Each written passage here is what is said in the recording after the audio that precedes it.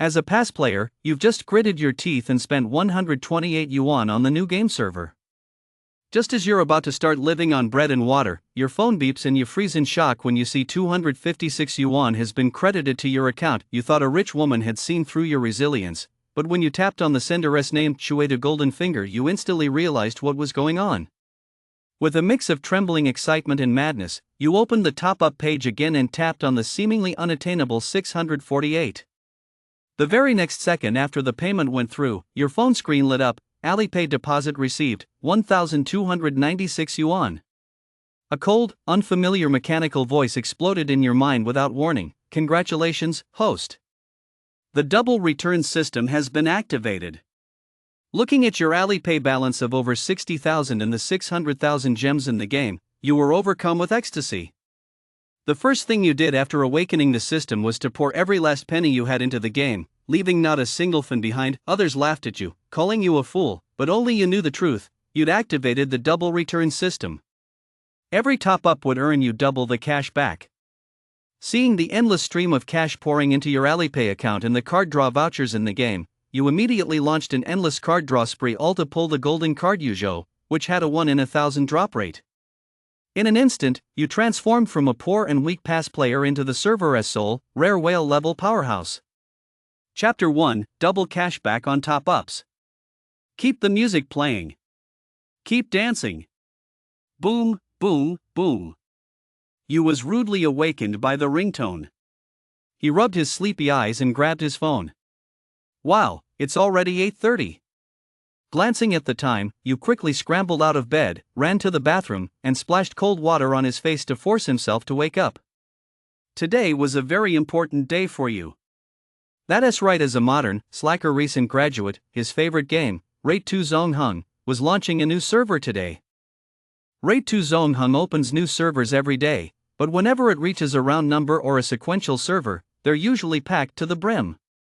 Every Raid 2 enthusiast wants to experience these major servers for themselves. And today was the day server 2500 was launching. You had been saving up his energy for several days specifically for this, and he set his alarm early the night before, just waiting for the server to open at 9 a.m. so he could be the first to jump in. Seeing that it was still early, you went to cook a bowl of noodles, then sat down at his computer with the bowl in hand to eat breakfast. It had been over half a year since he graduated. When he first moved from a small county town to Harbin, a major city in northeast China, he was full of dreams. But over the past 6 months, faced with high rent and the pressures of daily life, the only joy you had left was this game called Shu Tu Zongheng. At exactly 9 a.m., you logged into the server. In this game, being a pioneer is especially important. Even a few minutes delay could mean falling far behind others.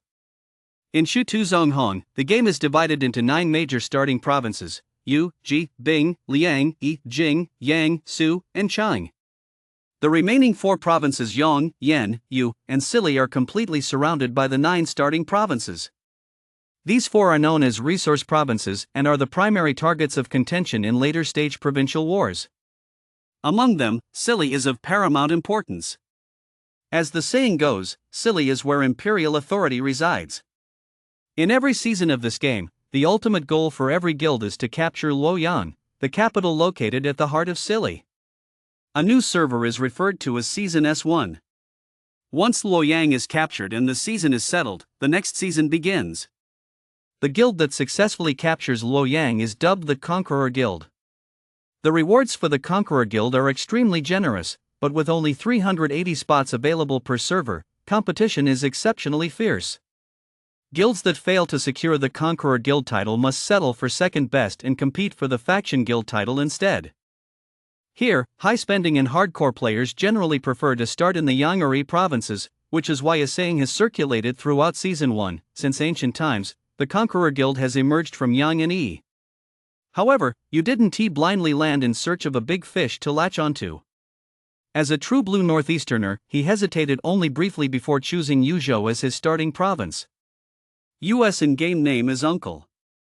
As a past player who started with 128 resources, becoming Uncle Liu Bei has been US' lifelong pursuit. Though he has played in so many servers, he has never managed to draw that character. After a short opening cutscene and completing the tutorial quests, You opened the world map and scanned it, discovering that his starting location was in Yubei Ping Commandery, at coordinates 169.1166. Shu Tu Zong Hung is a sandbox strategy wargame. The 13 provinces are divided into over 2 million land tiles, each classified into levels 1 through 9. The higher the level, the greater the resource yield, but correspondingly, the tougher the defending troops become. Whether you want to capture resource plots or attack another player's main city, you'll need to advance one grid at a time. Later, once you join a guild, you'll be able to use your guildmates' territories to teleport there. You can also build a fortress on your own land to house troops, which greatly reduces the time required for campaigns. You scanned the resources near his main city and found he was quite lucky. Within just 5 squares of his main city alone, there were several level 5 plots, and level 3 and level 4 plots were even more abundant. More importantly, whether because the server had just launched and many players hadn't settled yet, or simply due to sheer luck, there weren't many players near US main city. Moreover, you knew full well that before long, a large portion of the players near him would be discouraged from continuing, and by then, he'd be lucky if even 1 or 2 managed to survive. After claiming the 10,000 coins granted as a fixed first-day bonus, you opened the in-app purchase page. 128 was already the absolute maximum you could afford as a salaried worker. He barely had any money left over each month after covering his basic living expenses. Moreover, as a pass player, starting with a 128 top-up offered the best value. Not only did it grant the first top-up 5-star hero Empressy, but it also included the 66 yuan 5-star hero Taisher CI. As a veteran player who'd been grinding through Rate 2 Zong Hang for 3 years, you knew the game's quirks all too well. Unless you spent tens of thousands or were one of those legendary Luxter players, the amount you spent didn't really make a difference after all. This was a card collecting game. As the saying goes, mysticism doesn't change what's wrong, and spending doesn't change your fate. Even if you bite the bullet and spend a few thousand yuan, if you're just a little unlucky, that money will vanish without a trace, not even making a ripple. After entering his payment password and receiving the gems, he was just about to start his pioneering run when his phone buzzed. Alipay deposit, 256 yuan. Ha? What's going on? Did some rich lady see through my tough guy act? You jolted awake and hurriedly opened his phone to see what was happening. Shuei-tu cheat code? Looking at the sender's name, you was momentarily at a loss for words. Buddy, did you send this to the wrong person? I don't know you. You typed the message with a bit of trepidation, but received no reply. This left him pondering the meaning behind the transfer. 256 ISNT, that exactly 128 times 2? Holy crap! As soon as the thought crossed his mind, a stunned you blurted out, "Holy crap!" Filled with confusion, he opened the payment page again and this time topped up his balance by 6 yuan. Alipay received 12 yuan. Sure enough, the user named Shuei-tu Golden Finger immediately transferred 12 yuan back to him. Wow, am I about to reach the pinnacle of life? No way, no way. You was starting to get the gist of this Golden Finger. It turned out he'd hit the jackpot. No matter how much he topped up, he'd get double back? Gritting his teeth, he opened the payment page again. This time, instead of topping up 6 yuan, he tapped on 648. 648, that was a dream you had always longed for but could never reach. Alipay received 1,296 yuan. This completely confirmed US earlier suspicion. It really was a double-back bonus. 10 minutes later. Wow. You slumped in his chair, staring at his Alipay balance of over 60,000 yuan and the more than 600,000 gems in Rate 2 Zong Hung, completely stunned. Every Rate 2 player has 3 dreams. I want to be a Luxter, I want to be a Toe, and I want to be a big spender. And as a casual player, these were naturally US dreams as well. The difference now, however, was that in the past he could only daydream about them, but now, his dreams had become reality. After trying to calm himself down, you sat back down at his computer and, with a hand that was still slightly trembling, moved the mouse to open the gacha page. It's time to make some dreams come true. You took a deep breath and clicked on his first 5 pull in the new server. At that moment, you felt that uncle whom he'd been longing for over 3 years was already beckoning to him. In Shu Tu Zong Hung, heroes are rated from 1 to 5 stars generally. The higher the star rating, the stronger the hero. 5-star heroes are further categorized into core, feed, and common types.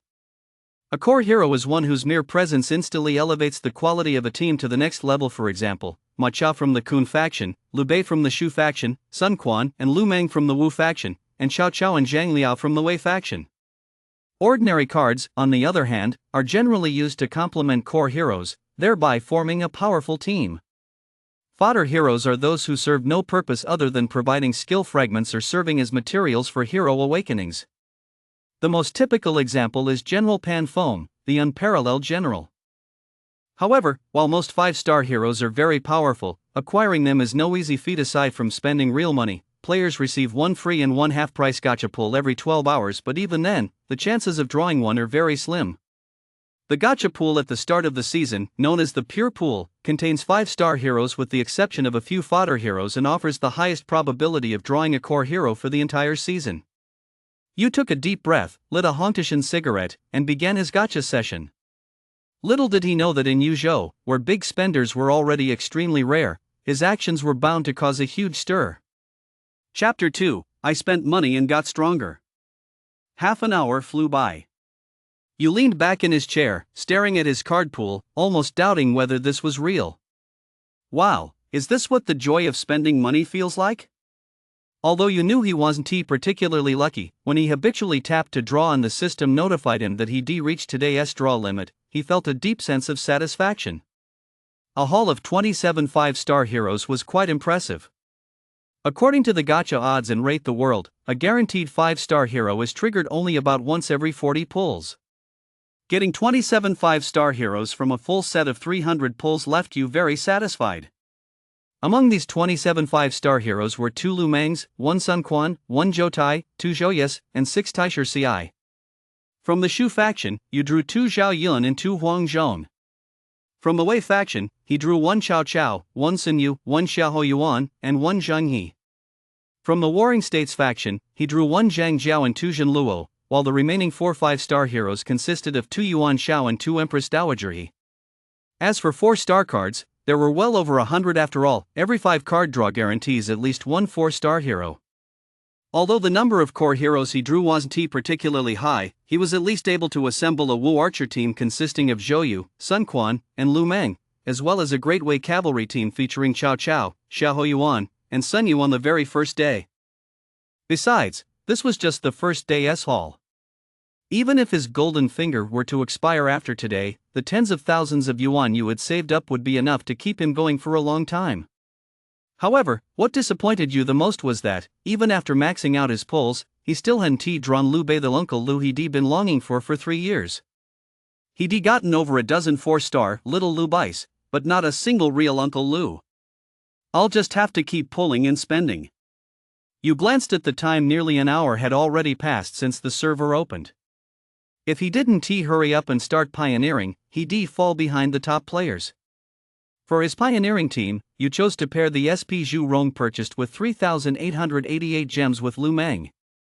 Although Zhu Rong was a base stat hero, her innate skill, Fire Beast Charge, was powerful enough to provide a significant boost to normal attack damage at max level, making her an extremely cost-effective hero for pioneering this season. As for Lu Meng, there is no need to elaborate. His innate skill, Bai, can prevent an enemy group from performing normal attacks for 2 turns and deals massive damage to the group once the effect ends. Furthermore, hero skills in Rate 2 Zonghong are divided into 4 major categories: command skills, active skills, passive skills, and pursuit skills. Among these, command skills are the most reliable, while the other types each have their own strengths. Strategically pairing heroes and their skills is the best way to boost your team's strength. The 2 most important qualities for a pioneering hero are stability and high damage output. Generally, casual players starting with 128 resources will choose Taisher Ci as their pioneering hero. Taisher Ci's innate skill, Formation Assault, has a very high damage ceiling, but it also has a fatal flaw, instability. After all, he is known in the gaming community as Slacker Ci. Anyone who has used him knows that he often goes 8 turns without casting a single skill. However, the player's initial main city commander cap is 5.5, while Zhu Rong and Lu Meng combined already total 6. So you followed the system's prompts to complete 2 simple quests, thereby upgrading the main city level. The City Lord's Mansion quests aren't particularly difficult in the early game, you just need to follow the quest line. The real challenge only begins to emerge after reaching level 5 City Lord's Mansion. With Xu Rong and Lu Meng both in the lineup, you didn't hesitate for a moment and immediately dismantled Xiahou Yuan, whom he just drawn to research his 5-star skill, Vanguard Assault. Vanguard Assault is arguably an essential god-tier skill for pioneering. During the first 3 rounds of battle, the hero can perform 2 normal attacks per round, and their attack stats are also boosted. For a hero like Xu Rong, who relies on normal attacks to deal damage, this is undoubtedly a quantum leap. You swept through the level 2 territories near the main city, raising both Xu Rong and Lu Meng to level 5 and successfully unlocking the second skill slot. He equipped Xu Rong with Vanguard, while for Lu Meng, you chose the 4-star skill, trapping the enemy on a precipice. In the game rate 2 Zone Hung, a hero lineup consists of 3 heroes, the main camp, the central army, and the vanguard. The main camp is the core of the entire team. During battle, if the main camp hero is unfortunately killed, the player is declared the loser, and the battle ends immediately. According to US plan, he would start with the vanguard and then bring in Jin Luo. This way, the damage from pioneering would be sufficient, and healing would be guaranteed. Pioneering generally refers to the first 5 days of a server's launch. At 12 p.m. on the 5th day, the Power Rise event concludes the so-called leaderboard settlement.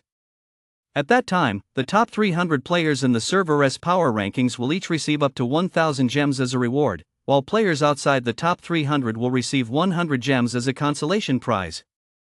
Since the Zhurong obtained through purchase already came with a level 10 skill, the maximum level, and Pioneer Assault didn't require much leveling, you still had plenty of skill EXP left over after maxing out Lu Meng's default skill and trapping the enemy on a precipice. He could save this EXP to directly max out Jin Luo's skill once the pioneering phase began. With both units at level 5 and full troop capacity of 1,000, you effortlessly captured the first level 3 territory, suffering only 10 casualties. The garrisons at resource territories consist of troops ranging from level 1 to level 9. Level 1 territories pose no difficulty, consisting of 1 or 2-star heroes with an initial troop strength of only 100, which gradually increases as the distance traveled increases. Level 2 territories consist of 2 2-star to 3-star heroes with an initial troop count of 600. Level 3 territories feature 2 level 10, 3-star heroes with an initial troop count approaching 2,000. Level 4, Level 5, and higher territories are composed of heroes of even higher levels and larger troop counts. For past players, the rule of 1,000 troops for Level 1, 3,000 for Level 2 is already common knowledge in this game. Moreover, during the pioneering phase, guild announcements typically highlight this to prevent new players from taking the wrong path and being forced to quit. While you controlled his team to clear the Level 3 territories near the main city, he opened the guild rankings. Sure enough, the strength of Yangzhou and Yizhou was already beginning to show. Among the top 5 guilds on the leaderboard, 3 were from Yangzhou and Yizhou. First place was Yangzhou's Holy Guild, second place was Yizhou's Summit Guild, and fourth place was Yangzhou's Holy Guild. What surprised you the most was that, even though the server had been open for an hour, not a single guild had been successfully established in Yuzhou, where he was located. So it's true that Yuzhou has always been waiting to be consolidated. You smiled wryly. It had only been an hour since the server opened, and the disparities between the various provinces were already beginning to emerge. But since I've been given this golden finger, no matter how weak Yuzhou may be, I'll make sure to elevate it to a sufficiently high position. With that in mind, Yu buried himself in farming. However, despite this, he didn't establish a guild of his own. Instead, he planned to sit back and watch how things unfolded while focusing on leveling up. Little did he know that during that hour, the Yuzhou server chat which Yu hadn't been paying attention to had already exploded with activity. Chief, wow, the whole server is just different. That little TV hasn't stopped for half an hour. Brute force, but I see most of the people on TV are big shots from Yang who are famous on the leaderboards. Don't we have any big shots here in Yuzhou? Hey, guess what? We actually do have one. Su, who is it? Who is it? Post it so I can check them out. 169.1166. Look, it's my neighbor. This big shot's name has been floating on the little TV for ages. Baping Sanchi, covering mouth and laughing, man, by S mindset in a second, he'll probably get wiped out. By, oh well, if I get crushed, I get crushed. He is the only big shot we know of in Yuzhou right now. He is going to be the backbone of Yuzhou in the future. However, you had no idea about the conversation on the provincial channel. At that moment, he was quietly leveling up. Although he wasted nearly an hour pulling cards, the quality of his heroes and the ample pioneering experience had caused US power to skyrocket. Opening the personal power rankings, he saw that the top player's power had already reached 390 points, a full 100 points higher than his own. Even so, you was still ranked 33rd. Man, things are pretty dire here in Yuzhou. While his troops were out on a campaign, you carefully scanned the leaderboard. Unsurprisingly, the top 10 were all players from Yizhou and Yangzhou, and only 4 of the top 20 were from other provinces. As for his own Yuzhou, counting himself, there was only one other player in the top 50, a player named Automan, struggling at number 49. However, you wasn't worried. Since he set out to be the backbone of Yuzhou, he had to take a steady, methodical approach and avoid getting cocky or impatient. As long as he kept his composure, with the quality of his heroes, it was highly unlikely he'd fail. Spending money really is a blast. If you want to get stronger, you've got to spend money. You stretched and said, half self-deprecatingly, "Young man, do you want to get stronger? Spend some money." Chapter 3, Bye. Having nearly cleared all the level 3 territories surrounding the main city, you looked at Lu Meng and Zhu Rong, who had both reached level 12, and couldn't help but feel tempted to try his hand at level 4 territories. Although you had been a player for 3 years, as a past player, the idea of tackling level 4 territories at 2,400 had always been something he never even dared to dream of. In US mind, opening a level 4 area at 2,400 was the exclusive domain of top-tier big spenders. But then he thought, wasn't he a top-tier player himself now? And perhaps even the number 1 big spender in the entire server? He steeled his resolve, picked the nearest level 4 stone, and dispatched a scouting party composed of fully leveled, red stat Zhang Liao units. Whether it was the pioneering squad or the high-speed cavalry scouting squad deployed after the battle began, which didn't require conscription, they were all crucial. Their purpose was to send a wave of troops ahead before the main assault to scout the defending forces' formation. It could be said that whether you were a top-tier player with full health or a monthly pass leopard head player, a Spartan scouting squad was an absolute must-have.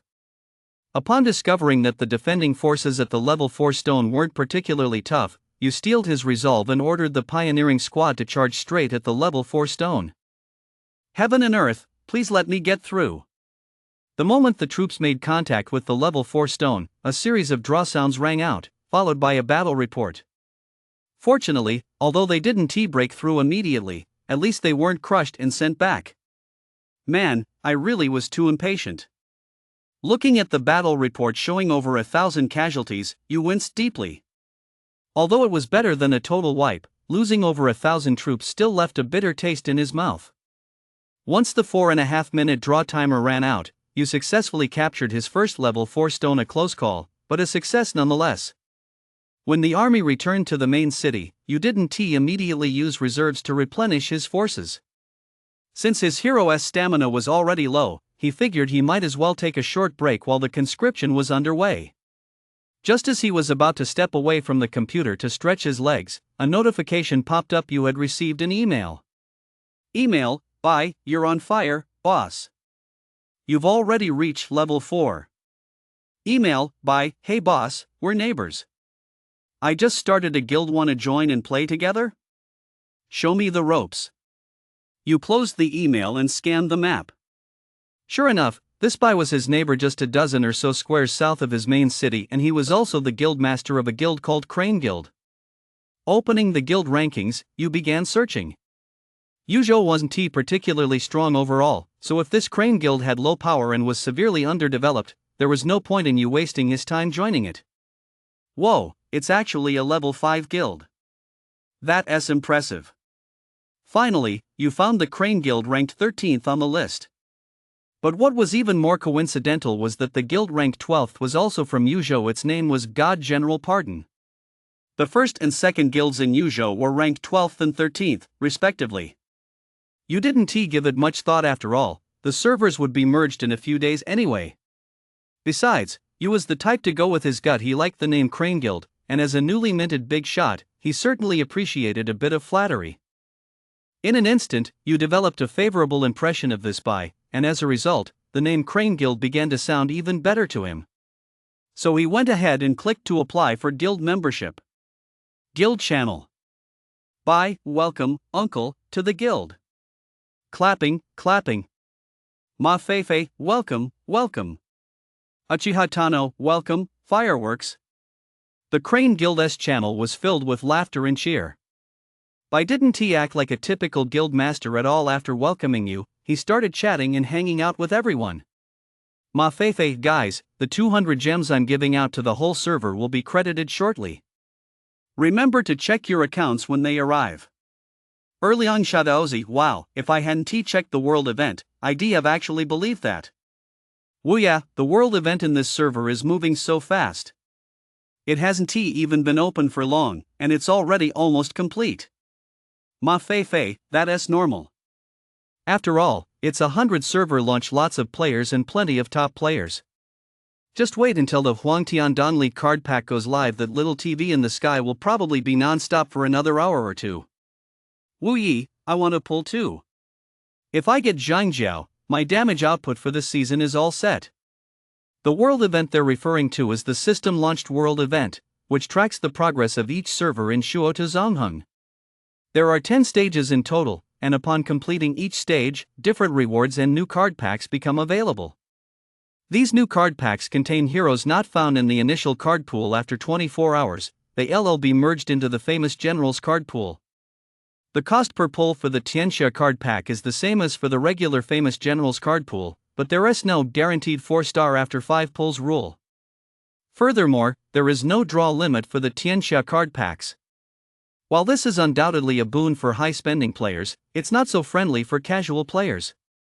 With the world event nearing completion, you lit up one of his favorite Hontishan cigarettes and glanced at the several 100,000 gems remaining in his account. His heart began to race again.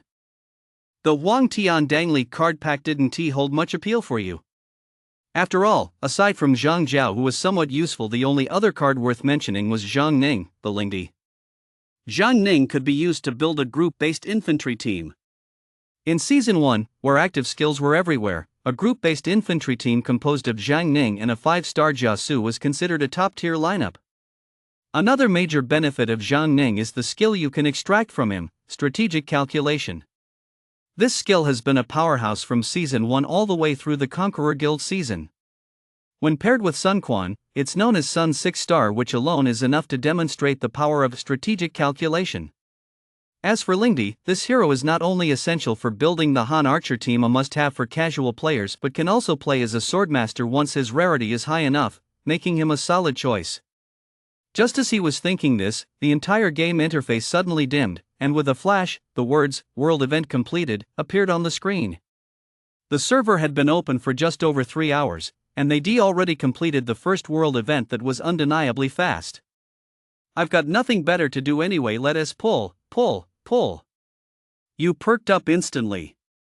In that moment, he suddenly realized that sometimes pulling cards isn't just about getting a core hero. If he could max out the red level on every hero, that would surely be a unique kind of joy. The first 5 pull didn't yield any rare drops, but you didn't lose heart. The 600,000 gems in his balance in the top right corner seemed to be telling him, "Kid, go ahead and pull." Is that enough? If not, top up some more. Soon, the third set of 5 pulls finally paid off a Dongzhuo pack. Yuan Ti particularly interested, though, because he already had the Pioneer Assault card that Dongzhuo's pack could dismantle. Plus, Dongzhuo wasn't a particularly powerful hero. If he pulled him, he'd just end up as a storage manager or be used to build a cavalry demolition squad. As time ticked by, the Crane Guild chat channel had long since exploded with activity. Bye, holy crap, it's been almost an hour, uncle still hasn't stopped? Well yeah, that's insane. Uncle must spend thousands on this run, right? Uchiha Tano, thousands? At this rate, he'll probably have to add another 0 to that number. I bet Uncle already has several fully maxed out red cards by now. The joys of the wealthy are so unpretentious, aren't they? Indeed, you had already pulled nearly all the Huang Tian card packs to full red, but the only reason ENT stopped was that the first group Dongjue card he pulled was still one short of being fully red. This was simply unacceptable to you, who suffered from OCD, so he had no choice but to keep pulling relentlessly. Finally, persistence paid off. After pulling for a full hour and 18 minutes, he successfully completed the set with the last group Dongjue card. Finally, it's fully red. That was no easy feat. Yu slumped into his chair and let out a long sigh. He never would have imagined that pulling cards could be so exhausting. He opened a bottle of soda and chugged 3 big gulps. By this time, U.S. pioneering team had already finished recruiting. Although his reckless decision to rush to Tier 4 had set his progress back a bit, the massive amount of experience from Tier 4 territories more than made up for it. With this recruitment wave complete, given U.S. lineup, he could basically rush to Tier 4 without a second thought. Email, by Uncle, you've been pulling for so long you must have almost emptied that card pack by now. Yu smiled and replied, not quite. It's just that I've been missing one Dongjue to complete my full red set, and it's been bugging me. Looking at his reply, which was both a bit of a show-off yet still maintained the air of a top player, Yu felt quite satisfied and turned back to his pioneering life with a sense of contentment. Bai was just a mid-tier player. A so-called mid-tier player is someone who spends on a full set each season, maxing out the first-time recharge double XP bonuses for tiers like 648, 328, and 198, and then relies solely on a monthly pass to get by in the following season. Although mid-tier players are much stronger than leopard head players and pass players, in a round-numbered tier like 2500, they're still only considered slightly above average at best, which is why Bai ended up in Yuzhou.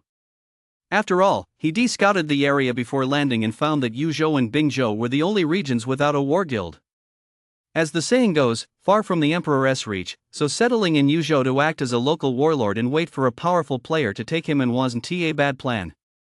However, upon discovering that Yuzhou was already home to a big shot like Uncle, Bai's plans began to shift. Season 1 is the season where the gap between top players and casual players is the widest. Top players are fully equipped and belong to top-tier teams, while casual players, let alone having a team, some can't even afford all the skills for a Hanbao.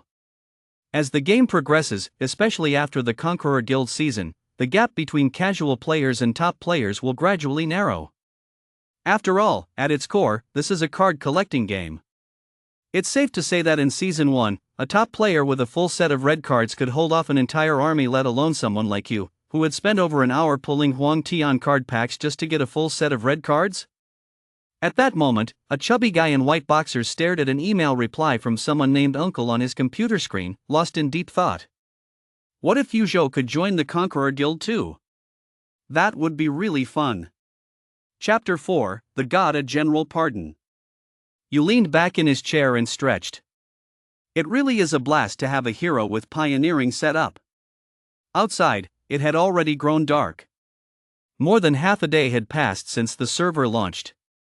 Thanks to US efforts, the level 4 resource areas near the main city had been completely cleared. Next, he did just need to farm a bit, then sit back and wait for the city to upgrade so he could unlock level 5 resource areas. Suddenly, the game screen dimmed, and several large characters flashed across the screen. World event achieved. It turned out that the second world event, Decline of the Han Dynasty, had been triggered, the second such event since the Yellow Heaven shall be established. The condition for triggering Decline of the Han Dynasty was that 25 guilds across the entire server had at least 45 members each. In other words, 25 guilds had reached level 8. You opened the guild rankings. The top guild in the server had shifted from Yangzhou to Summit Guild in the Bashu region of Izhou, while second and third places were held by Holy Guild from the Jiangdong region of Yangzhou and Holy Guild from the Jiangxi region, respectively. Clearly, the Holy Guild in Yangzhou is a massive, war-ready guild. With the province's top 2 guilds under its banner, Yangzhou will likely be the first to complete its consolidation, and its combat power will skyrocket as a result. The War Guild from Qinzhou ranked 4th. The Demon Guild from Liangzhou ranked 5th. The Yun Zhongxing Guild from Izhou ranked 6th. The Dai Daisho Family Guild from Jingzhou ranked 7th. The Yu Huaman Tian Guild from Shuzhou ranks 8th. The Tiger Guild from the inner regions of Bingzhou ranks 9th. Meanwhile, Yuzhou's ranking has improved slightly compared to before. Shindishi Tianxia ranks 10th, while my own guild, Crane Guild, is in 12th place. 11th and 13th places were held by the Jizhou Guild, Bao Whale Devourer, and the level 1 beyond the Great Wall region of Bingzhou Guild Summit Guild, respectively. The guild in 14th place was long unrivaled in 100 battles from the Nanzhong region of Yizhou. Clearly, judging by the rankings, this server was once again playing out the classic Yizhou-Yangzhou rivalry scenario. Moreover, it appeared that Yizhou's influence was extensive, extending even to the regions beyond the Great Wall in Bingzhou. You closed the leaderboard page, fully aware of Yuzhou's precarious situation in this server. Given Yuzhou's current strength, its only glimmer of hope lay in the Divine Guild Crane Guild successfully completing a peaceful integration, absorbing all surviving members of smaller guilds and then annexing Jizhou with lightning speed. However, worrying about such matters now was indeed unnecessary. After all, pioneering had only just begun, and there was no rush to think that far ahead. After gathering his thoughts, Yu turned his attention to the newly released Decline of the Han Dynasty card pack. Compared to the Yellow Heaven Shall Reign, the Decline of the Han Dynasty pack undoubtedly represented a significant leap in overall quality. The 5-star De Qiao and Xiao Qiao sisters from the Kingdom of Wu are not only among the heroes with the highest siege attributes in the game, but they can also be disassembled to yield the powerful skill Perilous Path. Paired with weakening the enemy and blinding their attack, this combination forms the most suitable skill set for Emperor Ling's Magic Blade. The 5-star Jia Su from the Alliance faction is arguably one of the 2 most valuable heroes in this card pack. His innate skill, flawless strategy, makes him the natural nemesis of mages, and in a season where active skills are everywhere, he holds unique value. Furthermore, the skill Do Not Attack, which can be extracted from Jia Su, is also an extremely powerful skill. The 5-star Wei Su Chu is essentially acquired just for his skill Heroic Troops Shatter the Enemy, which ranks among the core skills for physical heroes this season. The 5-star Han Yuan Xiao and the 5-star Han Diaochan need no further explanation. One yields great reward for the 3 armies when dismantled, and the other yields Demon Magic. Both are excellent fodder heroes. Another highly valuable hero is Fa Zheng from the Shu faction. Due to his unique built-in skill, as elusive as Shadow, which increases the activation rate of teammates' primary skills and skips 1 turn of preparation time, Fa Zheng has become a favorite in many lineups. For example, in the most famous Dog Fa Gua and Dog Fa Judge lineups from the XP season, and even in the Zhang Fei nuclear build, Fa Zheng is an indispensable component. At the same time, the skill obtained by dismantling Fa Zheng Jianrua Gongmei is another core skill for Emperor Ling. However, aside from whales, virtually no one uses Fa Zheng to dismantle Jianrua Gongmei. As for the other 5-star hero, Dong Zhuo, there is not much to say. He is simply the material hero who wastes tens of thousands of gems on you. The Decline of the Han Dynasty card pack holds great appeal for you, mainly because Han archers were everywhere in Season 1, and Raid 2 Zongheng features a distinct unit-type counter system. Infantry counters archers, archers counter cavalry, and cavalry counters infantry. Therefore, Shu infantry in Season 1 was practically invincible as long as battles were fought strategically. In US Plan, he has already mapped out which teams to play this season. Because of the pioneering team, the first squad will definitely be a Wu archer team consisting of Zhou Yu, Sun Quan, and Lu Meng. Later on, he can switch to the Emperor Ling's Magic Blade team depending on the situation. By the time you builds his second squad, the end of the season will be near, so the second squad will inevitably be a Shu infantry team. It just depends on when you can draw the uncle he has been longing for. You had originally wanted to try out the Great Wei Cavalry team consisting of Xiahou Yuan, Sun Yu, and Xiao Qiao, but since the skill required by Xiahou Yuan conflicts with the skill of Guan Yinping in the Shu infantry team, that plan had to be scrapped. If all goes well, it would be perfect to put together a cleaver team as the third squad. As for the 4th and 5th squads, you plans to field a group infantry squad and a Wei intelligence squad, respectively. Although this might lead to a shortage of skills, you can't think of any other solution for now.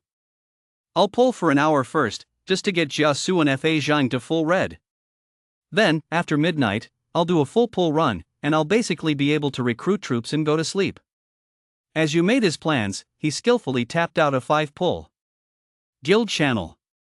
Uchiha Tano, check out the little TV uncle has started. Is Uncle the Big Shot going to pull for over an hour again this time? Wooling new army, that's brutal. This is the gap between me and the Big Shot. To US surprise, the very first set of 5 pulls actually yielded a 5-star Jiasu.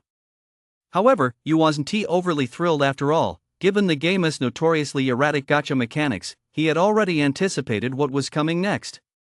Sure enough, after that first drop, it took a full 13 sets of 5 pulls before the second 5-star appeared.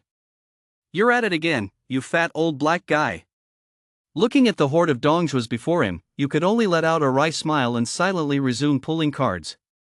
After that streak, US luck seemed to gradually improve. He did get one 5-star character roughly every 5 or 6 5 pulls, and this pattern continued for an hour.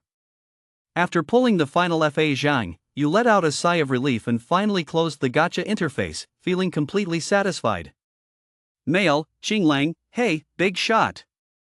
You had initially thought it was a message from Bai, but when he opened it, he realized it wasn't he. Instead, this Qinglang turned out to be the guild master of the God General Pardon Guild. Interesting. He's trying to poach me. You could figure out Qinglang's motive for sending him the message with his little finger. However, he had no intention of responding to Qinglang. As for the reason? If Qinglang found out, he'd probably spit blood. It was simply because, back when you was on the old server, there was another player named Qinglang who had really gotten on his nerves so much so that you now had a serious aversion to the name Qinglang. Maybe that's just a little quirk of the Big Shot's temperament. Email, Qinglang, Big Shot, wanna switch guilds? My guild is full of brothers who've been preparing over in the old server. You could say we're an elite force. If you join us, our Yuzhou guild will really take off. Seeing Qinglang's relentless persistence, you grew even more annoyed.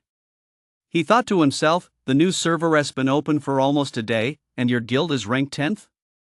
And you call that preparing from the old server? A little while later, another email actually arrived. Only this time, it wasn't from Xion Lang, but an official guild appointment email. As expected, you was appointed deputy guild master, and Bai added him to a channel called management. Bai, uncle, did you pull another full set of red cards? I saw you were pulling for over an hour. Commander Wuya, the joys of the wealthy are just different. They aim for full red sets when pulling cards. Uncle, it's not that extreme. I'm just pulling for fun. Officer Uchiha Tano, listen to that. Is that even human speech? Crying. You looked at the channel filled with laughter and cheer and suddenly found himself really liking the atmosphere of the Crane Guild. Although, to be honest, the name Crane Guild really wasn't that great, and he couldn't help but silently mock Bai's terrible taste in naming things. Gurgle, gurgle. A jarring sound broke the silence, and you suddenly realized that he'd been so busy pulling cards and pioneering that he hadn't eaten in nearly a day. Since the army was currently recruiting and he was out of stamina anyway, you shut down his computer, got dressed, and headed downstairs for a late-night snack. Harbin, where you lived, was the provincial capital and boasted a vibrant nightlife. However, because he'd chosen to rent a cheap place in an old neighborhood, a one-bedroom apartment in an old building without a kitchen, his rent came to exactly 1,000 yuan a month. With such low rent, the living conditions were naturally poor. The neighborhood was a mixed bag, with all kinds of people living nearby. Now that my wallet is getting a little fuller, maybe I should start thinking about moving to a more comfortable place. Looking at his Alipay balance, he felt even more strongly that his current living conditions were really quite subpar. As for his hometown, his parents weren't short on money. The main reason he was living so frugally was that, as a prideful Northeasterner, he was too embarrassed to ask his family for financial help. So now that he has suddenly come into some money, he is only thinking about himself for the time being. Besides, as a recent graduate from a second-tier university, if he were to suddenly wire tens of thousands of yuan back home, his parents would surely think he'd gotten himself into some kind of trouble with the law. He certainly couldn't tell his family he'd won the jackpot on a scratch-off ticket. Not even a kid would believe that. While you was downstairs grabbing a late-night snack, the world of Wraith the Land remained as bustling as ever. God General Pardon Guild Channel. Guildmaster, Qinglang, brothers, the situation in Yuzhou isn't looking good. I just spoke with the Crane Guild's guildmaster, and their attitude toward future integration is a bit rocky. 9-9 returns to 1, that's going to be a tough one. Yuzhou isn't exactly strong to begin with. If the Crane Guild isn't willing to merge peacefully when the time comes, we're in deep trouble. Officer, Ares, don't panic. Worst case scenario, we'll just fight them. For people who don't know their place, we'll just take them down. Officer, Okudo man, let us not do that. A peaceful merger is still the best option. There's no need to waste our energy on a civil war. Guildmaster, Qinglang, sigh, I'd love to, but they're not having it. Judging by their attitude, I'm guessing a fight is inevitable. Officer, Ares, just do it. If we don't crush them, all kinds of lowlifes will start jumping around. Akan, follow the boss, just do it. Waffle, let us do this. Molly-san, let us do this. Chapter 5, Operation Decapitation. You return to his rental apartment after his late-night snack. It was already past 1 a.m. The recruitment drive he participated in before eating had long since ended. Looking at Zhu Rong and Lu Meng, who had both reached level 20, you felt a stir of excitement again. However, since the city lord's mansion was still too low level, even though he unlocked the Vanguard, he could only field one additional 4-star hero, Madame Wu. Not to mention that Madame Wu's stats were downright pitiful. Her level alone was enough to dissuade you from immediately unlocking a level 5 resource site. You has now equipped Lady Wu with Counterplot. As a command skill, Counterplot significantly reduces the damage dealt by enemy groups' active skills for the first 3 turns of battle, and can also cause enemies to enter a state of hesitation during the first turn, preventing them from using active skills. Counterplot paired with Lu Meng's innate skill, Bai, is undoubtedly the best combination: 1 skill ceiling ability and 1 normal attack ceiling ability. With both restrictions in place, the difficulty of defeating the garrison troops will undoubtedly be greatly reduced. Meanwhile, US Second Squad, commonly known as the Finishing Squad, has also completed its recruitment. This team, composed of Zhou and Sun Quan, is ready to deploy the Wu archers as soon as the main city's command value reaches the required level.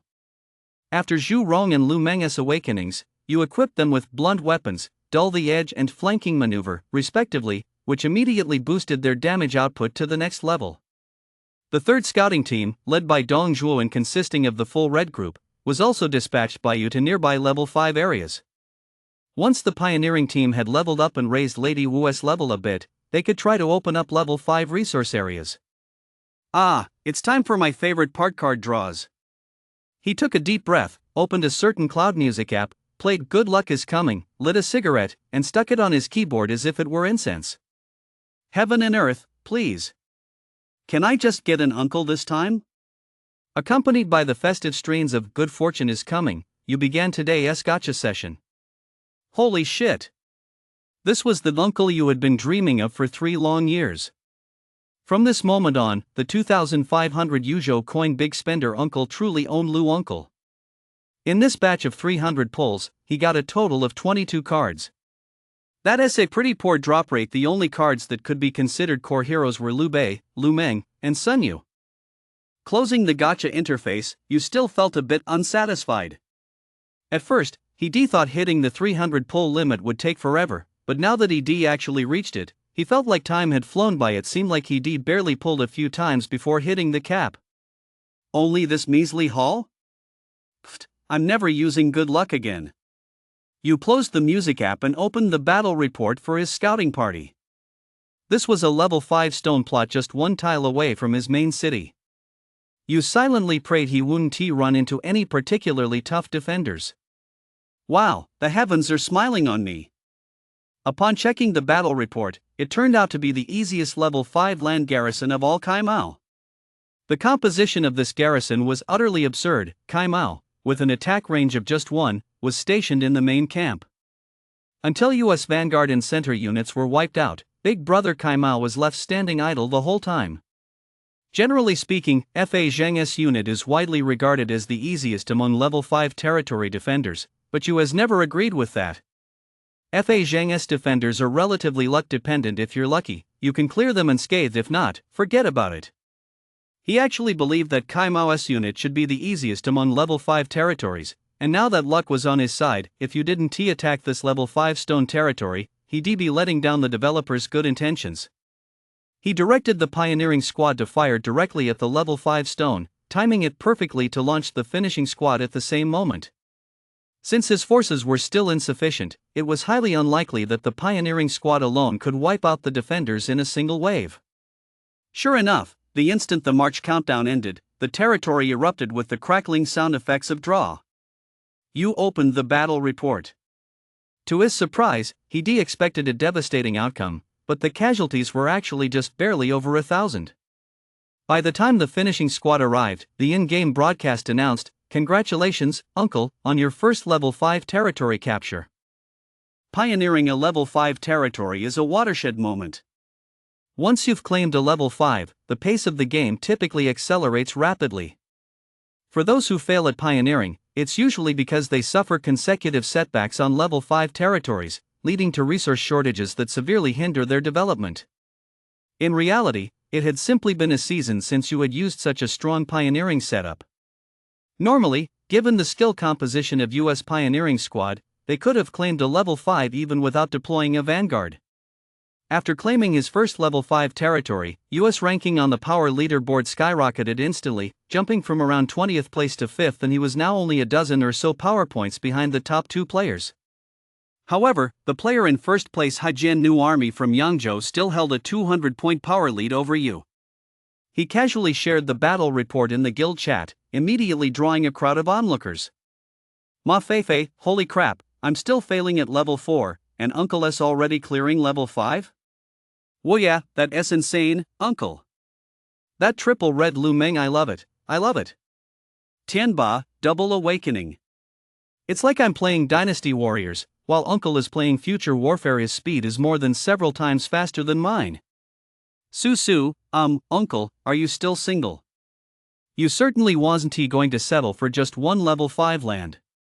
Next, he began frantically scouting for more level 5 resources, opening another level 5 wood, a level 1 iron ore, and another level 5 iron ore in quick succession before finally setting his alarm and going to sleep, completely satisfied. The night flew by. When the alarm finally woke him up, it was already past 9 a.m. "Oh man, I overslept." You hurriedly got out of bed and turned on his computer. Before going to sleep, he set the alarm for 7:30 a.m. based on the conscription schedule and hero stamina, but ended up sleeping straight through until 9 a.m. It's important to note that during the first 2 days of pioneering, every minute is incredibly important due to the newbie protection mechanism. Wasting nearly 2 hours like this not only means he'll fall behind many others in progress but will also hinder his own development. Fortunately, he hadn't forgotten to farm before going to bed last night. He immediately used gems to instantly upgrade the city hall and swapped in Jinluo, whom he already recruited the night before. This way, he had tankiness, damage, and healing all covered, so when he raided again, his battle losses would be further minimized. Message: "Bye, Uncle, check the guild chat, something's gone wrong." Just then, you suddenly received a message from Bai. Driven by curiosity, you opened the guild chat to see what they were discussing. Sure enough, there was indeed a problem. By guys, an internal conflict in Yuzhou might be unavoidable. Well yeah, what happened? Question. By this morning, the guild master of the God Guild approached me about a merger.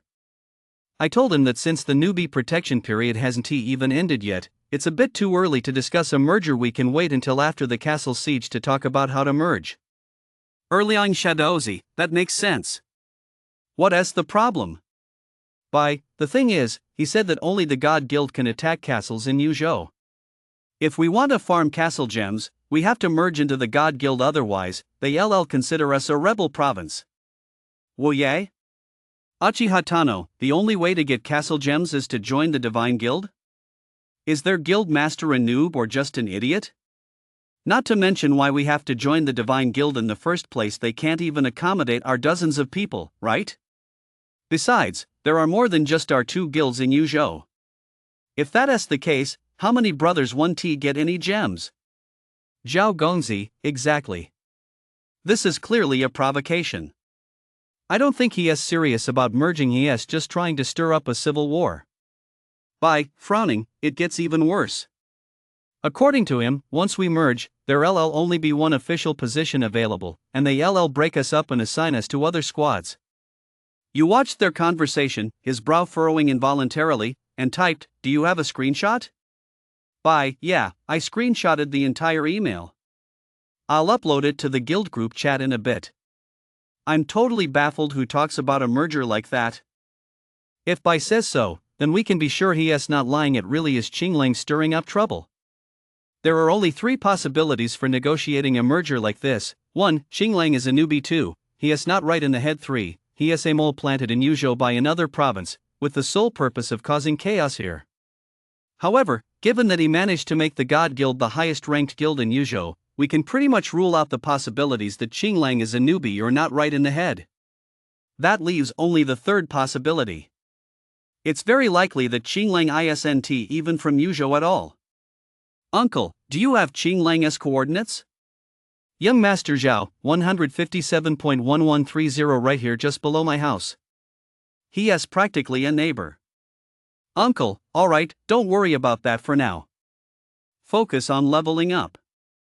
You furrowed his brow and fell deep in thought. Male, Bai, uncle, are you planning to decapitate the lover? You replied, exactly. As it stands, it's almost certain that the lover is a spy from another province. A civil war within the God Guild plays right into his hands. Decapitation is the most effective solution. Male, Bai, sigh, I guess there is no other way. Uncle, when are you planning to carry out the decapitation? Male uncle, let us wait until the truce ends tomorrow. Round up a few brothers you trust, tell them to get ready to clear the area, and man the defenses. I'll handle the execution myself. Male Bai, okay. When are we planning to do this? Male uncle, tomorrow at noon. No need to wait until midnight. Let us behead him in broad daylight. It'll also show the whole of Yuzhou just how powerful we are. Email Bai, alright, I'll make the arrangements. I'll set up a channel later so we can discuss the details there. Email uncle, good, I'll leave it to you. Oh, and make sure to tell everyone, each participant in the decapitation operation will get a monthly pass as a reward. Just bring me a screenshot of your battle report when you come to claim it. Email Bai. Is uncle about to unleash his money power? That's brutal. You closed the email, lit a cigarette, and didn't take the lover faction too seriously. Given his leveling speed, he could clear the garrison all by himself. Even if there were defenders, it wouldn't be a problem. As for the demolition, there was even less to worry about. After all, when it comes to money power, the one thing that is never in short supply is enthusiasm. Chapter 6, the end of the newbie period. Time ticked by second, and most players were taking advantage of the newbie protection period to focus intently on leveling up. It was now the early hours of the 2nd day since the server launched, with only a few hours left before the newbie protection ended. However, due to the precious nature of this period, the world of Shuwei remained incredibly bustling. Crane Guild Chat. Well yeah, hee. Brothers, I've hit level 5, battle report. Ma Feifei, holy crap, Lu Meng, I never would have guessed it. Wu Ya is a hidden powerhouse. Lin Yuan, 666, you're the man. Wu Ya, hee, not at all, I just got lucky. By seeing you guys grinding so hard really warms my heart. Too bad I'm getting old. Pioneering takes too much effort, and I just can't keep up with you guys anymore. Back in the day when I was young, I used to dominate the top 10 on the pioneering leaderboard year-round. Uchiha Tano, here we go, the guildmaster is starting to brag. I just saw you shoot at a level 5 territory and fail to take it down. Come on, admit it, did you crash and burn?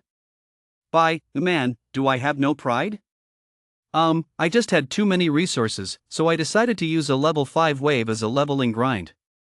Ma Feifei, yo, post the battle report so we can check it out. Bye. Lin Yuan, maybe the battle report is too brutal for the guildmaster to post. Zhao Gongzi, no need to say anything, I can already picture exactly what that battle report looks like, guys. Looking at all these schadenfreude-filled guys in the guild chat, I chose to pretend he didn't see them. Recalling the tragic scene of his failed level 5 pioneering attempt just now, he couldn't help but wince. Ugh, if it weren't for my bad luck not pulling any pioneering heroes, I'd definitely have cleared level 5 by now. I consoled himself this way. Although he bought you wrong, he'd unfortunately drawn nothing else suitable for pioneering, which had directly caused him to fall further and further behind the top tier of pioneering players. Guild chat. Uncle, battle report, battle report, battle report. Finally, we can clear level 5 with minimal losses. Woyay? Ma fei fei? Woya, uncle, weren't you using Zhu Rong for pioneering? How did it suddenly turn into 3 5-star Ma Chao, 3 5-star Jin Luo, and 3 5-star Ma Mei? Uncle, I got lucky. I pulled 3 Ma Chao cards today. I just swapped Zhu Rong to the last hit team. The only problem is that Ma Chao's level is a bit low after farming a few level 5 zones. He is still only in the teens. It's a bit frustrating, but I figure once I clear the free daily missions this morning, I should be able to get him to level 20. Woya, listen to this. Is this even human speech? Lucky, pulling 3 Ma Chao. Making last-minute changes to a pioneering lineup is practically a cardinal sin. A hero you've painstakingly leveled up to over level 20 is suddenly swapped out for a brand new hero at level 5. For a pioneering team, this almost always weakens the team rather than strengthening it. However, you had no choice in this move. After all, compared to Zhu Rong, who was just over level 20, the 3 red Ma Chao vs now leveled to the teens is at least as good if not better in terms of stats. More importantly, as a top-tier spender who has maxed out his pulls, using a blank stat Zhu Rong for pioneering just wouldn't look right. So when adjusting his lineup, you didn't replace Zhu Rong with Jin Luo, who had just entered the field. After all, the red rarity speaks for itself. Leveling up is easy, but red rarity is in a league of its own. Moreover, with the Ma Chao Jin Luo Ma Mei lineup, they're currently clearing level 5 territories. As long as they don't recklessly charge at old Zhu, they'll sustain minimal losses, perhaps even fewer than when using Zhu Rong. The newbie protection ends in a few hours. Once the immunity wears off, I'll take out Qinglang right away, and the outcome in Yuzhou will be all but decided. You swiped across the map, already plotting his daytime decapitation operation in his mind. With his current combat power, barring any major setbacks, successfully taking out Qinglang was only a matter of time. By morning, Ma Chao should be level 20. Then I'll cast Blunt the enemy's edge perfect. You ordered his troops to recruit, calculated the timing, set an alarm, and got ready for bed. After all, while the game is precious, life is even more so. At that moment, a message popped up in the God General Pardon admin group. Ares, Qinglang, the newbie protection period only has a few hours left. Remember to activate Hold the Line before you go to bed tomorrow night. I'm worried the enemy might launch a decapitation strike. Qinglang, yeah, I'm a veteran player, I know the basics. Ares, why don't we just organize a decapitation strike ourselves? It'll save us from having a full-scale war that disrupts our leveling. With Bai's meager power, I reckon Ultraman alone could wipe out his entire army. Qinglang, no need. We want to be the top guild in Yuzhou. If they won't let us, we'll just beat them into submission head on. That'll save us from future trouble. Ares, sounds good. I'm going to bed now. I've been grinding all day, I can't take it anymore. Qinglang, okay, you go ahead and sleep. I'll grind a little longer. Otokuman, wait, do we really have to go to war? I don't want a civil war.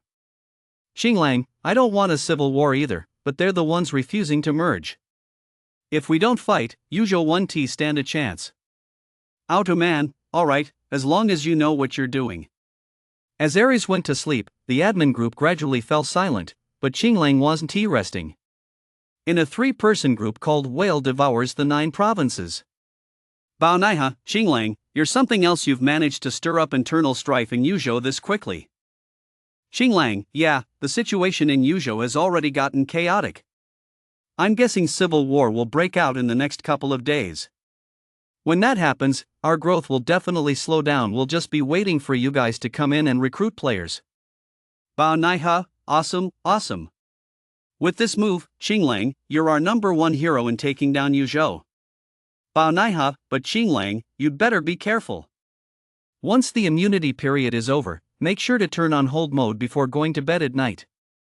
Otherwise, if something goes wrong, it'll all be for nothing. Qinglang, oh, don't worry. After all, I've been playing since the 1000 server era. I know exactly what I'm doing. It seemed that, in their eyes, Yuzhou was now nothing more than a lamb waiting to be slaughtered, just waiting for them to go in and reap the rewards. Keep the music playing. Keep dancing. Boom, boom, boom. Forcibly woken by his alarm, you glanced at his phone. It was already past 7 a.m. By his calculations, this was just enough time for the pioneering team's stamina to recover to over 100. You quickly scrambled out of bed, turned on his computer, and logged into Rate 2 Zongheng. There was only an hour and a half left until the newbie protection period ended, and most Rate 2 players were making the most of this final stretch to push as hard as they could. Guild chat. Bye, battle report. I finally hit level 5. Whereas the applause? Sexy Xiao Mo, clapping. Wu Yi, clapping. Ma Feifei, clapping. Lin Yuan, that wasn't easy. Guild Master, come clean. How many times did you get wiped out? Bye, get lost, get lost, get lost. Can't you just wish me some good luck? The guild was filled with laughter and cheer, but just then, Bai suddenly received a message from you. Message, Uncle, how is it going? Have you got the decapitation squad all set up? Message, Bai, yep. It's been organized for a while now. Including you, there are 10 people in total, all absolutely trustworthy. Message, Uncle, good. We don't need too many people, 10 is enough. Create a group chat for them, then add me on QQ and invite me into the group. QQ group, assassination plan. Uncle, is everyone here? What up? Wow, Uncle, everyone is here, everyone is here. Zhao Gongzi, here. Lin Yuan, Uncle, what are your orders? The assassination squad is on standby. Ma Feifei, here. Uncle, alright, I won beat around the bush. I should VE already told you Qinglang is a little insider from another province. This has basically been confirmed, so this decapitation operation is extremely important. But participating will definitely affect your in-game progression. So, for the brothers taking part in this operation, regardless of success or failure, each of you will get a monthly pass. If the decapitation is successful, I'll give each of you an extra 100 yuan for lunch. Whoa yeah, holy shit? Love it. Ma Feifei, Uncle. Are you looking for any more godson candidates? Zhao Gongzi, so this is the legendary power of cash? Don't worry, Uncle. At noon, in addition to the demolition squad I assembled last night, I'll also throw my main pioneering force into the demolition. I guarantee we'll take him down in one go. Uncle, no rush, I'm not done yet. That lover's main city durability is at most 900, we can take it down in one go. As an extra reward, whoever deals the final blow to his durability send me a screenshot to claim an additional 328 as a bonus. This display of cash power completely fired up the group's enthusiasm, though you felt a twinge of regret. It wasn't that he was worried about the money, rather, he thought that as a proper big spender, he'd surely receive plenty of guild perks in the future, but he wondered if such a generous first reward might have negative consequences. But then he thought, what negative consequences could there be? These days, who would complain about having too much money in their pocket? Everyone would love to have more. With the decapitation plan finalized, you hurried to level up and develop his character. Meanwhile, in the God General Pardon Guild chat. Lover, I can't do this anymore, I can't grind anymore. The newbie protection only lasts an hour anyway. Forget it, I'm done grinding, my life comes first. Listening to the wind, sleeping with the rain, then, Guild Master, you should get some rest. Lover, yeah, I'll set an alarm for this afternoon. When I wake up, I can farm a bit more. In Lover's view, even if the Crane Guild wanted to launch a decapitation raid, they'd definitely schedule it for midnight tonight, so he didn't really take the fortresses held by a few Crane Guild members in his main city too seriously. The guild leader succession period lasts 12 hours. He could easily wait until the evening to start the succession process, then activate a defense before going to bed at midnight. That way, by the time his defense period ended, he wouldn't be the guild leader anymore, and the Crane Guild would have wasted all their effort for nothing. Moreover, Xinglang had carefully observed that there wasn't a single Crane Guild member near Ares' main city, his trusted ally in this server, so it was 1,000,000% safe. Just thinking about how he could tease the Crane Guild tonight made Xinglang feel a little pleased. In his eyes, the Crane Guild and indeed, the entire Yuzhou region were nothing but fools, and there was nothing more entertaining than playing pranks on fools. So, Xinglang set an alarm for a little past 3 p.m. and fell asleep immediately after a night of non-stop pioneering. He was now utterly exhausted. Little did he know that as the final hour of the newbie protection period ticked away, his greatest crisis in Zone 2500 was gradually closing in on him. It was precisely after this day that Xinglang developed the good habit of always activating Hold the Line whenever he slept in any new server and refusing to sleep until the cooldown was over, even if it meant dying of exhaustion. Chapter 7, First Signs of Brilliance. The time was 11:30 a.m. Group email, Uncle. 1:57, 11:30, half an hour left. Everyone, have your demolition units arrive at my lover's city at exactly 11:50. After taking it in one wave, watch my main force's march time. Everyone's main force should arrive 1 minute after my main force touches the city walls, and demolition units 2 minutes later. Let us aim to take it in one go. Let us do this, brothers. You stared at Xinger's main city on his computer screen. It seemed Xinger wasn't online. Xiaogonzi was brazenly laying paths right in front of Xinger's face, yet he hadn't activated his immunity. The decapitation operation was about to begin, yet the enemy guild leader was offline. This was a once-in-a-lifetime opportunity. If they couldn't take it now, you would truly have no face to call himself a god-tier spender, and the Crane Guild would no longer be qualified to be the top guild in Yuzhou. At 11:50, as expected, Xinglang's city with only 100 durability remaining was taken by Wuya. Almost simultaneously, Yu directed his main force to charge toward Xinglang's main city. Since building a fortress too early would have been a waste of resources, and given his overwhelming confidence in his own strength, he hadn't built a fortress alongside Zhao Gongzi and the others. Instead, he had captured the open-world fortress closest to Xinglang's main city. The march took 24 minutes, a time that was neither long nor short, but for every Crane Guild member participating in the decapitation operation, including Yu himself, every single second was pure agony. Otoku-man could be considered the highest-ranked player in all of Yuzhou, aside from Yu, on the power rankings. For pioneering, sleeping only 3 or 4 hours a day had become the norm. After crashing into the ground and depleting his main character's stamina, Otoku-man prepared to recruit new members and log off as usual. However, since it was the delicate period right after the newbie protection had just ended, Otoku-man, as if by some strange impulse, clicked on Xinglang's coordinates in the guild chat to take a quick look. It was supposed to be just a casual glance, but boy, what a surprise. He had no idea until he actually saw it. A decapitation raid at noon in broad daylight? Damn it!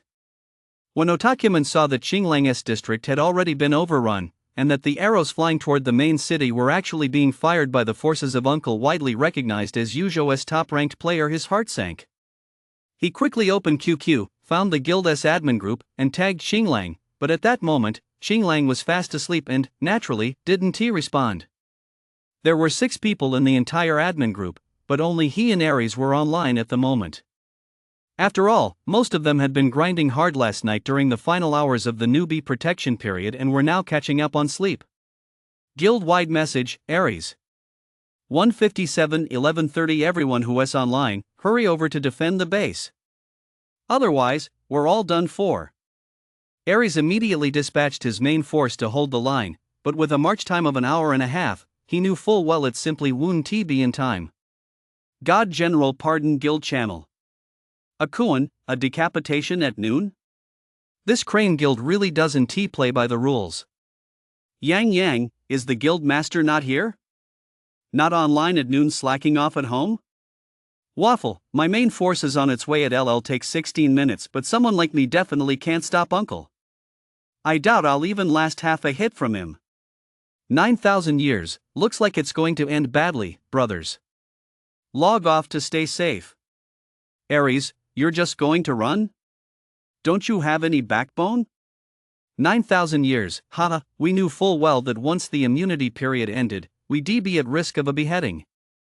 Not only did we go to sleep in the middle of the day, but we didn't even set up a defense. We got it coming, don't we? I'm out. I think this guild is done for.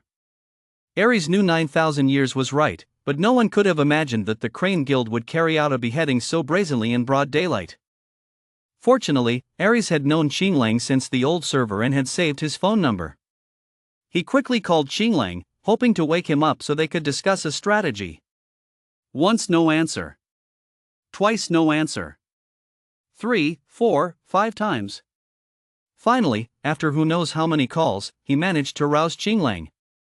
His sweet dream shattered, Qinglang was about to lose his temper, but as soon as he heard what Aries had to say, he immediately realized the gravity of the situation and hurriedly opened Rate to Zongheng. It's over. It's all over. Seeing the scene before him, Qinglang knew he was definitely doomed today. Qinglang, what should we do? In the admin group chat, Aries asked urgently. What can we do? What can we do? We're screwed. Qinglang cursed inwardly but didn't show it. He could only feign calmness as he typed in the group chat, it's fine. If it's clear we can't hold the line, I'll just kick everyone out for now. We'll let them come back once this storm has passed. But even he found his own words laughable. Come back? Would they even be able to? Most of the members in the new Server S guild were newbies. After going through something like this and given that they never really felt a sense of belonging to the God Guild to begin with, how could anyone possibly want to come back once the even stronger Crane Guild was around? He knew that from the moment his overconfidence led him to go to sleep without setting up a defense, the fate of Yuzhou had already been sealed, and his plan to destabilize Yuzhou would be completely ruined. Fortunately, there were many members of the Divine Guild near Qinglang's main city, and before you could reach it, they'd already assembled 4 teams to hold the line. However, with over a dozen red lines from the Crane Guild hot on US heels, even with 10 more teams defending the city, his chances were slim. Damn it, pioneering ISNT even over yet, how strong could he really be? I don't believe he can take me down. Qinglang kept his eyes glued to US Party on the screen. After all, he de-splurged on a full starter set himself. While he certainly couldn't match you, he was still quite confident in his own abilities. Whoa, quick reaction there. You sent several squads to defend? Perfect. Let us see what kind of record I can set in my first appearance as a big shot. You leisurely surveyed Qinglang's main city. The worries he felt moments ago had now vanished without a trace. Just 4 teams holding the line. Even if he added Qinglang's own main force, that was only 5 teams total. Even if he couldn't wipe them out in one go, the main force of the Crane Guild behind him wasn't one to be messed with. Crackle, crackle. The moment US main force made contact with the city walls, a flurry of flashing blades and swords erupted, and exactly 7 battle reports appeared before her eyes. At the same time, her main force began retreating along the same route. Wow, were they really that easy to take down? You clicked on the battle report details and discovered that she had actually wiped out all the defending forces and every unit in her lover's main city in a single push, which came as a bit of a surprise. Decapitation Group Channel. Woya, battle report, battle report, battle report, awesome, uncle. You wiped out the entire enemy force in one go. Zhao Gongzi, charge. Charge. Charge. For the monthly pass. For lunch money. Charge. Let us go. Lin Yuan, this lover and a Koan are pretty strong, both just over level 20. Lover is even the horse-riding sister Zhu Rong. Too bad when gods clash, they ran into uncle, who's like the Buddha himself. He wiped them out with minimal damage. Ma Fei, with uncle being this awesome, we can't let him down either. Charge, brothers. Let us take out lover in one go. Uncle, once we're done, instantly respawn and go for another wave to avoid any slip-ups. I'll reimburse all the gems spent on instant respawns to the brothers in the form of monthly passes. As soon as he said that, the decapitation squad's enthusiasm soared even higher. The lover's main forces were wiped out, and even after the heavy damage wore off, they couldn't muster many troops. Plus, the nearest garrison was still over half an hour away. Half an hour enough time to decapitate the lover twice. God General Pardon Guild Chat. Waffle Cookie, Battle Report, what the hell is this?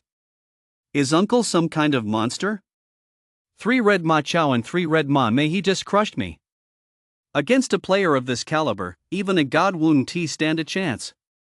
9,000 years, with this kind of strength, even 10 more garrison teams wouldn't be enough for Uncle to handle alone. I'm logging off to stay safe. Brothers, hurry up and go to bed, don't get caught in the crossfire. Spurred on by 9,000 years rallying cry, quite a few newbies immediately logged off without a second thought. Xinglang kept a close eye on every move in the guild chat, but didn't speak up. He knew that if he spoke now, it would only fuel the guild members' resentment even more. It was better to play dead and wait until later to denounce the Crane Guild. Otoku-man, sigh, the outcome is already decided. Brothers, we'll meet again someday. By this point, Otoku-man had completely lost faith in the God Guild. He was a player who opposed internal conflict from the start. Although Xinglang claimed that the Crane Guild didn't want a peaceful merger, he had consistently failed to produce any evidence. Otoku-man had long harbored his doubts. Now, it was only a matter of time before the God Guild was decapitated. As a solo player, he naturally didn't want to get caught in the crossfire. Besides, he had a certain degree of confidence in his own strength. Yuzhou had always been weak. Now that he witnessed the Crane Guild's power, and with Uncle, a top-tier high-level player, on their side, it was clear that the Crane Guild was the one truly qualified to unify Yuzhou. You chose to carry out the decapitation at noon precisely to demonstrate to all of Yuzhou and indeed, the entire server that the Crane Guild was no pushover. Clearly, he had achieved his goal. In Shuetu Zongheng, when a guild member is attacked, an announcement is broadcast on the world chat, just as happened when the guild Shin Great Pardon was attacked by the Crane Guild. When this message appeared on the world chat, the already bustling channel instantly erupted into chaos. Yang, Lingxiao astonishing, war broke out right after the cooldown ended? Is Yuzhou really this intense? Drop the coordinates so we can check it out. 9,000 years, 157, 1130. Just kidding. Beheading in broad daylight only to find the guild leader wasn't online. They got wiped out on the spot. Serves them right. Qing Doryman, I'll lead you guys there. A guild in Yuzhou got decapitated by another guild? This is probably going to make the headlines on our server's forum. Bing holding your hand, way to go, Crane Guild brothers. Down with dictatorship. You guys are the best. Yuzhou Waffle Cookie, to be honest, I never expected a decapitation in broad daylight, but what surprised me even more was that the guild master skipped the defense duty to go to sleep. When they got decapitated, no one was around. He is truly a one-of-a-kind character. Yuzhou Guild God General Pardon, due to an attack by the Crane Guild, the entire guild has been subjugated. This message appeared on the world chat, not only setting the entire world channel ablaze but also shattering the last shred of confidence among the remaining members of the God Guild. A full guild subjugation effectively announced that, in the battle for supremacy in Yuzhou, the God Guild has completely exited the stage of history. The God Guild, which had over 90 members just this morning, now after only a few hours had dwindled to fewer than 40. Xinglang stared at the guild page, his heart filled with mixed emotions. A full guild subjugation isn't what is truly terrifying. What is terrifying is the loss of morale. These newbies, who had only recently joined Ratu, completely lost faith in the God Guild after this unexpected calamity and lost all courage to stand up to the Crane Guild. If you can't beat them, join them, that's a timeless truth. Most of these members who left the guild, as well as those still in it, will be scrambling to join the Crane Guild in the future. The God Guild, once the most prominent guild in Yuzhou just 2 days after the server launched, is completely finished. Chapter 8, The Star-Making Plan. In the Devour the World Penguin Group. Bao Naiha, what is going on, Xinglang? How did you suddenly get decapitated? Xinglang, yeah, it's my fault. I didn't expect the Crane Guild to carry out the decapitation at noon. Bao Naiha, it's okay, so what if you got decapitated? How about it? Does your God Guild still have a chance to regroup? Even if you can't reclaim the top spot in Yuzhou, it'd still be fine to maintain a presence with a few dozen active players. Xinglang, it's already impossible.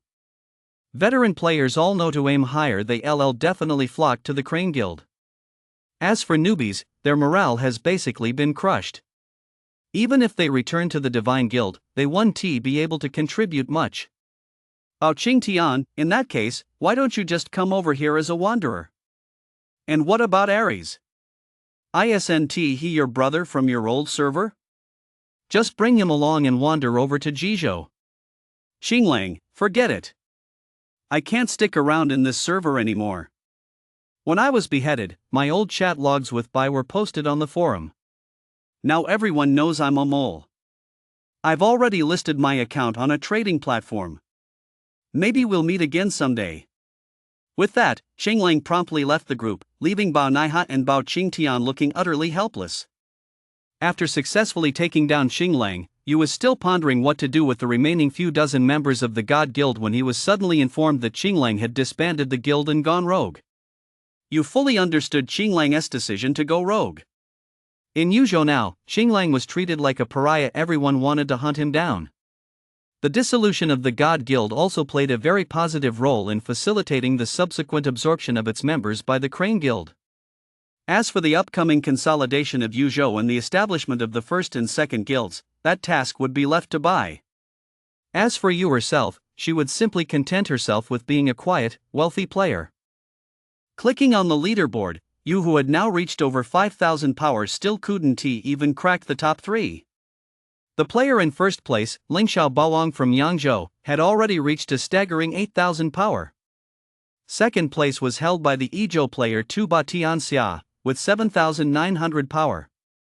Third place went to the Yangzhou player Star, whose power had also reached over 7,600.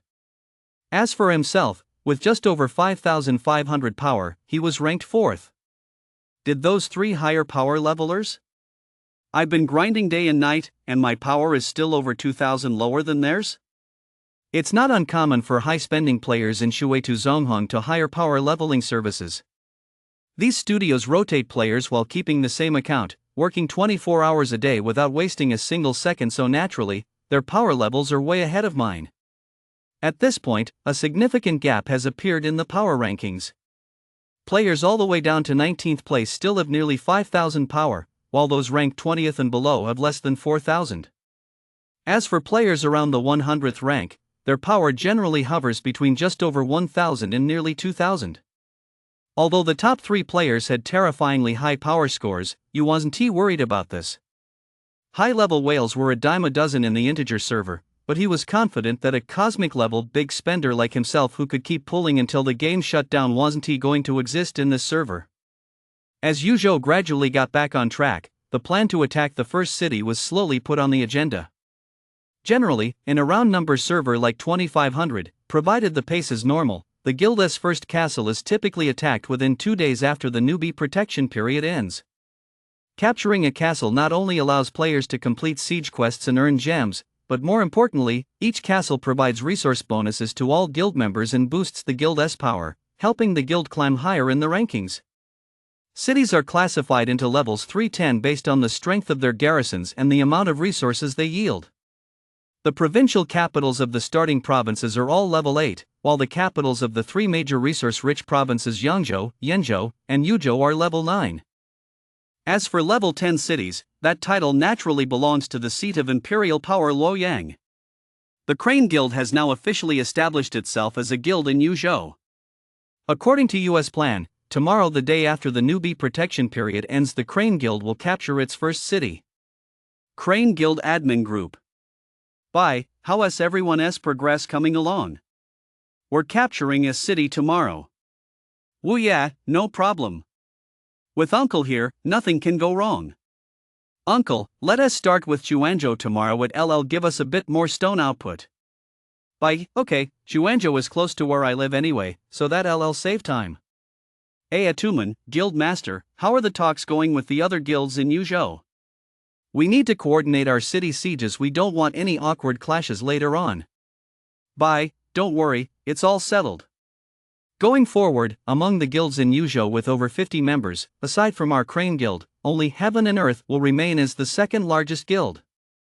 The other guilds will gradually disband over the next few days. High-level players will join the Crane Guild, while low-level farmers will head to Heaven and Earth. After leaving the Divine Guild, Ayatuman reached out to Bai before his cooldown had even ended. After finding the Crane Guild's group chat through the announcement and joining it, Ayatuman realized that the atmosphere here really did feel different from what it was like in the Divine Guild. Compared to his former guild leader, Bai didn't put on as much of a guild big shot act. Instead, he often hang out in the group chat, shooting the breeze and joking around. The main group chat was lively every day, unlike the Divine Guild's main chat, which was always lifeless, with only a handful of people popping into chat. But what amazed Automan even more was this Yuzhou big spender uncle. In Otuman's mind, a super whale-like uncle was supposed to be an older guy in his 30s or 40s who rarely used QQ and hadn't spoken in the group chat in ages. But this uncle looked to be in his early 20s and would often post screenshots of his battle reports in the group chat to get praise from others. Perhaps because he enjoyed having common ground with people his own age, Automan found a long-lost sense of belonging in the Crane Guild's main group chat. As the afternoon wore on, he wearily closed his laptop, stood up to stretch his legs, washed his face and hair, got dressed, and prepared to head out. As early as 2 days ago, Yu had decided to rent a new place. Back when he was broke, he naturally settled for whatever shelter he could find, let alone a nice living environment.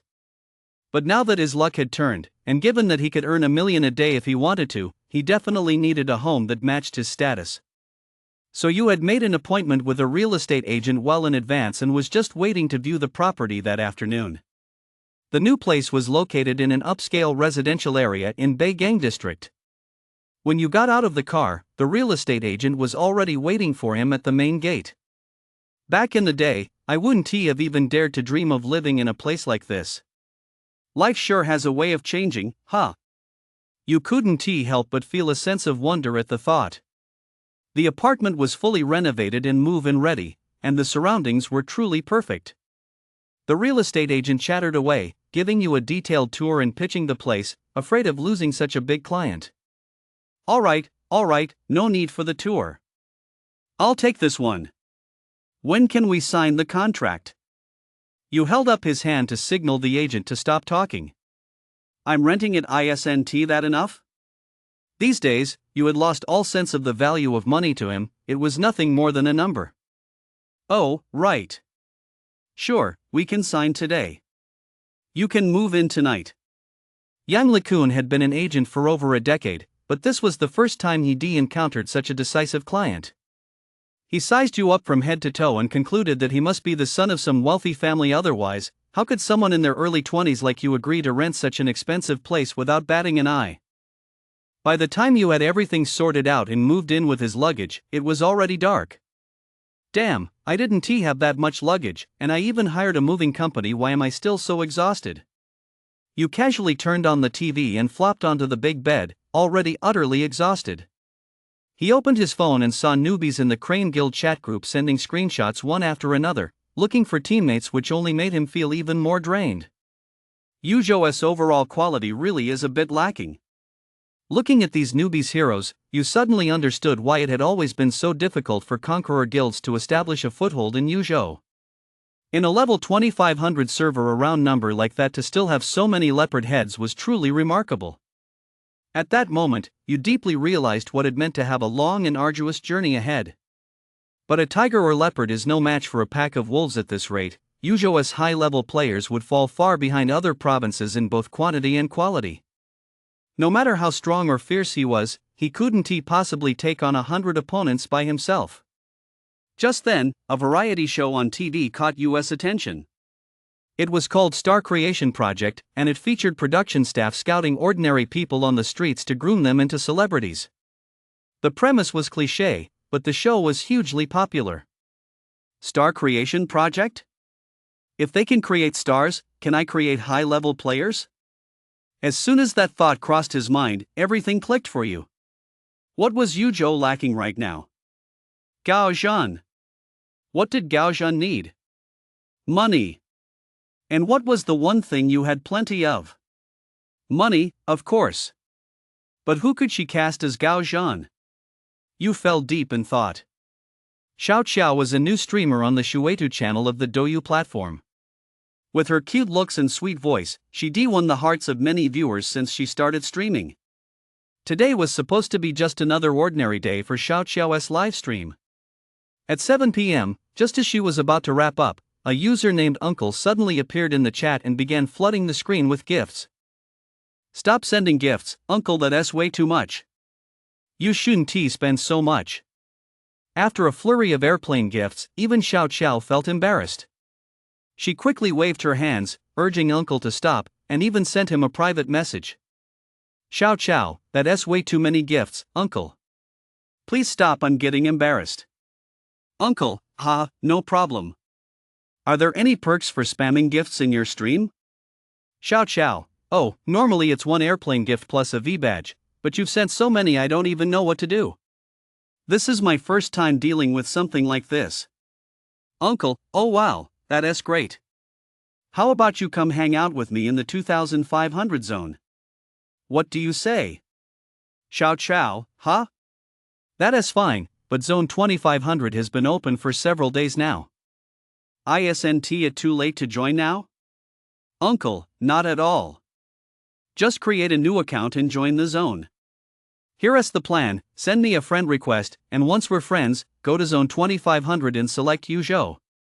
Just do the full daily pulls every day, I'll reimburse you for the gems. Xiao Xiao? Max pulls every day? Why are you being so nice to me? Uncle, it's no big deal. I've got a bit of extra cash and just want to build a high combat power character to help Yuzhou look good. Chapter 9, Siege. At 1 p.m., U.S. main force arrived at Yuanzhou Fortress and directed their troops to attack the city center. The city district is also known as the Outer Walls. The garrison in a level 3 city's Outer Walls is the same as that in the main city level 6 troops, but unlike the main city, which has 4 squads of level 6 troops, the Outer Walls only have 2 squads. Furthermore, although the garrison is rated level 6, its strength is significantly weaker than that of level 6 resource area garrisons, and the number of troops does not increase with marching distance. Therefore, later on, once players' main forces are fully developed, most will choose to farm the city walls to gain experience and level up faster. This is what we commonly refer to as farming the walls. For you, who can now capture level 6 territories with minimal losses, the garrisons on the level 3 city walls posed absolutely no challenge. He easily breached the gates with just over 300 casualties. Since I'm already here, all these level 5 and level 6 territories are just too tempting. Adhering to the principle that a thief never leaves empty-handed, you swept through several level 6 and level 5 territories near Yuanzhou that were linked to other areas, plundering them all until his troops' stamina was completely depleted. Only then, still not quite satisfied, did he instantly recall his troops to the main city to recruit more soldiers. Opening the guild members page, he found a new player who had just joined the guild with only 1000 power, Little Xiao Biluo. He clicked on the coordinates, and the game screen shifted to Xiao Biluo's main city. Not bad, she's leveling up pretty fast. This Xiao Biluo was none other than the female streamer Xiao Xiao whom you had found yesterday. As a streamer and a girl at that, Xiao Xiao's progress was incredibly rapid thanks to her heavy spending. She'd only been in the server for a short while, yet her power had already reached over 1000. When you spoke with Xiao Xiao again yesterday, she asked him, since you're so rich, why not just put together a full red guild to boost Yuzhou's presence? Wouldn't a full red guild be unstoppable, slaying any foe that stands in its way? It's true, especially in Season 1, the deterrent power of max red high rank players is off the charts, not to mention a full max red squad. A full squad has 50 members. Just imagine, once the provincial war begins, Yuzhou sends out a full 50 max red players all at once. That sight alone would surely shatter the already fragile hearts of newbies. But that would go against US original intention for playing Raichu Zongheng. After all, Raichu is a game centered on political intrigue and military might, and that is exactly why he was drawn to it and has kept playing for over 3 years. Over the past 3 years, US Guild has been crushed and has crushed others in turn. Competing with strategic maneuvering in battles where both sides are evenly matched is what makes this game so addictive for you. The star-making program has produced a character like Xiao Xiao, a max level, high combat power unit, which is more than enough for Yuzhou. Any more than that would actually be pointless. Just then, you received an email. Email, by, man, be a decent person. I was just thinking about moving troops over to take out the level 5 territories near Chuanzhou, but it turns out you've already taken them all. Email, uncle, don't get it? This is what you call never coming back empty-handed. Email, by, okay. I want to argue with you. Show me the battle report so I can see how you've been leveling up. Email, uncle, battle report. Email, by, got it. I shouldn't have even asked. The server's only been open a few days, and you're already at this level of popularity? Bye, man. You knew Bai was worried that he wasn't leveling up fast enough, which might hold up future quests. But as the proud number 4 on the server-wide leaderboard, he had already left the vast majority of them far behind both in hero level and in the quality of his hero skills. After a moment's hesitation, you sent a guild-wide email. All guild message, uncle, we're attacking Chuanzhou sharp at 9 p.m. tonight. All brothers with power levels of 1000 or higher must participate. Since this is Crane Guild's first city siege mission since the server launched, here's the reward for tonight's Chuanzhou assault. The top 3 on the kill leaderboard will each receive 2 monthly passes, and the top 3 on the siege leaderboard will each receive 1 monthly pass. Let us give it our all and aim to take it down in 10 minutes tonight. Let us start off the guild on a high note. This financial incentive instantly made the already bustling guild chat even more lively. Woo yeah, enough talk, brothers. Let us just send 2 full red, 3-star teams to demolish the place tonight. I've already reserved 1 monthly pass. 9,000 years, be confident, aim for the top spot on the enemy kill leaderboard. 3 monthly passes, doesn't that sound great? Well yeah, forget it. With just 4 teams of defenders, I doubt they'd even be enough for Uncle to take down on his own. Uncle, picking his nose. Alright then, here's the deal. If I wipe out the defenders, the top 3 on the siege leaderboard get 3 monthly passes, second place gets 2, and third gets 1. Fair enough? Zhao Gongzi, no need to say more, uncle. For those monthly passes, I'll be the first to charge. Jingdu, big shots, how many troops do we need for the demolition squad? I've maxed out my 2 heroes and only have 2,000, is that enough? Ottoman, a level 3 city only has 1,200 defenders. Bringing 1,500 will be enough. 2,000 is more than enough. Seeing that he successfully stirred up enthusiasm within the guild, you had achieved his goal. After all, a level 3 city with 4 squads of level 6 defenders and over 2,000 durability was still a piece of cake.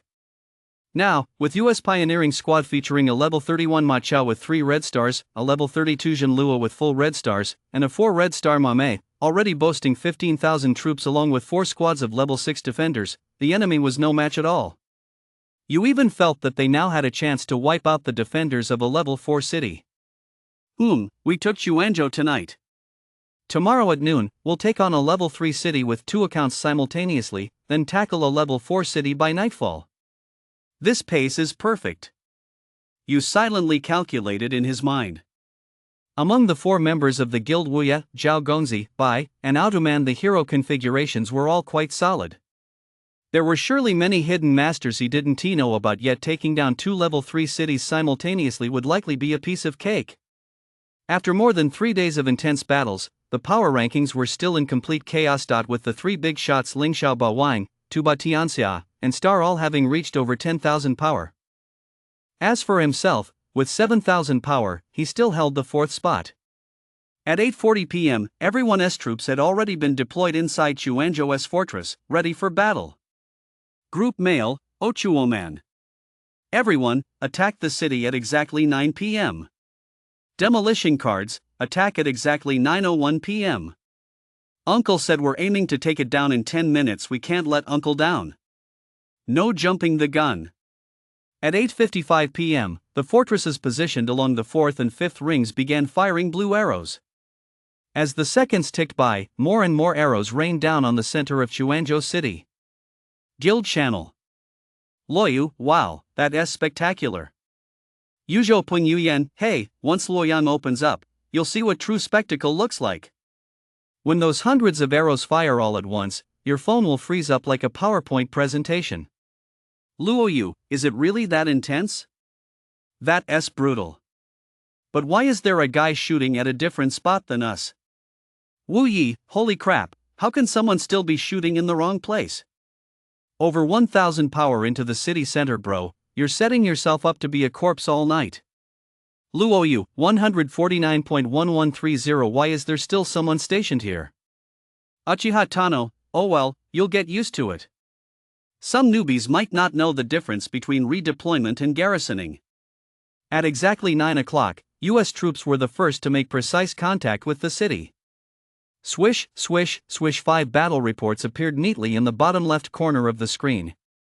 At the same time, US troops began retreating along the same route. Woye? Battle report, whereas the garrison? I reached the city walls right at 9 o'clock. Why isn't there a garrison? By battle report, battle report, battle report, battle report. You were hoping to run into the garrison? Uncle wiped them all out by himself. Otoku-man, turns out we're not playing the same game as Uncle. Wuya, is this what it's like to be rich? Ma Feifei, daily question, Uncle, are you still looking for a godson? How about me? Group mail, Otuo-man, no red dots left on the fortress. Let us take it in one push. Let us go, brothers. Overwhelmed by a tidal wave of arrows, Chuanzhou, a level 3 city with only 2500 durability, was successfully captured in just 6 minutes. World Channel System, congratulations to Guild Crane for successfully capturing the level 3 city of Chuanzhou for the first time. First kill, Uncle first to capture the city, Wuya. You, Ma Feifei, applause. You, Qian Beidu, applause. You, Zhengdu, applause. Jibo Wuching, that is fierce, Yuzhou brothers, you took it down in just 6 minutes. Su 3000 times, feeling the pressure yet, brothers from Jizhou? Jiinchue Sidong, feeling it, I'm already ready to surrender. Xing Ill Dua 2, wow, Uncle from Yuzhou is a beast, he single-handedly broke through the defending forces. Jingli Tai, Uncle is truly a wolf slayer, he is way more ruthless than just any tough guy. You smiled as he watched everyone's praise for him on the world chat, which greatly satisfied his vanity. Feeling elated, he decided to give the Crane Guild brothers another treat. Guild-wide message, Uncle, you guys are amazing. We're the first in the entire server to successfully capture a level 3 city. As expected of our Crane Guild brothers, big thumbs up to you all. Also, in half an hour, I'll be sending out a 1000 yuan red envelope in the guild chat as an extra reward for this achievement. First come, first served, don't miss out. As soon as the message went out, the guild chat exploded. These first season newbies had never seen anything like this before, and even among the veterans who'd been playing for several seasons, few had ever seen a big spender hand out a 1000 yuan red envelope just for capturing a level 3 city. At the same time, the number of members in the Crane Guild group chat skyrocketed. In just a few minutes, the membership had already doubled. A dozen or so minutes later, other guild city conquest missions were gradually completed as well, with all of them successfully capturing their first city without major incident. Crane Guild had now successfully cracked the top 10 on the leaderboard, ranking 9th. In first place was still Summit Guild from Yangzhou and Izhou, which, having opened 2 level 3 cities, had temporarily secured its top spot. Second and third places were still held by the Holy Guild from the Jiangdong region of Yangzhou and the Holy Guild from the Jiangxi region. Overall, there weren't any major changes in the rankings. The only significant shift was that the Izhou Guild Yunzhongxing, which had ranked 6th at the server launch, was no longer on the leaderboard. It appeared to have been successfully absorbed by Summit Guild. Chapter 10, the Jibinglian Guild. Starting with the successful capture of the guild's first city, the entire server began steadily capturing cities and developing its forces. Compared to the steady, methodical approach of other provinces, Yuzhou, Yangzhou, and Izhou stood out remarkably. As early as the second day, these 3 provinces began frantically sweeping through level 3 and level 4 cities. With Yangzhou and Izhou teeming with high-level warriors, success was a given. As for Yuzhou, with you at the helm, they managed to secure victories with only a few close calls. It was also on the third day of this siege frenzy that the world event Warring States Faction Guild was officially completed. At that moment, Yu, who had just finished capturing the level 4 city of Changping, was controlling his troops to farm experience and level up. The screen dimmed briefly, then several eye-catching characters appeared before his eyes. World Event, Warring States Faction Guild 1 completed. Whoa, the Lu Meng card pack is finally here, time to go all out again. The Warring Heroes card pack is arguably the one that Shuota players yearn for the most, second only to the Sharpening Weapons and Stockpiling Provisions card pack. The Warring Heroes Faction Guild card pack contains a total of 6 5-star heroes. Compared to the initial Yellow Heaven and Decline of the Han Dynasty card packs, the quality of these 5-star heroes represents a quantum leap. First and foremost, of course, is the very heart of the Warring States card pack, Lu Meng. Lu Meng needs no introduction, he is one of Shueitu's divine generals. Whether you're playing as a commander, a magic blade, or a Wu archer, Lu Meng is an absolutely indispensable core unit, there is simply no substitute. One could even argue that Lu Meng is possibly the most essential hero in all of Shu Tuesday. In a cleaver team, if you don't have Ma Chao, you can still use Maya's sister or Zhu Rong to form a nail clipper team, though it's significantly weaker, it's at least playable. In a Shu infantry team, if you don't have Liu Bei, you can substitute him with high red tier infantry like Zhuge Liang, Pang Tong, or Jiang Wei. A rogue team has many alternatives to Guan Yu's sister, and even Sun Quan can be replaced by Empress He in Season S. In all these cases, the team's strength simply drops after a substitution. But if the commander lacks Lu Meng, the team is completely useless. The same goes for Wu's archers and spellcasters. That's why Lu Meng is the lifelong dream of countless Shueitu players. Even Yu currently only has a 3 red Lu Meng, and for Yu who strives for full red, 3 reds clearly fall far short of his expectations. The second 5-star hero is Guan Yu from the Wei faction. Wei Guan Yu has impressive stats and comes with a built-in skill that gives him a 50% chance each turn to launch a follow-up attack on the enemy, thereby restoring a certain amount of troops. He is perfectly capable of serving as a frontline unit and boasts considerable tankiness. Unfortunately, Wei Guan Yu's attack range is only 1, which severely limits his playstyle. To date, his only real use has been as a small blade in Season 1. Guan Yinping, also known as Guan Mei, is the top physical damage dealer in the main camp and a crucial component of the Shu infantry composition. As for the remaining characters Chao Ji, Chao Pai, and Sun Shangxiang, they serve little purpose beyond providing skill dismantling. Among them, the 3 arts of stratagem skill dismantled from Chao Ji is particularly valuable in Season 1, where strategy-based damage skills are already scarce. With a 50% activation rate and sufficiently high burst damage, this skill retains its place even in the Conqueror Guild season. Sun Shangxiang's dismantled skill is the same as Zhang Ju's counterplot, so I won't go into further detail here. As for Chao Ji, the skill he dismantles, Stirring Up Trouble, is an extremely powerful crowd control active skill. Although its activation rate is dismal, only 35% even at max level, the one-turn buff that plunges a group of enemies into a state of confusion, preventing them from attacking, casting skills, or doing anything but standing there, has successfully propelled Stirring Up Trouble into the T1 tier of skills. Guys, we've been scrimping and saving for nearly a week. What for? Isn't it all for Lu Meng? I'll go all in first. Whether I can defy fate and become a big shot depends entirely on the Lu Meng card pack. The global chat channel is already buzzing. As the most popular Tianxia card pack, many past players don't even draw once at server launch, saving all their gems to go all in on Lu Meng. But as everyone knows, the Tianxia card pack is even more of a ripoff than the famous Generals pack. Aside from a handful of lucky few, the vast majority of players who went all in on Lu Meng ended up coming away empty-handed. It's only players like you wholesale spenders who aren't particularly interested in money who can reap some rewards from the Lu Meng card pack. Ching soup simmered from big bones. What Lu Meng card pack? It's clearly a Chao Ji, Chao Pai, and Sun Shangxiang card pack. Yang baffled, I've already pulled up a little stool and am sitting here waiting for the big shots to put on a show. Bing cool, go for it, big shots.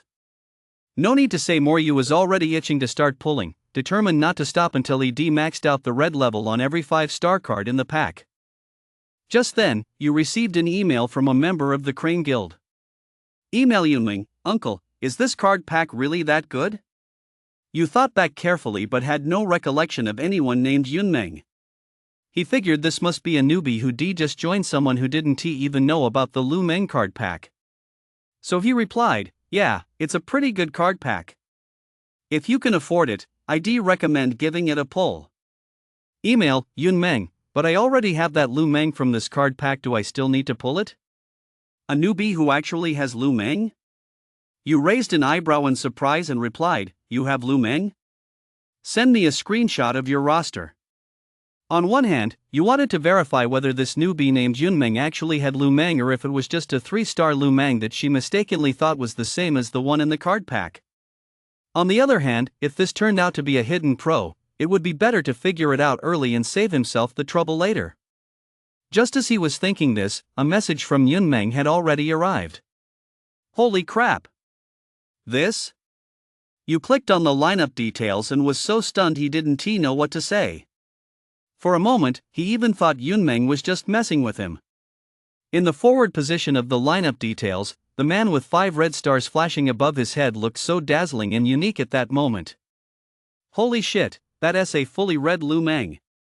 Yu was momentarily speechless.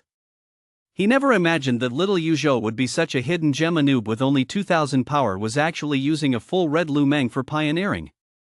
Email, Uncle, since you're already full red, you definitely don't need to keep pulling. But how come you're only at 2000 power? With such a great hero, don't mess it up. Mail, Yun Meng, oh, okay. This is my first time playing this game. I don't even know how to play, and no one has taught me, so I'm just figuring it out on my own, one step at a time. Mail, Uncle, here's what we'll do, send by a private message. Have him guide you from now on, he is a seasoned veteran. Mail, Yun Meng, actually, I told me to contact you.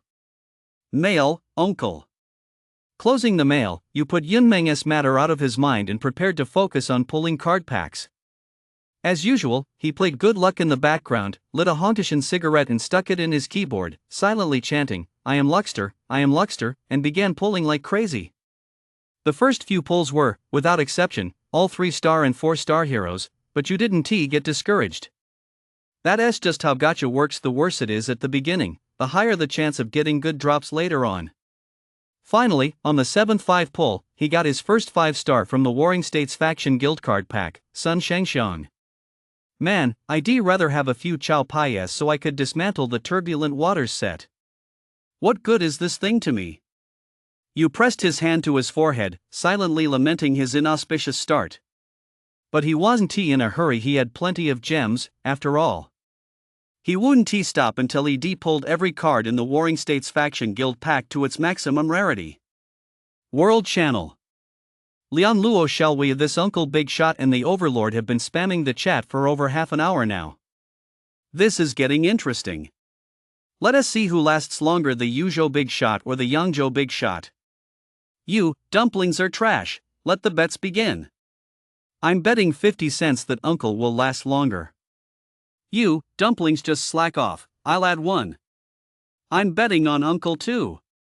Gee, Lizone Xiaojing, they're just 2 trolls. It's definitely insiders trying to boost spending here. Yang no friends on the road, whoa, already got some sourpusses here? If you can't compete, you're a troll. Then I guess our server must have hundreds of trolls. Jiliazone Xiaojing, who do you think you are? Who gave you the right to speak up?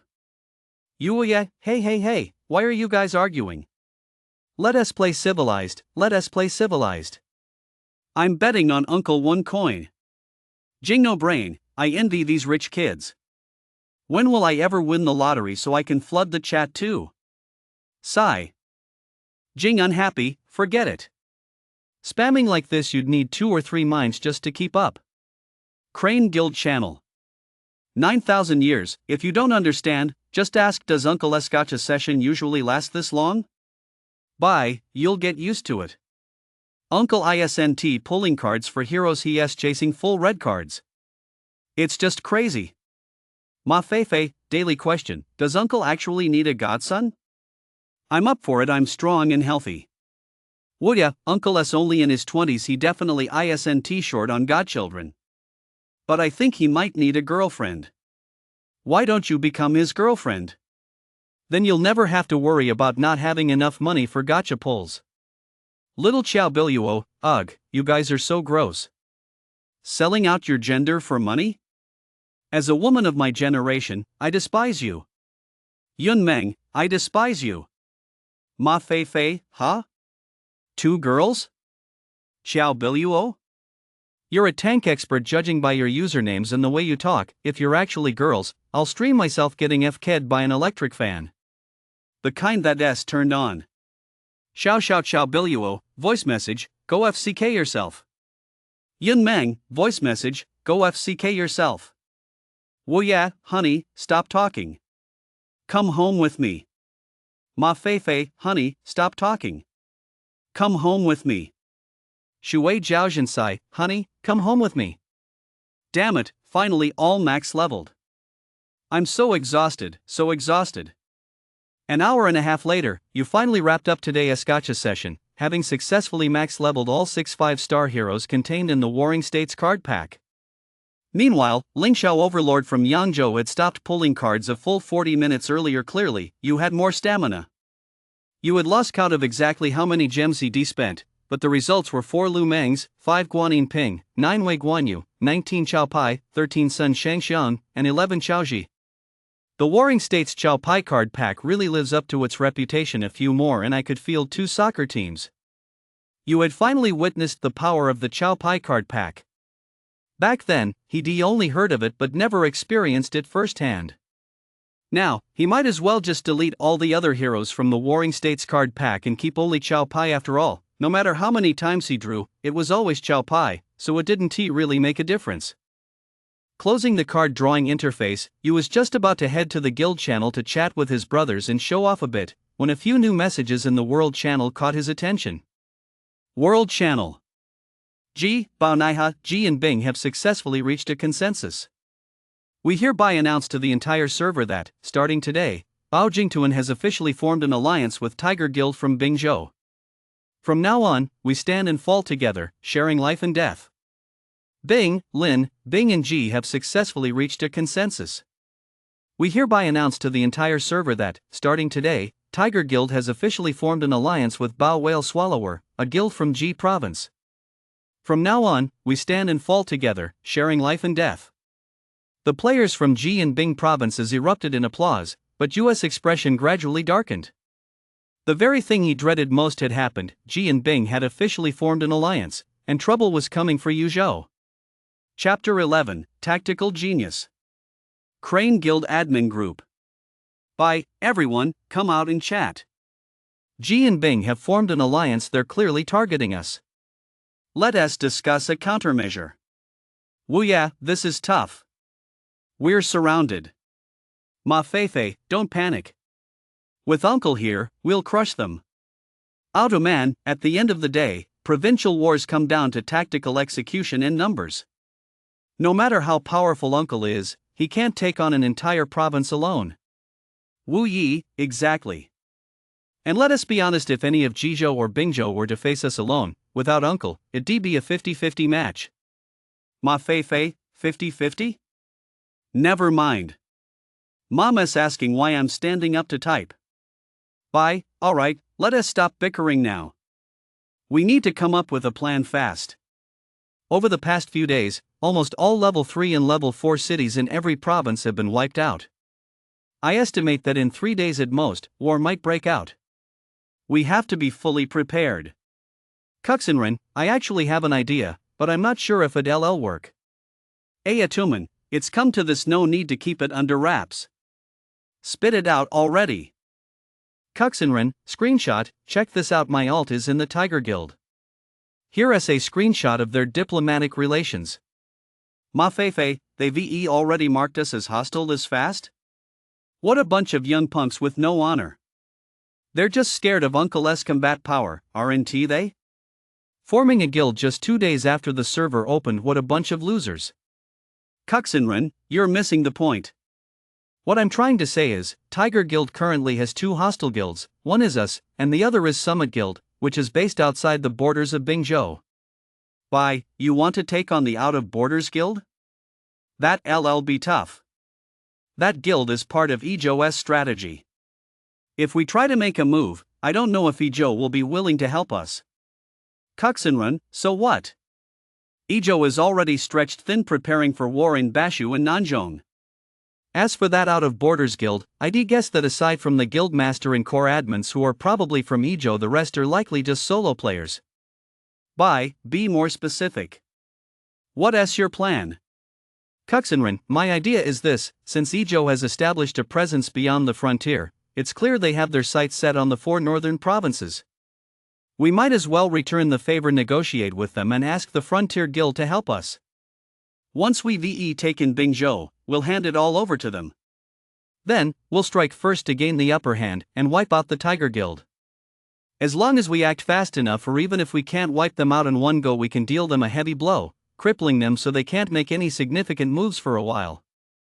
Then we'll turn our sights on Jizhou. Diligent one, take a look at the game map. At the Hugo Pass, the border between Yuzhou and Bingzhou, there's territory controlled by our people right next to it. Plus, Hugo Pass is very close to Shanghai, a level 3 city in Bingzhou. After all, this is Season 1, and the Tiger Guild isn't a fully fledged war guild. As long as we break through their defenses in the first wave or even capture the city, it'll be very hard for them to make a comeback afterward. Well, yeah, sounds good. That's a great idea. Mafefe, but Hugo Pass is a level 5 pass with a full 12 squads of level 8 defenders that's a bit tough. Uncle, don't worry. I've already started pivoting. Shu infantry with cleavers and Wu archers will basically be deployed at the same time. It might be a bit tight on resources to train 3 squads simultaneously, though. I don't know much about strategy, you guys decide. Just don't panic on the front lines, I've got this. Well, yeah, Uncle, you're the man. Mafefe, Uncle's got this barring any surprises.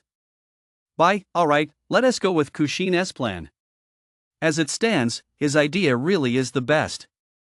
Out a man, then let the guild master handle diplomacy, none of us are good at it anyway.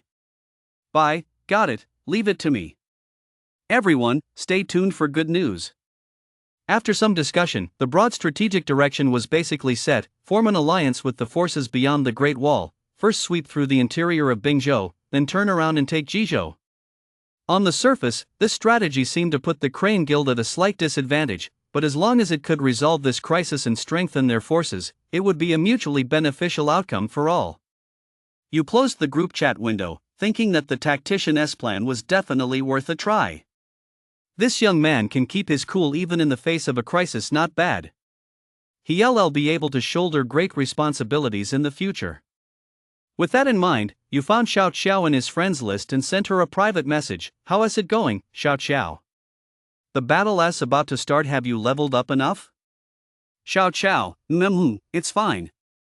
I'll be able to transition tonight. The first squad of high-level Shu infantry will be ready, basically at the same time as the Wu archers. We'll be able to run rampant then. Seeing that everything was in order on Xiao Xiao's end, you felt much more at ease. Despite entering the game much later than others, Xiao Xiao had managed to outpace many players who joined the server earlier, thanks to days of max pulls. You couldn't help but marvel, this is the power of money. In the Summit Guild admin group. Mad, Yuzhou really couldn't hold back. The guild master came to me, saying if we team up to take Xian'ai, everything we capture in Bingzhou will be ours. What do you guys think? Ares, I think we should agree. Although Bingzhou and Jizhou are only average in overall strength, if they join forces now and let them take Yuzhou and get Uncle, it'll be really hard to handle. Meow, exactly. Plus, if Yuzhou falls, our brothers beyond the Great Wall will definitely be next. If the north is truly unified by Bingzhou and Jizhou, by the time we take Liangzhou, we might not even be able to beat them, not to mention that Yang and Jing are already eyeing us hungrily. Tuba Tianxia, let Yuzhou hang on a little longer. That Uncle seems pretty strong. I'd really like the chance to go head to head with him. Ares, since Tuba has spoken, let us agree to help Yuzhou. But Tuba, be careful, don't accidentally crush Uncle in the process. It wasn't long before you received a message from Bai. In the Crane Guild admin group. Screenshot, the Outlands have agreed to join forces, brothers. We can start planning our next move. Woya, awesome, Guild Master. That's some serious efficiency. From now on, Crane Guild's diplomacy is all on you. Bye, get lost, get lost, get lost. You're killing me. Kushin, what's your take? Kushin, since that's the case, there's no time to waste. The night after tomorrow, the Outlands will breach the pass near Guangwu, and we'll take Hugo past a pincer movement. While they head straight for Dingxiang, we'll push toward Shanghai. There's no Tiger Guild territory near Hugo Pass, so if they try to expand there, it'll waste a lot of their time. That's our advantage, we have to make the most of it. Auto man, in that case, why don't we test the waters by taking a level 5 city tomorrow night? After we capture it, we'll fly straight to Huguan and attack Juyang. It's close to Huguan, so we can use it as a stopover on the way. Bye, alright, it's settled then. Kuxinren, wait a minute, Guild Master. Could you also reach out to the Qingzhou side? No need to say much, just make your message vague and ambiguous. Then we'll lay a smokescreen, claiming it's a joint operation between you and Qing guilds. When the time comes, post a screenshot on the forum and claim it was leaked by a mole within the Crane Guild. That way, even if Jizhou doesn't believe it, they'll think twice about acting. I'm sure it'll delay their reinforcements to Bingzhou. Ma Feifei, damn, that's clever, Kushin. You tactical types sure have some dirty tricks up your sleeves. Kushin, hee, not at all, I just read it in a book. It's all about mixing truth with deception. Uncle, great. Very impressive. I can already see the makings of a tactical mastermind in you. Kushin, you flatter me. No matter how perfect the tactics are, we'll still need Uncle to break the deadlock when the time comes. Uncle, I won't go into too much detail, everyone. Our Crane Guild and Server 2500 is set to begin its first campaign the day after tomorrow, so there will definitely be rewards.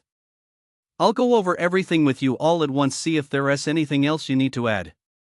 The next day, 8:50 p.m. Group mail, AO2 man, attention, all brothers. Juyang will launch its assault on the city at 9 o'clock sharp, make sure to time it right. More and more arrows rain down on the center of Juyang city. You took the lead, once again jumping the gun by 5 seconds. This was his first siege mission since his transition, so he deployed all 3 of his main squads.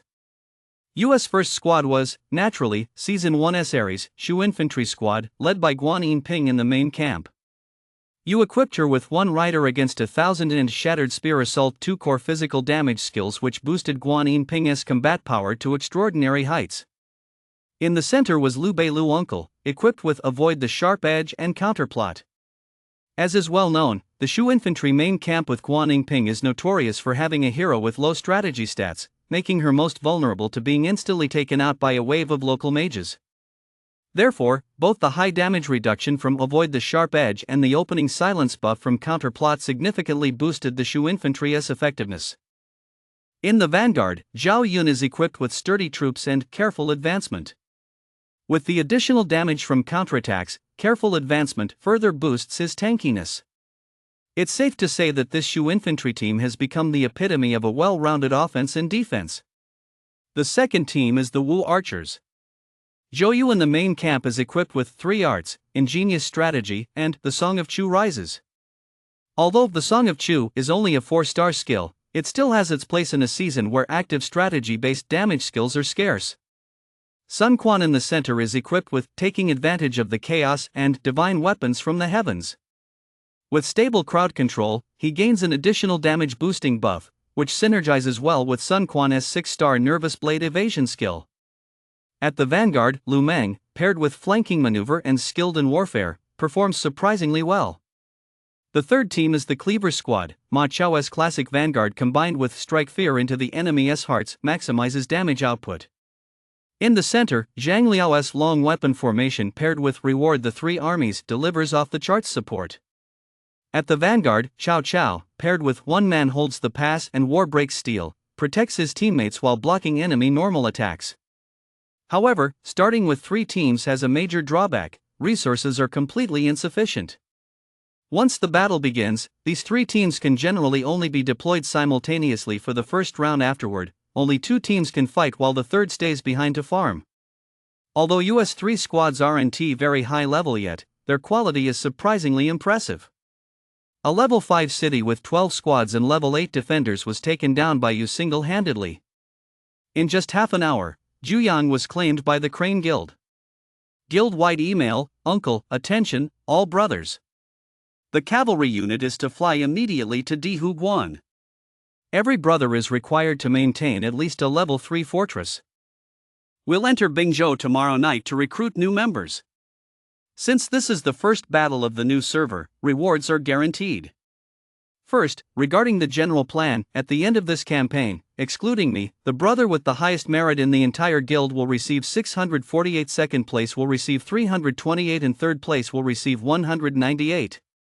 For the top land clearing, second and third in territory expansion will receive the same rewards as the merit rankings. Night battles are inevitable once the war begins. Brothers participating in night battles will receive 1 monthly pass per night, remember, per night.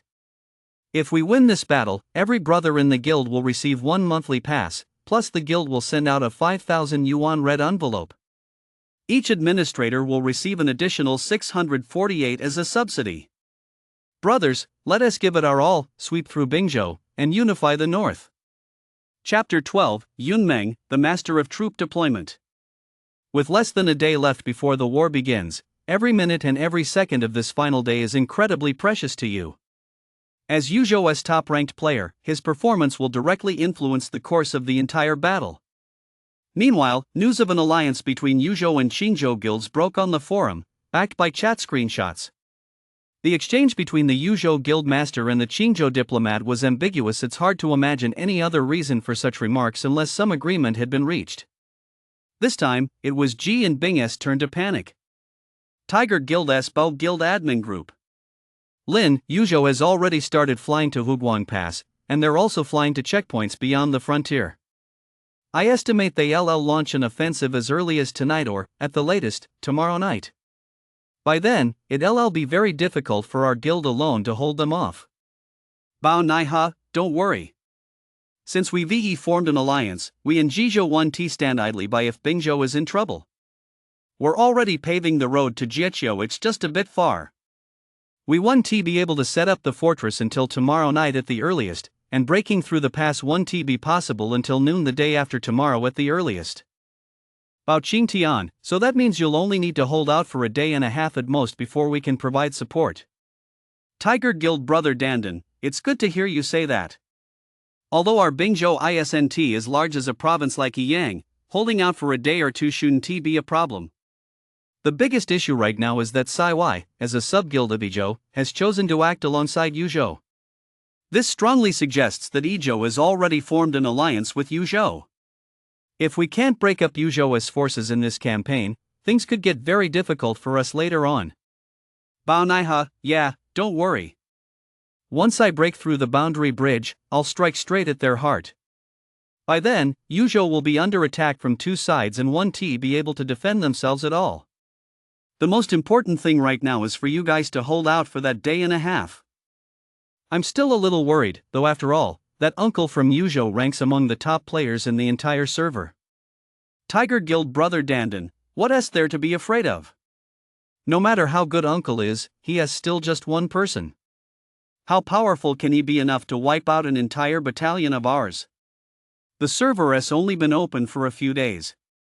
Setting aside his progress with the class transition, even if he has successfully switched classes, he doesn't have enough resources to support a full team.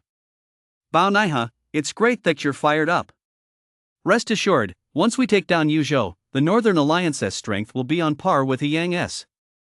The two guild leaders hit it off immediately. In their eyes, Yuzhou surrounded by two major provinces was already a piece of meat on the cutting board, and they were the knives about to bring it down. Any moves Yuzhou made now were nothing more than a last gasp. Xiaoyuer was merely making a final struggle. Over on US side, while leveling up their level 5 city defenses, they frequently post battle reports in the guild chat to garner applause. Everything was proceeding in an orderly fashion. Just then, however, they suddenly received a message from Yunmeng. Message, Yunmeng, Uncle, why are your troops' skills so weird? Message, Uncle, What's weird about them? Message, Yunmeng, the skills you're using are different from what the streamer set up for me. There's a pretty big discrepancy. Mail, Uncle, oh, really? Be more specific. Mail, Yunmeng, look, in the Wu Archer squad, Sun Quan is equipped with Muddy Waters and Divine Weapons. Why not just use Divine Weapons Descend from Heaven and Great Reward to the 3 armies instead? You gave Great Reward to the 3 armies to the Machete squad, but first, Full Army Charge works better for the Machete squad than Great Reward to the 3 armies. Second, for Ma Chao, you gave him Vanguard Charge and Blunt Weapons Dampen Sharpness. Not to mention that Vanguard Charge is easily countered by War's inevitable Severing of Gold, but equipping Blunt Weapons Dampen Sharpness is just ridiculous. You'd be better off equipping Warm Wine, which at least gives a 5% higher activation rate. Email, Yunmeng, if you ask me, for your Shu infantry, you should just equip Bean Ping with 1 rider against 1,000 and Broken Spear Assault. Liu Bei can take Avoid the Sharp Edge and Blade Strike, while Zhao Yun should take Turn the Horse Around and Step by Step. Once you get Meng Huo later, switch to Sturdy Troops, no peril. That way, the overall tankiness will actually be better, and damage output 1T be affected. Email, Uncle, and then what? Email, Yunmeng, then for your Wu Archer team, Zhou you should keep 3 arts, ingenious strategy paired with Song of Chu Rises. Sun Quan should use Divine Troops Descend from Heaven combined with Great Reward for the army, and Lu Meng should stick with his standard damage dealing skills paired with Counterplot. Email Yunmeng, for the Cleaver squad, Ma Chao should use Double Pursuit when Zhou should use Intimidation and Shatter, while Zhang Liao should use All Out Charge with his long range weapon, and Cao Cao should use One Man Holds the Pass and War Breaks Gold. It'll definitely be better than what you're using now. You stared at Yunmeng's endless stream of emails, his jaw practically dropping. Indeed, upon closer reflection, he realized that Yunmeng's team composition was far superior to his own. But wasn't Yunmeng just a noob who didn't even know who Lu Meng was the day before yesterday? How did he become a pro capable of teaching you how to build a team so quickly? Even if they say don't judge a man by his appearance after 3 days, this happened in less than 3 days. That's a pretty drastic transformation. Email, Uncle, that makes sense. Is this your own idea? It's way better than my team compositions. It's no shame to have a guild member point out a mistake in your team composition. On the contrary, knowing and correcting your mistakes before battle starts is much better than making them during the fight and having to fix them later. Email Yunmeng, this definitely isn't my idea. Yesterday I had a top streamer help me with my team composition. I have all 3 of the teams you listed, so when I saw the skills you deployed didn't match what the streamer recommended, I just knew there was something off with your setup. That explains it. So he actually consulted a professional team building streamer. Come to think of it, team composition really is a major headache for you. Although you has been playing Rate 2 Zonghang for over 3 years, as a casual player who frequently switches servers, you has always just used whatever was available and has never experienced such a luxurious lineup. Email Uncle, yeah, the streamer's lineup is definitely way stronger than mine. I'm heading home right now to swap out my skills. Email Yunmeng, admitting your mistakes and making amends is the mark of a good comrade. Uncle, I'm rooting for you, playful. Hearing that, you felt like he'd actually been lectured, but since the one lecturing him was a rare female player in Raichu, someone you'd be lucky to meet, he figured getting lectured wasn't so bad after all. It's kind of funny, really. Having been single his whole life for over 20 years, this was the first time a girl had ever reached out to him and talked to him this much. At 6:30 p.m., after grinding out the very last drop of experience, you moved his troops to Huguan Fortress, marking his official return to the battlefield after leveling up. The first squad of Shu infantry and the second squad of cleavers had both reached level 40, while only Cao Cao was still at level 39, though he was just half a bar of experience away from level 40. The third squad of Wu archers had also reached level 37. Although they hadn't hit level 40 yet, dominating the battlefield would still be a breeze. Among them, Ma Chao and Lu Meng, thanks to their pioneering hero status, were slightly higher in level, having reached level 42.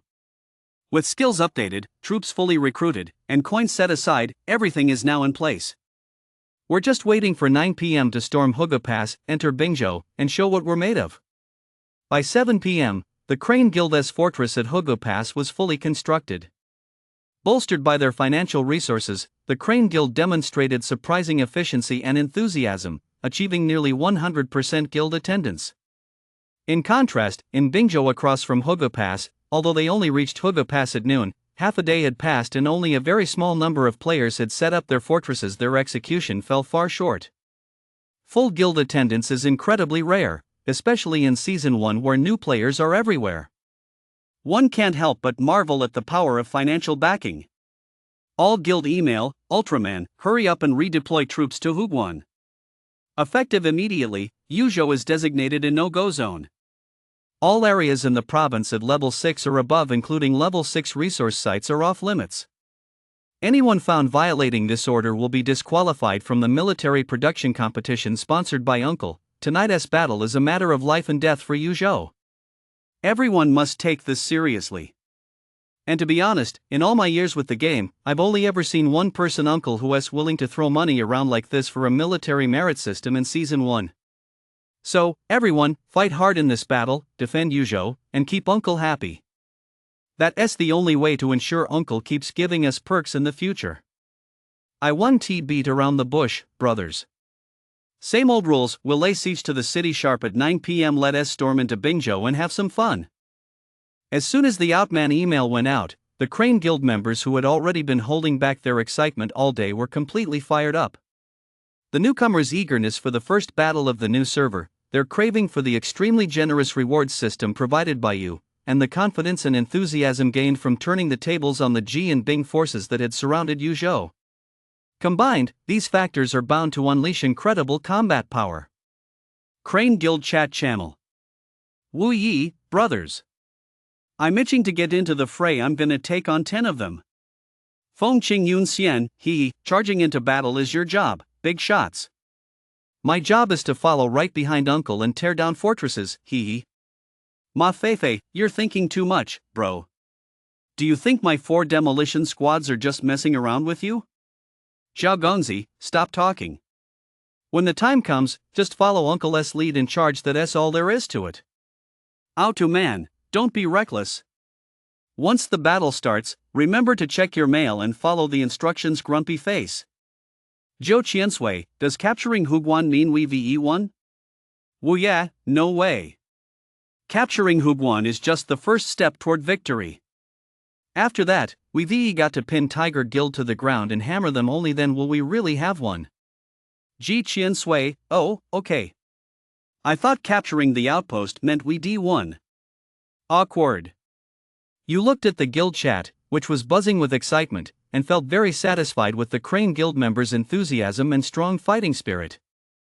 Once 9 o'clock hit, they stormed the pass and catch Tiger Guild off guard before they even had a chance to get their footing in, with the full support of the guilds from beyond the frontier backing them up. As long as they fought seriously, their chances of winning were ridiculously high. Oh man, since there are still more than 2 hours until the battle starts, I'd better get some rest. Otherwise, once it starts, I might not get a wink of sleep all night.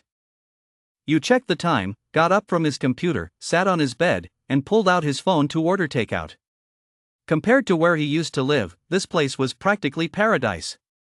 Being in the new district, the number and quality of takeout options far exceeded what you could get when he lived in the old district. Even the Aikiba burger, which shared the same name, was more refined in both packaging and taste than the one he ordered before. However, just as Yu was placing his order, a system announcement suddenly set the entire world chat ablaze. System, congratulations to the Qingzhou Guild War Guild for successfully capturing the level 5 Qingshu outpost, Mengyin. Chapter 13, Like an Aries. World Chat.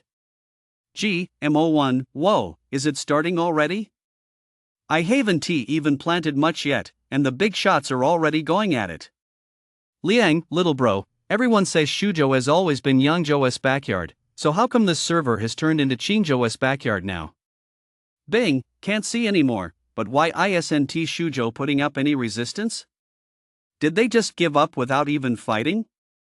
Yangzhou Erping fan, it's obvious the admins have already rigged the game. Of course they 1T put up a fight. Those poor few hundred brothers in Shuzhou, they've been sold out just like that. Sunaiha Bridge, newbies are trembling in fear. Man, they didn't join Shuzhou early or late, they had to join on the very same day we broke through the gate. Clearly, they didn't want to help us tie down Jizhou. You had just ordered takeout when he saw the commotion in the world chat. He zoomed in on the Mengyin Pass on the map. Sure enough, Shujo didn't put up any resistance at all. The deputy guildmaster had even relocated the city near Mengyin, waiting to set up a Qingzhou airfield. It was clear this had been arranged well in advance. You felt a sense of urgency. Qingzhou was the first to break through the pass and enter Shujo, partly to recruit players, but also to send a clear message to Jizhou. We haven't formed a guild alliance with Yuzhou. Do whatever you want, but don't drag us into it. Consequently, if they couldn't break through Bingzhou in a single push, the situation in Yuzhou would become extremely tense. Once caught in the pincer movement between Bingzhou and Jizhou, the consequences would be unimaginable. You had long noticed that Jizhou was laying roads toward Jieqiao, but the distance was vast. According to US estimates, even if Jizhou finished paving the road to Jieqiao and erected a fortress to breach the pass, the earliest it could happen would be tomorrow night. He had only 1 day left. If he could cripple and severely weaken Bingzhou within that day, he could return to defend his own territory with peace of mind. If not, he'd basically have no choice but to wait for surrender. With that in mind, you opened QQ and sent a message to Bai. Uncle, how's it going, Bai? Everything okay out in the frontier? Bai, yep. Tonight at 9 p.m., our two factions will storm the pass simultaneously. Seeing Bai's reply, you finally felt a little more at ease. Time ticked by second, and finally, it was 8:40 p.m. All-member message, Okuto man, 20 minutes until the gate opens. Everyone, main force, attack the gate sharp at 9 p.m. Demolition team, attack the gate sharp at 9:05 p.m. Demolition teams for the first 3 fortress rings, save 60 stamina. Once the gate's durability drops below 10,000, stop firing. Wait for my message. Follow commands to the letter. Let us do this.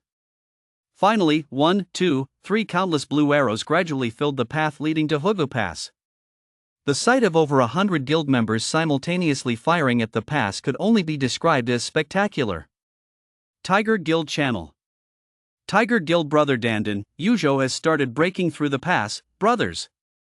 If your fortress is already up, redeploy your troops immediately. If not, hurry up and man the frontline fortresses. Coffin, my fortress is up, and I've moved all my troops over there. Who knows, maybe we can snag the big dragon. Cold, come on, if the big dragon were that easy to snag, that'd be great. Tiger Guild Zhuangzhuang, hey, we've gotta give it a shot, right? Go for it, Coffin. I'm rooting for you. Humble Tai, if you really manage to snag the big dragon, we'll crowdfund a monthly pass for you. Yesterday's memories, don't panic, guys. It's a level 5 stage with 12 teams and level 8 defenders. Our main force must be battered after taking Yuzhou. Hold the line. It's true that, for a server that has only been open for a week, the 12 squads of level 8 defenders at the level 5 stage are indeed a massive obstacle. Taking them down would be a grueling ordeal. Even if you survive, you'll be battered and bruised. By the time you break through, you'll have barely any full-strength main forces left. But these people clearly underestimated the combat prowess of Yu and Xiao Qiao. At exactly 9 o'clock, members of the Crane Guild launched their assault on the city. In the blink of an eye, the defenders of Huguan were completely wiped out. Han Lang, damn. Gone in a flash? Are these 12 squads of level 8 defenders made of paper? Yi Liangchen, just watch. I bet Uncle took out most of them again. Huguan's durability plummeted rapidly as time passed. In just over 10 minutes, its 20,000 durability had dropped to just over 5,000. Group email, Otuoman, don't touch the fortresses in the first 3 rings yet. Listen carefully to this email. Deploy the 3rd ring fortresses when they have 3,000 durability remaining, the 2nd ring ones at 1,500, the 3 fortresses at the entrance to Huguan in the 1st ring at 500, and all other fortresses at 1,000. The durability continued to drop. Finally, the Bingzhou side began firing. Although there were only a dozen or so red lines, every step these teams took forward tugged at the heartstrings of everyone in the Crane Guild. Oh man, they're still trying to steal the big dragon. You had one fortress at the entrance to the 1st ring and another at the 6th ring. When the fortress at the entrance was breached, he had already deployed a squad of Shu infantry plus 2 demolition squads, one consisting of Sun Jian, the 2 Qiaos, infantry, and Zhuge Liang with high damage demolition, and another composed of a full red group of Dongzhuo, Gaoshan, and Xiahou Yuan forming a high-speed cavalry demolition unit. You kept a close eye on Hugo Pass's remaining durability and the deployment time of the Bingzhou troops. After making a rough mental calculation, he resolutely dispatched his demolition units straight for Hugo Pass. At the same time, Xiao Qiao, whose fortress was right next to us, sent out her troops almost simultaneously with you. Seeing that the streamer's timing matched his own, you knew this move was practically a sure thing. Sure enough, the moment US final unit made contact with the city walls. World Channel. System: congratulations to the Yuzhou Guild Crane Guild on successfully capturing the level 5 Yubing Pass, Hugo Pass, for the first time. Liang, Jun Wenguiqi, what the heck? Did Yuzhou and Qinzhou make a deal? They both managed to capture the pass on the same day. Bing, coffin, what a shame we were so close to snagging the dragon. Jing, Liangshan, wow, there are only 2 people on the Huguan kill leaderboard. Uncle racked up more than half of them by himself, and little Qiao Biluo cleaned up the rest, ha. Impressive. Gee, too much homework, come on, Bingzhou brothers. Take down those Yuzhou bandits and protect our national integrity. Gee, Lizong Xiaojing, huh, forget it, Uncle sa total drag. Do you really think Bingzhou alone can beat them? Yu Yunmeng, your mouth is like a blessed toilet plunger. With you being so sarcastic every day, don't let a mantis on the enemy team sneak into your base and steal your stuff in League of Legends, triggering left alone on you. Gee, Lizong Zhuoyi, whoa, so Yuzhou has this kind of master protecting dog, too? Don't get ahead of yourself. Just wait till I, Zhuoyi, enter Yuzhou. I'll have some fun with you. With only 5,000 power, you're already barking like that? Are you even worthy? The new wave surpasses the old. Let us be honest, these liaison guys from Jizhou really have a foul mouth. If you didn't know better, you'd think they were mentally ill. Yu Yunming, oh my, then come on over already. This little weakling with 5,000 power is waiting for you. Jiliazong Dragon Lord, I don't know what these master protecting dogs have to be proud of. They're just someone's dogs, yet they're barking so happily. Yuya, there are always some people who do nothing but bark all day. They call others dogs, but I think they're the ones who look the most like them. Love it, love it. You Automan, Crane Guild, drop to the lower realm. Why bother arguing with these random trolls? They're just keyboard warriors, probably unhappy with their real lives and looking for attention here. Don't pay them any mind. Meanwhile, while the intense skirmishes were raging, the Crane Guild launched an attack on the Tiger Guild's stronghold. You charged ahead, slamming into the dozens of squads manning the Tiger Guild's front lines. At a time like this, it's all about head-on confrontation, no scouting involved. Just one word, go all out. 3 main forces launched simultaneously, with the Cleaver squad moving the fastest. In just over half a minute, they reached the enemy's front lines.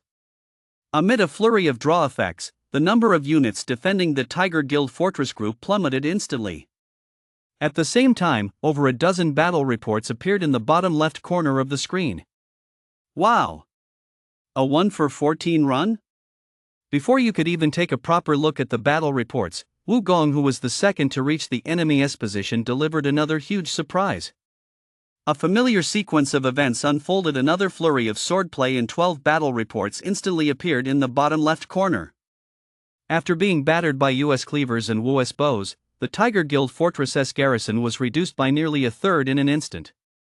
Behind them, in addition to the hundreds of arrows from the Crane Guild, US highest level Shu infantry, his most versatile combat unit, was also slowly firing at the defenders. Tiger Guild chat. Coffin, battle report, I'm done. What the hell is this? The Shu infantry I worked so hard to train just got wiped out by a cleaver without taking a single hit? Yi Liangchen, wow, a full team of max level Ma Chao, Zhang Liao, and Chao Chao? I don't believe this guy doesn't have at least 3 minds. Tiger Guild Zhuang, be grateful. With that unit type advantage and overwhelming quality, you still got wiped out without taking a single hit. My little Dudu, who just finished leveling up, wore down his cleaver unit by 1,000 men. Heart flutter, if you don't understand, just ask. I had a full roster of Han archers and Drew with his cleaver unit that only had 8,000 troops. Did I come out ahead or behind? Lin, battle report, hang in there, guys. I'm done for two. One of my two main squads got wiped by the cleavers, and the other by the Wu archers. Yi Liangchen, the Wu archers are max red too? Does this uncle have every single hero maxed out at red? Tiger Guild Zhuang, probably. It's not just uncle, they VE also got a little Xiao Biluo who has high red. A squad of 13 red Wu archers wiped out quite a few of our garrisons. Coffin, what kind of monsters are they? Didn't they say Yuzhou wasn't much of a threat? We had over 60 teams defending, and they were wiped out in an instant. Shirlu, don't even mention it, Coffin. This uncle is practically Ares, he single-handedly took out nearly half of our outposts. Lin, sigh, we definitely can't hold the Huguan position anymore. Let us fall back to Shang Ai. If we hold Shang Ai, we're halfway to victory. Watching as the Tiger Guild's outposts at Huguan were overrun and realizing that even his own Shu infantry hadn't had a chance to land a blow before their outposts were wiped out, you knew the enemy had abandoned the Huguan position and was preparing to fall back to Shang Ai. They're trying to drag this out into a war of attrition. They VE got plenty of ideas, but unfortunately, they're useless. He immediately opened the Crane Guild SQQ admin group, tagged everyone, and said, organize our forces. Clear the way to Shang Ai while also advancing towards Xinqing. If we can't break through at Shang Ai, we'll just take Xinqing directly. Wait, Xinqing is a level 6 city. Can we actually take it? Uncle, no problem. I've got this. Alright, I'll go make the arrangements. The Battle of Huguan had been underway for less than 10 minutes when the outcome was already decided. All that remained was reclaiming red territory, clearing paths, and capturing the city. Just then, another system announcement finally appeared on the world chat, long overdue. System, congratulations to the Summit Guild from beyond the Bingzhou frontier for capturing the pass and expanding their power into the Bingzhou frontier. Chapter 14, The Battle of Shang Ai.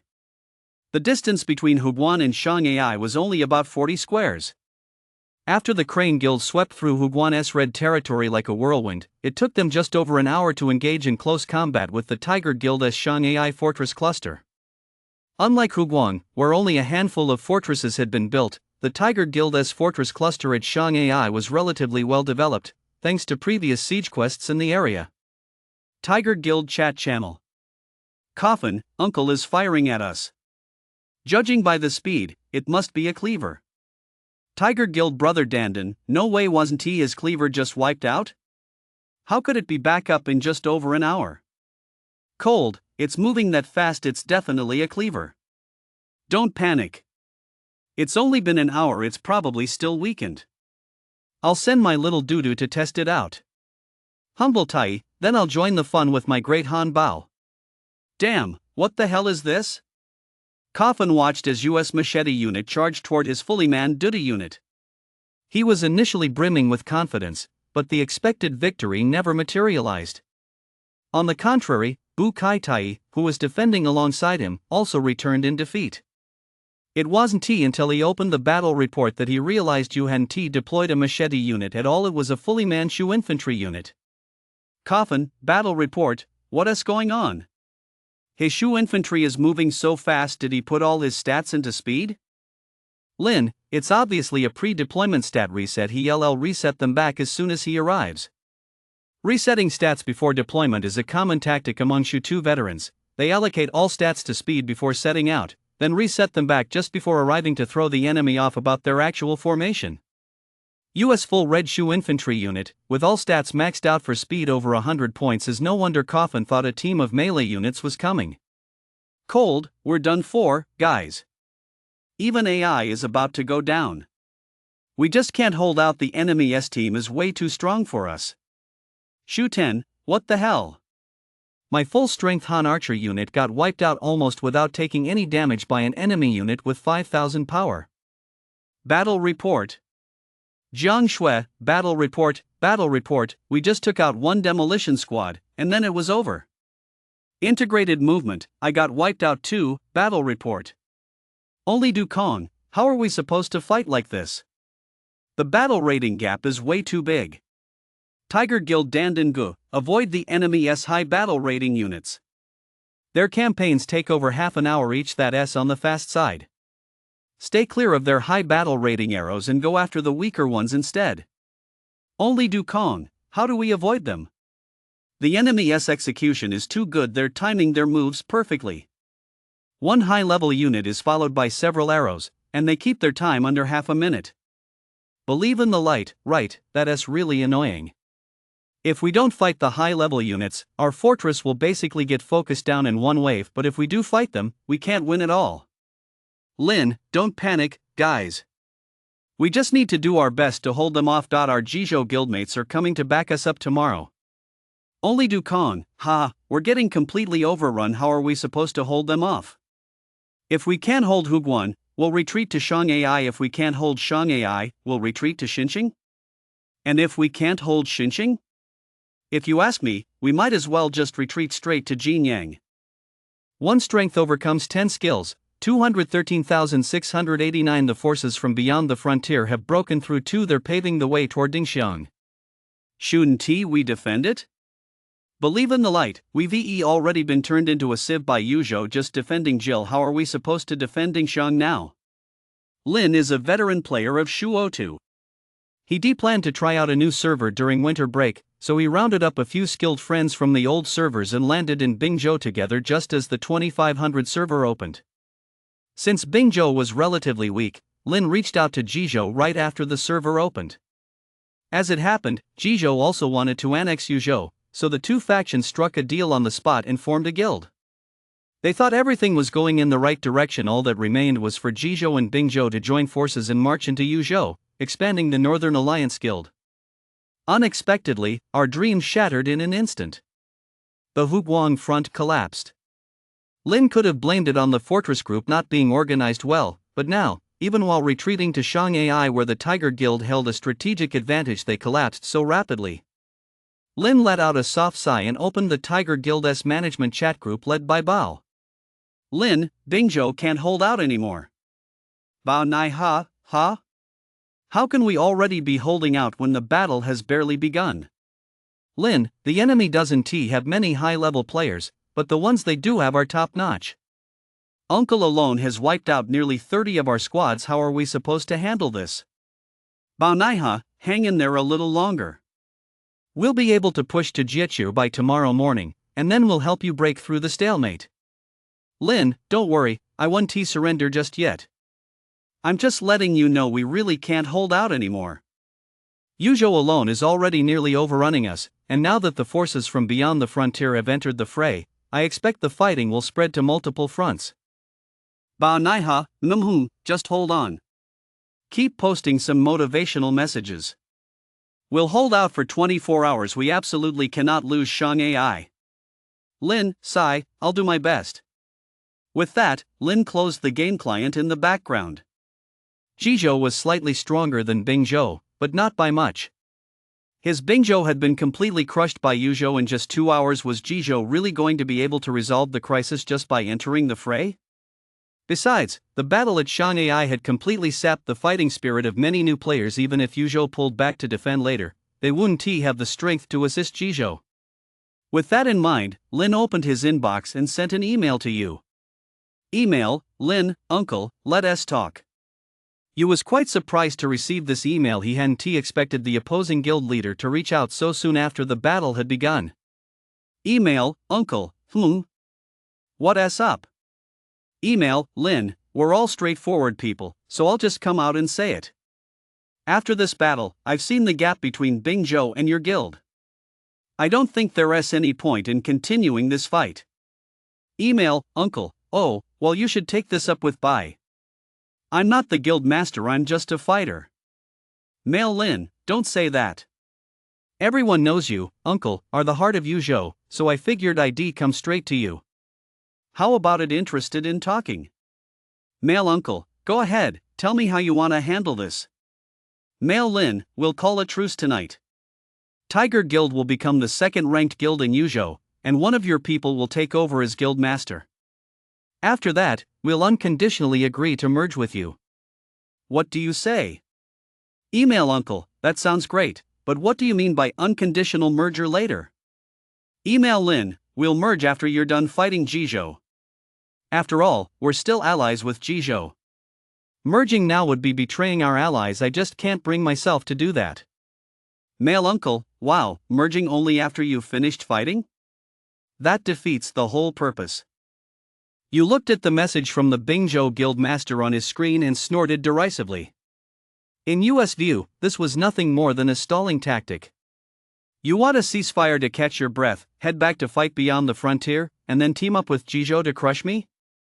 That's a nice thought, but do you really take me for a fool? You saw right through the Bingzhou Guild Master's scheme. He immediately closed the email window and stopped responding to Lin. Seeing that you wasn't replying to his messages, Lin realized his plan had been exposed. With no other choice, he had to grit his teeth and keep fighting. Due to the distance from the fortress, the Crane Guild's advance on Shang AI was extremely slow, giving the Tiger Guild a chance to catch its breath. But just as the Tiger Guild thought it could stabilize the front lines at Shang AI, night finally fell. The nighttime battlefield belongs to the hardcore players. It's not uncommon for either side to be overrun by them in the middle of the night, but this was still a rare occurrence in Season 1. On one hand, new players hadn't yet developed good nighttime combat habits. On the other hand, in Season 1, it was rare for wealthy sponsors to offer military merit rewards to encourage night battles. Who would stay up all night fighting for the sake of the guild when they hadn't even gotten to know all their fellow members yet? That was the case with Tiger Guild. As night fell, more and more people chose to log off and go to sleep. The conscientious ones knew to leave their main characters on the front lines to hold the position before sleeping, but the careless ones, who cares if you hold the line or not? But Crane Guild was different. You have to understand that the merit system you announced was incredibly generous. Everyone who participated in night battles received a monthly pass, and there were extra rewards for both merit and territory raids. As a result, by midnight, the number of Crane Guild members still online hadn't decreased. In fact, there were even more than in the afternoon. Some big shots had even slept through the entire afternoon just to log in at midnight and earn those monthly passes for the night battle. Bolstered by this financial incentive, when Tiger Guild members logged in the next morning, the battle for AI, which had been a foregone conclusion, had already ended. Chapter 15, Returning to Defend Xiaoqiao. Tiger Guild Chat Channel. Cold, what's going on? I woke up early this morning to send reinforcements to the front lines, but how come AI has already been wiped out? Coffin, those guys from the Crane Guild don't sleep at all in the middle of the night. It looked like there were over 100 of them online until past 5 a.m. There's no way we could fight them. Shuten, to be honest, I think we should reach out to the Crane Guild admins to discuss a merger. We've been completely overrun. There's no point in dragging this out any longer. Tiger Guild brother Dandan, don't panic, guys. Tonight, our brothers from Jizhou will break through the boundary bridge into Yuzhou. Then we'll attack from both sides. No matter how strong the Crane Guild is, they won't be able to hold out. Shuten, Shang AI has already fallen. Even if the enemy doesn't stall, it'll take them at least a day to push back, right? A day is more than enough time for Yuzhou to overrun Jizhou. We know better than anyone how strong the Crane Guild is. Honestly, there's no point in you deluding yourself like this. Tiger Guild Dandan Go, why are you saying that, Shuten? Can't we, the Tiger Guild, show a little backbone? They've come right into our territory to bully us. Are we just going to surrender just like that? Shuten, this conversation is getting pointless. We formed a guild alliance to attack Yuzhou in the first place. Now that they've broken through our defenses, you're turning the tables and saying they're bullying us in our own territory? Fine, to each his own. I'm logging off. With that, Shuten left the guild and went free agent. There weren't many high-level players in the Bingzhou Tiger Guild. Although Shuten wasn't considered a top-tier player, the few brothers who entered the server with him were all key members of the Tiger Guild, including Shuten himself, and were all experienced players who had been active in the old servers for a long time. As a result, Shuten and his group still held considerable influence within the Tiger Guild. Now that Shuten had gone independent, more than a dozen others followed suit. Everyone knew that the Tiger Guild was now nothing more than a spent force, merely propping itself up by sheer will. You swiped through the screen, observing the Tiger Guild's distant strongholds in the emerging fortress cluster. Whoa, quite a few have already gone independent. Not bad, mission accomplished. You noticed that Shu-10 and his crew had already left the game, realizing that Crane Guild had achieved its strategic objective this time. From this moment on, Tiger Guild had completely lost its eligibility to compete in server 2500 of Shur 2. It's important to note that Tiger Guild members had harbored grievances against the leadership for quite some time. Ever since Lin formed an alliance with Jizhou, it was effectively a submission to Jizhou, a move that left Tiger Guild members deeply dissatisfied. Without firing a single shot, relying solely on a round of negotiations and accepting a big brother, this made many new players deeply doubt binge-worthy standing within the entire server. Now, with the Crane Guild crushing the Tiger Guild overnight, coupled with Shu-10 and his crew stepping down, this series of blows, combined with some incitement, had completely sapped the new players' enthusiasm. He opened the Crane Guild's management QQ group. "Uncle, would ya take a squad and find time around noon today to take Shanghai? We also need to hurry up and build a fortress at Jiechia. I estimate we'll run into Jizhou tonight." "Well, yeah, got it. We've already laid the groundwork at Jiechia. I've reserved the first ring for you." "Bye, but are we really just going to give up on the Bingzhou battlefield like this? We finally have a chance to recruit high-level players, and we're just handing it over to the Outlands? I can't accept that. Uncle, the Tiger Guild is just a bunch of nobodies. The situation is tense right now. If we provoke the Outlands, it could backfire badly. Besides, if we fight Jiechia and then Jizhou, and we end up taking over Jizhou once we're inside, wouldn't that be great?" "Bye, Sai, I get all that, but it just feels like a loss." "Persevering one, it's not a loss. The biggest crisis facing the Crane Guild at the start of the server has been averted. That's already pretty good." "Uncle, alright then, Otakuman, send an urgent message to the whole guild, head to the Jiechia enclave. Tonight, we'll fight Jizhou until dawn." "Tuman, got it. But Jizhou isn't as weak as Bingzhou. I heard their guild leader, Baonaiha, brought an entire raid group over from the old server, something called the Lai Zone raid group. They're actually pretty strong." "Well, yeah, huh? That group of loudmouths? Perfect. Tonight, we're definitely going to crush that Lai Zone raid group." "Tuman, I've heard that their liaison Dragon Lord has been pulling non-stop for days since the server opened this season." "Don't let that Dragon Lord crush you, will ya? Kuxinrin, go for it, will ya? Wipe out the Liaison Guild, and you'll be the top dog of the Crane Guild." "Bye, wow, the top dog of Crane Guild. If you go out there and just announce yourself as Wuya, the top dog, wouldn't you be walking all over the 2500 tier?" The battle at Huguan Pass against AI has given Crane Guild members a huge confidence boost. They say that since ancient times, Yuzhou has been a place for farming. When these newbies and veterans settled in Yuzhou at server launch, they basically never even thought about pursuing the Conqueror Guild or anything like that. Most people who settled in Yuzhou did so for one of two reasons. First, they were from the northeast and wanted to be near their hometown. Second, they had no interest in pursuing the Conqueror Guild title, preferring to wait for a merger or simply farm in peace. Even when war broke out with the Tiger Guild, most of them were just looking to cash in on their monthly passes. They figured it'd be more fun to join the whole guild in a brawl. They never imagined that the server's very first battle would end in a resounding victory in less than a day. They completely crushed the Tiger Guild. It was only then that many of them began to wonder for the first time whether Yuzhou might ultimately claim the Conqueror Guild title. But for anyone aiming for the Conqueror Guild, whether in Yizhou or Yangzhou, it would be a massive mountain standing in their way. And the Bao Guild from Jizhou, which they face tonight, is yet another small hill standing in the Crane Guild's path. Only by scaling this hill will they have a chance to face the next, taller, and more formidable mountain. 12:30 p.m., World Channel. System, congratulations to the Crane Guild of Yuzhou for capturing the level 3 city of Shanghai in Bingzhou. Ching, Liang to you, wow, the battle has only been going on for one night, and it's already over? Gardenia Blossom, you brothers from Yuzhou are fierce. 666. G, Stranger, now that you've wiped out Bingzhou, is G Province next? Crane Guild big shots, please go easy on us.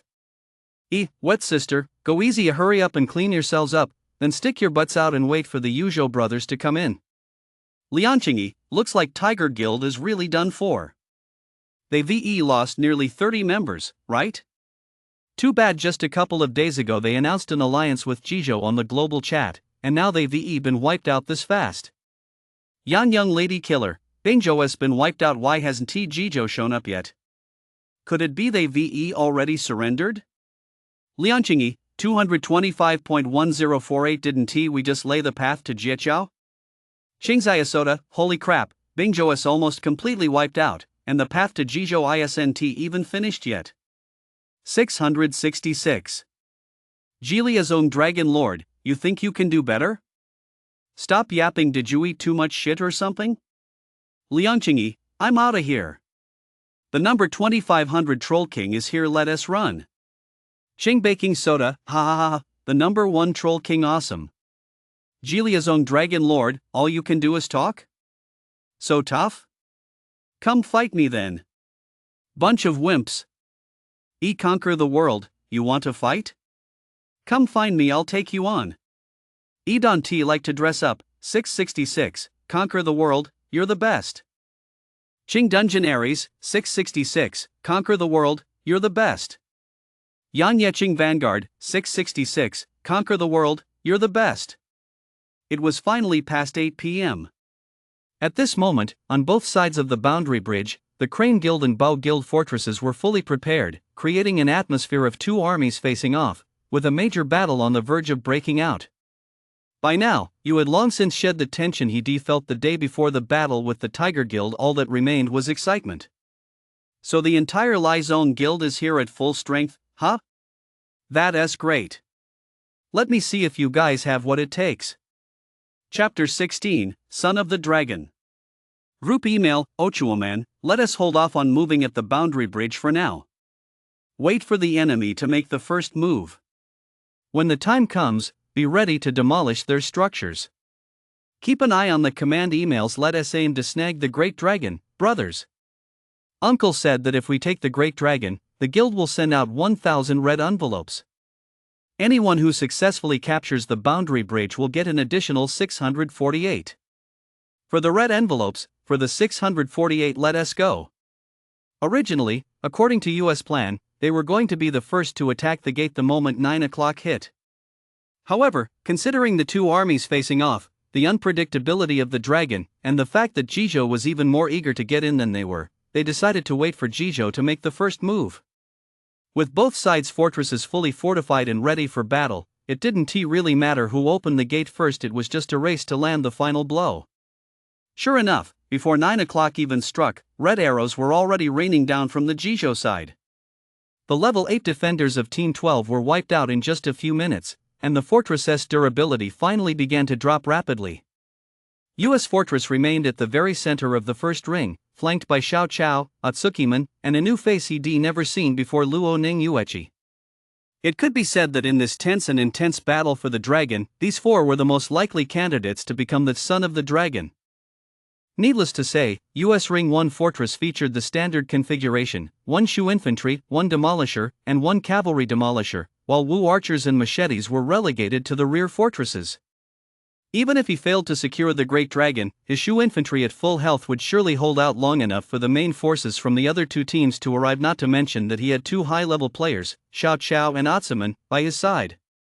Bao Jingtuan Guild Chat. Bao Naiha, brothers, get ready, we're down to less than 10,000 HP, don't let them steal the dragon. Liaison Longya, don't worry, boss. With my first tier fortress and 3 demolition squads, there's no way they steal the dragon. Liaison Xiaojing, plus, we got the big shot Bao Qingtian calling the shots. I wouldn't say it's a sure thing, but there's definitely no room for surprises. Nai Luo, we should still play it safe. If they really do steal it, many of our key players are already low on health, I doubt we'll be able to hold out. Lai Zone Dragon Lord, why are you so talkative? If you're so eager for Yuzhou to steal the dragon, why don't you just go wander over to Yuzhou yourself? Under Lai Zone Dragon Lord's sharp retorts, the guild chat fell silent once again. Nai Luo is a one-season Aries who has played on quite a few servers. A one-season Aries refers to a player who only plays for one season. Once that season ends, they either sell their account and leave or simply retire. This might be because of the sudden increase in difficulty during Season 2's pioneering phase, or perhaps they simply got bored after one season.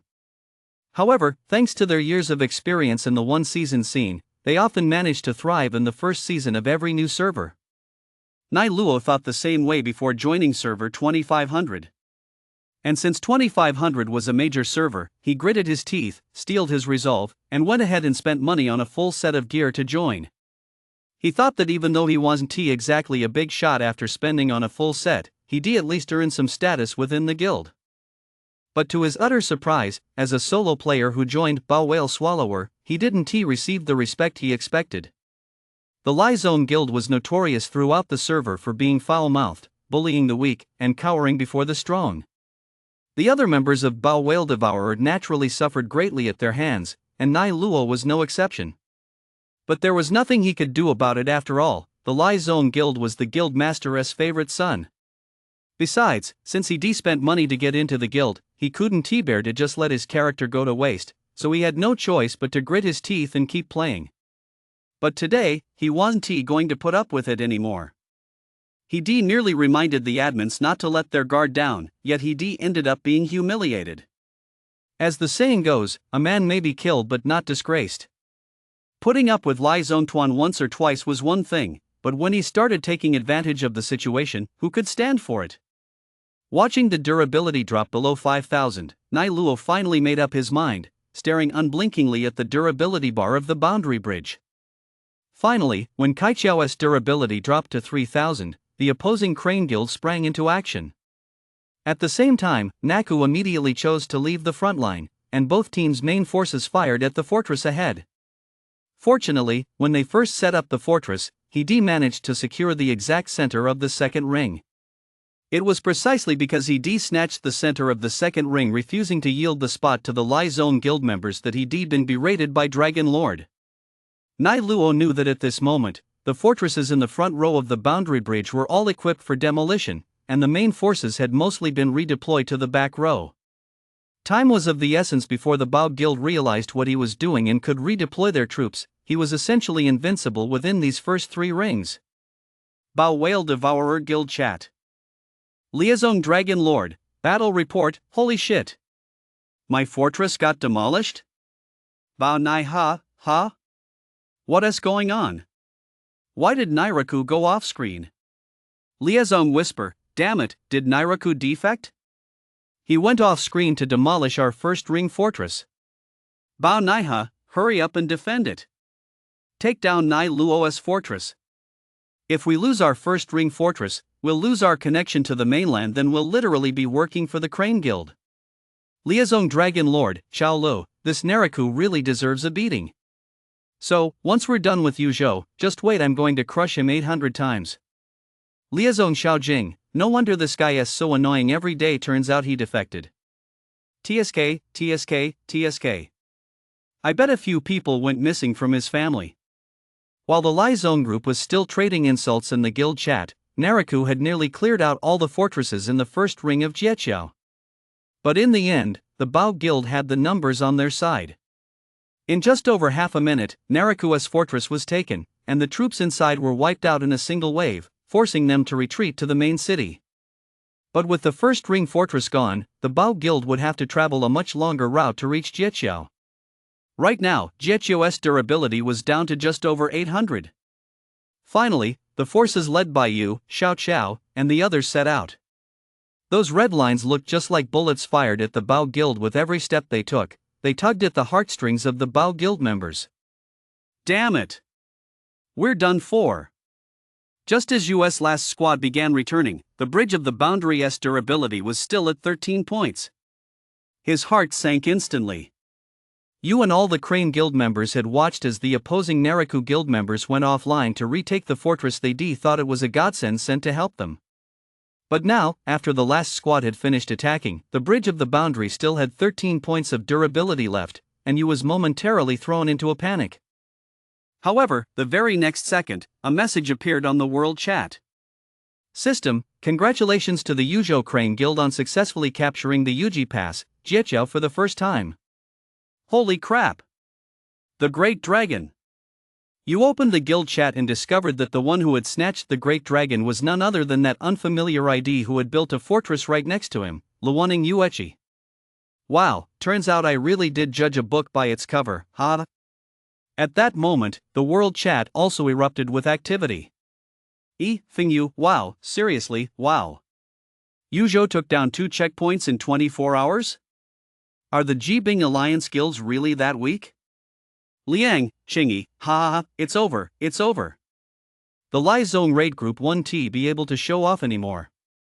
So the die is cast. I've got to say, it's all because of this Lai Zone raid group that my server has developed a regional bias against Ji province. Bing beyond the frontier all in, Yuzhou is the real deal, uncle is the best in the world, haha. Yuzhou, Yunmeng, Li Zong's little brothers, this lady is coming for you. Meanwhile. Group email, uncle, brothers, let us charge right in and wipe them out. Same rules as when we took Bingzhou plus 1 more, for every Jizhou fortress you destroy, you get 10. The more you destroy, the more you earn, no upper limit. Teaming up is fine, too. Let us go wipe them out completely. Crush them.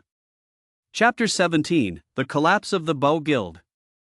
Jizhou Bow Whale Devourer Guild Channel. Happy New Year, we can't hold out anymore, we can't hold out. The enemy is fully manned on all fronts, we just can't withstand it. Luan Divine Mechanics Corps, Battle Report, our main force that just arrived was completely wiped out by the enemy commander, what a joke. Tianxi, if both sides' main forces were at full strength, we might still have a chance. But now, our combat power is already lower than Yuzhou's, and we've been worn down by Jieqia, there's no way we can hold out. Lingyan, forget it. That uncle and that little Xiao Biluo over there, they're not even on the same level as us. What the hell are they? We finally managed to field over a dozen units to hold the line, and they wiped us out completely. Kola, where's the Lai Zone Guild? Aren't they supposed to be so damn awesome every day? Send them in to hold the line. Happy New Year, forget it. I just saw Dragon Lord's main force get completely wiped out by Uncle, and that was only because little Dudu's Cleaver had a unit type advantage. Uncle only lost a little over 1,000 troops. Is that all you've got? Descendant of the Han Dynasty, is that it? They look down on everyone in the guild day in and day out, but when it comes to actual combat, they're still this pathetic? Benshu, why aren't the big shots from the Lai Zone Guild making a peep this time? Could they have been crushed? Lingyan, I don't know what's going on, but seeing my own guild get nearly wiped out actually makes me happy. Happy New Year, you know what this is called? It's called a few rotten fish spoiling the whole pot of soup. All member email, Baonaiha, 337.1006. Everyone, hurry up and set up a fortress in Changshan. Abandon all Jieqiao fortresses completely. Go home now to recruit troops. The cavalry unit should move to the Changshan enclave. We'll establish a second line of defense to face Yuzhou head on. Lingyan, back up, back up, back up, back up, back up. I'm backing up, what the hell, Magu? Isn't the Lai Zone Corps supposed to be awesome? Let them defend it, I'm not putting up with this anymore. Drift, this is hilarious, you're still giving orders here? I've put up with the Bao Guild for way too long. Now that the Crane Guild has joined the fray, why should we still put up with them? All they do is spout trash talk and act all high and mighty, it's a bad habit they've been spoiled into. Land Cruiser, nothing more to say here. I'm logging off to find Naraku. Bye. In the blink of an eye, nearly 20 members of the Bao Guild logged off a bolt from the blue for Jizhou, which was already at a disadvantage. A few even went so far as to demolish the Bao Guild's rear-line fortresses before strutting back home to recruit troops. It's over. It's all over. Sigh. As a veteran player of Shuotu, Baonaiha had even gone so far as to spend a fortune hiring the veteran server Lai Zone Guild to land in Jizhou together in preparation for the 2500 battle. Baonaiha was well aware that the Lai Zone Guild had a foul mouth, but since they were a high-level guild and part of his own core power base, he would always brush off reports from his members about their abusive language. He had always known that the Lie Zone Guild was a double-edged sword. If Jizhou could keep winning, the negative impact of the Lie Zone Guild would be negligible. Conversely, if Jizhou suffered a defeat, the Lie Zone Guild's dark history would be magnified endlessly, ultimately becoming the trigger for the downfall of the Bao Guild. Back when he was laying out his strategy, he sent his old server brother, Qinglang, to Yuzhou to destabilize the region, only for Qinglang to be beheaded and kicked off the server. Now, the main front had suffered a complete rout. He just felt exhausted. It seemed that ever since the server launched, every step he'd taken, every move he'd made, had been seen through and thwarted by that big shot from the Crane Guild in Yuzhou, known as Uncle. Meanwhile, the Crane Guild had also noticed the upheaval at Jieqiao. Yu was a bit taken aback to see nearly 20 new players suddenly appear on the Jieqiao server. Male, bye, what do you say, uncle? The enemy has about 20 players who left their guilds, and there's one named Naraku asking if he can join us after we capture the city. Male, uncle, I guess there are internal problems within the Bao Guild. I see that Naraku has actually helped us destroy quite a few of their fortresses. Male, bye, so what's the next move? Should I go talk to the Bao Guild admins? Male, uncle, our next move is to strike while the iron is hot, push straight through to Changshan. Let us make Changshan our first county city to capture.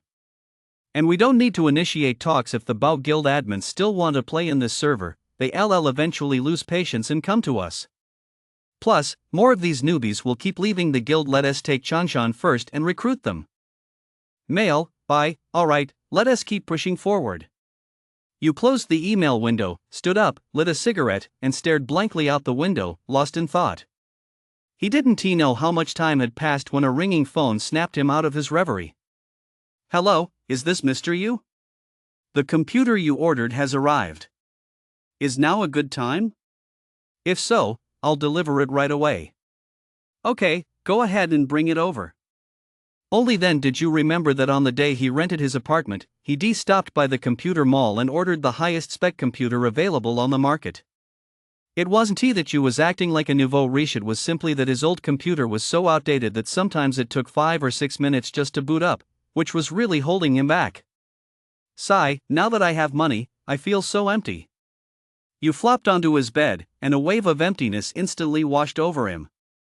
Ever since discovering this golden finger, Yu had quit his job and thrown himself wholeheartedly into the world of Rate 2 Zongheng. It was fine while he was playing the game, but every time he logged off, he'd feel like he had nothing to do.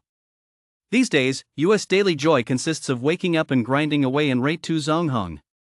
When he runs out of stamina or has nothing else to do, he opens a live streaming platform to send gifts to streamers.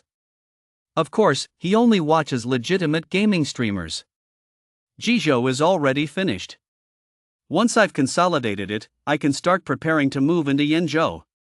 Yu returned to his computer, opened the world map, and began plotting his next grand strategy. Crane Guild manages the WeChat group. By guys, that was a fierce battle. We totally crushed the Bao Guild NBNB. Well yeah, that's what they mean by the tide turning, isn't it? Just a couple of days ago, our Yuzhou was fighting for survival, but in just 2 days, we successfully turned the tables. Auto man, besides Uncle, we got to give top credit to Kuxinwen for this victory. He is a tactical genius, the reincarnation of Zhuge Liang. I'd like to call you Little Zhuge. Kuxinwen, oh, come on, don't tease me. Any strategy has to be built on the foundation of having a top-tier player like Uncle.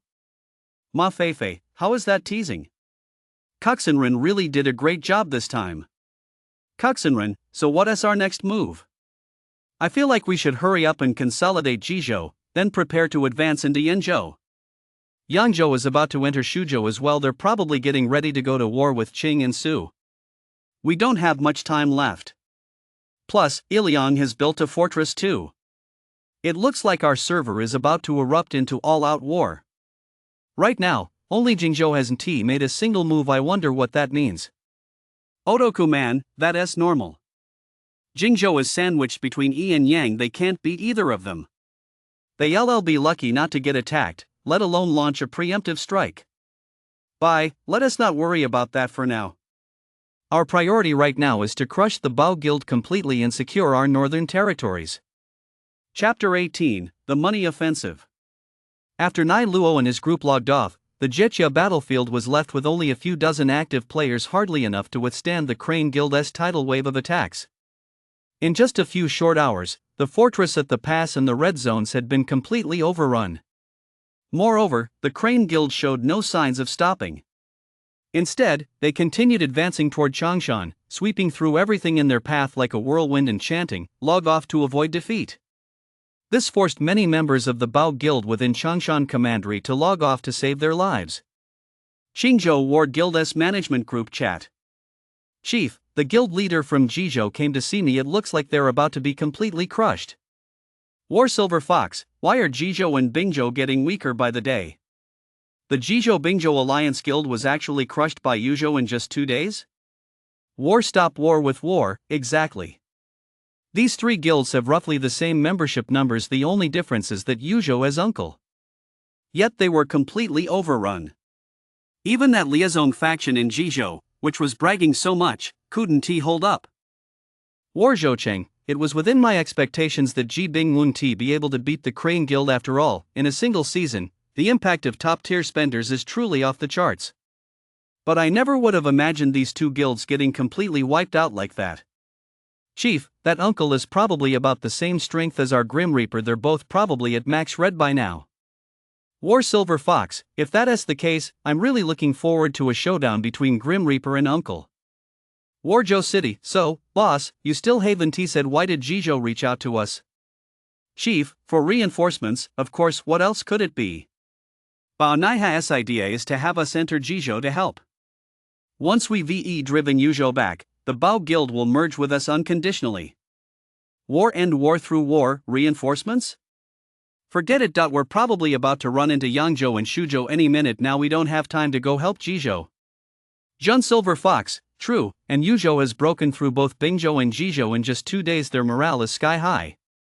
I'd say it'd be a 50-50 fight even if we went. I don't think it's worth going to war with Yuzhou over a Jizhou that's already on the verge of falling apart. Chief, that's what I think too. Jizhou has lost 30 or 40 members already. Morale is in shambles. It's only a matter of time before the Crane Guild captures a city there. Once that happens, the Bao Guild in Jizhou will be nothing but a name. Rather than going to war with the Crane Guild and facing enemies on 2 fronts, we'd be better off building a good relationship with them. That way, we'll hold off Yangzhou while they hold off Azhou. Jun Zhoucheng, I agree. What do you think, Death God? Death God Falling Leaves, I don't know much about strategy. You guys make the call. I think Chief has a point, though I'm really looking forward to fighting Uncle. But right now, that new Hejian army in Yangzhou is more than enough to keep me busy. Chief, no worries. Have confidence that Hejian Army 1T stand a chance against you. Death God Falling Leaves, I hope so. Chief, alright, it's settled then. Since we're not going to help Jizhou, let us focus all our efforts on preparing for tomorrow's battle with Yangzhou. Silver Fox, you handle diplomacy with Yuzhou over the next couple of days and build a good relationship with them. War Silver Fox, got it. Leave the diplomacy to me. I'll definitely build a good relationship with Yuzhou. US main force had long since been recalled to farm skins, and level up. Right now, Ma Feifei was still leading people to pave roads, and there were no battlefields that needed US help. Naturally, you wasn't going to pass up this rare opportunity to farm and level up over the past couple of days. This is so annoying. They're building a fortress over in Changshan too. It's like a toad crawling up your leg. It doesn't bite, but it's still disgusting. You swiped the screen, zooming in on Changshan, and discovered that quite a few members of the Bao Guild were building a fortress there in preparation for defense. Although the Bao Guild no longer posed much of a threat to him, their constant harassment and nagging were truly getting on US nerves. Bao Qingtian was an old buddy that Bao Naiha had brought over from the old server to the new one 2 years ago. When Bao Naiha first entered the Conqueror Guild season, the two of them were in the same squad. Later, Bao Naiha rose to become squad leader, and Bao Qingtian became deputy squad leader. It's safe to say that their bond and friendship had grown deeper and deeper over time. This time, coming to the new server with Bao Naiha, he was just in it for fun, so Bao Qingtian didn't spend much money. He only spent 66 to buy a Taisher CI.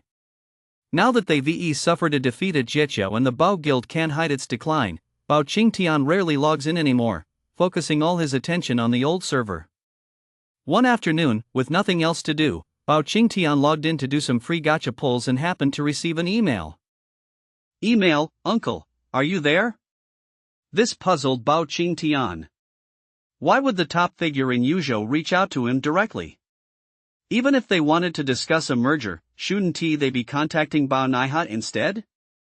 Email, Bao Qingtian, is there something you need? Email, Uncle, we're all adults here, so I 1T beat around the bush 1,000 yuan to buy your Bao Guild.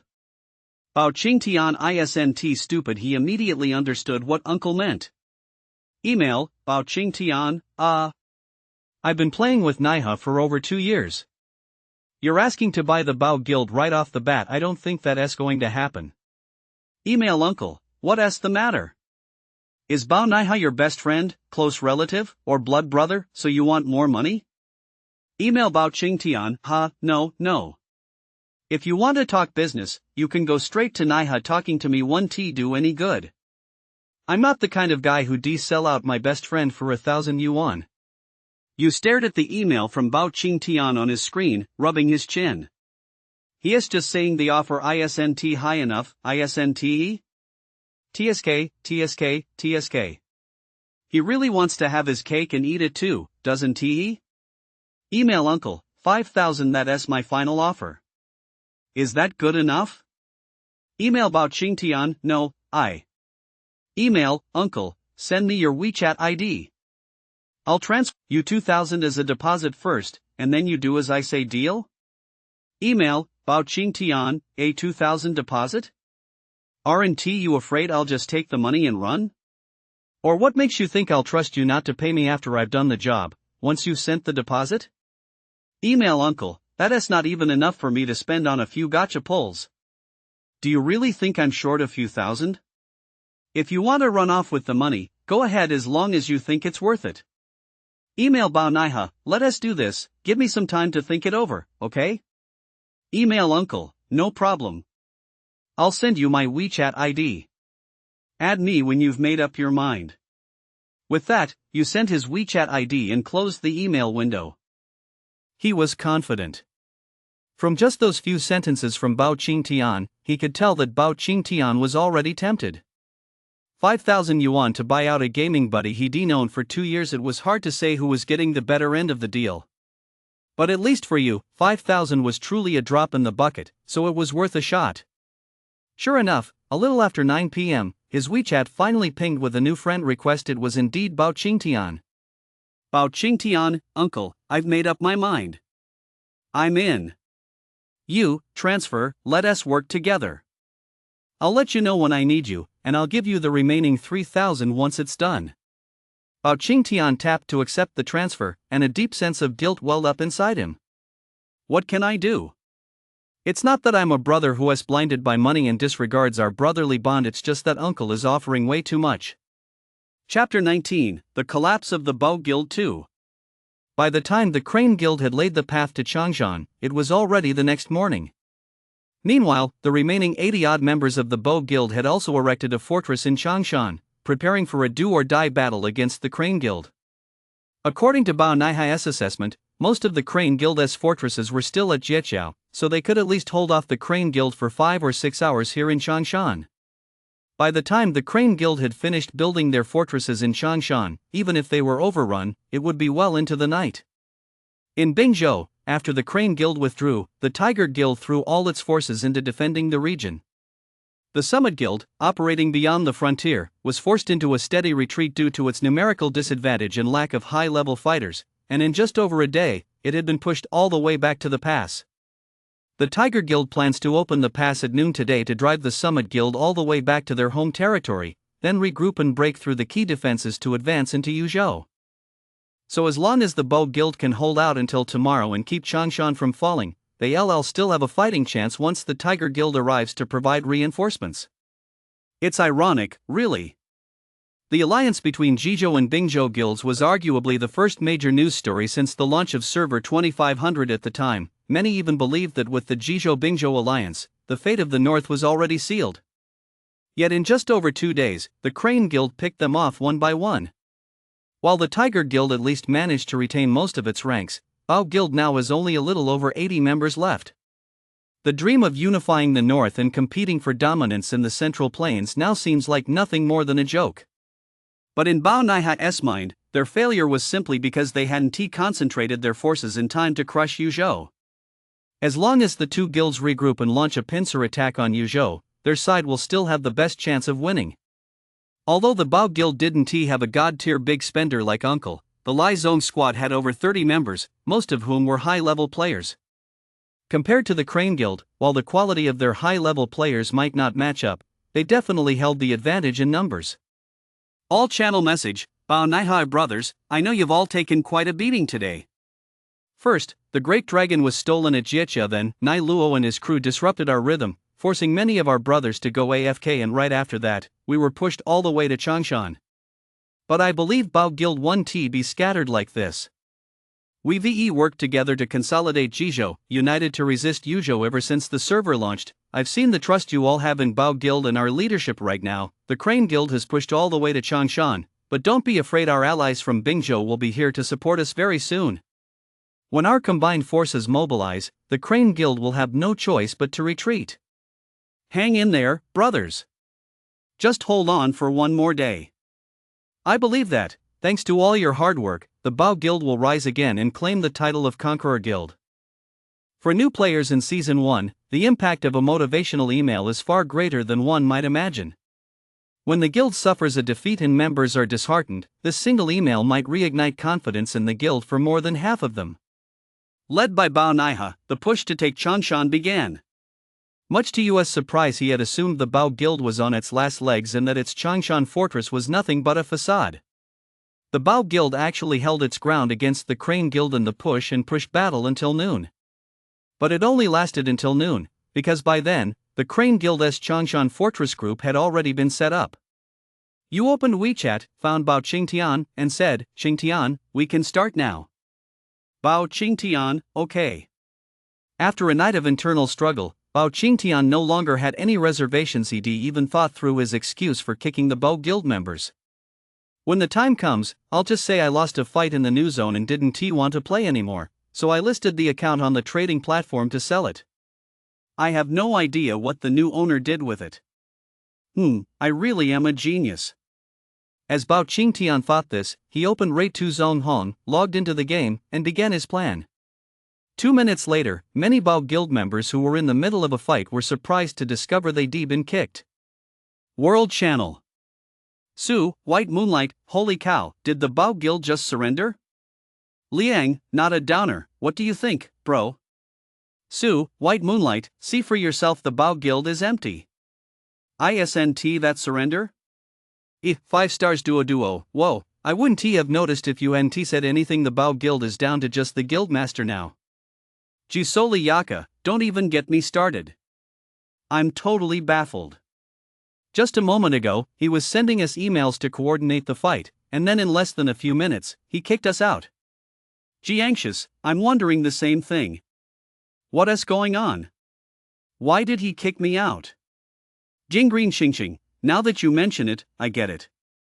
You guys were probably sold out, haha. Jianban, what do you mean, sold out?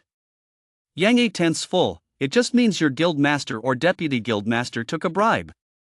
After the Bao Guild's defeat, the admins who had come together from several old servers rarely logged in anymore. For the past couple of days, it's basically been just Bao Naiha coordinating everything on his own. After sending a few more command emails, Bao Naiha logged out of the game to enjoy some well-deserved downtime. This mess had left him with only a few hours of sleep last night, and on top of that, having to personally take command the whole time had left him completely exhausted. Fortunately, Bao Qingtian finally came online around noon, allowing him to rest for a bit. However, this hard-won sense of ease lasted only a few minutes. Bao Whale swallows the penguin group. Yang Shulin, guild master, why did you kick me out? Wu Yang, yeah, why did you kick me out too? I spent the whole morning stalling the Crane Guild for the guild's sake, and you kicked me out without a word? Bao Naiha, what do you mean kicked you out? What is going on here? White Wild Boar, exactly what it says, you kicked all of us out. Bao Naiha, that is impossible. Don't joke around, I'm finally getting a chance to rest. Wu Liang, I'm not joking. Go check the game yourself right now, you're the only one left in the entire guild, even the deputy guild master is gone. Yang Shulin, it's a shame I devoted myself body and soul to the Bao guild, only to get kicked out for no apparent reason. How amusing. As soon as Bao Naiha heard this, he instantly realized something was seriously wrong and hurriedly grabbed his phone to log into Ratu Zongheng. Damn it! Bao Qingtian, you really outdid yourself. Once Bao Naiha logged into the game, he was completely stunned. Out of the guild's 80+ members, he was now the only one left. He opened the guild log and found several full pages of entries stating that guild member XXX had been removed by Bao Qingtian. Sure enough, it was Bao Qingtian's doing. Bao Naiha closed the game and immediately called Bao Qingtian. They exchanged numbers a long time ago. Hey, what's up, Naiha? Bao Qingtian's voice came through on the other end of the line. What's up? Ha, you've got the nerve to ask? Why did you kick everyone out of the Bao guild? Are you deliberately messing with me? Ha? What are you talking about? I sold all my new server accounts, how could I have kicked anyone? Ha? Sold them? Are you trying to fool a 3-year-old? Who is fooling you? I just sold them last night on the trading platform. Playing on the new server was boring anyway, so I just sold them off. If you don't believe me, I've got the transaction records right here. Listening to Bao Qingtian's vehement explanation on the other end of the line, Bao Naiha didn't believe a word of it, but he had no other choice.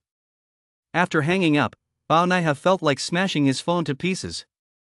Thanks to Bao Qingtian's antics, the Bao guild would now be completely eliminated from the 2500 server. He decided to log in right away, disband the guild, and announce to the entire server that the Bao guild had completely collapsed.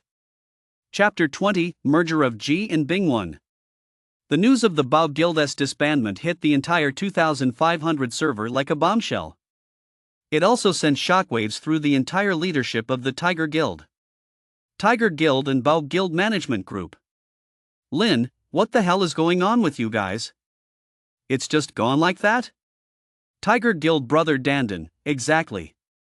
How can it just vanish like that? We were still fighting tooth and nail against the Crane Guild earlier today, and by tonight, the guild is gone? Bao Naiha, it's over, it's over. No miracles this time. The Bao Guild has been completely wiped out, there is no hope left. Lin, damn, come on. We and Bingzhou have held our ground under so much pressure, why did you guys defect to us only to give up like this? Bao Naiha, Sai, you guys better figure out your next move soon, too. I didn't want it to end like this either. Uncle spent money to recruit people, then kicked the entire guild while I was away. Lin, so what is your plan now? Join the Crane Guild with your people? Or what? Bao Naiha, since ancient times, the victor is the king and the vanquished is the enemy. We're no match for the Crane Guild in raw power, and we can't compete with them financially either. We accept this defeat with no hard feelings, but losing this thoroughly leaves me with no face to stay here any longer. I plan to sell my account and leave the server. Lin, oh, well. Tiger Guild Admin Group. Lin, what do you guys think? Jizhou is gone. I guess now that the Crane Guild has taken over Jizhou, they'll be coming after us next. Tiger Guild Zhuangzhuang, I used to think Jizhou was the big shot, but turns out they're just a bunch of wimps. They couldn't even handle a little pressure, they deserve to get taken over. Lin, Jizhou is already gone, so there is no point dwelling on it. We need to figure out what our next move is. Coffin, we got 3 options right now. First, push into the Outlands, hold our ground, take over the Outlands guilds, and then develop our territory gradually. Second, we could join the Summit Guild beyond the Great Wall, essentially latching onto Ezhou's coattails. It might feel a bit humiliating, but if Ezhou manages to grow, things will be much easier for us down the line. Third, we could join Yuzhou. They crushed us head on, but I think joining them is a viable option. After all, we VE fought them, and the brothers all respect them. Plus, they VE got Uncle, a super rich player who hands out perks every day. Tiger Guild brother Dandan, that's true. Given the current situation, if we go with the first option, we'll just end up caught between Crane Guild and Summit Guild, and our fate might be even worse than Bow Guild's. Tiger Guild Zhuang, so that means we have to pick one to side with, right? I'm fine with either, I'll just follow the boss and you guys. Lin, yeah, basically we have to pick one to side with. Personally, I'm leaning more toward Crane Guild. Even though Summit Guild has Ejo backing them, at least in direct combat they've been pushed back by us time and time again.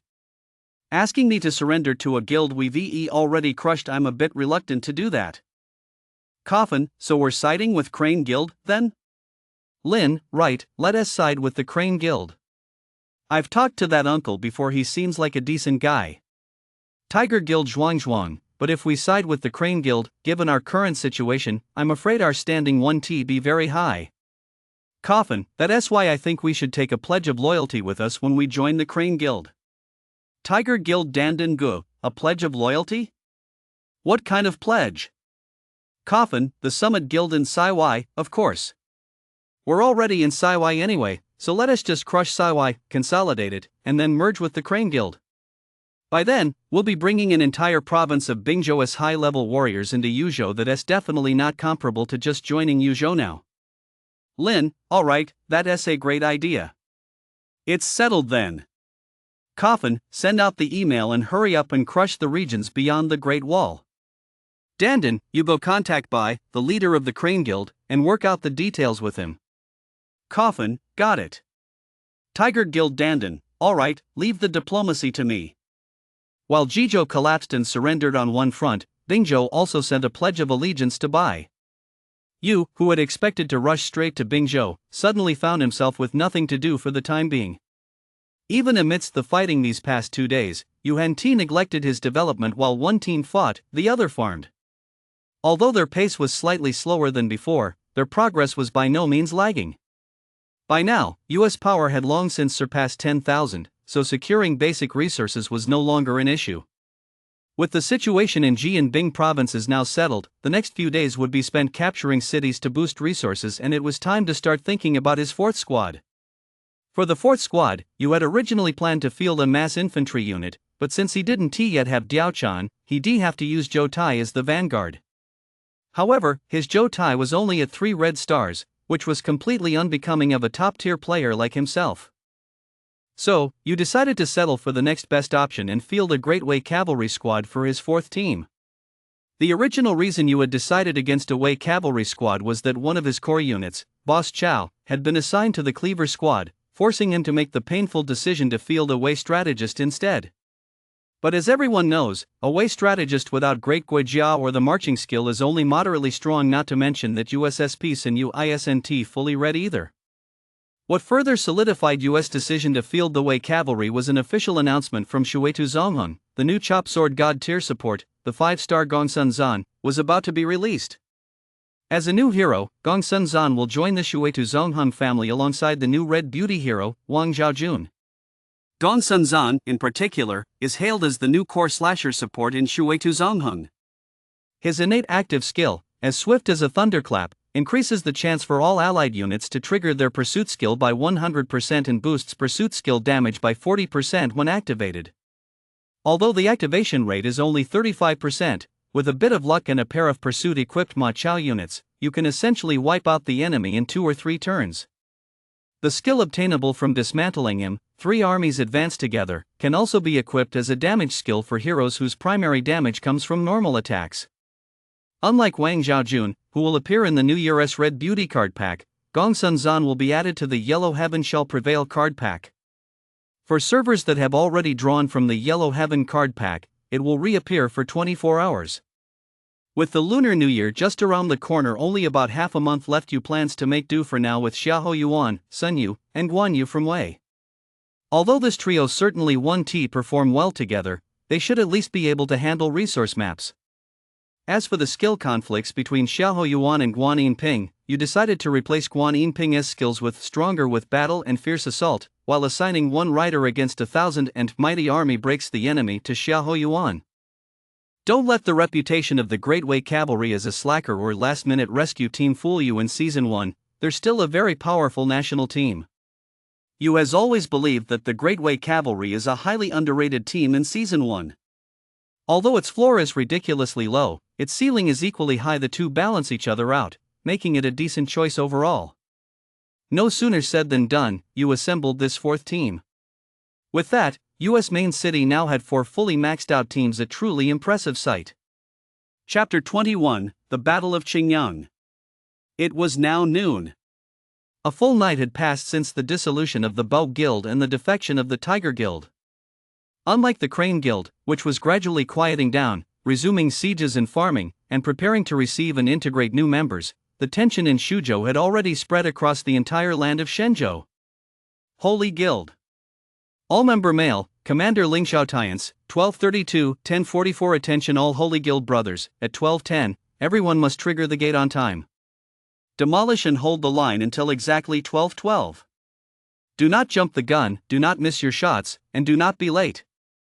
For this mission to breach the Huayin Gate, each regiment will strictly enforce attendance. 1 instance counts as 3 regular check-ins.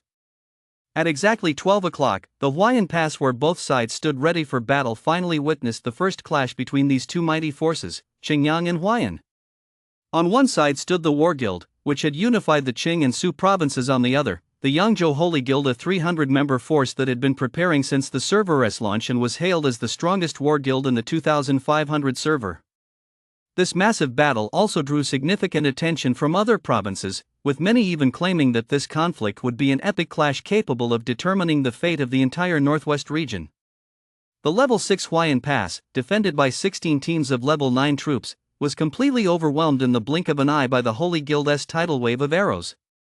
The demolition that followed instantly wiped out over 10,000 points of durability in a single wave. Holy Guild Channel. Lingxiao Tiance, you guys are fierce. Are you guys so bored you can't stand it anymore, and just can't wait to mess with the Qingzhou kids? Dao Chaotian, I was spamming my cooldowns like crazy, but I didn't even manage to take down a single squad of defenders. You guys must be demons. Ouyang's little fan, ha ha ha, what can you do? If anyone is to blame, it's just that we're too strong. Lying dead in drawing cards, is that it? That's all you've got, Hajin? Ba Wang, Star, and the other two haven't even shown up yet, otherwise, we'd have taken it down even faster. Lingxiao Ba Wang, the 3 of us are just waiting to take on that overhyped death god Luoya from the other side. Lingxiao Jin Fan Jai, charge, charge, charge. Ba Wang is awesome, Star is awesome, and Hajin is awesome too. War Guild Channel. John Silver Fox, wow, they just wiped out the level 9 garrison of the 16th squad like that? Lolo, that is for sure. It feels like a lot of pressure. It's definitely going to be a tough battle later. Death God Falling Leaves, what is there to be afraid of? We play this game to fight, right? If you don't want to fight, you might as well just play Dodiju. As for that Hajin new army on the other side, I've been wanting to go head to head with them for a while now. War Zhouchang, don't worry, Grim Reaper. Their strongest players are just Bawang, Star, and Hajin. Bawang and Star are just high-level reds, only that Hajin new army is worthy of your attention. Chief, enough chit-chat, Zhouchang. You take command. Huayin's durability is down to half. Zhan Zhouchang, got it. Group email, Zhan Zhouchang, station troops in the 9-grid formation within the first 3 rings of the pass. Remember, don't station any units that haven't awakened yet, they'll just be cannon fodder for the enemy. All brothers in the first 3 rings, get ready to demolish the fortress. Wait for my email, and we'll try to take the big dragon. The guild master said that if we take the great dragon, he'll show us his cross-dressing outfit. I won't waste any more words on the rest. Everyone says Yangzhou is strong, but with the combined might of Cheng and Su provinces, we have absolutely nothing to fear from Yangzhou. We must fight with fierce momentum in this battle. Listen carefully to the command messages and follow them exactly. Holy Guild. All member email, Lingxiao Tians, attention, all brothers in the first 5 rings if you can teleport back instantly, do so immediately. Time it to 12:38 sharp. Let us take it in one push. This is our make or break moment. War Guild. All member email, War State City, the enemy has started timing us. Teleport back immediately to start timing it ourselves. Everyone, be at the Huayan checkpoint at 12:38 sharp. War Zhoucheng played a risky move. It's clear that Holy Guild is timing it for 12:38, and right now, the Huayan checkpoint has just over 5,000 durability left. Both sides are timing their attacks for 12:38. It's a race to see who is luckier. Holy Guild channel. Lingxiao Jinfan Zhe, looks like the enemy is timing it the same way we are both at 38. Lingxiao Tians, yeah, they're timing it just like us. It's just a matter of who is luckier. Anban, don't worry. Tians is a veteran commander, they 1T outmaneuver us. Star, it's fine. Even if they do steal it, it's no big deal at most, we'll just get an extra hour of truce. Hajin new army, I've deployed 2 demolition squads and 1 Shu infantry squad from my fortress. 1 wave should take down over 600. Lingxiao Tians, let us hope we can secure this smoothly. Good luck. War Guild channel. Jun Silver Fox, charge, brothers. Take it down in one go, then head to Yangzhou to live it up. Priest by Jia, charge. Charge. At 12:38, both sides timed their attacks perfectly, triggering the gate almost simultaneously at exactly 38 minutes. With only 5,000 durability remaining, the gate was instantly wiped out in the blink of an eye under the relentless barrage of arrows from both sides. World Channel. System, congratulations to Yangzhou's Holy Guild on successfully capturing the Yangshu Pass, Huayan, for the first time. First kill Lingxiao Tians, first kill in the siege, Lingxiao Baowang. Clearly, Lady Luck was on Yangzhou's Holy Guild's side this time. Yang, don't care, don't ask, hey, cuties from Qingshu. We're here. Yang, Lingxiao Jinfanzhai, 6666, Tians is awesome. Bao Wang is awesome. Liang Qingyi just finished the Yu Bing battle, and now Cheng Su is kicking off. This is going to be a show. Yi Qingshi, wow, the first epic battle of the century in our server has begun.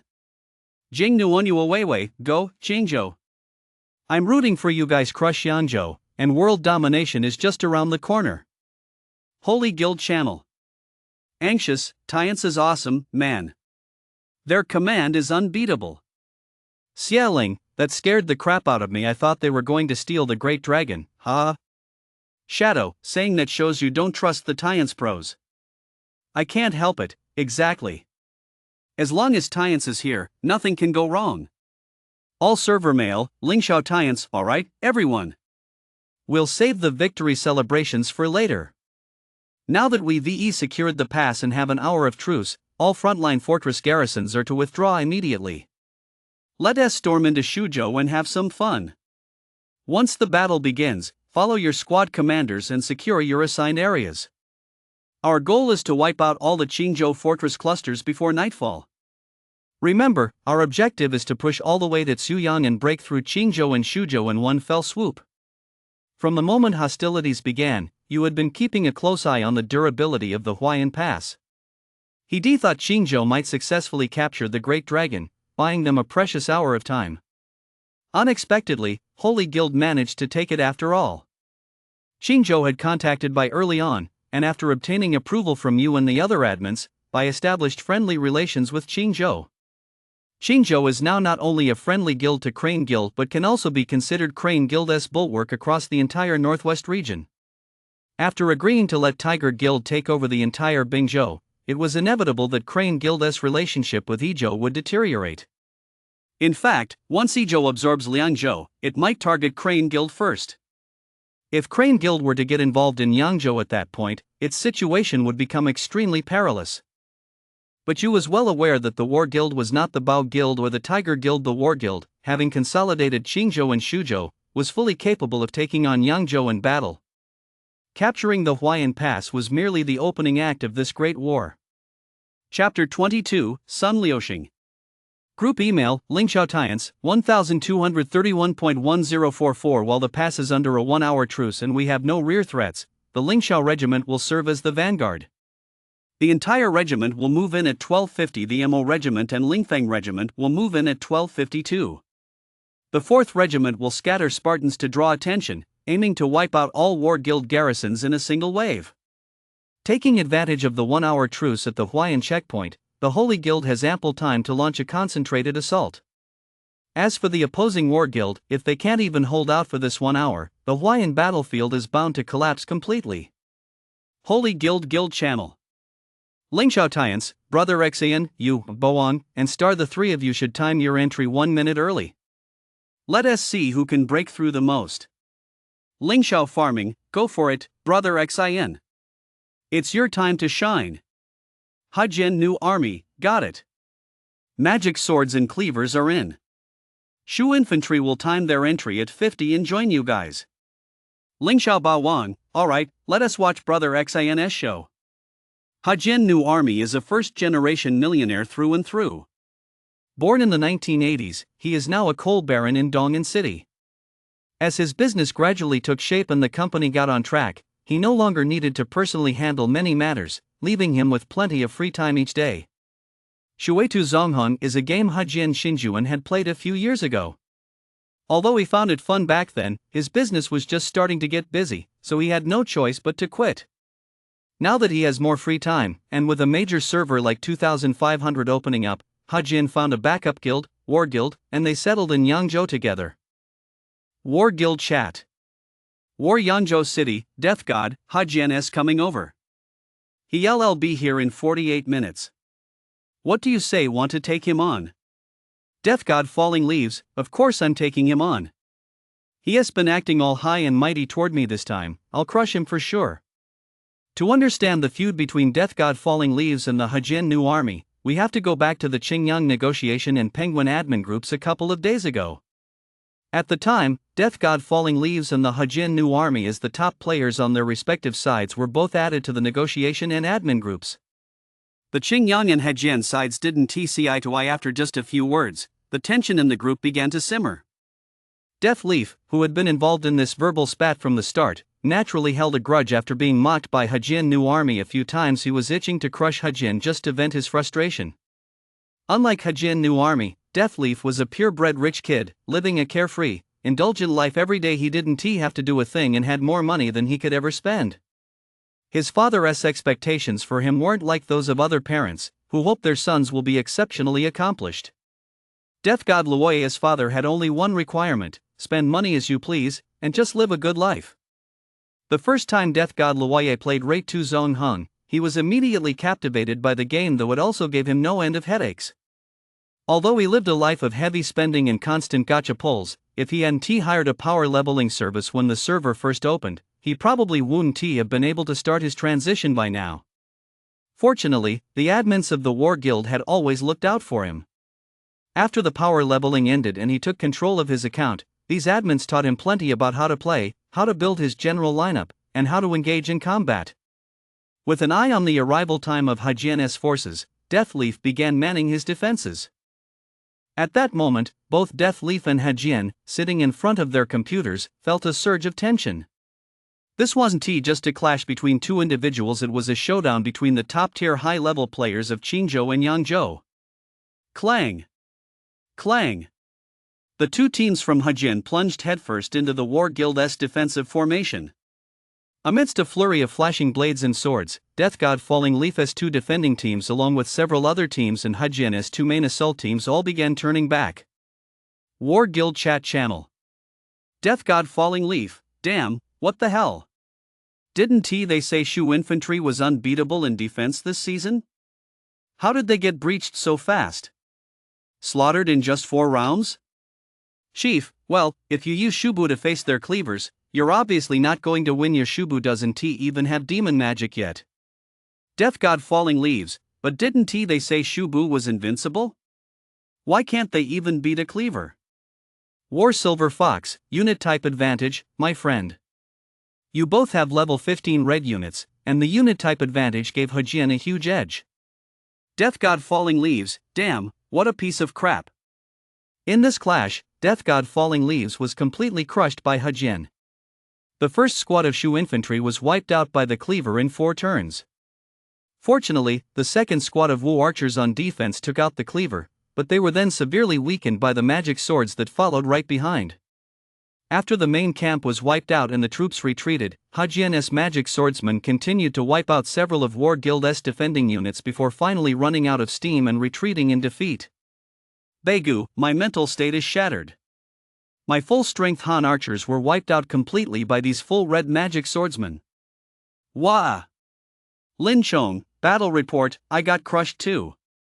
He only had 8,000 magic swordsmen left, and they still wiped out my small Wei cavalry unit. Shuzhou Little Overlord, battle report, my full-strength infantry unit traded 3 for 1 against his 7,000-man magic blade unit. Did I come out ahead or behind? Warjo City, that's good enough. At least we pushed him back. Yanzhou only has this one full red unit, the rest Overlord and Star are just high red. We didn't lose out on this one, and besides, the Grim Reaper still has a unit of cleavers left untouched. Group email, Warjo City, frontline, hold your positions tight, deploy at least 200 squads for now. We must at least withstand Yanzhou's first wave of attacks before we can find a breakthrough for our counterattack. Hang in there, brothers. The enemy's Hajin forces are practically wiped out, there aren't many strong ones left. Holy Guild Channel. Lingxiao Tians, way to go, Xian. Not only did you take out Death God Falling Leaves, but you also took out several members of the War Guild in the process. Hajin New Army, battle report, battle report. This Death God Falling Leaves doesn't really know how to play, does he? Pitting Shu infantry against my machete unit? If it weren't for that lucky roll on his second squad's Wu archer, I could wiped out his entire squad with just this machete unit.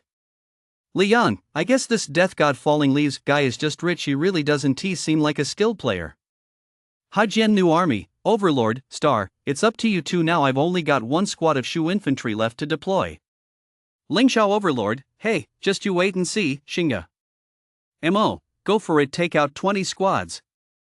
Star, whoa, Guild Master, you're joking, right? We're not Xingu'd be good enough if each of us took out 6 or 7 squads. Zhu Yuezi, wow, so this is what the big shots call modesty. However, when Lingxiao Ba Wang and Star's troops arrived, it didn't turn out like Hajin's battle where one side wiped out multiple squads. Instead, both matches surprisingly showed draw. Lingxiao Ba Wang, holy crap. What the hell is this? 1 squad is worth as much as 4 of our main squads combined? Star, battle report, battle report, battle report, battle report, I'm about to puke, guys. That little thug Sun Quan is way too annoying in this stage. Lingxiao Tiansu, no way, Sun Quan averages nearly 30 skill casts per match, even with a strategic plan, it shouldn't be this annoying, right? Li Yang, so this is the legendary Sun 6 star? I've finally seen him in action today. Lingxiao Ba Wang, I'm seriously sick of this. Just some no-name little punk can hold off the main forces of our 4 squads?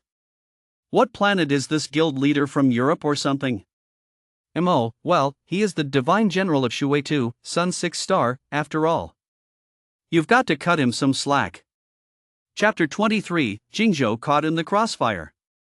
At 12:50, the main force of the Holy Guild finally arrived at the War Guild's garrison cluster in Huayan. The Lingxiao Corps, Mo Corps, and Lingfeng Corps, 3 high-level combat units with over 40 members each that had been preparing for battle alongside the Holy Guild, charged into the War Guild's garrison cluster the moment they made contact, like wolves among sheep. The War Guild's defense force, comprising over 100 squads, was rapidly dwindling at a visible pace. War Guild Channel. Ghost, battle report, why are there so many high-level players on the other side? A 9 red magic blade just one-shot me. Red Cloud, battle report, I'm done for. It's up to you guys now, brothers. Southern Iron Eagle Army, weren't we supposed to be evenly matched? Why is the gap so huge in battle? We had over 100 defense squads, and now there are only a dozen or so left.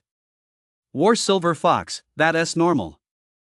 After a full-scale assault from 3 of their high-level guilds, we still have over 10 defense squads left that is still a 50-50 split. Their remaining 4th guild is mostly small fry, it shouldn't be a problem. Although they said this, the admins all knew that if it weren't for Chief S blankboard hooligan strategy which miraculously held off Holy Guild's 2 high-level guilds and 4 main squads, the Hawaiian battlefield would likely be on the verge of collapse by now. Holy Guild's red line was still firing relentlessly, while War Guild was clearly running out of steam, with fewer and fewer defenders remaining. War Guild Admin QQ Group. Warjo City, it's not looking good, guys. We're outnumbered in high-level players, so this fight is really tough. War Silver Fox, that's true. Plus, since we're fighting across provinces, our troop replenishment speed is nowhere near as fast as theirs. We can only hold out through this first wave. If they launch 2 more waves, our fortress cluster 1T last. Death God Falling Leaves, my cleaver S damaged too. I'd been demoted to the reserve fortress for conscription. It probably 1T be ready until tonight. Chief, so what's your plan now?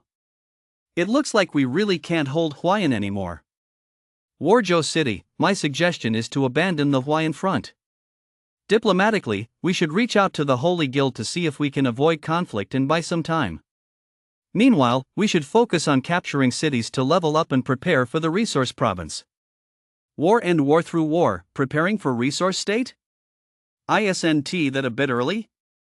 The resource state checkpoint with 45,000 durability is manageable, but the 18 squads of skeletons are a tough nut to crack. Chief, yeah, it is a bit early to start preparing for resource state right now. War Zhoucheng, then how about this, let us reach out to Jingzhou and see if we can team up with them for a pincer attack to take Yangzhou. War Silver Fox, I reached out to Jingzhou yesterday, but they're being overly cautious. They're afraid of getting ambushed by Yangzhou if they attack Izhou, and worried about Izhou invading if they attack Yangzhou, so their stance has been pretty unclear. War State City, what the hell are they afraid of? The Yinping Pass fortress at the Izhou-Liangzhou border has been up for 2 or 3 days now. They're getting ready for a friendly match. Who has the time to deal with Jingzhou? War Silver Fox, so what do we do? That Dai Show guy running Jingzhou looks like a kid to me. Nothing you say works, he just wants to guard his own little patch of land. Chief, actually, I think we should definitely talk to Yangzhou. Since we've taken over Shuzhou's people, there's not much left to exploit there. Cross-province operations would definitely be a hassle, so why not just negotiate a truce with Yangzhou? That way, we 1T invade Yuzhou for resources, and it'll give Yangzhou time to consolidate Jingzhou. They can't possibly not understand the principle of mutual benefit, right? Zhan Zhoucheng, that is a good idea, but if we're going to negotiate, we'd better do it quickly. Otherwise, once the Hawaiian Fortress Group gets mostly wiped out later on, we 1T have any leverage left to negotiate with. Zhan Silver Fox. Got it. I'll go, okay. Holy Guild Administration QQ Group. Lingxiao Tians, screenshot, War Guild's diplomacy team contacted me. What do you guys think? Lingxiao Bawang, they were cheering so loudly a few days ago when we weren't fighting, but now that they realize they can't win, they're rushing to negotiate. There's something else. If you ask me, forget about negotiating, let us just push straight through and take Xuyang. Hajin New Army, I actually think we should negotiate a truce. Qingzhou has already absorbed most of Shuzhou's high-level forces, so there's not much point in us pushing in there. As for using Shuzhou as a springboard to attack Qingzhou, their stronghold, I don't think that's very realistic. There are too many drawbacks to cross-province operations, otherwise, the War Guild 1T have come to us for talks so quickly. Yeah, you're right. If we make peace with War Guild, we can turn around and take Jingzhou. Otherwise, if we just keep dragging this out in Shuzhou, we 1T be able to reinforce our forces, and that could really hurt us down the road. Lingxiao Tians, then I'll go talk to them with peace in mind. Yeah, okay, go ahead. I'll leave the diplomacy to you, I trust you. Lingxiao Bawang, right with Tians here, nothing can go wrong. Lingxiao Tians, you're handing the diplomacy to me, and I'm the one in command too. You guys are just trying to wear me out, I'm telling you. Back in the game, I opened the mail page, and the two sides began a friendly exchange. Mail, Lingxiao Tians, you said you want to negotiate a peace deal, so how do you think we should go about it? Male, John Silver Fox, hey, look if our two factions keep fighting like this, it's unlikely to lead to a good outcome anytime soon. On the other hand, if Yizhou takes Liangzhou, their power will surge. Yuzhou is already on the verge of completing its integration of Ji and Bing provinces. By then, the only ones who will lose out are our two factions. You're a smart guy, I'm sure you can see there is no point in dragging this out any longer. Even though the war has only been going on for a few hours, as the old saying goes, Su and Yang are one family. Since we've taken over Shuzhou, we're just like Shuzhou now, so let us just be Qing and Yang as one family, right? Email, Lingxiao Tians, absolutely, absolutely. But we don't need to beat around the bush. The fact that I'm replying to your email means we genuinely don't want to keep fighting either, so I think we should discuss the terms and specifics of a peace agreement. Email, John Silver Fox, alright Tians, you're truly a straightforward guy. I 1T beat around the bush. Here's our proposal, we'll negotiate a truce. In the future, our war guild 1T enter Yuzhou, and the brothers from Shuzhou who joined us will only follow us into Yanzhou. Likewise, your holy guild must withdraw from Shuzhou. From now on, our two guilds will coexist peacefully. Is that okay? Email Lingxiao Tians, doesn't this arrangement put our holy guild at a bit of a disadvantage? We've been fighting all afternoon and haven't gained anything in return. Email John Silver Fox, hey, how can you say that? We were originally going to share a piece of the pie with you in Yu province, but now we've agreed never to set foot in Yu province. You're getting to keep an entire resource province all to yourselves, how could you possibly be at a disadvantage? Besides, even though you can't get your hands on Su province anymore, there is still the weak, pitiful, and helpless Jing province waiting for you. With this, it's all about striking first, otherwise, in a few days, when Yi province integrates Liang province, they'll definitely turn around and take Jing province first. Email, Lingxiao Tians, now that you mention it, Jingzhou does seem a bit pitiful. Alright, it's settled then. Let us have a pleasant partnership. Email, John Silver Fox, let us have a pleasant partnership. Chapter 24, Boring. The Battle of Qingyan lasted only half a day before ending hastily, with both sides reaching an agreement and withdrawing their troops. However, the conflict in Zone 2500 did not subside because of this. On one hand, the Summit Guild beyond the frontier was pushed all the way to Yenmen by the Tiger Guild. Although they were still holding on desperately, anyone with eyes could see that their situation was now precarious. On the other hand, the Iliang friendly match finally kicked off. Unsurprisingly, Liangzhou's Demon Guild was crushed on the spot, and the battle ended just a few hours later with Liangzhou's surrender.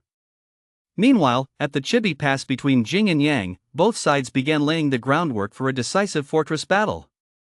By this point, 3 days had passed since the Qingyang ceasefire. During those 3 days, Yu hadn't been idle.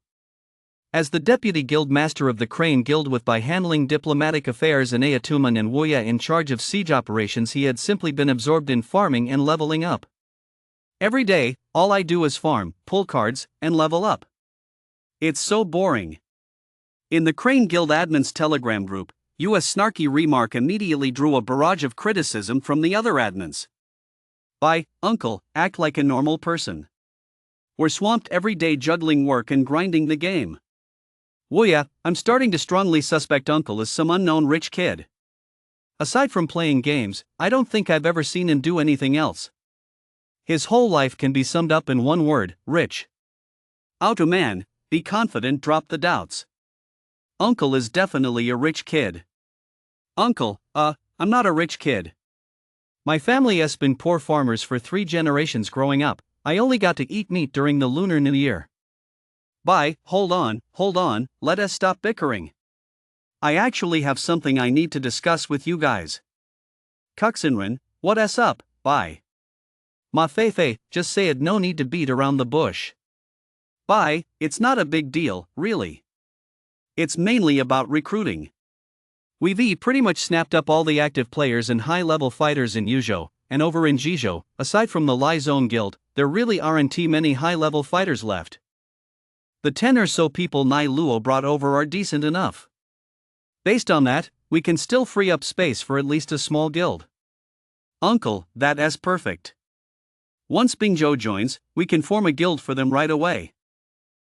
Yeah, let us consider that settled. Also, I'd like to hand over the guild leadership to Uncle. Uncle, huh? Why me? The Crane Guild is yours, it's always been yours. Don't let what other people say make you change your mind, buddy.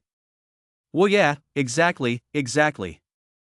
Even though Uncle is our boss, you have to believe we love you. Get lost. That's not what I meant. It's just that, looking at the situation, Izhou has already absorbed Liangzhou, Qingxiu has been fully integrated, and Yangzhou and Jingzhou are about to go to war. I figure full-scale fighting will start soon, and the guild master role would definitely be better suited for Uncle. For one thing, he is a fierce fighter and isn't easily decapitated. For another, Uncle is our spiritual leader. I genuinely want to hand over the guild master position to Uncle. Otoman, right. If a full-scale war breaks out later and we get decapitated by the enemy or something, it'd really be a blow to morale.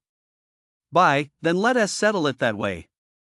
Alright, meeting adjourned. You looked at the chat log in the QQ group on his screen and suddenly didn't know what to say. As a gaming geek, he wasn't very good with words to begin with. This whole thing they pulled off for me, it actually moved me a little. Seeing that Bai had already begun the handover in the guild member list, you felt a touch of emotion welling up inside him. But that feeling was quickly pushed aside, because as the cheerful good days alarm you had set went off, it was time for the most exhilarating part of the day, card pulling time. After pulling until the limit for half a month straight, you had become a bit obsessed with it. Bathing and burning incense were the bare minimum, though bathing just meant taking a shower, and burning incense had to be substituted with cigarettes. Before pulling cards, he also set out some fruit in front of his computer, trying to make sure it was a different variety every day. On top of that, you had even found a whole bunch of cheerful, festive background music tracks. He switched the BGM every time a 5-star card dropped, though while people online claimed it worked wonders, you didn't really think this trick was all that effective. After all, as the saying goes, mysticism can't change fate, and spending can't change destiny. When it comes to pulling cards, it's all about mysticism. Sanshur. Heaven and earth, grant my wish. Mumi, who? You was alone at home, wearing nothing but a bathrobe. He clasped his hands together and made a series of haphazard prayer gestures up, down, left, right, Baba before tapping the all-too-familiar 5-draw button. Holy shit! It's here! Accompanied by the distinctive purple light effect of a 5-star hero, the final Zhang Chunhua card, the one you had longed for, finally appeared. It really is all about that mystique. As early as his last battle, you had learned from a well-known Shu 2 streamer just how out of step his current team composition was with the current meta. Following the streamer's recommendation, you switched to a Spirit Emperor build featuring Zhang Chunhua, Lu Meng, and a Magic Blade, paired with Guan Yu, Jin Luo, and Sun Quan's rogue team, Huang Yueying, Liu Bei, and Jia Yun for the Shu infantry, Ma Chao, Zhang Liao, and Cao Cao for the machete team, and finally, a squad of group infantry to round out the lineup. This setup not only eliminated the previous issues such as the incompatibility between Wei cavalry and the machete team, as well as the lack of physical active skills, but also significantly boosted overall performance. Paired with the fully red Spirit Emperor Magic Blade, which features Dangerous Path and Weak Attack, obscure traits, the damage output isn't any lower than the previous Wu Archer setup, and it's even more stable. However, since US Zhang Chunhua hadn't reached full red yet, even after leveling her up over the past 3 days, he had been hesitant to officially assemble his Magic Blade team. Now that Chunhua is fully red, you can officially begin the transition. As for the skill set of his second rogue squad, you has decided to stick with Sun Quan's strategic maneuvers setup. The debate over whether Guan Yu deals more damage with one rider breaks the spear or with the more you fight, the stronger you become began a year or two ago and remains unresolved to this day. However, you still opted for the one rider breaks the spear setup with dual active skills. In US eyes, Ma Chao with dual chase skills and Guan Mei with dual active skills is a natural fit. Nothing could be more perfect. Simply moving Guan Mei into the Ruffian squad and using Yueying to form the Shu infantry means that US Shu infantry is now strictly limited to a defensive role. Yueying's damage is indeed substantial, but her burst damage is practically non-existent. Many players opt for Guan Yueshu infantry in Season 1, only switching to Yue Ying paired with Uncle and Han Dong to form a tanky infantry unit in Season 2. However, to maximize the team's utility and ensure skills are sufficient without conflicts, Yu still prefers to build the Rogue and Shu infantry units separately. After pulling the final Zhang Chunhua card, the rest of the gacha became utterly tedious for Yu. He had everything he needed, and nearly all his cards were maxed out. The only things left in the season that piqued US interest were the reopened Huang Tian card pack featuring Gongsun Zan and Diao Baowan from the 18 routes card pack. A long time later, having reached the max pull limit, you closed the gacha page and sighed, "Oh my, gacha really is such a dull activity." Chapter 25, An Old Acquaintance. Having drawn the final Zhang Chunhua card, you had no further desires for the time being and became completely absorbed in farming and leveling up, unable to tear himself away. Just then, the screen flashed, and with a swish, the familiar world event completion effect appeared once again. Heroes Faction Guild 2 World Event completed. This world event for the Heroes Faction Guild was divided into 3 parts. Aside from the first part, which the Heroes Faction Guild had introduced earlier, the second and third parts didn't offer much that was appealing. Apart from the free gems, the most attractive feature was the unlocking of batch recruitment from now on. Drawing coin card packs wouldn't require clicking one by one, saving a lot of time. You just quickly claimed the few gems he didn't even care about and closed the world event page. It's a bit sad, though, that for Heroes of the Faction Guild 2, a guild only needed to capture a level 5 city to claim the reward, yet in the bustling server 2500, not a single guild from the 9 provinces and 13 clans had met that requirement.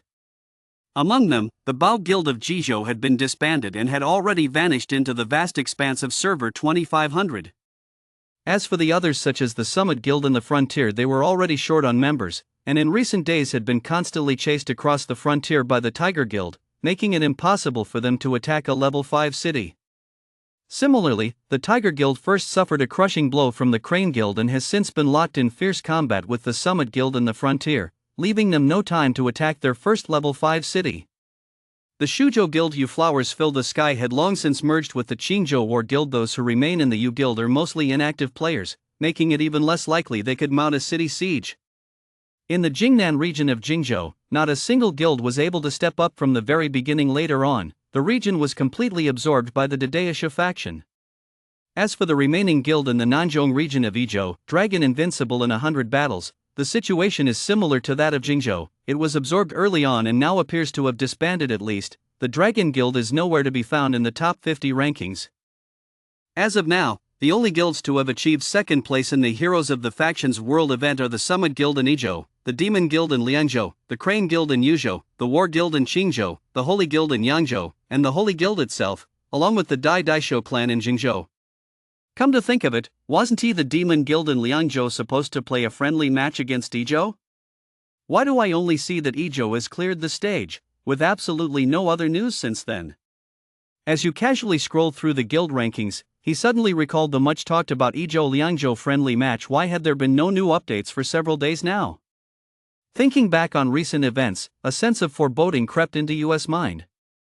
With his suspicions confirmed, Yu immediately zoomed in on Yinping past the Yizhou-Liangzhou checkpoint and slowly scanned the red territory marking Yizhou's advance.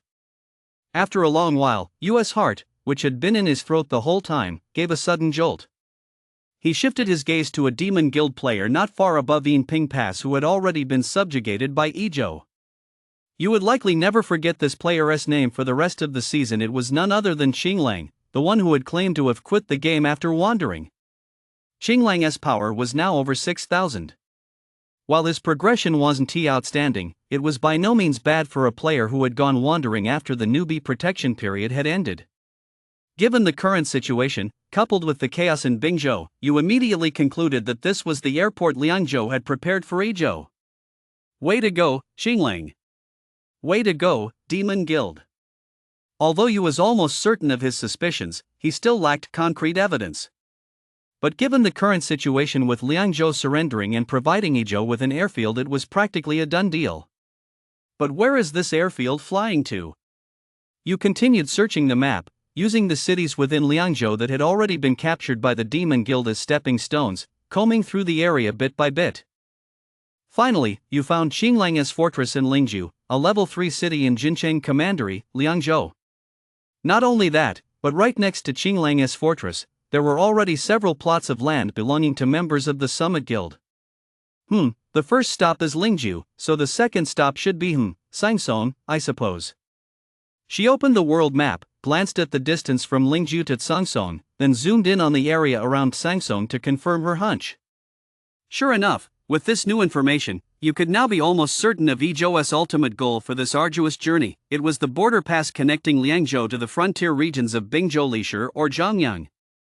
Although it was still unclear whether Yizhou intended to fly to Lisher or Zhangyang, their purpose rushing to breach the pass into Bingzhou without even taking the time to subdue the people of Liangzhou was crystal clear.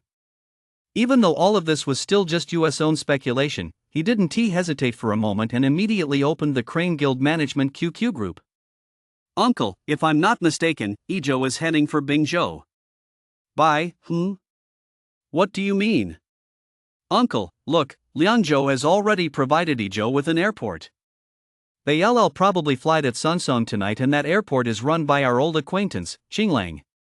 Ochuo man, wow, that Qinglang sure is a persistent ghost. Well yeah, so what are we going to do? If we really let Yizhou take over Liangzhou and Bingzhou, I'd guess the Tiger Guild will be wiped out in less than 2 days, right? Uncle, that is true. And if Yizhou really absorbs all the active players and high-level fighters from Liangzhou and Bingzhou, this server will truly be finished. Ma Feifei, this is when it's time for us, the reincarnation of Zhuge Liang, tactical mastermind Kuxinren, to step in. Buy it, Kuxinren. What do you think, Kuxinren? Any ideas? Kuxinren, what else can we do? Let us contact the Tiger Guild to set up an airport for us and join them in the Outlands. After all, we'll both be fighting across provincial borders against Yizhou. We've got nothing to fear from them. Uncle, alright, then bye, you'll have to make the trip and negotiate with the Tiger Guild. Bye, no problem, but I feel like there is one more thing we need to watch out for. Uncle, what is it? Bye, this Sangsong, it's not just home to the romantic lover airfield, there are quite a few of the Demon Guild's own people there, too. Kuxinren, are you worried that when Liangzhou and Yizhou launch their attacks, one from Lisher and the other from Zhangyang, they'll advance on Bingzhou from 2 directions at once? Bye, exactly. Liangzhou surrendered as soon as the war started, and no one has left the guild yet, which means they've retained their original strength. If Yizhou acts decisively and advances on 2 fronts, combined with a force from beyond the frontier, they could not only crush the Tiger Guild but even put us in danger. Well yeah, that makes sense. Indeed, if I were the Yizhou Guild, I'd want to sweep through Bingzhou and Yuzhou in one go to eliminate future threats. Outa man, plus we previously promised Bingzhou that we'd only take Yizhou, but then went back on our word. Relations between the 2 sides are already pretty awkward. Uncle, no need to worry about that. As the saying goes, when the enemy comes, we'll fight. When water comes, we'll block it. Let us contact the Tiger Guild first, then head to Bingzhou and deal with the rest later. Chapter 26, Pre-Battle Mobilization. Lin has been feeling frustrated these past few days. Although the battle beyond the borders of Bingzhou has been as overwhelming as he expected, the Summit Guild, a guild of just 100 members, has proven unexpectedly resilient. Over the past few days, the Summit Guild has clung to them like a stubborn leech, fighting while retreating, firing a shot here and a cannon blast there. Every time Lin thought the Summit Guild beyond the frontier was about to collapse and surrender, they would immediately rally and launch organized attacks and harassment. And with yesterday's announcement of the Demon Guild of Liangzhou's surrender and Yizhou's successful advance into Liangzhou, a very ominous thought had been gradually taking root in Lin's mind. Sure enough, today he discovered the airfield Liangzhou had provided to Yizhou. Barring any surprises, Bingzhou would soon turn into a living hell. He was well aware of the Tiger Guild's strength. They could steamroll the Summit Guild beyond the Great Wall, and he was confident they wouldn't lose by much even against the Demon Guild of Liangzhou. But the Summit Guild, the dominant guild in Yizhou, was a different story. With its sights set on Luoyang, it was on par with the Holy Guild, War Guild, and Crane Guild, and in terms of individual combat prowess, it even surpassed them. Just as Lin was agonizing over whether to ask the Crane Guild for help, he was surprised to find that the Crane Guild's new deputy guild master, who was actually the Crane Guild's former guild master, had reached out to him on his own initiative. It was already the middle of the night. Lin had just commanded his troops to fire long-range attacks at a red territory held by the Summit Guild beyond the frontier, draining the last drop of stamina from it, and was planning to get some sleep to preserve his health. Suddenly, a new message popped up in the lower left corner. Who could it be, in the middle of the night? Although he felt a bit impatient, Lin still took the time to open the message only to find that it was indeed Bai.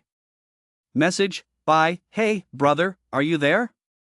Message, Lin, yeah, I'm here. What's up, big brother Bai? Message, Bai, you must be seen it too. Liangzhou has already provided an airfield for Izhou. I'd guess that within the next couple of days, Izhou will advance into Bingzhou. In the worst case scenario, Liangzhou might even join forces with Izhou to support the Summit Guild beyond the frontier. Message, Lin, bitterly. I saw it. I was actually just about to reach out to you guys, but you beat me to it. Bro.so what's the deal now? Since you reached out to me first, I'm sure you already have a plan. Email Bai, what kind of plan could there be? As Uncle says, when the enemy comes, we'll fight them. When water comes, we'll block it. We'll just have to go head to head with them. Email Lin, yeah, that's what I was thinking too. So do you need us to provide an airfield for you? Or do you want to retreat inside the Great Wall to fight? Email Bai, no retreating to the inner regions. Real men roll up their sleeves and face the fight head on. Plus, you guys are spreading out all over the outer regions right now, which works to our advantage. My idea is for you to send people to secure routes to Lishur and Zhangyang. Then, depending on which pass Izhou tries to breach, we'll fly over to defend it. Email Lin, no problem there. I can have the airfield set up for you by tomorrow morning. Email Bai, but there is one thing, if war really breaks out, we can hold our own against both the Izhou Summit Guild and the Beyond the Great Wall Summit Guild, but we might not have the resources left to deal with the Liangzhou 10,000 demons. Email, Lin, Bai, you're underestimating us here at the Tiger Guild. We can't beat sword pointing at Luoyang, there is no shame in that, but I'm confident we can hold off the Liangzhou Demon Guild. Email Bai, okay, then I'll head back and wait for your update. Closing the email window, Lin let out a long sigh. For some reason, having secured the Crane Guild's support put his mind at ease. Although, on paper, the Crane Guild should be inferior to the Summit Guild at least in terms of the momentum they've built since the server launched, the Crane Guild falls short by quite a bit. But ever since Lin joined the Crane Guild's main chat group a few days ago, even though he hadn't spoken a word in the group, content to just lurk, he hadn't interacted with any other Crane Guild members, nor had he snagged any of the red envelopes you had casually sent out. Over the past few days, however, Lin's impression of the Crane Guild has changed dramatically. Previously, his willingness to join the Crane Guild stemmed solely from the fact that, first, he had never fought against them, and second, Uncle was a nice guy who didn't act as haughty as other big shots. Now he realizes that it seems to be precisely because of Uncle's presence that the entire Crane Guild's morale and spirit have been elevated to a much higher level. Add to that the Crane Guild's 2 consecutive resounding victories, and the morale of the entire guild with over 100 members is truly impressive. In this regard alone, compared to the Tiger Guild's massive server, which is listless day in and day out, the Crane Guild is clearly in a league of its own. Let us hope the Crane Guild wins this time. After assigning the task of paving the road to build an airport to Tiger Guild Zhuangzhuang and Tiger Guild Dandenge, Lin set his alarm and went to bed right away. After all, while the game is precious, life is even more so. Just after 6 a.m. the next morning, thanks to the two of them working tirelessly all night to lay the roads, they arrived at Lishur and Zhangyang before Izhou did. The two were also very considerate. They didn't hesitate to spend 500 gems to relocate their main city near Huguan, making it more convenient for Crane Guild members to carry out subjugation. Wow, that is some top-notch service. You, who had woken up early that morning, spotted the 2 main cities standing near Huguan. Bai, when the time comes, let them know that the gems these 2 brothers spent on relocating their cities will be reimbursed 98 each once we're in position. You tagged Bai in the Penguin group chat, then logged in to send his favorite and most show-offy pre-battle mobilization email. All-member email, Uncle, 228.867229.873 brothers near Huguan, move your troops over there and take the airport. Hurry up and secure it once it's ours. The entire guild can use it to fly to 331.651 Zhengdu to build a fortress. Remember, we need a full guild fortress at Zhengdu. Barring any surprises, a battle is coming soon. This enemy is unlike any we've faced before, and it'll be very challenging, so I'm announcing the reward system for this battle in advance. For every enemy fortress captured, 10 yuan. For every red territory captured, 6 yuan. Brothers participating in night battles will each receive 100 yuan per night for breakfast. Brothers on the governor's vehicle participating in night battles, each member of the main force will receive 1 monthly pass per night. The night battle commander will receive 328 yuan in cash per night, and the night battle governor will receive 198 yuan in cash. Once the battle ends, regardless of the outcome, the top 10 members in the guild's weekly merit rankings excluding Uncle will receive the following rewards: 1,000 yuan for first place, 888 yuan for second, 777 yuan for third, 648 yuan for fourth through sixth, and 328 yuan for 7th through 10th. The land capture rankings will also be settled based on merit rankings. All rewards are cumulative. If you're capable, you can claim every single one. Of course, there's the main event. If we win, the guild will dish out a 10,000 yuan red envelope. So, brothers, for the sake of the Crane Guild and for that red envelope, let us go. Chapter 27, Storm Clouds Gathering.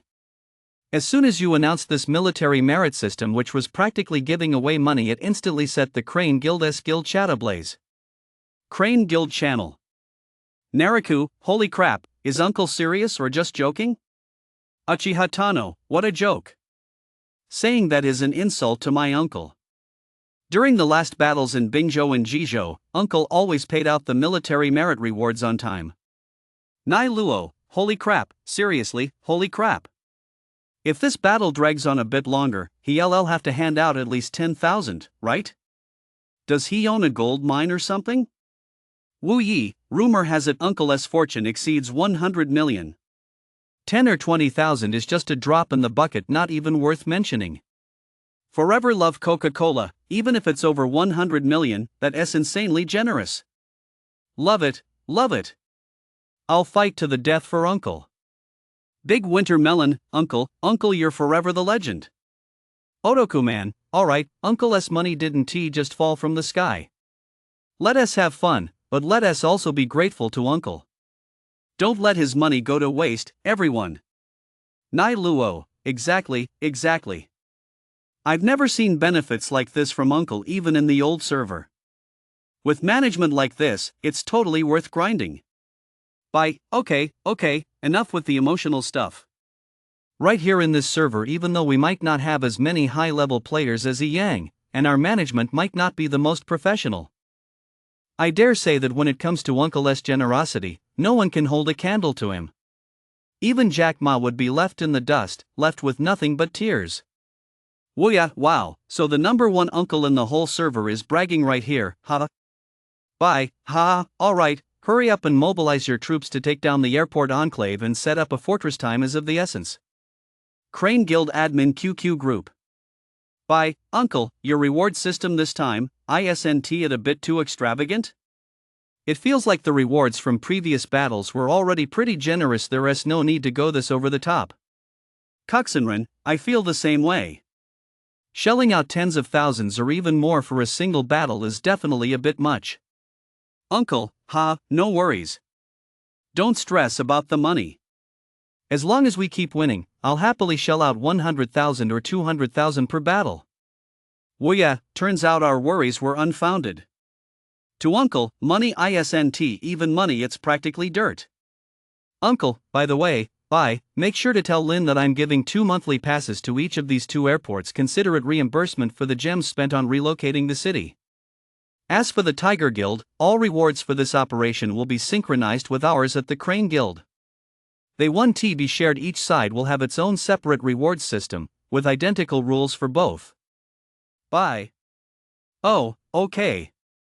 As expected of you, Uncle, you're insanely generous. Spurred on by US money magic, the 2 airports were successfully subjugated in just 1 hour. In an instant, Zhengdu, a level 5 city in Bingzhou, was covered with a dense swarm of arrows from the Crane Guild. All member male, Okuto man, everyone, teleport to Zhengdu immediately. Hurry up, and make sure to check the map before teleporting so you don't accidentally block your own allies. The distance from Hubuan to Zhengdu isn't far, especially with high-level players like you leading the way. They already formed high-speed cavalry units. In just a few hours, most Crane Guild members had begun constructing their transit fortresses in Zhengdu. Zooming out to the border between Liang and Liangzhou, you easily spotted several red territories belonging to the Izhou Summit Guild outside Zhongyang Pass, while outside Lishur, there were also red territories held by members of the Liangzhou Demon Guild. With that, the objectives for both sides were clear. Zhongyang Pass would be the battlefield for the first clash between the two major guilds, the Summit Guild and the Crane Guild. Email, Uncle, bye, let the Tiger Guild know that we're heading to Zhongyang to fight Izhou, and tell them to hold the line at Lishur against Liangzhou. Email, bye, got it. After sending the email to bye, you closed the game window, stood up, and gazed out the window. It's important to balance work and rest. Besides, all the preparations are nearly complete. As the saying goes, everything is ready, all that's missing is the east wind. Now, we just have to wait for both sides to build their fortresses at Zhongyang, line up their armies, and engage in a head-on clash. Over the past while, you had gained a general understanding of the top players across all provinces in Server 2500. Among them were Map Dominator from Izhou, Hajin New Army from Yangzhou, Death God Falling Leaves from Qingzhou, and himself from the Crane Guild and Yuzhou. All four were top-tier players at the full red level. However, based on current intelligence, during the Qingyang battle, Death God Falling Leaf used Chu infantry to defend against Hajin New Army S-Cleaver. It seems Death God Falling Leaf from Qingzhou isn't a veteran at all. He actually comes across as a newbie. Below this tier, there are naturally countless high red players in a massive server like 2500. For example, Little Xiao Biluo, who has been pulling cards non-stop lately, is getting closer and closer to full red. Others include Yunmeng, Automan, Wuya, and more. Just within the Crane Guild alone, which has over 100 members, there are quite a few high red players, not to mention players from other provinces. Compared to the battles in Bingzhou and Jizhou, this is the real challenge. With the great battle looming, you didn't feel the slightest bit flustered. Instead, he felt waves of excitement and couldn't wait for it to begin. Tuba Tianxia, the top player in Yi province in the past, you wouldn't have even dared to dream of such a figure. Yet times have changed. In just half a month, he has become a powerhouse on par with Tuba Tianxia, and even surpasses him in financial clout. Just as the entire Crane Guild was teleporting through Zhengdu, their movements were detected by Yi Liang. Summit Guild Admin Group. Ares, the Crane Guild has started teleporting to Zhengdu. They'll probably reach the pass tonight. Meow, but we still can't be sure if the Crane Guild is coming to fight us or to fight the brothers from 10,000 Demons. Mad, they're definitely coming for us.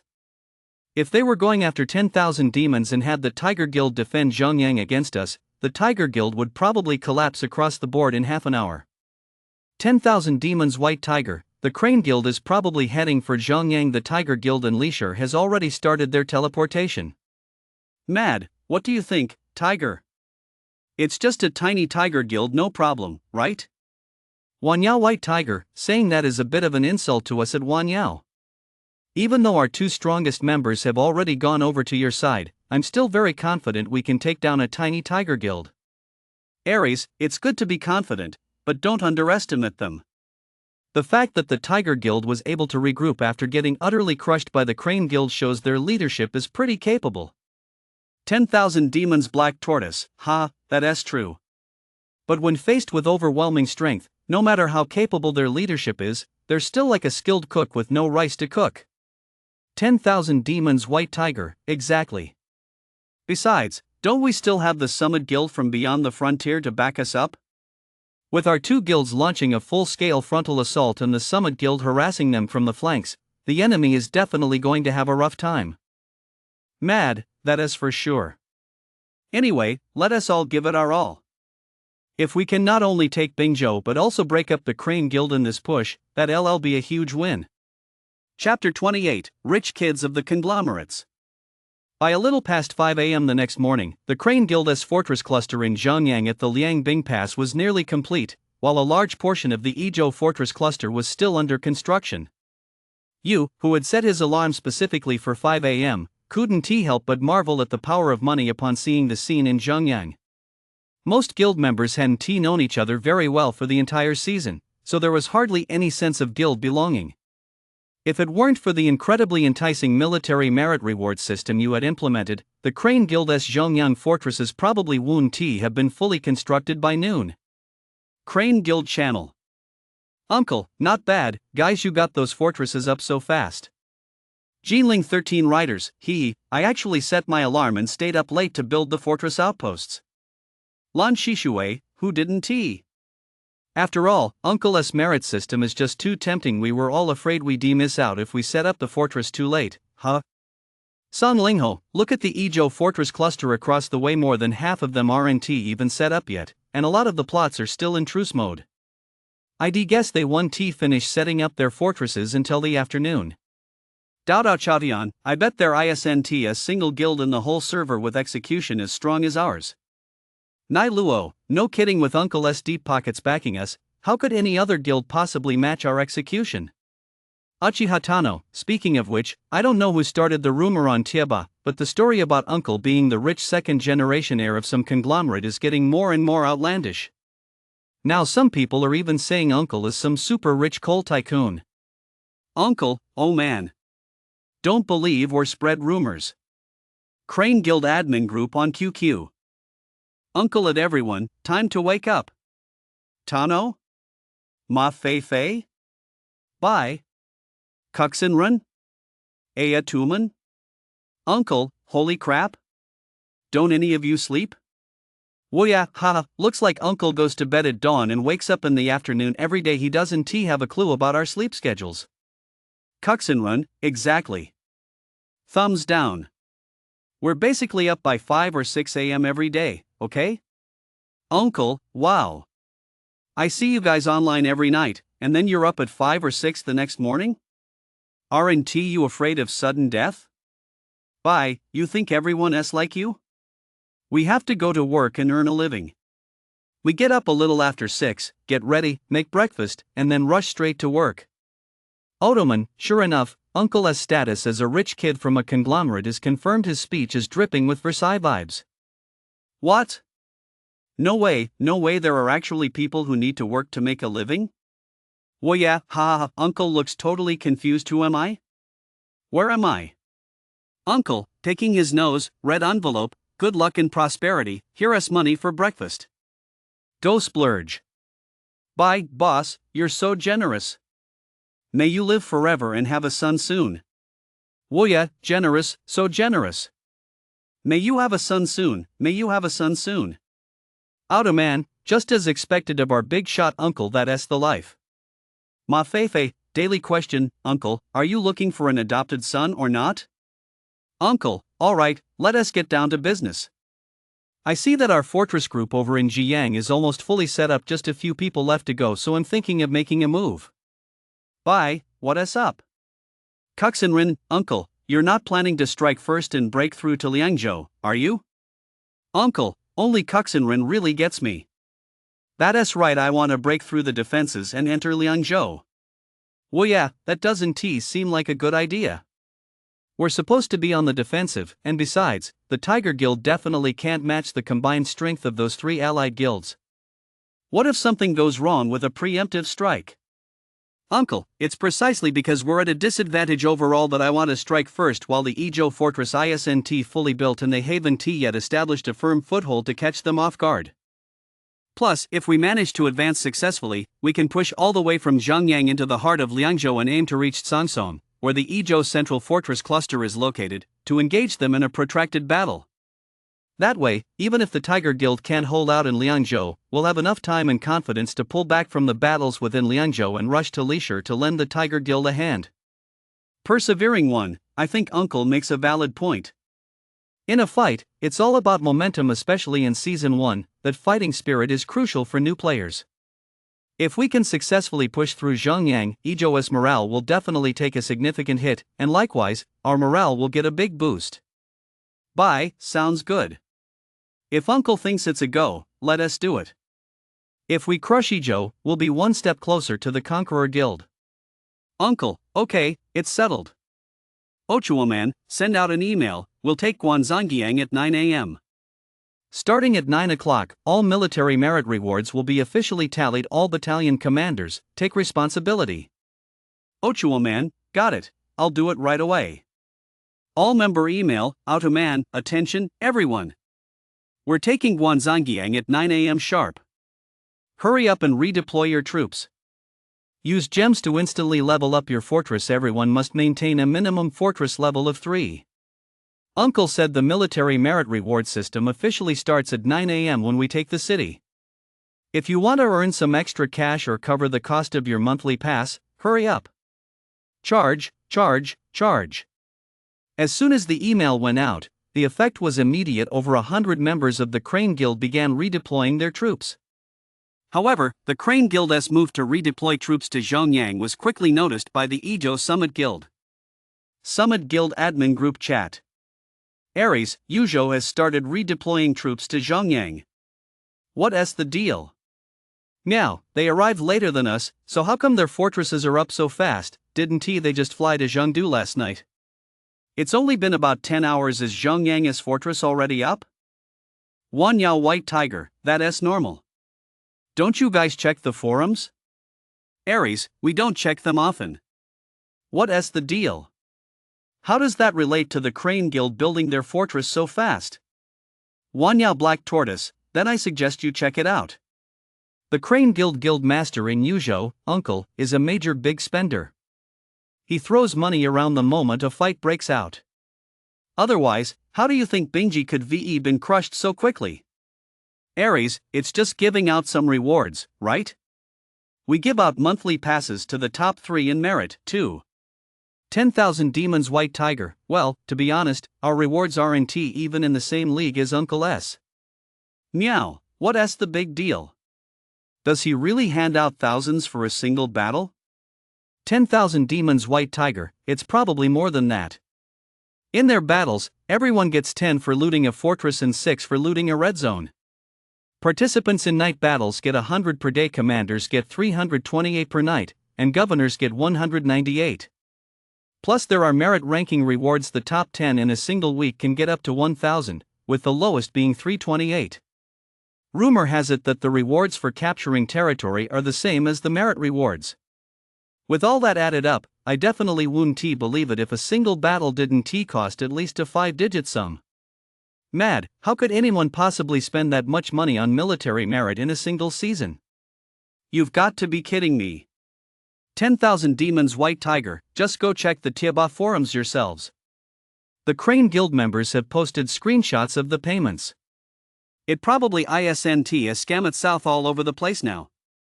People are saying that Uncle is the young master of a well-known conglomerate. Chapter 29, Striking First. Summit Guild SQQ Group. Mad, whether it's true or not, that Uncle's money isn't coming our way anyway. Aries, send an email telling the guys in Zhongyang who are setting up the fortress to hurry up and redeploy their troops just in case Crane Guild strikes first before our fortress is fully operational. Aries, how dare they? Aren't they afraid we'll crush them and send them packing? Mad, even Zhongyang has started redeploying troops. They're probably really trying to be the first to break through the gate, so we'd better be prepared. Meow, come to think of it, we got a big spender too. Why doesn't Tuba give us some rewards? Tuba Tianxia, why should I? My money didn't just blow in on the wind. Aries, Tuba, your Zhongyang fortress is up. Log in and redeploy your troops in a bit. If the Crane Guild really does strike early, we'll definitely be counting on you as our main defensive force. Tuba Tianxia, yeah, I've already redeployed them. Aries, it shouldn't be a big problem. The entire Jiuzhou Guild has their fortresses up. We're a top-tier high combat power guild. Even if Zhongyang gets breached, we can hold out for a while. Mad Tiger, when will your 10,000 demons be in position?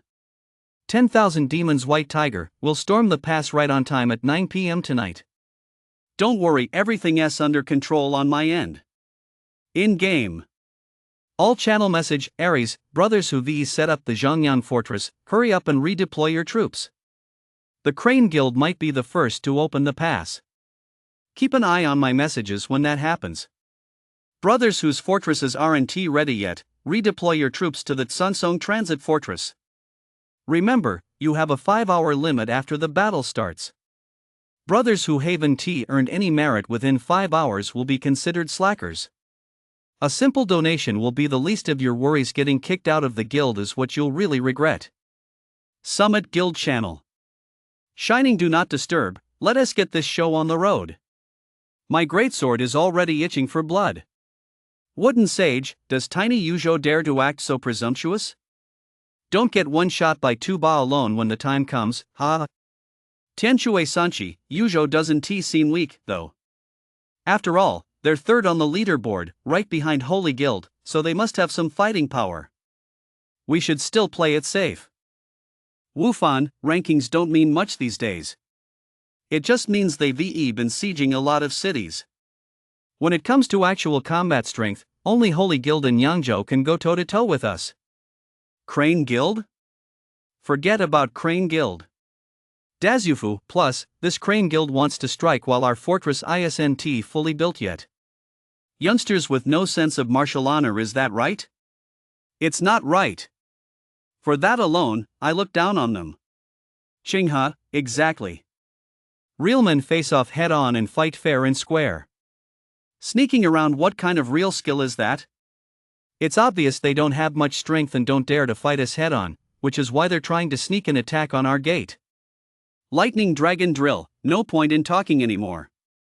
Let us just sit back and watch the Crane Guild get single-handedly wiped out by 2-ba and disband.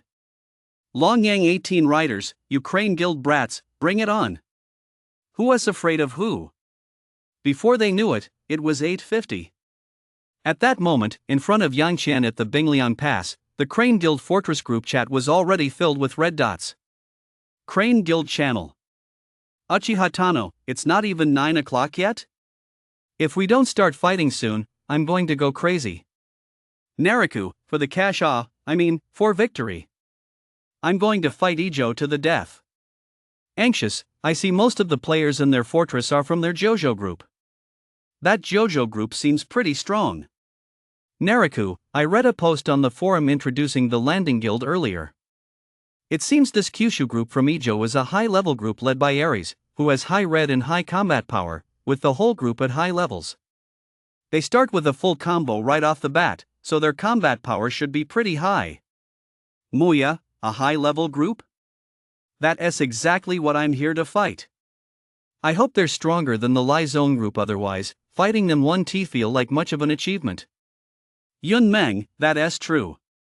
Back then, the Lai Zone Guild was all talk before the fight. Turns out they were as flimsy as a sheet of paper, crumbling at the slightest touch. Uchiha Tano, sis, with your level 13 Red Wu Bao, I bet you'd crush pretty much all those so-called high-level players except for someone like Uncle with just a single hit. Yun Meng, keep it low-key, keep it low-key. It's mostly thanks to those useless little good-for-nothings in the Lai Zone Guild making me look good by comparison. Little Xiao Biluo, that just goes to show how amazing little sister Yun Meng is. Uchiha Tano, wow, little Xiao is here too. The two great yakshas of the Crane Guild have gathered. The brothers from Ijo are in for a rough time. Little Xiao Biluo, I'll give you a chance to rephrase that. Uchiha Tano, oops. The two most stunning beauties of the Crane Guild have gathered. The Ijo brothers had better surrender without a fight. Yun Meng, now that's more like it. Nariku, I'm new here and don't really get it. What does this mean? Why are you all so afraid of these two? One of these sisters has a level 13 Red Wu Bao, and the other two national team squads are all level 10 Red or higher. The other Xiao Xiao has 3 squads with mainstays at level 12 Red or higher. You tell me why. Nariku, oh, right. Well, that is fine then. As expected, our Crane Guild is brimming with talent. I thought only Uncle and a few of you high-level players were strong, but it turns out even 2 random girls can leave me in the dust. Bye, I've got high hopes for you, kid.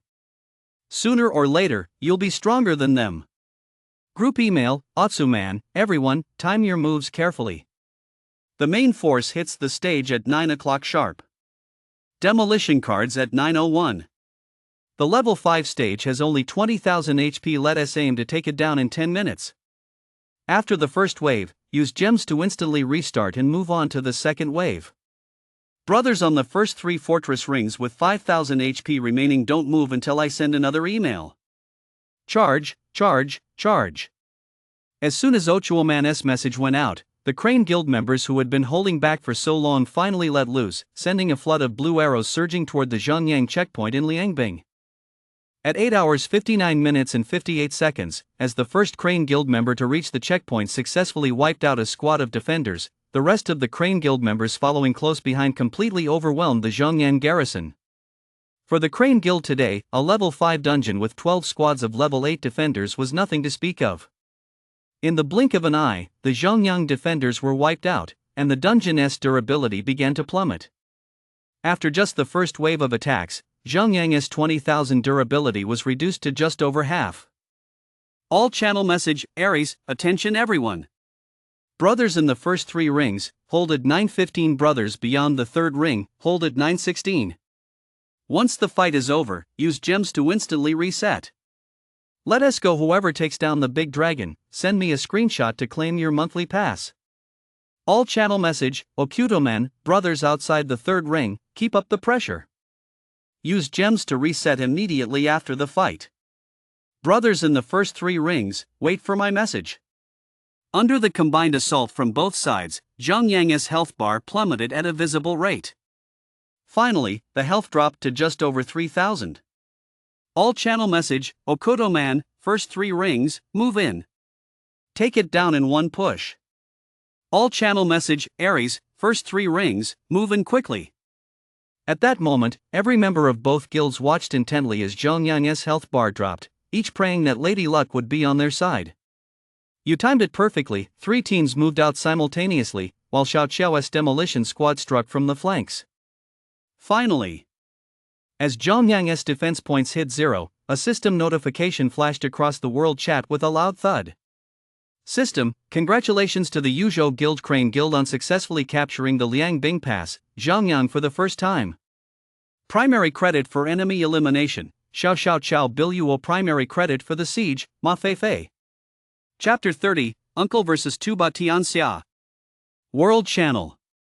Jing, Linghu Baian, NB 666. Qingyang's ceasefire hasn't even lasted 2 days, and Yuzhou has already breached the pass into Liang? We're in for another show.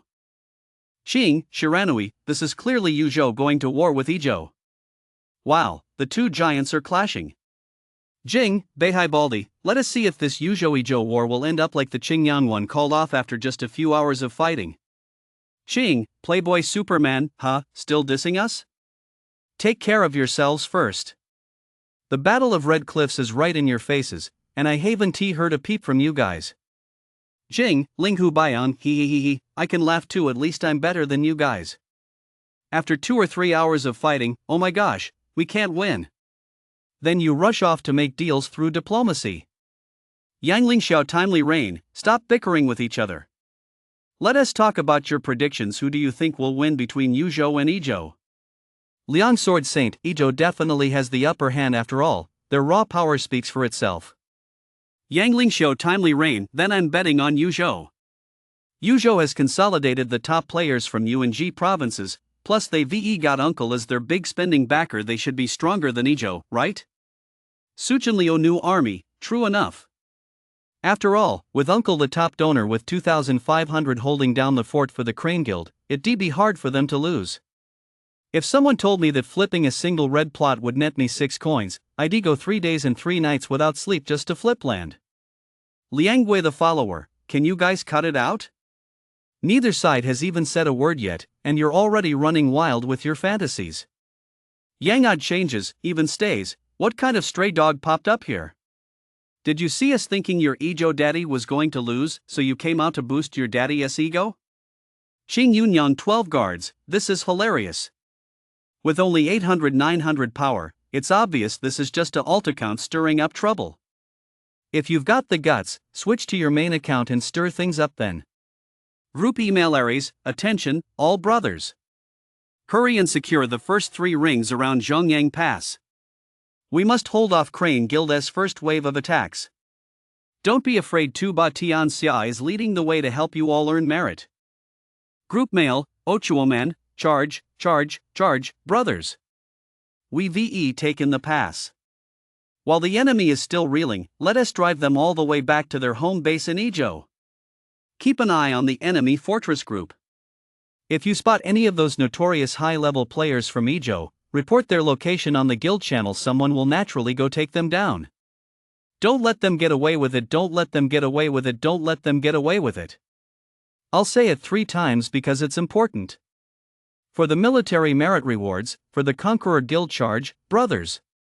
Almost the very moment the Zhongyang Pass was breached, as soon as Ochuoman's command email went out, countless arrows instantly rained down on the Ijo fortress cluster. The Ijo Summit Guild reacted just as quickly. Nearly the entire Jojo squad took up positions in a 3x3 grid across the first 3 rings, leaving not a single gap. At the same time, the Tsangsong Summit Guild fortress cluster, located just a few dozen grid squares behind Zhongyang Pass, was also continuously deploying troops toward the pass. Oh ho, I've found you. You scroll through the screen and, sure enough, spotted the person he was most eager to find right in the most conspicuous spot. At that moment, the main force of Tuba Tianxia's 4th squad was neatly deployed at the first ring. In this head-on, close-quarters battle, there was virtually no room for tactics. It was a pure test of raw strength. The 4 full-health main teams of Tuba Tianxia stood like mighty gods, blocking the only path forward for the entire Crane Guild in the first ring. Without a moment's hesitation, you deployed all 4 teams, the Machete team in the vanguard, the Magic Blade Rogue team in the center, and the Shoe Step team bringing up the rear. Since I was positioned at the very front of the first ring, all 4 of my squads would be the first to reach the enemy lines. Moreover, before these 4 main squads set out, you had reset their stats for all of them. With all 4 squads at full health and maxed out speed, it would take them just 30 seconds to make contact with 2 Tianxia's defenders. However, you did not reset the stats for the Cleaver squad, mainly because they were already fast enough, so you didn't want to waste those gems on a reset. As the troops were about to collide with 2 Tianxia's garrison, you first reset the stats back to their original values, then stared intently at the screen, waiting with a touch of anxiety for the outcome. Several squads clashed in close combat. After a burst of clanging combat sound effects, 3 of 2 Tianxia's 4 defending squads began to retreat, while US 4 main squads saw 2 retreat, leaving the remaining 2 to end in a draw. Damn, my luck isn't great today. Full of anticipation, he clicked on the battle report details, only to discover that 2 Tianxia had played a sneaky trick on him. He knew that after the Crane Guild cleared the level, you would definitely be the first to charge into the Summit Guild fortress cluster, and among US 4 main squads, the Cleaver squad was undoubtedly the fastest. So Conquer the World placed their Rogue squad on the topmost defense level, while the Magic Blade squad was positioned on the second level, hoping the Rogues would stall the Cleaver squad while the Magic Blades directly took out US Cleaver squad. But to his utter surprise, Yu hadn't reset the stats on his Chopper team. On the contrary, after the reset, the Spellblade team actually became the fastest. The first Spellblade squad clashed with 2 Tianxia's Rogue squad and, at the cost of 11,000 casualties while dealing 15,000 kills, managed to hold them off. The Kitchen Knife squad that arrived shortly afterward faced the Rogue squad, which had only 10,000 troops remaining, and naturally showed no mercy, wiping them out completely in just 3 rounds. The third level of 2 Tianxia was defended by the Kitchen Knife squad. The 2 Kitchen Knife squads clashed, ending with a nearly even casualty ratio of 1-to-1. Ultimately, US Kitchen Knife squad suffered a regrettable defeat because the Rogue squad had whittled down some of its forces, leaving it not at full strength. However, 2 Tianxia's Chopped Knife squad, now largely depleted, was also completely wiped out by the thugs who followed hot on their heels. Yet, when US thugs faced 2 Tianxia's final garrison, the Shu infantry, they appeared to be running on fumes. Not only did they fail to deal significant damage, but Guan Mei also took 2 consecutive demon spells from the opposing uncle, accidentally killing her own Jinluo. With the healer dead, defeat was inevitable. As for the final squad, the clash between 2 Shu infantry units of roughly equal strength resulted in a stalemate, with both sides losing several thousand troops. Judging by the situation, it seemed unlikely a winner would emerge without another 300 rounds of combat. Overall, in this clash between you and 2 Tianxia, you came out slightly ahead, while 2 Tianxia suffered a minor loss. Of course, you also gained a slight advantage by being the attacking side and using skill point resets to flexibly control which team engaged the enemy first. Crane Guild Channel. Wooya, Battle Report, Battle Report, Battle Report, Battle Report. Wow, this is something else. Is this what a top-tier battle in Shueita looks like? Nai Luo, holy crap, this is a real battle of the gods. I've learned a lot. Uchiha Tano, to be honest, I've only seen a battle of the century between fully leveled monsters like this once in the old servers, but this is the first time I've seen it in Season 1. Han Long Zhen, what do you call this? This is the final showdown at the Forbidden City, and it looks like our uncle has the slight edge, haha. Otoko-man, enough talk, guys. Let us just congratulate Uncle. He has gone from hero to legend in a single battle, snagging the number 1 spot on the 2500 high-rank leaderboard. Chapter 31, The Death-Dealing Sisters. Summit Guild Co-Admin Channel. Tuba Tianxia, Battle Report, Battle Report, Battle Report, Battle Report. What the heck? How did we lose? Didn't TI specifically arrange the deployment order? Ares, ugh, we clearly got outmaneuvered by Uncle. You tried to use a rogue against a cleaver, but after he reset his stats, his magic dagger S speed surpassed the cleaver S, so he used the magic dagger to take out your rogue first. Tuba Tianxia, damn it, then why did you make me put the rogue at the very top? That was obviously setting me up to be Uncle's meat shield. Ares, no, I didn't expect Uncle to pull a move like that either. Tuba Tianxia, so what do we do now? My only remaining main force in Squad 4 is an 18,000-strong Shu infantry unit still holding the position. If I lose the Zhongyang fortress group, we're basically done for. Mad, sigh, nothing we can do. Let us just hope the Jojo Guild can hold out a little longer. Meow, I don't think we can hold Zhongyang anymore. Uncle took down Tuba Tianxia single-handedly, so the Crane Guild's morale is sky-high now. Plus, at Zhongyang, it's one guild against our entire guild. Ares, so what do we do? If it comes down to it, we'll have to abandon the Zhongyang fortress cluster and fall back to Tsangsong. Then we'll fight the Crane Guild to the death there. Mad, no way, we absolutely can't retreat. Even if we can't hold it, we've got to give the Crane Guild a run for their money in Zhongyang. If we pull out of Zhongyang, the 10,000 demons and the Tiger Guild will end up fighting each other, giving the Crane Guild plenty of time to help the Tiger Guild push back the 10,000 demons. That'll make the situation even worse for us. Ares, sigh, it's a shame Tuba Tianxia didn't manage to take down Uncle, otherwise, we'd have had a real shot. Mad, alright, Tuba Tianxia took a small loss this time, but the main reason was still that we were outmaneuvered by their garrison. Once Tuba Tianxia's reinforcements return, we'll fight Uncle again. It's not necessarily a lost cause. Tuba Tianxia, damn, this is so annoying. What a crappy game. Off to recruit troops. Crane Guild Channel. All channel message, AO2-man, Uncle has already wiped out most of Tuba Tianxia's garrison on the opposite side of the first ring. Only one squad of half-wiped Shu infantry remains. Send a few squads of cavalry or Shu infantry to give them a good thrashing and send them packing. Everyone else, spread out and clear out all the garrisons in these war-torn areas around the pass first. Crane Guild Channel. Woode, Battle Report, Tuba Tianxia's last squad of Shu infantry. They've got 16,000 left. Any big shots out there to take them out? My village, Battle Report, I'm done. Little Wei's cavalry wiped out 3,000 of Tuba Tianxia's troops. I did my best, brothers. Naraku, that's it. Very impressive. Yunmeng, don't rush in as cannon fodder just yet. I'll be at Tuba Tianxia's garrison in a minute. Night raid on Widow Village, got it, I'll pull back then. Let us watch big shot Yunmeng put on a show.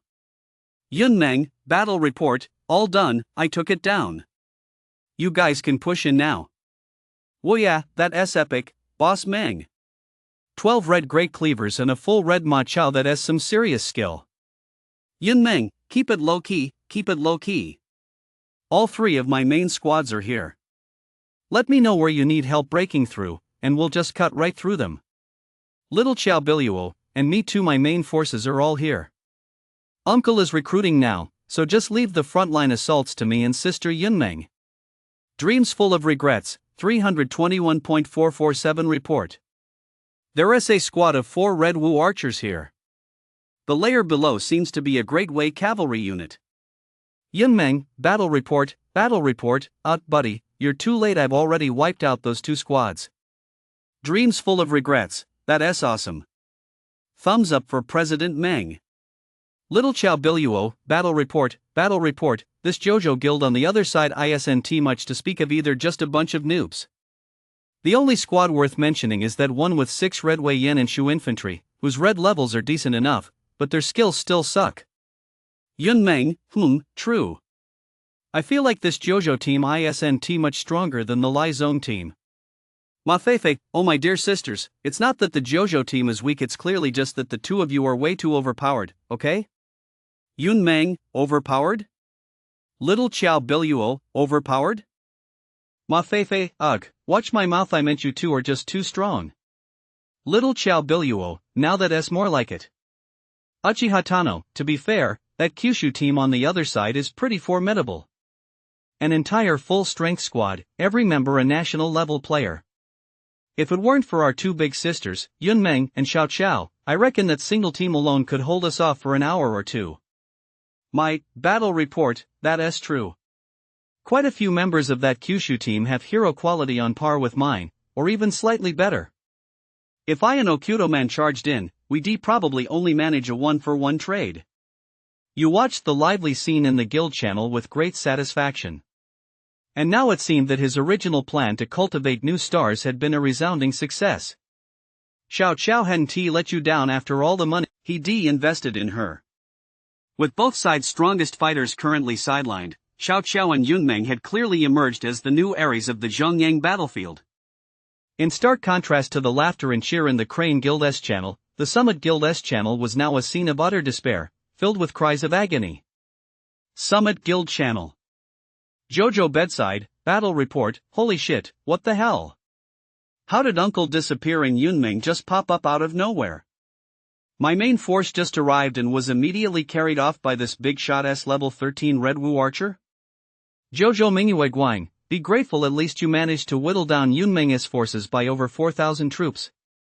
Battle report, look at me, my full-strength Great Wei cavalry just wiped out this Yunmeng unit without taking a single casualty. Jojo Di Shang Shuang, battle report, it's not just this Yunmeng, there's also that little Chow Biluo. Her level 14 red Great Cleaver is practically the same as a full red weapon, she really did wipe me out completely in just 3 rounds. Fallen flower drunk without mercy, rumor has it that both Yunmeng and little Chow Biluo are girls, and little Chow Biluo is even a streamer on Douyu, the kind who is beautiful, has a sweet voice, and is rich. Yen and light crossbowman, huh? Where did that rumor come from? Is it accurate? Is it reliable? Luo Hua Zue Wuching, it's definitely reliable, it's in the Red Beauty Chronicles, compiled by our chroniclers on the forum. But there is only a photo of little Chow Biluo, no photo of Yunmeng. Still, we can be sure both of them are girls. Dark Knight Spirit Void, these aren't just girls, they're the fucking Reaper sisters in the flesh. One's the White Reaper, the other's the Black Reaper. They're literally 2 merit harvesters. Jojo Wang Mingyue, 320.446 lower your head, bro, run. The Reaper sisters are coming for you. Jojo lower your head, battle report. Damn, too late. I'm done for. That little Chow Biluo's cleaver is way too brutal, 3 precise strikes and she chopped me to death. Jojo Moonlight, this isn't just pressing F to go tank mode, this is a fucking intercontinental missile. 1 shot, 1 kill, I was sent straight to woohoo. Jojo missing home, we're done for. Our individual combat capabilities are way too far behind these 2 sisters. If this keeps up, our Zhongyang garrison is bound to collapse completely. Every time these 2 sisters go out, they're followed by a swarm of arrows. If we withdraw our garrison, this entire fortress will suffer. If we don't, we'll get wiped out by the sisters first, and then the fortress will suffer. Jojo low head, what bad luck, 1 uncle leaves, and 2 Grim Reapers show up. Who can stand up to that? Chapter 32, it's actually a kid. The battle at the Zhongyang Pass was going smoothly. Led by you, Yunmeng, and Xiao Xiao, the the Crane Guild was advancing like a tidal wave, sweeping all before them. In contrast, the Ijo Summit Guild was suffering a series of setbacks and retreating step by step. First, Tubatian, the strongest high-level player, narrowly lost a one-on-one real-man showdown against Uncle. Then, the Crane Guild's Reaper's sisters rampaged through the Summit Guild's fortress. The Summit Guild's elite unit, the Jojo Corps, where every member was guaranteed a spot on the national team, was reduced to the helplessness of 3-year-old children when facing Yunmeng and little Qiao Biluo, left to be at their mercy. Yu redeployed his 3 remaining squads to the reserve fortress for recruitment, leaving only one squad of just over 20,000 Shu infantry to hold the front lines. He watched as the Crane Guild gradually chipped away at the Summit Guild's fortress clusters, with Yunmeng and Xiao Qiao leading the charge on the battlefield and Otuoman directing operations from the center of the army. So Yu decided to take a break himself after all. There were still 4 hours left before the recruitment ended. But just as Yu was about to get up from his desk, he unexpectedly received a private message. Whoa! Now that's a rare visitor. Seeing who it was, Yu was quite surprised. It was none other than Tuba Tianxia, the very player who had just secured his legendary victory. Message: Tuba Tianxia, my main force will be ready in 4.5 hours. Let us have another fight. Message: Uncle, my main force will be ready in 4 hours. That's about the same time. If you're interested, come find me and take me on, I don't mind. Mail Tuba Tianxia, it's not like I can't beat you, I just miscalculated the defense rotation. Don't get too cocky. Mail Uncle, yeah, I never said I was better than you. Our hero skills are about the same, you just had a bit of bad luck. Mail Tuba Tianxia, how much have you spent? I see you're fully maxed out on red, just like me. Mail Uncle, how much have I spent? I haven't actually kept track. Mail Tuba Tianxia, how about this? I've heard everyone say that Yuzhou has always been waiting for a merger. You might as well stop struggling, just name your price, and I'll buy you out. What do you say? Upon hearing this, Yu even began to wonder if his eyes were playing tricks on him. Was Tuba Tianxia actually offering to buy him out? It wasn't entirely far-fetched to have such a thought, but for Tuba Tianxia, Ajo's top-ranked player and, like himself, a max-level red monster, to actually suggest it was a bit out of the ordinary. Mail Uncle, huh? Buy me? How much do you want to pay for me? Mail Tuba Tianxia, 50,000, how about that? 50,000 is already about half of my weekly allowance. Any more than that would be a bit too much for me to handle. Mail Uncle, pocket money, well, if I may ask Tuba, how old are you this year? Mail Tuba Tianxia, I'm 20. What's up? Why are you asking my age? 20 years old, graduated from Peking or Tsinghua University. Got a problem? Mail Uncle, no problem at all. But forget about buying me out. 50,000 yuan probably won't even cover a single day's worth of my spending money. Email Tuba Tianxia, if you don't want to sell your account, just say so. Stop beating around the bush and being so snarky. Don't think you're some big shot just because you beat me once. I've got plenty of brothers.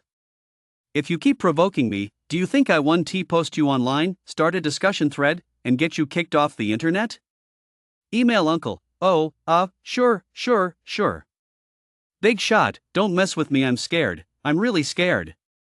After sending this email, you closed the email window, struggling to hold back a laugh. 20? Seriously? Talking like that? You'd be lucky to get 12. From the conversation just now, you could pretty much tell that the Summit Guild's top player who'd been hyped up to the skies was actually just a kid.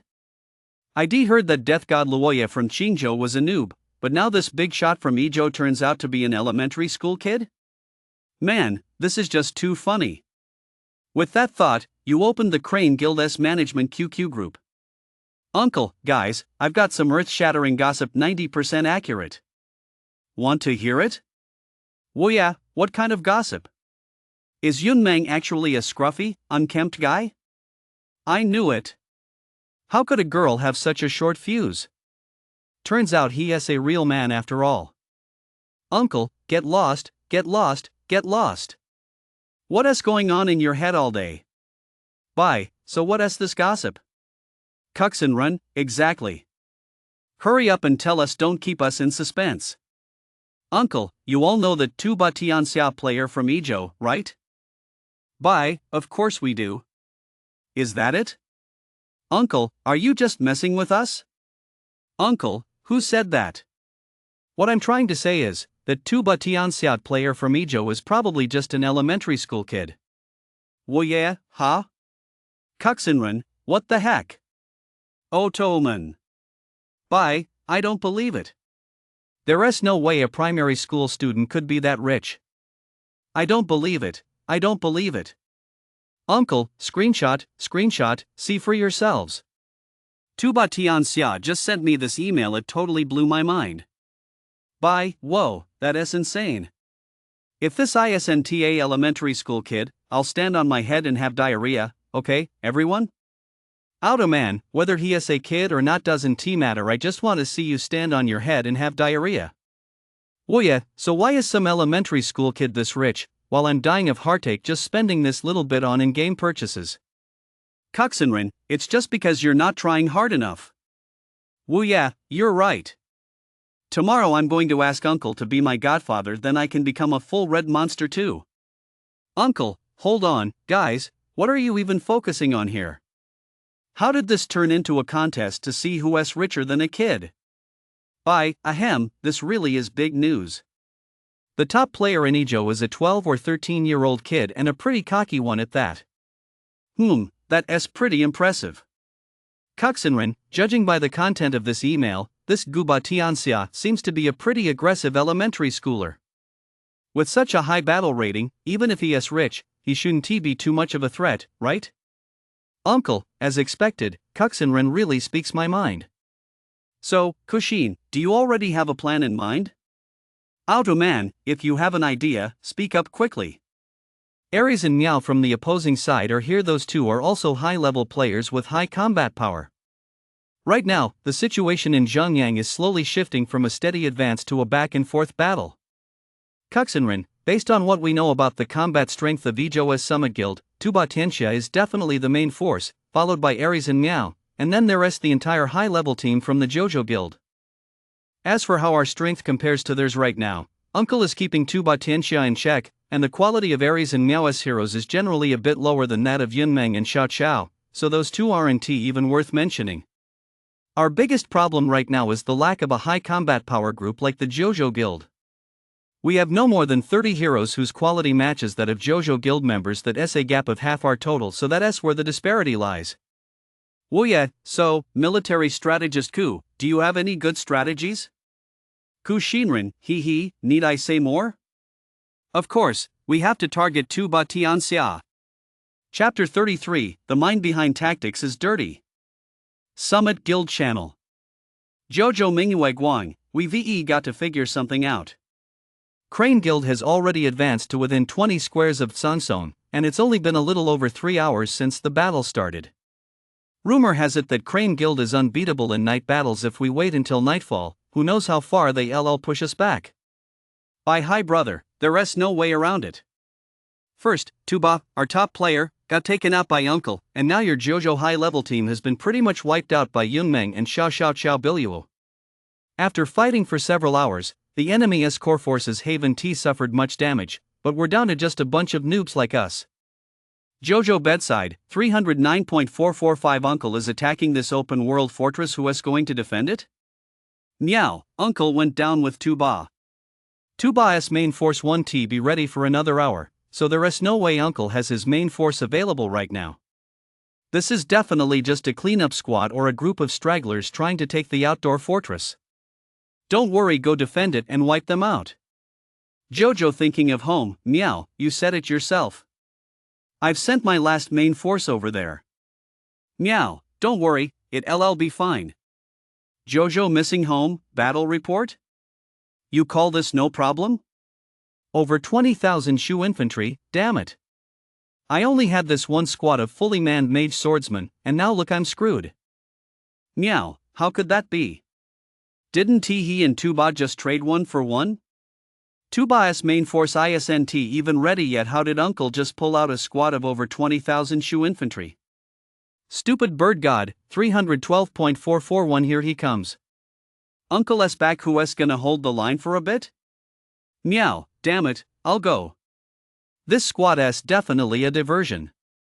I don't believe he has managed to recruit troops for 2 full main forces. With that thought in mind, Meow sent her only remaining unit of Great Way cavalry over. 3 hours into the battle, her and Ares' main forces had essentially traded 1-for-1 with Yunmeng and Xiao Xiao's Reapers of Death duo just moments ago, leaving only this one unit of Great Way cavalry in relatively good shape. Whoa, you still dare to come? That takes some guts. Miao's assumption was indeed correct at the start of the battle. You had traded forces with 2 Batian Xia on a 1-for-1 basis. However, Miao had forgotten that their final clash Shu infantry against Shu infantry was nothing more than a light skirmish. Neither side had inflicted any significant damage on the other. In fact, 2 Batian Xia's final squad of 16,000 Shu infantry had actually been wiped out by Yunmeng.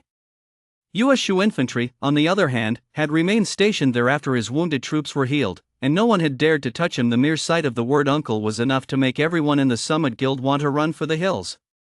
As for why he was deploying this unit now, it was because he just finished a battle, teleported straight back home, and immediately maxed out his troop strength using the Chunqing bandits he'd been stockpiling for days, along with conscripted soldiers and his existing reserves, all while wielding his massive cleaver.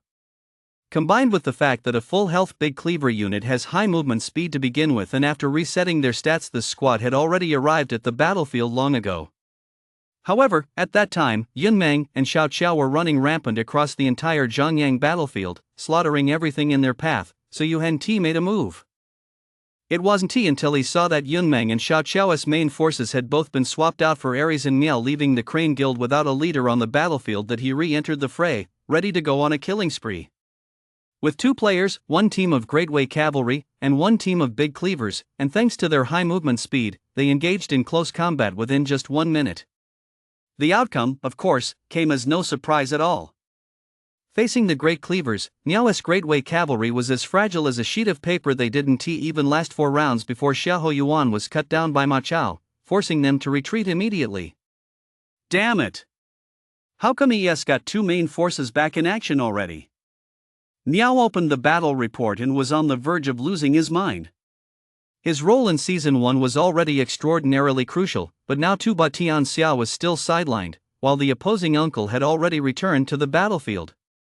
This would be a severe blow both to the morale of the Summit Guild members and to the course of the battle. Group email, Miao, right now, 2 Batian Xia's main forces aren't ready yet. When you see Uncle S troops on the battlefield, if you don't feel confident facing him, just retreat immediately. Even if you lose a few fortresses in the process, it's better than having your main forces wiped out and losing your ability to fight. Also, don't get impatient. 2 Batian Xia's main forces will be back soon, and when they are, Uncle S in for a world of trouble. After this email was sent, you did indeed find it very difficult to score any kills. Most players, upon seeing him charging toward them, would immediately withdraw their troops without a word, often leaving him to run around in circles and waste his stamina. However, you wasn't a fool. He knew the enemy had definitely prepared for him and was trying to avoid combat, waiting for 2 Batian Xia to return from the grave before making their next move. So you deployed all the sub-city cavalry units he'd prepared well in advance, pairing them with cleavers to fire wildly, and ordered Crane Guild members to have their demolition units follow right behind his main force. Suddenly, the Zhongyang battlefield erupted with action in multiple spots, and the Crane Guild began to advance step by step once more. Email, 2 Batian Xia, Uncle, don't move. My main force will be ready in an hour. Let us have another fight. Don't waste your stamina shooting at those noobs. Mail 2 Batian Xia, huh? You still want to fight me? Wait a minute, that's not quite what Ares told us. Mail 2 Batian Xia, Ares? What did he say? Upon receiving the message, Yu chuckled to himself, opened the Crane Guild Management QQ group, and said, "Guys, the fish has taken the bait." He turned back to continue replying to the email.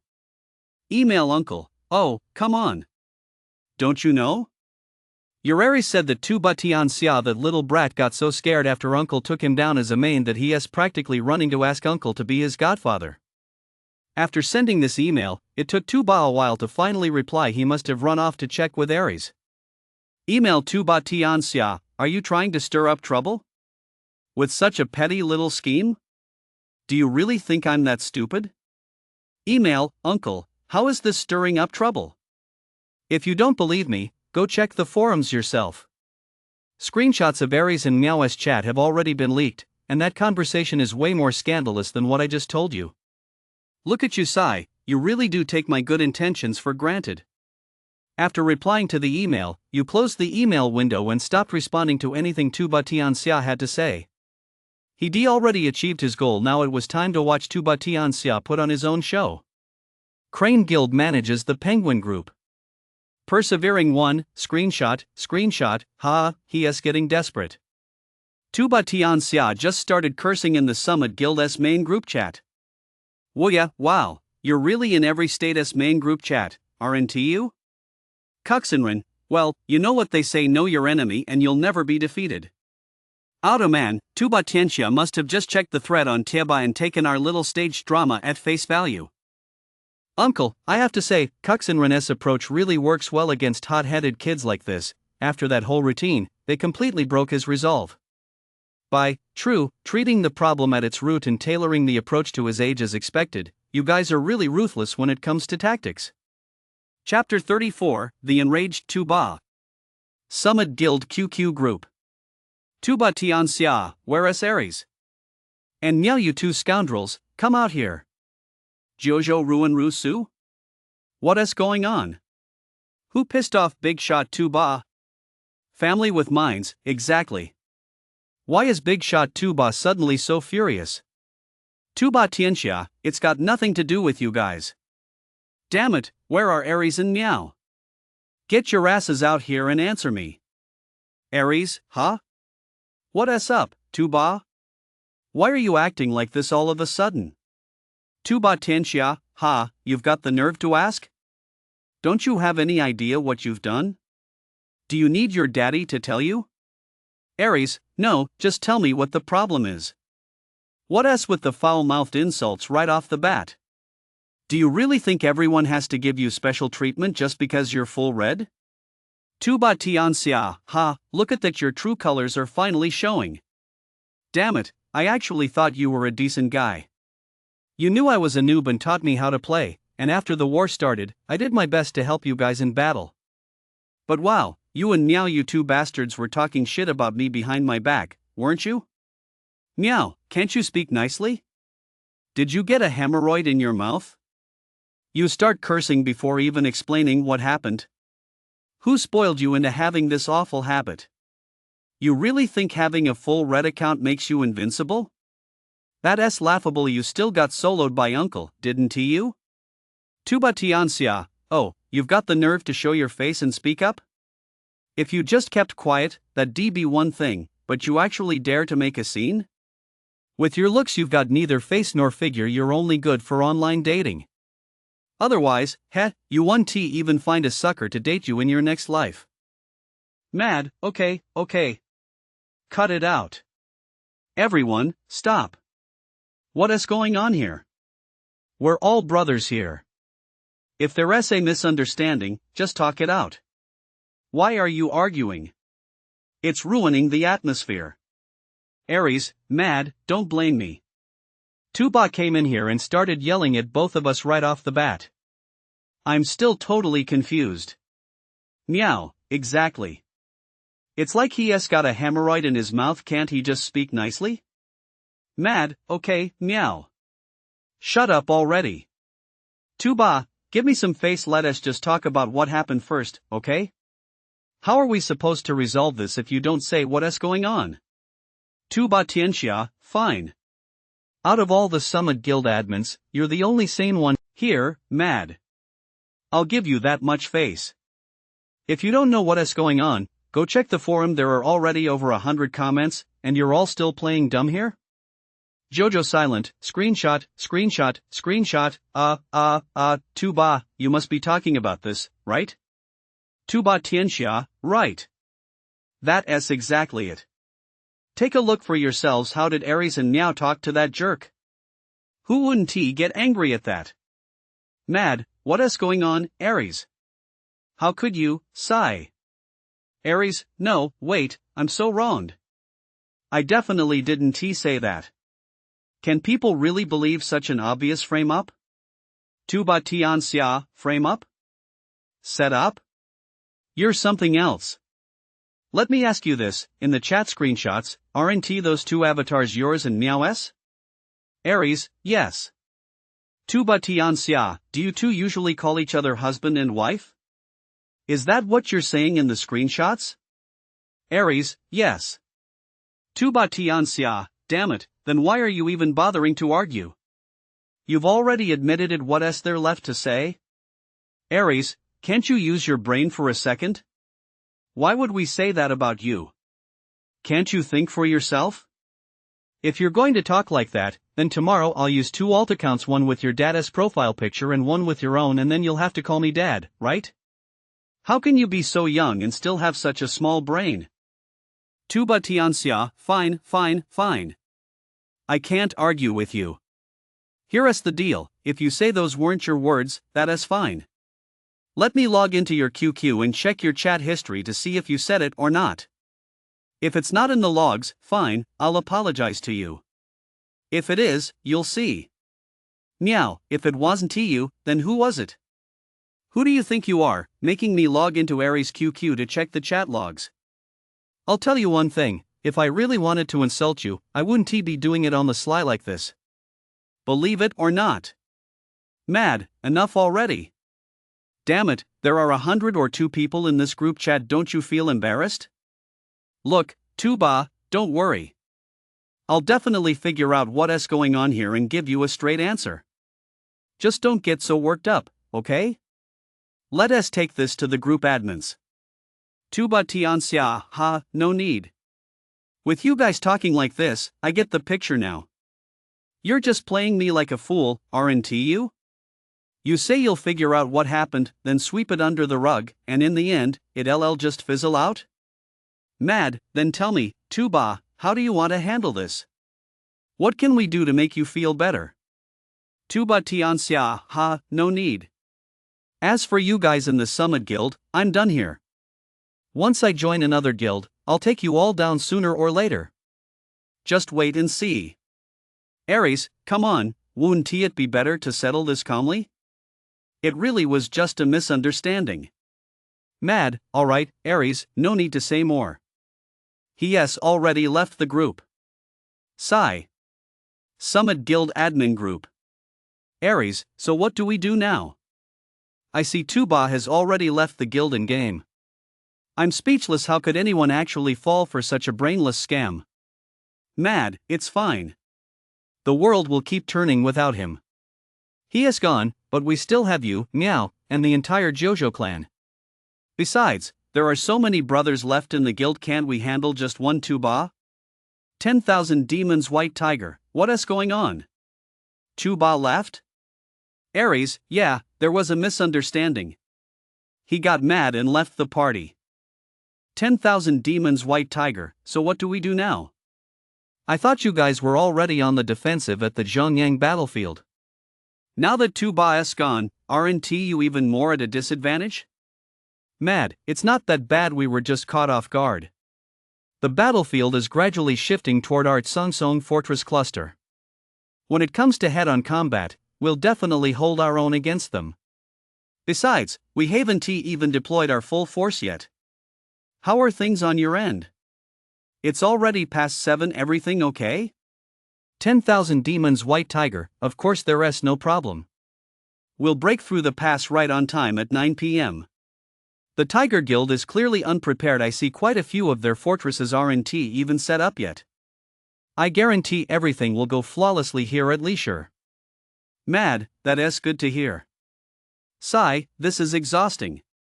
I'm going to get some rest. Ever since receiving Tuba's email, you had consciously reduced the number of times his main forces went on campaigns, ensuring he'd have enough troops to face Tuba Tianxia once again as they made their comeback. However, to U.S. surprise, the Tuba Tianxia fortress standing at the forefront of the Tsongsong Fortress cluster had vanished without a trace. Holy crap! Are my eyes playing tricks on me, Or does this kid know the shadow clone technique? Is he pulling a magic trick on me here? Just as Yu was feeling puzzled, he unexpectedly received another email from Tuba Tianxia. Email, Tuba Tianxia, hey, uncle, are you guys still accepting new members? Chapter 35, Liang and Bing go to war. Receiving Tuba Tianxia's message expressing his desire to join was still quite a surprise to Yu. After all, when he discussed the matter with Ku Xinren and the others, the best-case scenario they envisioned was that Tuba would develop a rift with the Summit Guild's leadership, leading to fights and slacking off. Amid his surprise, Yu noticed that Tuba Tianxia's power, which had originally been over 16,000, had now dropped to 0. Male, uncle, Tuba, are you wandering around? Male, Tuba Tianxia, yeah, I don't want to stay in Ijo anymore. Seeing that bunch of people makes me sick. So, what's the deal? Are you still accepting members or not? I've wandered all the way to Bingzhou. You guys have a city there. If you're accepting members, I'll join you after my cooldown ends and help you crush Ijo. You hurriedly opened the Crane Guild Management QQ group and posted a screenshot of Tuba Tianxia's message. Uncle, screenshot, what do you guys think? We got an unexpected windfall. By, Tuba wandered all the way to Bingzhou and wants to join Crane Guild? Holy crap, that's awesome. With this, we suddenly gathered 2 of the server S4 max level red monsters. Conqueror Guild status is just around the corner. Well yeah, it might not all be good news, though. Even though Tuba Tianxia isn't very old and has a simple mind and is wandering over here, probably isn't part of some scheme. His temperament might turn out to be a double-edged sword. Oh man, even if it's a double-edged sword, we got no choice. Even if he is a ticking time bomb, we have to take him in. No matter what trouble he might cause, he is still a full red big shot, after all. Kuxinren, that's true, especially for Season 1. A full red boss is incredibly valuable. Just think back to when we took down Zhenyang. If Uncle Hen T traded 1-for-1 with him in the first wave, Tuba Tianxia alone would given us a real run for our money. Well yeah, and honestly, I do have some reservations. What if one day he figures out that whole thing was our scheme, then turns around and goes wandering off to Yangzhou or somewhere to come after us? That'd be pretty rough. Uncle, that's not really an issue.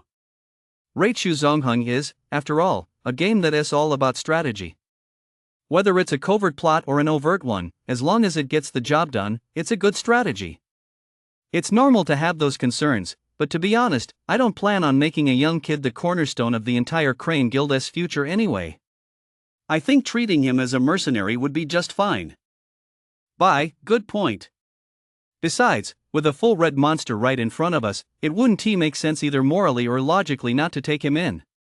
If you ask me, we should definitely take him in, but we need to set clear ground rules and keep him on a tight leash. Diligent one, I think it's a good idea. Wildless, since everyone has said so, I agree too. Otoman, no problem, no problem. So, Uncle, you're the only one here on his level, so this is all up to you, okay? Uncle, alright, I'll go talk to him. I closed the QQ group chat and returned to the game screen. Male, Uncle, I'll definitely accept him. After all, your skills speak for themselves, but if you're joining our Crane Guild, there are 3 ground rules. Male, Tuba Tianxia, what are these 3 ground rules? Male, Uncle, first, you must follow the Crane Guild's basic guild rules and land laws.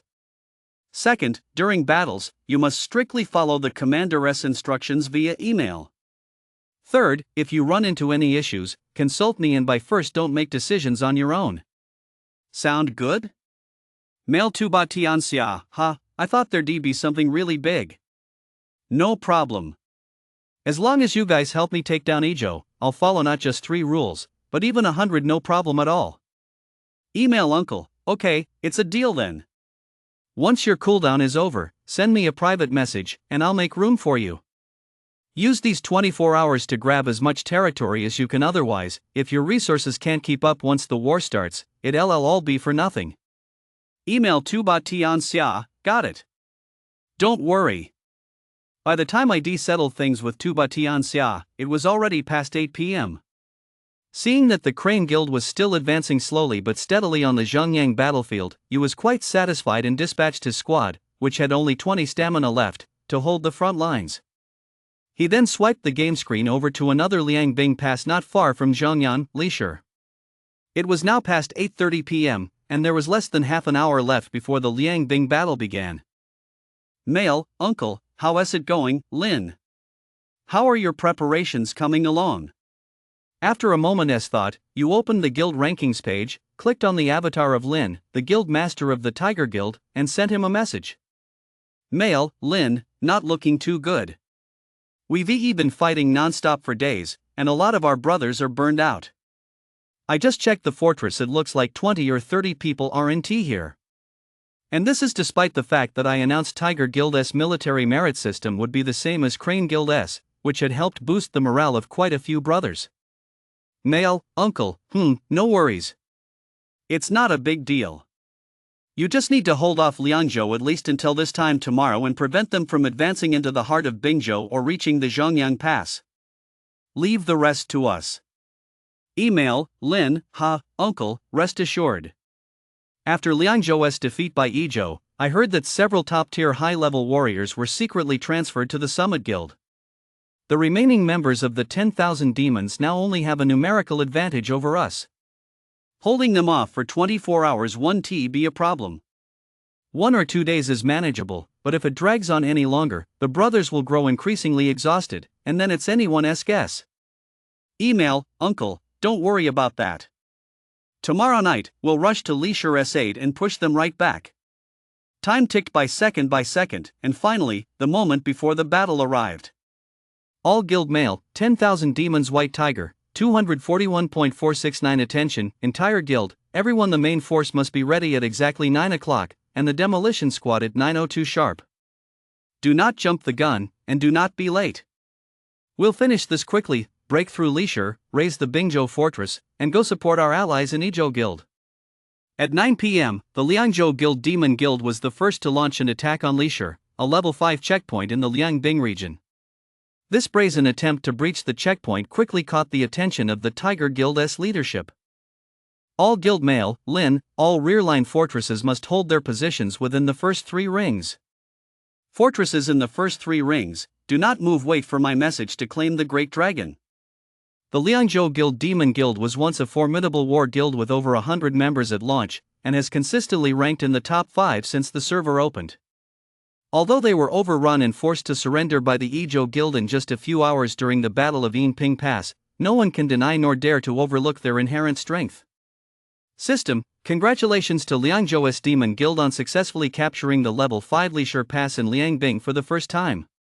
Primary credit for eliminating the enemy, Wan Yaobaihu. Primary credit for capturing the fortress, Wan Yaobaihu. At 9:24, the battle for Lishur unfolded largely as expected, with Demon Guild successfully capturing the outpost. This also marked the official and full-scale outbreak of hostilities between the Yilian Alliance and the Yubing Alliance. Chapter 36, The Script. World Channel. Liangqingyi, well done, brothers. Beer. Liang Lang's army, woohoo, take off. Brothers of Bingzhou, we're here. Liang, wuxia, applause, applause. Bing, coffin, go easy on me, I'm a wimp. Su, Mantang Huazui, whoa, Liangzhou has entered Bingzhou. Now it's Yuzhou's turn to panic. Ji, Pidden Shouro, why should Yuzhou panic just because Liangzhou entered Bingzhou? Shouldn't Bingzhou be the one panicking? Su, full pond of drunken flowers, the Tiger Guild in Bingzhou has long been the Crane Guild's underling in Yuzhou. If you didn't know that, bro, how long has it been since you last checked the forums or the world chat? All server mail, 10,000 demons White Tiger, brothers, Lishur has fallen. I won't say much more, this isn't our first battle, and we're all experienced. Just one thing, flatten the Bingzhou fortress cluster. Charge, charge, charge. All server mail, Lin, 241.470, hurry up and man the front lines, get 100 squads stationed there first. No matter what, we absolutely must hold out for at least 24 hours. The Battle of Lishur is about to erupt. Liangzhou breaking through the pass into Bingzhou is no small matter. Virtually the entire server knows that the Liangzhou Demon Guild is now a subordinate of the Yizhou Summit Guild, while the Tiger Guild surrendered to the Crane Guild long ago. If we look back at the previous clash between the Crane Guild and the Summit Guild in Zhengyang, it could be seen as a simple showdown between two guilds, with the outcome too close to call.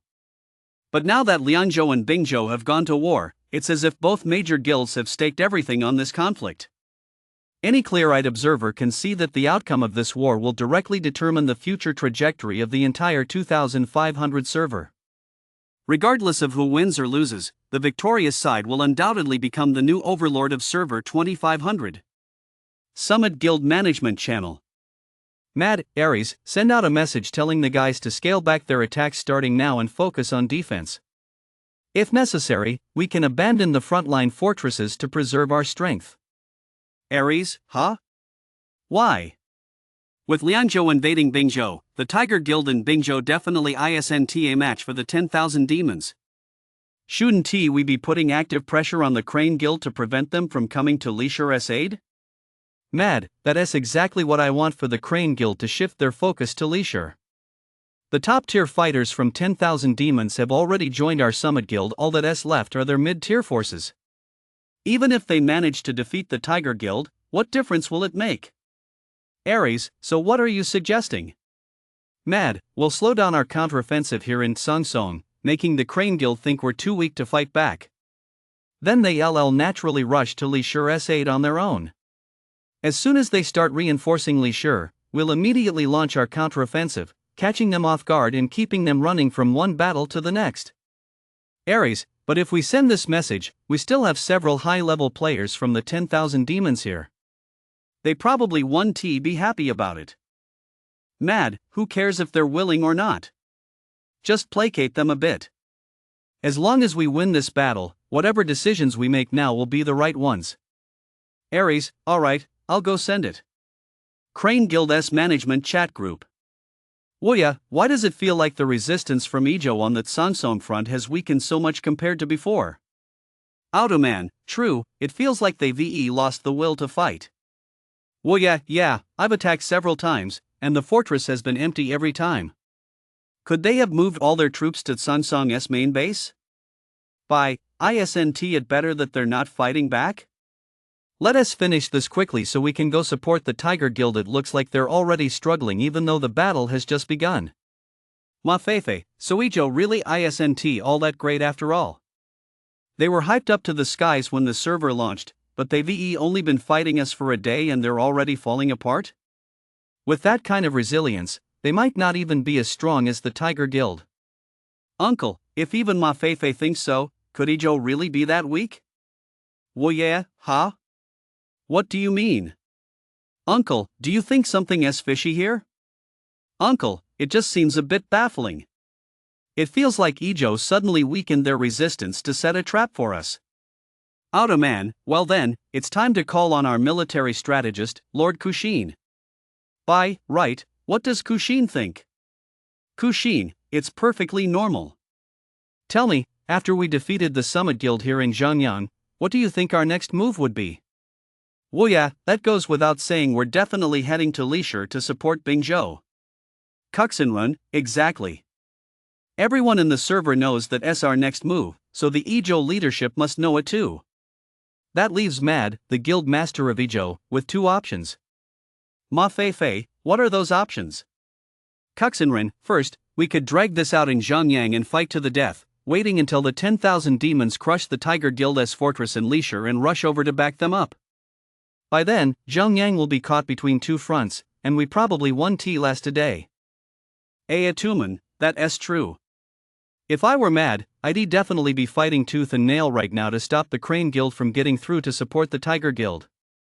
Kuxinrun, the second option is to strategically abandon the Zhengyang battlefield using retreat as a tactic to advance, luring us to Lishure to support the Tiger Guild, and then having the Summit Guild launch a counterattack to force us to retreat and defend. That way, not only would we have wasted our time running around for nothing, but over time, if this tactic is repeated a couple of times, we'll inevitably be running ourselves ragged and eventually collapse on our own. Otoku-man, But if they use this tactic and we don't fall into their trap, if we really push them back in one go and don't let up until they're wiped out, by then they'll have abandoned their frontline fortresses on their own. If we still can't hold the rear fortresses, wouldn't that be a case of trying to steal a chicken but losing a grain of rice instead? Perseverance, exactly. After all, the regular members of Summit Guild 1T know what Matt is thinking. They'll assume Summit Guild is really about to lose, and their morale will hit rock bottom. If we press our advantage at that moment, we'll have a great chance to wipe out their entire Tsongsong fortress group. Woya, well, if I were Mad, I'd definitely go with the first option. Looking at it this way, the first approach is the most reliable. Uncle, true. And I didn't expect the strength gap between 10,000 demons and Tiger Guild to be so huge. If they really do hold us back with everything they've got and prevent us from reinforcing our defenses, that'd be a real headache. Woya, then why does Matt insist on choosing the second option? Does he have a problem with his IQ? Kuxinren, you just don't get it. That's the subtle mindset of someone in a position of power. Woya, someone in a position of power? What kind of subtle mindset do they have? Kuxinren, the Demon Guild is currently a subsidiary of the Summit Guild. In other words, they're underlings. It's only natural for the big brother to save the little brother, but for the little brother to save the big brother, leaving aside whether the big brother would even believe the little brother is strong enough to save him, Mad simply couldn't save face in that situation. So I'm convinced that Mad must be trying to trick us into reinforcing Leisure, so that when the 10,000 demons are in danger, the Summit Guild can step in and save the day, pulling off a perfect script. Chapter 37, Playing by the Script. As soon as Ares sent the email, it naturally sparked a strong reaction from many people. A full-scale retreat on the Tsongsong front would effectively put the Demon Guild between a rock and a hard place. Aside from several Demon Guild administrators, even the high-level players who had been integrated into the Summit Guild during the Battle of Ping Pass voiced their objections to Mad. Summit Guild Admin Group Chat. 10,000 Demons White Tiger, Screenshot, Mad, what's this all about? We just broke through the pass. It wouldn't even take a day to wipe out the Tiger Guild, and now you're sending an email saying your Tsongsong front is going to start playing defensively? Aren't you setting me up here? Mad, Tiger, you don't know the whole story. Ever since Tuba Tianxia left the guild, Crane Guild's uncle has been practically unstoppable. Before, at least we had Tuba to trade blows with him one-on-one, but now uncle can only rest when his stamina runs out. Wanya White Tiger, so you're having your Summit Guild stop attacking, letting Crane Guild beat you up until they're done, then come over to hammer us all to draw their fire toward me? Mad, I had no choice. If we keep going head-to-head with the Crane Guild, the guys' morale will probably crash. 10,000 Demon Xuanwu, so you want to draw their fire over to Leisure, take the pressure off your guild, and let them focus on us? That's quite something, Mad. Mad, don't worry, bro. I've already had Ares send an email to the entire guild in the Zuli Fortress group chat. Even if Tsongsong gets wiped out, we can regroup and launch a new attack from Zuli. Wanyao Xuanwu, let us not get into that. Several of our strongest high-level players, Qinglong and the others, have already joined your Summit Guild as you requested. Acting like this now isn't that just like using a donkey to grind grain and then killing it? Mad, seriously, Xuanwu, trust me just this once. Just one day is enough for the brothers to regroup. By this time tomorrow night, we'll definitely launch a renewed attack and drive the Crane Guild out of Zhongyang in one fell swoop. Wanya Baihu, that sounds great in theory, but the whole server knows how strong the Crane Guild is in night battles. With the meager defenses Tsangsong has right now, the fortress cluster will be wiped out before tomorrow morning, no question. By then, if the Crane Guild rushes to Leisure's aid, we at 10,000 demons will be outnumbered 2-1 and probably 1T even less 2 hours. No one does business like this. Mad, don't worry. Without Tuba, fighting the Crane Guild one-on-one is tough for us. But once we launch a two-pronged attack tomorrow with them fighting across provinces, they'll be running themselves ragged sooner or later and will collapse on their own. 10,000 Demons White Tiger, haha, well, it's up to you. With the Battle of Red Cliffs between Jing and Yang now underway, it's only a matter of time before Jingzhou falls. When that happens, Yu and Ji will unite, Jing and Su will unite, and Yang and Jing will unite. If we, the 10,000 demons, collapse, Yurijo will be left all alone. Mad, don't worry, don't worry. I've got it under control, there definitely won't be any problems. Demon Guild manages the QQ group. 10,000 demons Black Tortoise, are we just supposed to take this loss lying down? 10,000 demons White Tiger, screw this. I sent all our top players to Summit Guild, and now they want me to help them fight off Crane Guild? How pathetic am I?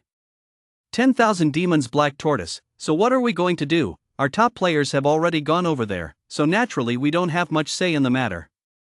Besides, let us be honest, we're basically Summit Guild's lackeys now. Mad doesn't give a damn whether we live or die. 10,000 demons Azure Dragon, how about I bring the brothers back? Tuba Tianxia is gone anyway. If Summit Guild really relies on raw strength, they won't be much stronger than us without the top players from 10,000 demons. 10,000 demons White Tiger, if you guys leave the alliance, that means we're breaking ties with Summit Guild. Given the current situation with the outcome between Yuzhou and Ijo still up in the air, acting rashly might actually backfire. 10,000 demons Xuanwu, why should we care about that? Matt is using us as pawns, do we really have to play along with him? It's just a game, we shouldn't have to put up with being bullied while playing. 10,000 demons White Tiger, let me think, let us talk about this later. I need to figure out what to do first. Ever since Ares sent that email, although quite a few members of Summit Guild raised objections, the majority still followed Ares' lead, and the voices of resistance from Summit Guild on the Tsunsung battlefield grew increasingly faint. Damn, another empty fortress. My last drop of stamina finally ran out, only to discover that just as I was about to hit the Summit Guild members inside the fortress, they, just like those same people from the previous few times, had withdrawn their troops from the fortress. Crane Guild manages the Penguin Group. Woya, the Summit Guild on the Tsunsung battlefield isn't putting up much resistance anymore, I guess they're about to abandon the entire Tsunsung fortress cluster. Automan, screenshot, keep an eye out, the Summit Guild has already started flying to the Zuliqui fortress. Judging by the way things are going, I bet they'll launch an attack from Zuliqui the second we leave Tsunsung. Bye, this is a real pain. Lianzhou is littered with Ijo airfields, and it'll be hard for us to clear them all out. Even if we start capturing them on a large scale, the Summit Guild won't be in a hurry since we're not from Ijo. Mafefe, then we might as well just capture an airfield and fly straight to Yinping or Yangping Pass, let us just invade Ijo already. Ochuoman, what the hell are you thinking? The War of the 18 Feudal Lords isn't over yet. The maximum march distance is only 300 squares, fighting across one province is already a pain, and you want to cross two? Mafefe, I was just saying that off the cuff, there's no way we'd actually cross two provinces to fight the Summit Guild. Coxenrin, so we should also think about our next move. There's no point in dragging this out with the Summit Guild over here at Tsunsung. Uncle, it's simple. Didn't T-Mad set up a plan for us? Let us just follow his script. Tonight, we'll push the Tsunsung fortress cluster as far as we can, and tomorrow we'll rush to reinforce Lishur. Bye, but what if Summit Guild attacks us from Zuli after we leave? We still have to come back to defend? That round trip alone costs 40 stamina. Uncle, we got no choice. Even if we wipe out the Tsunsung fortress cluster and then go wipe out the Zuli fortress cluster too, what's the point? Summit Guild can just rebuild their fortress clusters in Jinchang, Shandan, and a whole bunch of other places. Lianzhou isn't the Summit Guild's main base. Even if we leave Lianzhou in ruins, they won't care. So for now, we have no choice but to head straight into the Lioness Den, knowing full well the risks. Persevering one, exactly. After we take down the Tsunsung fortress cluster, we'll leave only Sparta here to farm land and create the illusion that there are still people in Zhangyang, while in reality, we'll go all out to support Lishur. After all, the true master of Lianzhou is still the Demon Guild. As long as we completely crush the 10,000 demons, Lianzhou will be within our grasp. By then, Ijo without Lianzhou's backing will be nothing more than a helpless old man.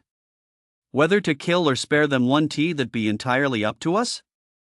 Chapter 38, Swift as the Wind, Swift as Lightning. Group email, Otuamen, brothers, it's midnight. Starting now, we're switching to night battle mode. Remember, anyone participating in the night battle should send a screenshot to buy via private message in the main group first thing tomorrow morning. Monthly pass rewards will be distributed on the spot. At midnight, Shuetu Zonghun finally began to quiet down. Whether on the Lisher Liangbing battlefield or the Chibi Jingyang battlefield, fewer and fewer players remained active on the front lines. Most people gradually choose to either leave their main forces on the front lines to hold the position, hand them over to a governor to farm, or simply grind for a wave of merit before bed and then return to recruit troops. In short, when it comes to nighttime, sleep is the top priority. Of course, with the exception of the Zhongyang Sangsong battlefield where US extreme money power drives the action, the scene on the battlefield in the middle of the night is even livelier than during the day. Quite a few players are willing to lie idle for half the day just to earn the 100 yuan reward for a night of combat, setting alarms to wake up and charge onto the battlefield at night. After all, looting a fortress nets 10 yuan, looting a red zone nets 6 yuan, and a night of combat brings in 100 yuan. These are all cold, hard cash. In contrast, the Sansong Summit Guild Fortress Group stood in stark contrast to the Crane Guild. After Ares sent out his email, the voices of resistance on the Sansong side had already grown increasingly faint. Now that it was the middle of the night, more people had chosen to go to sleep, leaving only a handful of hardcore players in the Sansong Fortress Group still reluctantly fighting against the Crane Guild. Crane Guild manages the QQ Group. Uncle, there aren't many high-level players left on the Sansong Summit Guild side, so I'm going to hold the line and get some sleep. Well yeah, got it. Don't worry, Otoku-man and I have the battlefield covered. We'll make sure to flatten their fortress group by morning. Otoko-man, exactly. You guys should all go to sleep now. Just wake up early tomorrow to take over for us. Ma Feifei, you two are both commanders and governors. Grinding all night like that could net you at least 700 or 800 yuan. If I were in your shoes, I'd be happy to do it too. Wu Yi, haha, you've seen right through us. That's kind of embarrassing. Uncle, well, how much you make depends entirely on your skills. Just take care of yourself and don't burn out. Good luck. I'm going to bed now to rest up so we can deal a crushing blow to the 10,000 demons tomorrow. After closing the QQ Group management page, you thought for a moment, then opened WeChat and tapped on the private chat with Bai. Uncle, old Bai, are you asleep yet? Bai, not yet, just getting ready to sleep. What's up, Uncle? Uncle, I was thinking of sending you the military funds first. When it comes time to tally up the military merits and distribute the rewards, I'll be counting on you to handle that.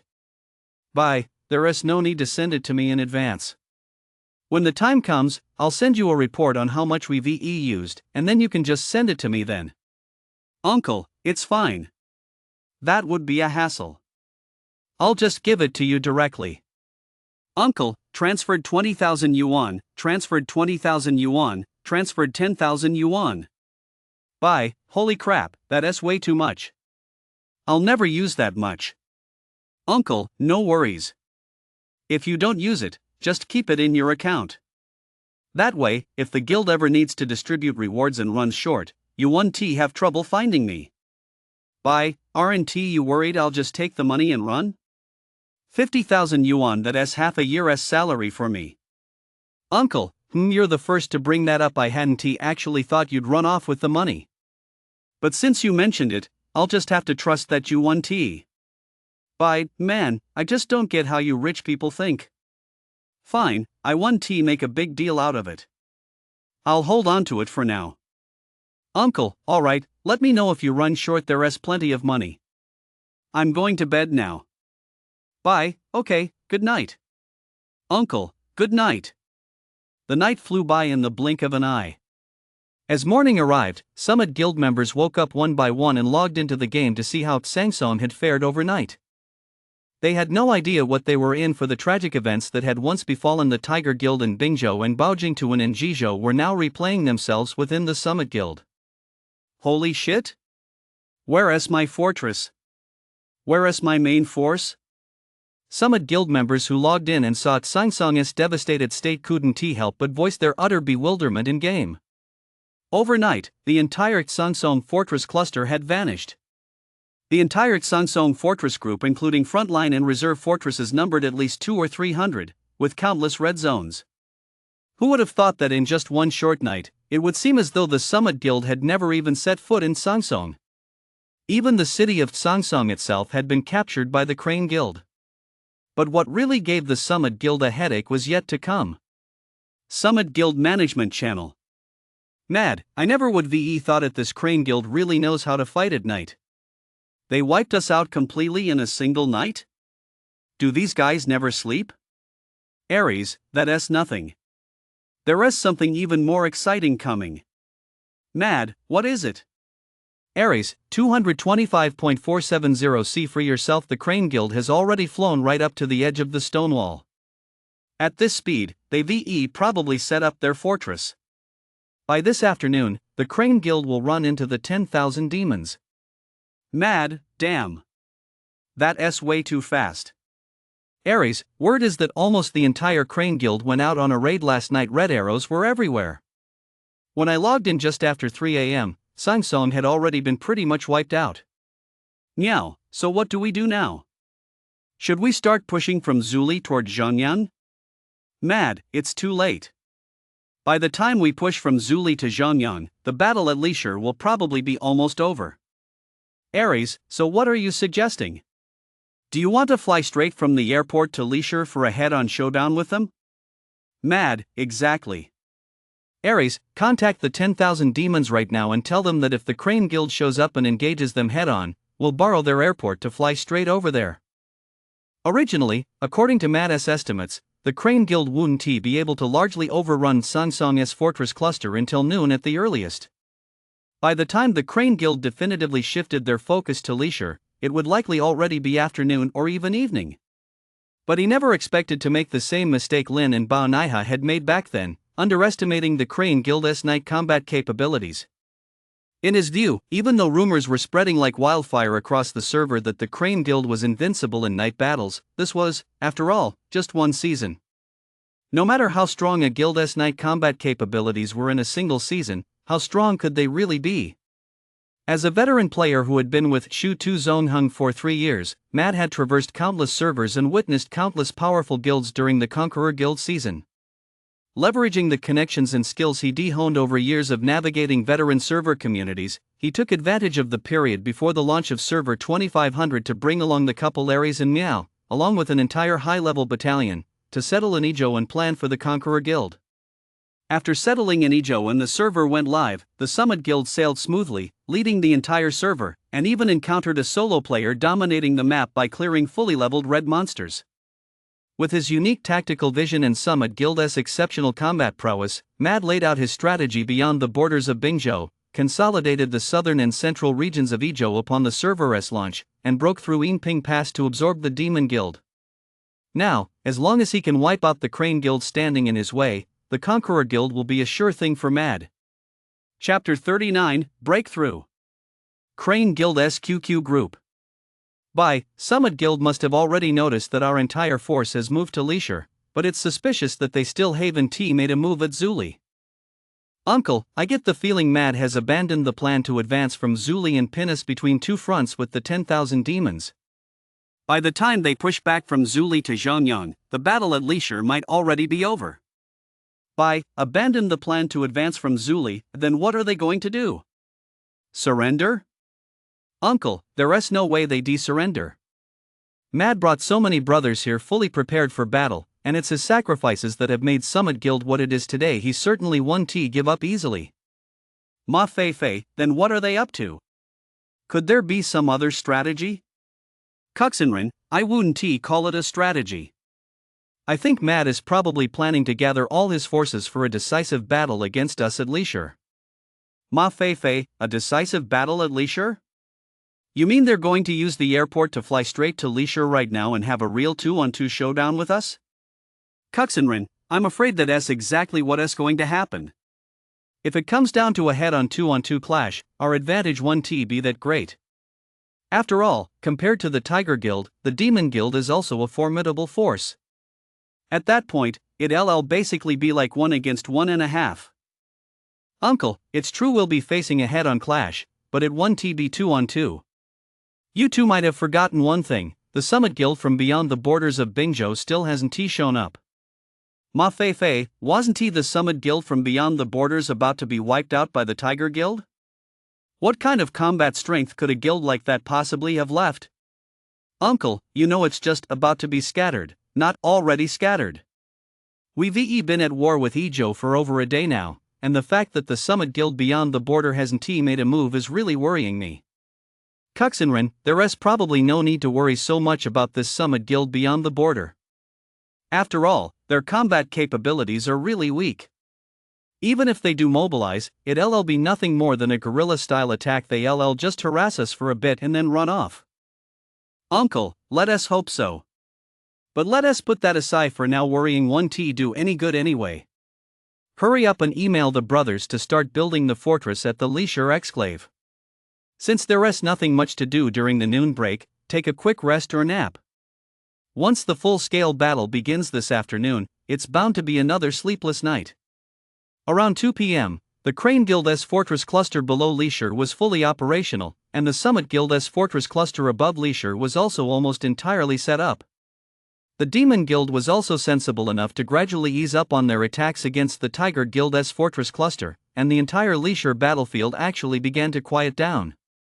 However, all four guilds knew full well that this rare quiet didn't mean peace. On the contrary, it was a sign that a storm was brewing.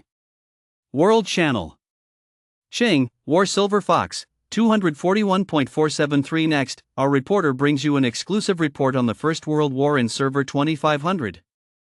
Both sides are now bracing for battle, just waiting to see which guild fires the first shot. Su, Grandpa Ox, back in the first year of the Jianan era, the realm was in chaos. Feudal lords rose up in all directions, and the people were struggling to survive. Yet here in our prosperous land of Shuzhou, there was peace and prosperity, a scene of harmony that drew heroes from across the land to bow in admiration. Grand Steward of Ezhou, peace and prosperity, a scene of harmony, my foot. Families in Shuzhou have been wiped out, and that is supposed to be harmony?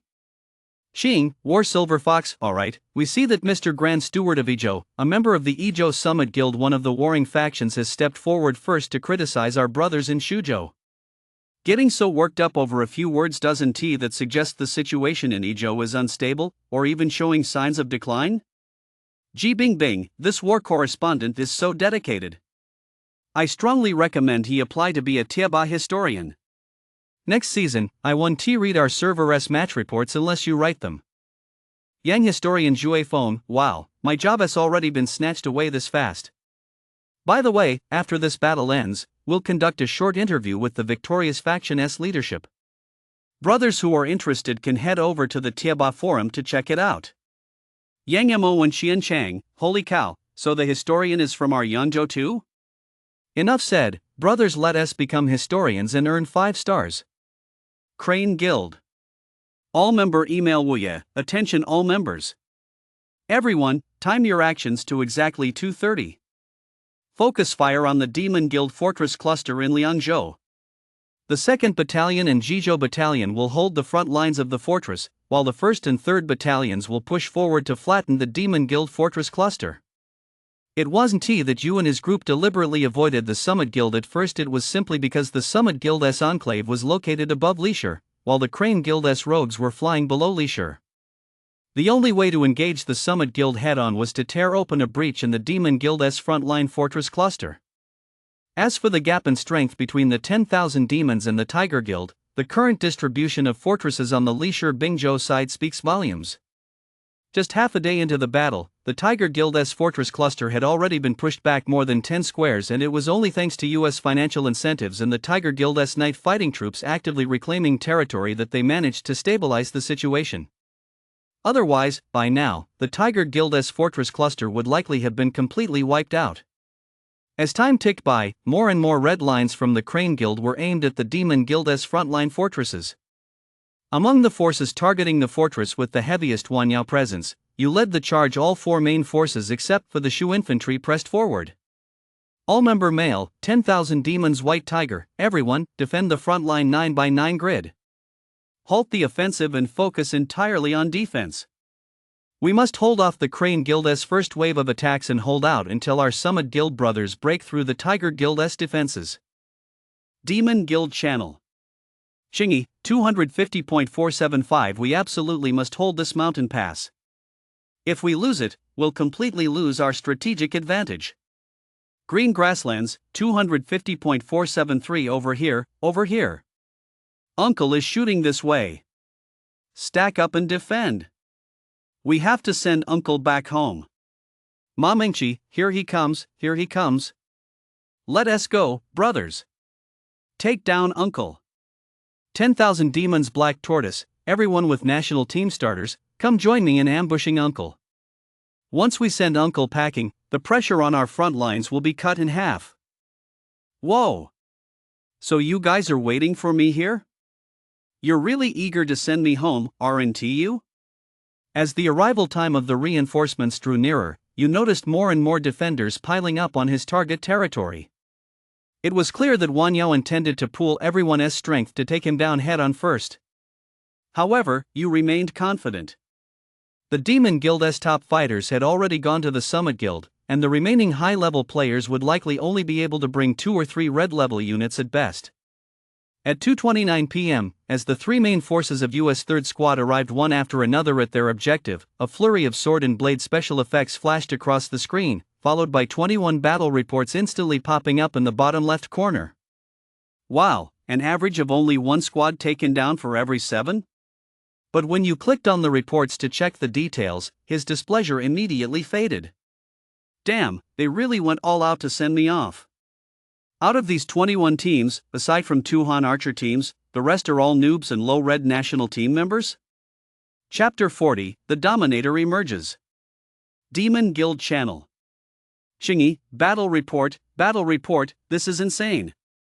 Uncle's main force is all full red. I'd only heard rumors before and was a bit skeptical, but now I totally believe it. Mamingchi, battle report, I'm speechless. This Uncle single-handedly wiped out over 20 teams. Is he even human? He is practically a demon, isn't 10,000 demons. Xuanwu, be grateful.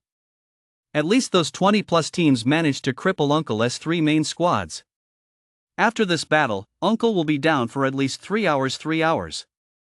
That should be enough time for Summit Guild to wipe out Tiger Guild and rush over here. Green Grasslands, battle report, who the heck is Yunmeng? A 13 red Wu Bao? Didn't they say Uncle was the only badass in the entire Crane Guild? How come there's a Yunmeng too? Ian Shirshuan, you guys really don't read the records thread for our server on Tieba, do you? Besides Uncle, the Crane Guild also has the Reapers of Doom's sisters, one named Xiao Biluo, and the other is this Yunmeng.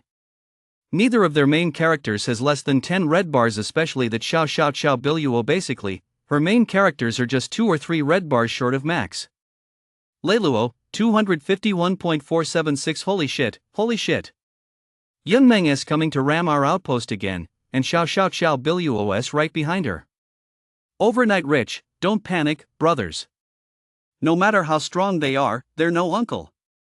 We've got Team 19 holding the outpost. I 1T believe they can break through with just the 2 of them. Blade Cavalry, the defense at this hour can't compare to Uncle's, bro.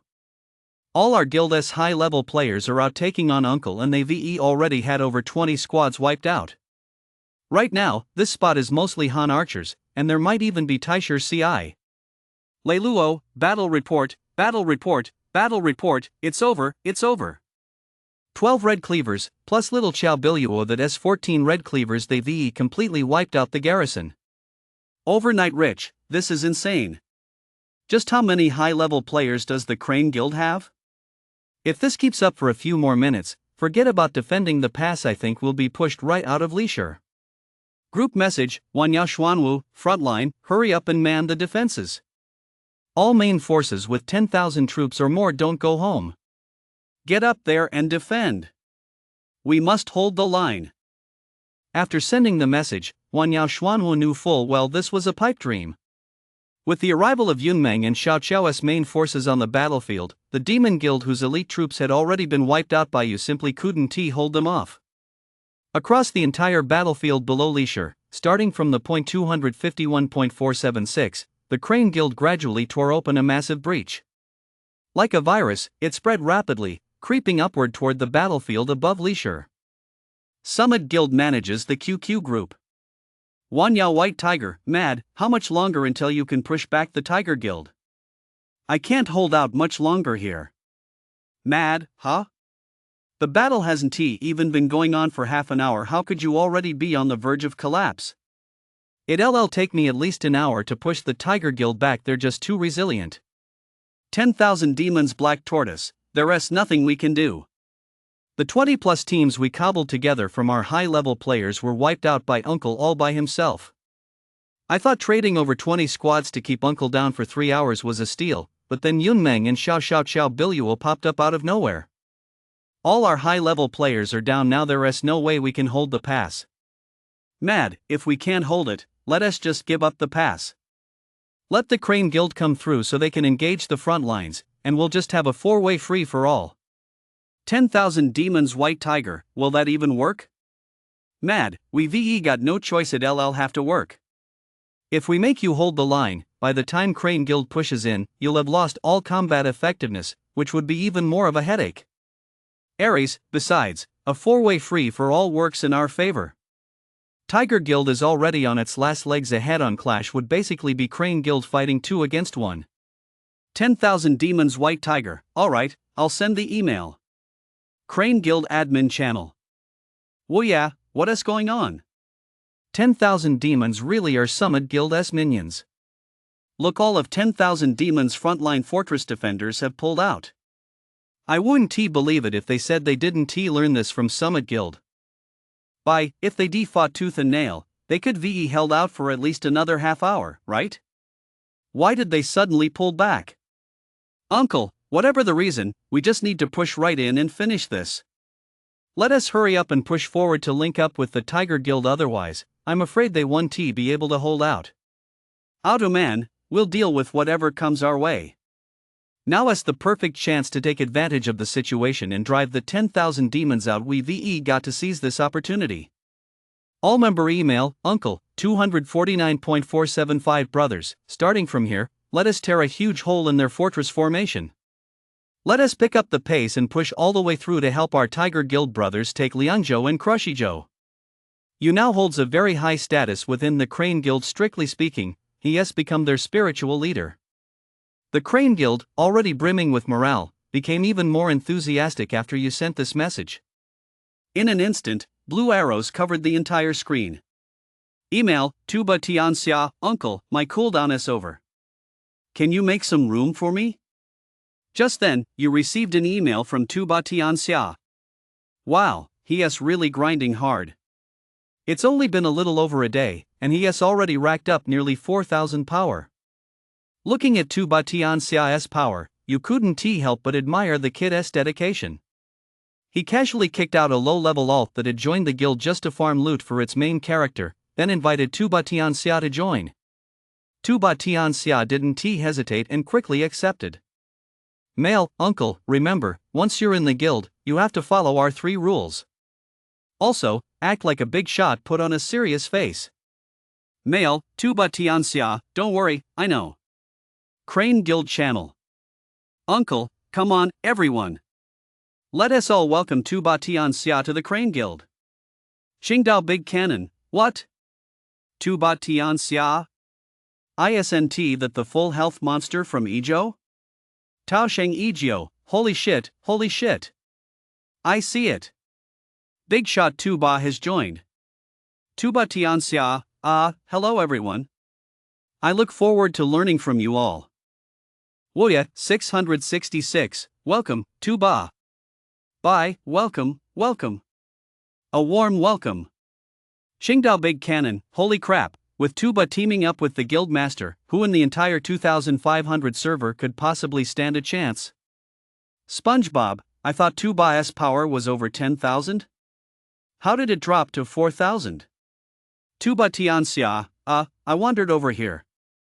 I refarmed all my power yesterday while waiting for cooldowns, so it's a bit low. Uchiha Tano, that is awesome. So with our uncle and Tuba Tianxia joining forces, aren't we invincible?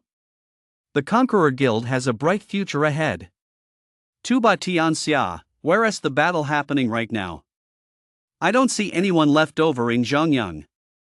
Woya, 249.475. We're over here in Lishur. It's a four-way free-for-all right now, basically the decisive battle between us and the Eliam Alliance. Tuba Tianxia, alright, I'll teleport over right now to set up a fortress. How's the battle going? It looks like we're making headway. AO2 man, we're advancing now, but we're about to run into the Summit Guild. When that happens, I'm guessing it'll be another tug of war. Tuba Tianxia, no problem, it's not a big deal. Once I get there, I'll push straight into their Ezhou stronghold. Chapter 41, Befriend Distant Enemies, Attack Nearby Ones. It was now 5 p.m. As the Lianzhou-based Demon Guild abandoned their frontline mountain pass fortress cluster, the Crane Guild seized the momentum and raised the Demon Guild's frontline fortresses. At this point, the four major guilds Yu, Bing, Liang, and He officially clashed head-on at the Lishur Pass. Summit Guild Management Channel. Ares, 255.481. Check out this red no war zone. Does it look familiar? Meow, isn't the Tuba Tianxia? Wow, I was wondering why he'd been so quiet since leaving his guild. Turns out he's been wandering around and joined the Crane Guild. Mad. 10,000 demons. Azure Dragon, isn't conquer the world. One of your guys? What's going on? You couldn't even hold on to a full red boss and let the Crane Guild poach him? Ares, ugh, don't even get me started. It was just a misunderstanding to begin with, but the guy has no brain at all. He came at us with a tirade without a word of explanation, and when he was done and still wasn't satisfied, he just logged off and took off. 10,000 demons. Azure Dragon, so what do we do? There are only 4 known full red bosses in the entire server, and now Crane Guild has 2 of them. We're left with none. How are we supposed to fight like this? Meow, that's true. With Tuba leaving and joining Crane Guild, the gap in our top combat power has widened instantly. Once Tuba Tianxia's fortress is up and running tonight, I'm afraid we're really going to get crushed. Mad, don't worry. Tuba has a grudge against us, and since he is still young, it's understandable that he'd attack us after joining the Crane Guild. You don't need to worry about what happens on the battlefield, just fight as you normally would. I've got this under control. Wanyao Qinglong, Mad, don't let your plans go awry. We at Wanyao have staked everything on your Summit Guild. Mad, don't worry. Although the current situation is indeed very unfavorable for us, we can still turn things around. We're not in a desperate situation yet, there is still a chance. Let us take it one step at a time. Ares, I definitely trust you, but time is of the essence. You know how these newbies are. If we suffer a string of defeats, their morale will likely plummet quickly. Mad, yeah, I've got it under control. Closing the chat window, Mad let out a slow sigh. The way things were unfolding was giving him a real headache. He originally thought that even though Tuba Tianxia had left the guild in a huff to wander on his own, he'd at least spare us out of old loyalty and wound defect to the enemy at most. He'd end up joining the Holy Guild in Yangzhou or the War Guild in Qingzhou. But he never imagined that Tuba Tianxia would choose Summit Guild's #1 enemy, the Crane Guild. Sigh, I'd better hurry, or it might be too late. As Mad thought this, he opened his mail interface and found Pale, the guild master of the Summit Guild in the Frontier, in his contact list. Mail, Mad, Pale, how are things over there right now? Mail, Pale, not bad. We were chased and attacked by the Tiger Guild for several days, but after 2 days of rest, we've mostly recovered. It's just a shame about the players we lost earlier. He didn't expect Pale to reply so quickly. Email, Mad, no problem. How many players can you actually command right now?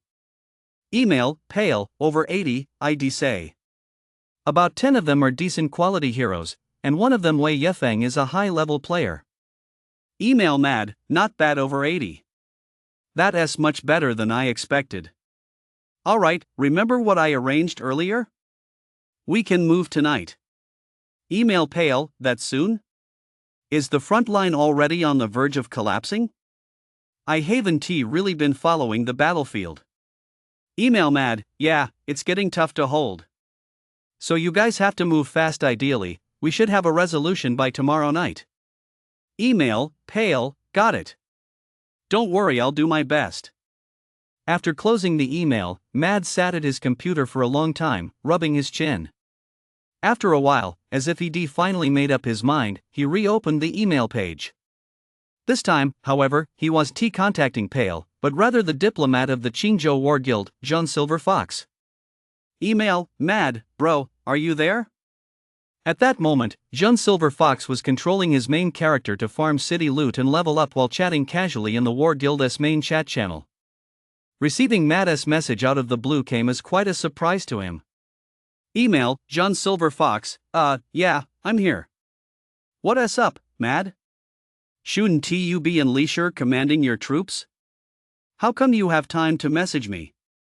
Looks like things are going pretty smoothly on the battlefield. Message, Mad, come on, don't give me that. Ever since Ijo and Yujo went to war, the whole server's been watching. How could you not know what's going on?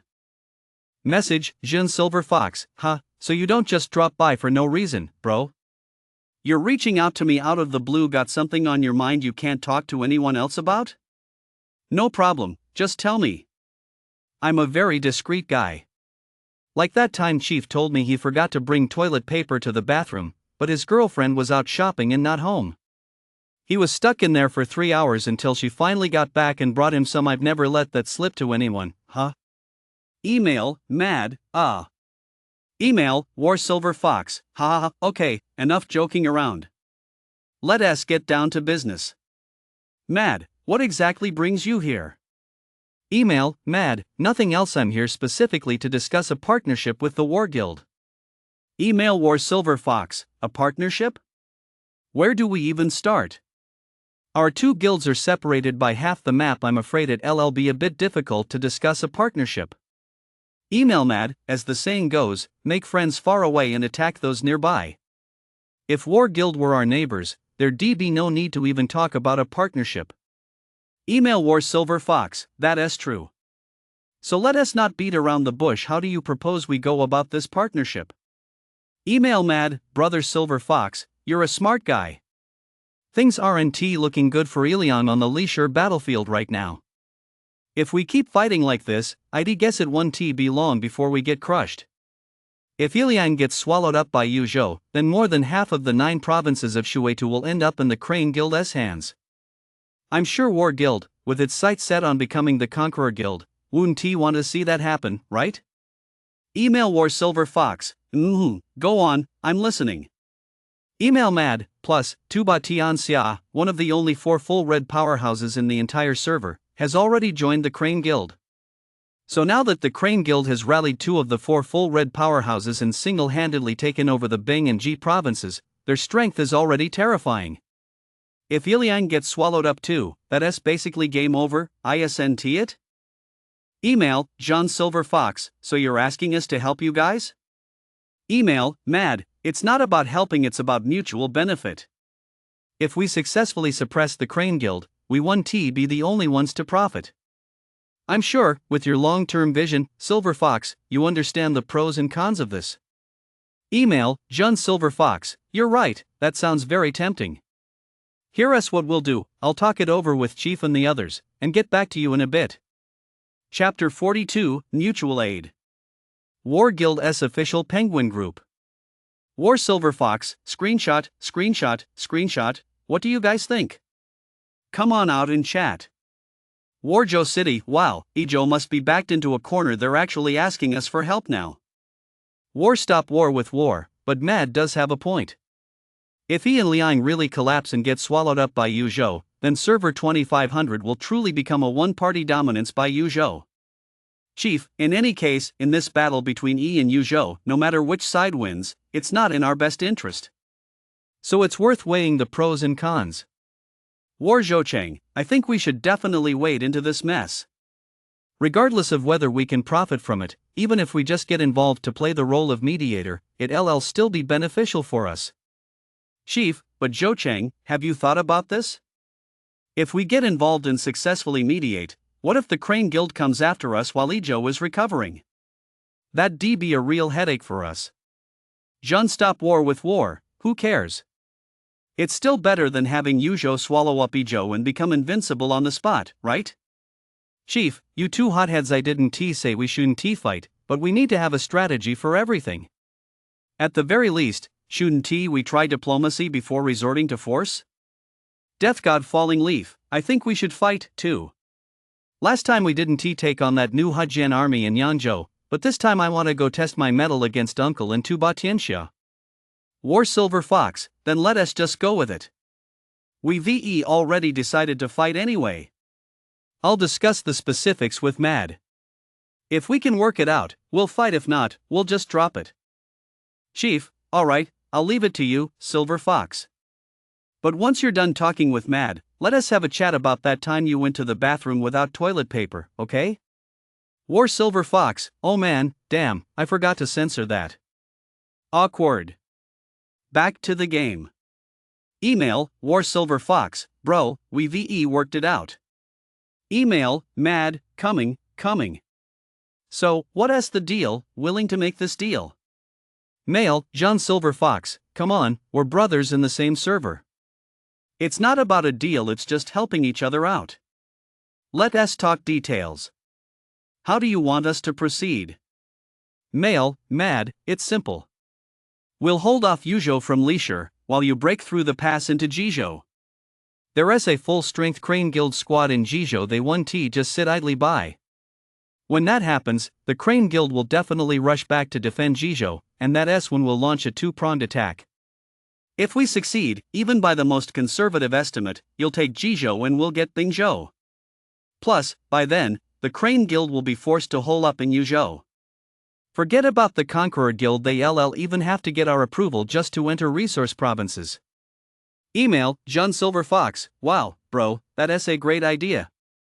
So, our two guilds will team up. First we'll take down the Crane Guild, then use the same tactics to take out Yangzhou.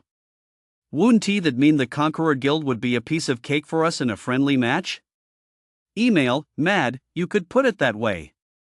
Anyway, as long as our two guilds join forces, we're bound to succeed. Damn it, you call that joining forces? You're clearly taking me for a fool. If we really force the Crane Guild back to Yuzhou, I bet you old fox, will be the first to distance yourself from us, eager for the Crane Guild to take their anger out on us instead. War Silver Fox stared at Mad's rambling plans on the screen, spat venomously, and began to despise Mad with every fiber of his being. Still, he knew full well that this deal could only be carried out by the War Guild provoking a conflict with the Crane Guild. Mail, War Silver Fox, but Mad, our chief is the kind of guy who wants to do things by the book. If you ask him to pick a fight with the Crane Guild for no reason, I'm afraid the chief himself won't go for it. Mail, Mad, so what are you suggesting, Silver Fox? Mail, War Silver Fox, what I mean is, if we're going to break through and enter Jizhou, you've got to come up with a reason for me, right? That way, once we win, we can recruit people. Mail, Mad, just say you're going to Jizhou to pick someone up. Say there are some brothers there preparing for battle, but they ended up in the wrong server when the zone opened, and you've only just found them these past couple of days. Mail, War Silver Fox, that's just like you, Mad. Let us call it a deal then. Mail, Mad, alright, looking forward to seeing how the War Guild brothers perform on the Jizhou battlefield. Back to the War Guild admin QQ group. War Silver Fox, screenshot, take a look and see if there's anything that needs tweaking. War stops war, I guess it really does take someone as quick-witted as Silver Fox. If ID had to talk to Matt about this, ID probably have been counting his money even after he sold me out. War Silver Fox, get lost, you old brute. If everyone thinks it's fine, let us get moving. We've been resting up for days, and plenty of our brothers are already clamoring for a fight. Chief, alright, no issues here. Zhou-chun, log into the game in a bit and send an in-game mail to Fady. We'll enter Jizhou from Guangzhou, break through the pass, and push straight to Shanqiang. And since we decided to fight, let us make it a quick battle. I remember we have people right next to Guangzhou. Let us aim to have everyone teleport there tonight so we can break through the pass tomorrow. Zhang Zhouchang, okay, I'll go send the fly to territory message. It was now 7 p.m. After more than 2 hours of fierce fighting on the Leisure battlefield, the Iliang allied forces were clearly on the decline, and it seemed the Crane Guild was just one step away from victory. Crane Guild Admin Channel. Bye, things are looking great. I guess that by this time tomorrow, Iliang will be close to surrendering. Ma Feifei, show some confidence, Guild Master. I bet they won last through tonight. Woya, trouble, guys. 548.1128 Check this out, the War Guild has taken the Guangzhou Enclave. Bye, holy crap? What's going on? How come the War Guild from Qingzhou showed up out of nowhere? Uncle, my guess is the War Guild is afraid we'll dominate the server after taking Iliang, so they've teamed up with the Summit Guild to pull a fast one on us. Bye, no way. That War Guild's Silver Fox even told me they wanted to form an alliance with us before. When we were taking Jizhou back then, Bao Naiha asked them for help, and they didn't even respond. So why are they suddenly here in Guangzhou building a fortress now? Uncle, it's perfectly normal. First, back then they were busy fighting in Shuzhou and Yangzhou, they didn't have time to worry about Jizhou. Second, our Crane Guild wasn't as strong back then as it is now, they probably didn't think much of us at all. So they just went with the flow and did us a favor. Now that we've grown powerful and pose a threat to them, they're naturally going to come after us. Well yeah, so what should we do? Against the Iliang Alliance, we still have the upper hand when we team up with the Tiger Guild, but if the War Guild joins the fray, things might get a little tough. Uncle, don't panic. Isn't that exactly what makes Raichu Zonghong so fun? I've said it many times before, when the enemy comes, we'll block them, when water comes, we'll dam it. There's no need to panic this time either, after all, it's not just me here, Tobai is here too. Chapter 43, Beloved Family and Close Friends, Brothers in Arms. Crane Guild manages the Penguin Group. Bye, so what should we do now? We can't just stand by and watch Qingzhou break through the defenses into Jizhou, after all, we have an entire full-strength regiment stationed there. Dedicated, but if we abandon Leisure now to reinforce Guangzhou, the hard-won breakthrough we've made in Bingzhou will all be for nothing. Plus, the War Guild is expanding rapidly at Guangzhou Fortress. Even if we rush back to defend it, we might not make it in time. Uncle, in everything, we have to make trade-offs. All the high-level players still active in Jizhou have already been integrated into the Jizhou regiment. In other words, aside from those cities, there's not much left in Jizhou that's hard for us to give up. Well yeah, so, Uncle, are you suggesting we abandon Jizhou and focus all our efforts on breaking through Izhou and Lianzhou? Uncle, exactly, well yeah.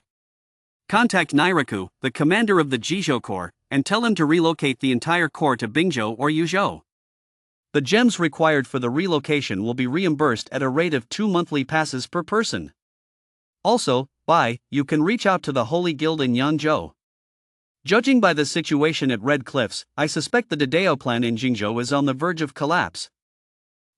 So you want to completely abandon Jizhou for now and ask Yangzhou for help in holding off Qingzhou? Uncle, yeah. If Mad can reach out to his guild friends, so can we. The War Guild doesn't want to see us dominate alone, and the Yangzhou Holy Guild certainly won't want to see the War Guild dominate alone either. It's the same logic. Alright, but it feels like a bit of a waste to just give up Jizhou like that. Uncle, we've got no choice. You can't catch a wolf without sacrificing the lamb. Right now, our guild has fewer than 200 members. If we try to defend both fronts, we'll definitely be short-handed. We have to give up one for now. Well, I get the logic. Let us not waste any time. I'll contact the Holy Guild right away. Uncle, also, even if we give up Jizhou, we still don't know where the Holy Guild stands. Time is of the essence, we don't have much left. Would ya, send out an email later, there'll be double rewards for tonight's night battle. We absolutely must drive the Iliang Guild out of Leisure before dawn. Well yeah, got it. I've got to say, Uncle, you're a total world-class male model with all that money you're throwing around, so cool. While you and the others discussed their strategy, the battle at Leisure continued to rage fiercely. Challenge, Summit Guild, hey, Crane Guild brothers, your asses are about to get stolen, and you still have the nerve to waste time fighting us at Leisure? Crane Guild, those kids from War Guild are just asking to die. Once we're done with you guys, we'll go back and teach them a lesson. Crane Guild, me, Tuba Tianxia, 248.475 come and shoot me. Summit Guild, oh my, isn't this the brave defector Tuba Tianxia? Long time no see. Crane Guild, all you guys know how to do is make snide remarks. Tuba is right there, do you dare shoot him? Summit Guild, laugh all you want. We'll see if you can still laugh by tomorrow. Summit Guild, hey, let us not get too aggressive. After all, a season is just a process of consolidation. It wouldn't be good if we ended up as sworn enemies by the end. Crane Guild, exactly. Let us have a civil conversation and not let a few rotten apples spoil the whole bunch. Crane Guild, come on, let us play landlord. My turn 4 nines. Summit Guild, royal flush. Crane Guild, no, I'll pass. Summit Guild, 3 of a kind. You repeatedly led his troops to charge at the enemy's most heavily defended positions while pondering how to break the deadlock. Thank goodness Tuba showed up. Otherwise, this battle would been impossible to win. As time ticked by, Crane Guild's positions advanced slowly but steadily. Just then, a new world update caught US attention. World Channel. System, congratulations to Summit Guild, located outside the Bingzhou frontier, for successfully breaching the checkpoints connecting to the interior and expanding their power into the interior. Just as I thought, something's happening. There are only 4 checkpoints connecting the area outside the Bingzhou frontier to the interior, 2 in Shihe Commandery and 2 in Yanmen Commandery. Due to the ongoing warfare in Shihe, the area is littered with fortresses, and countless troops pass through here every day. If the Summit Guild from beyond the frontier were to attempt to break through the Shihe checkpoints into the interior, it would be as difficult as climbing to the heavens. As for the 2 checkpoints in Yanmen Commandery, one is near the level 5 city of Guangwu, and the other is near the border outpost of Mai. Back when the Tiger Guild broke through into the frontier, they took the Guangwu checkpoint. This left the Summit Guild from beyond the Great Wall with no choice but to take the pass near Mai. You scrolled the map over to that area, and his hunch was confirmed. If they're entering the Great Wall from here, where on earth are they headed? As you studied the map, he suddenly realized that this location was just a stone's throw away from Shanghai and Hugo Pass, and the Crane Guild's very first transit fortress was located right there in Hugo Pass. With the 18 Feudal Lords World event still underway and the marching distance limited to 300, if the fortress clusters at Shanghai and Huguan were destroyed, even though most players' fortresses were located on the inner side of Huguan, there would inevitably be some who had left only their Shanghai fortresses as transit points. If they were to be destroyed in a single wave, it would also affect the Crane Guild's offensive strength at leisure, something you absolutely did not want to see. With that in mind, you hurriedly opened his mail page and found Lin. Mail, Uncle, are you there? Mail, Lin, yeah, I'm here. Mail, Uncle, the Summit Guild from beyond the Great Wall has entered the interior. I see they're clearing a path toward our Huguang fortress cluster. If it's convenient for the Tiger Guild, could you send some people to intercept them? We don't want our transit fortresses getting destroyed and throwing off our rhythm. Mail, Lin, sure. We've got less than 3 battalions left that are fully operational right now. I'll keep a 40-person battalion in leisure to support you guys, and redeploy the other 2 battalions to Shanghai Hammer in the Outlands. Email, Uncle, got it. You've got to be careful before bed these next few days, too. Now that they've moved from the Outlands into the Innerlands, I'm afraid they're not just coming to demolish our transit fortress. Email, Lin, are you worried they'll come to take me out? Email, Uncle, of course. These are critical times, we absolutely can't afford any complications. Email, Lin, don't worry. My main city is way over in Leping, and there are several Tiger Guild brothers' main cities nearby. Plus, my buddy Coffin has moved right next to me. We've been playing together for years, so the rest definitely not going to be a problem. Email, Uncle, as long as the rest no problem, that's good. Good buddies? Played together for years? Definitely won't be a problem? Damn, this scenario feels familiar. Closing the email window, you recalled what Bao Qingtian had told him back when they were in Jizhou. Ha, what am I thinking? Not everyone is Bao Qingtian, and not everyone is me. After all, in a single season like this, who else besides me would be willing to spend several thousand to buy a guild? Chapter 44, A Dark and Stormy Night. Crane Guild SQQ Group. By Holy Guild got back to me. I thought I'd have to put in some effort, but surprisingly, they agreed right away. Uncle, that's great news. What did they say? By screenshot, Holy Guild's diplomat told me that Jingzhou is already in talks with them about a merger. Right now, they're just ironing out some final details, so I expect they'll be ready to move in a day or two. Uncle, that's good news. However, Yangzhou doesn't want to fight the War Guild. Well, yeah, not fight the War Guild? What does that mean? They said that after merging with Jingzhou, they're willing to break through the pass from Jingzhou directly into Yizhou. At that point, we can just hand Yizhou over to them, and let us handle the War Guild in Qingzhou on our own. Uncle, damn, they're a real old fox. They know Summit Guild is on the verge of collapse and are trying to take over. Ma Feifei, that's not going to work. We've been fighting Iliang tooth and nail for so many days we can't just let Holy Guild get the spoils for free, can we? Uncle, that's not really an issue. Yizhou's strongest fighters are already on our side. Even if we defeat Yizhou and successfully integrate it, Ares and Miao on the other side won't be able to take it over for Tubaya's sake. Besides, aside from Ares and Miao, the only other group left on the other side is the Jojo clan, which I'm actually quite interested in. Too bad they're all stuck together, we can't recruit them either. But there are still the high-level fighters from Liangzhou. I see they have quite a few capable fighters too. Uncle, Liangzhou is no problem. Once Yizhou really collapses, we'll just go talk to the Liangzhou Guild. For now, the top priority is to push Liangzhou out of Lishur tonight and completely wipe out their combat strength. Well, yeah, it's already past 10. Night combat is about to start, and that's our specialty. Last time, we wiped out the Summit Guild's Sunsong Fortress cluster in half a night. This time, we'll flatten Wanyao in half a night. Demon Guild Management QQ Group. Wanyao Xuanwu, we can't hold out much longer. Fewer and fewer brothers are left fighting, and the enemy seems to have noticed this. They're concentrating their main offensive firepower on our fortress cluster. 10,000 Demons White Tiger, this wave from the enemy is clearly meant to push us out of Lishur first, creating a one-on-one opportunity for them against Summit Guild. 10,000 Demons Azure Dragon, Tiger, if you guys can't hold out, just fall back behind Lishur. I think Summit Guild is almost done for. Mad said he has teamed up with Qingzhou, but look, Crane Guild doesn't seem to have any intention of reinforcing them at all. Wanyao Xuanwu, given the current situation, it's not a matter of whether we want to retreat outside Lishur or not.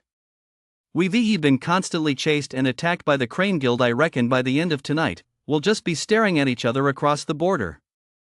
10,000 Demons White Tiger, don't overthink it. Let us just focus on fighting our own battles.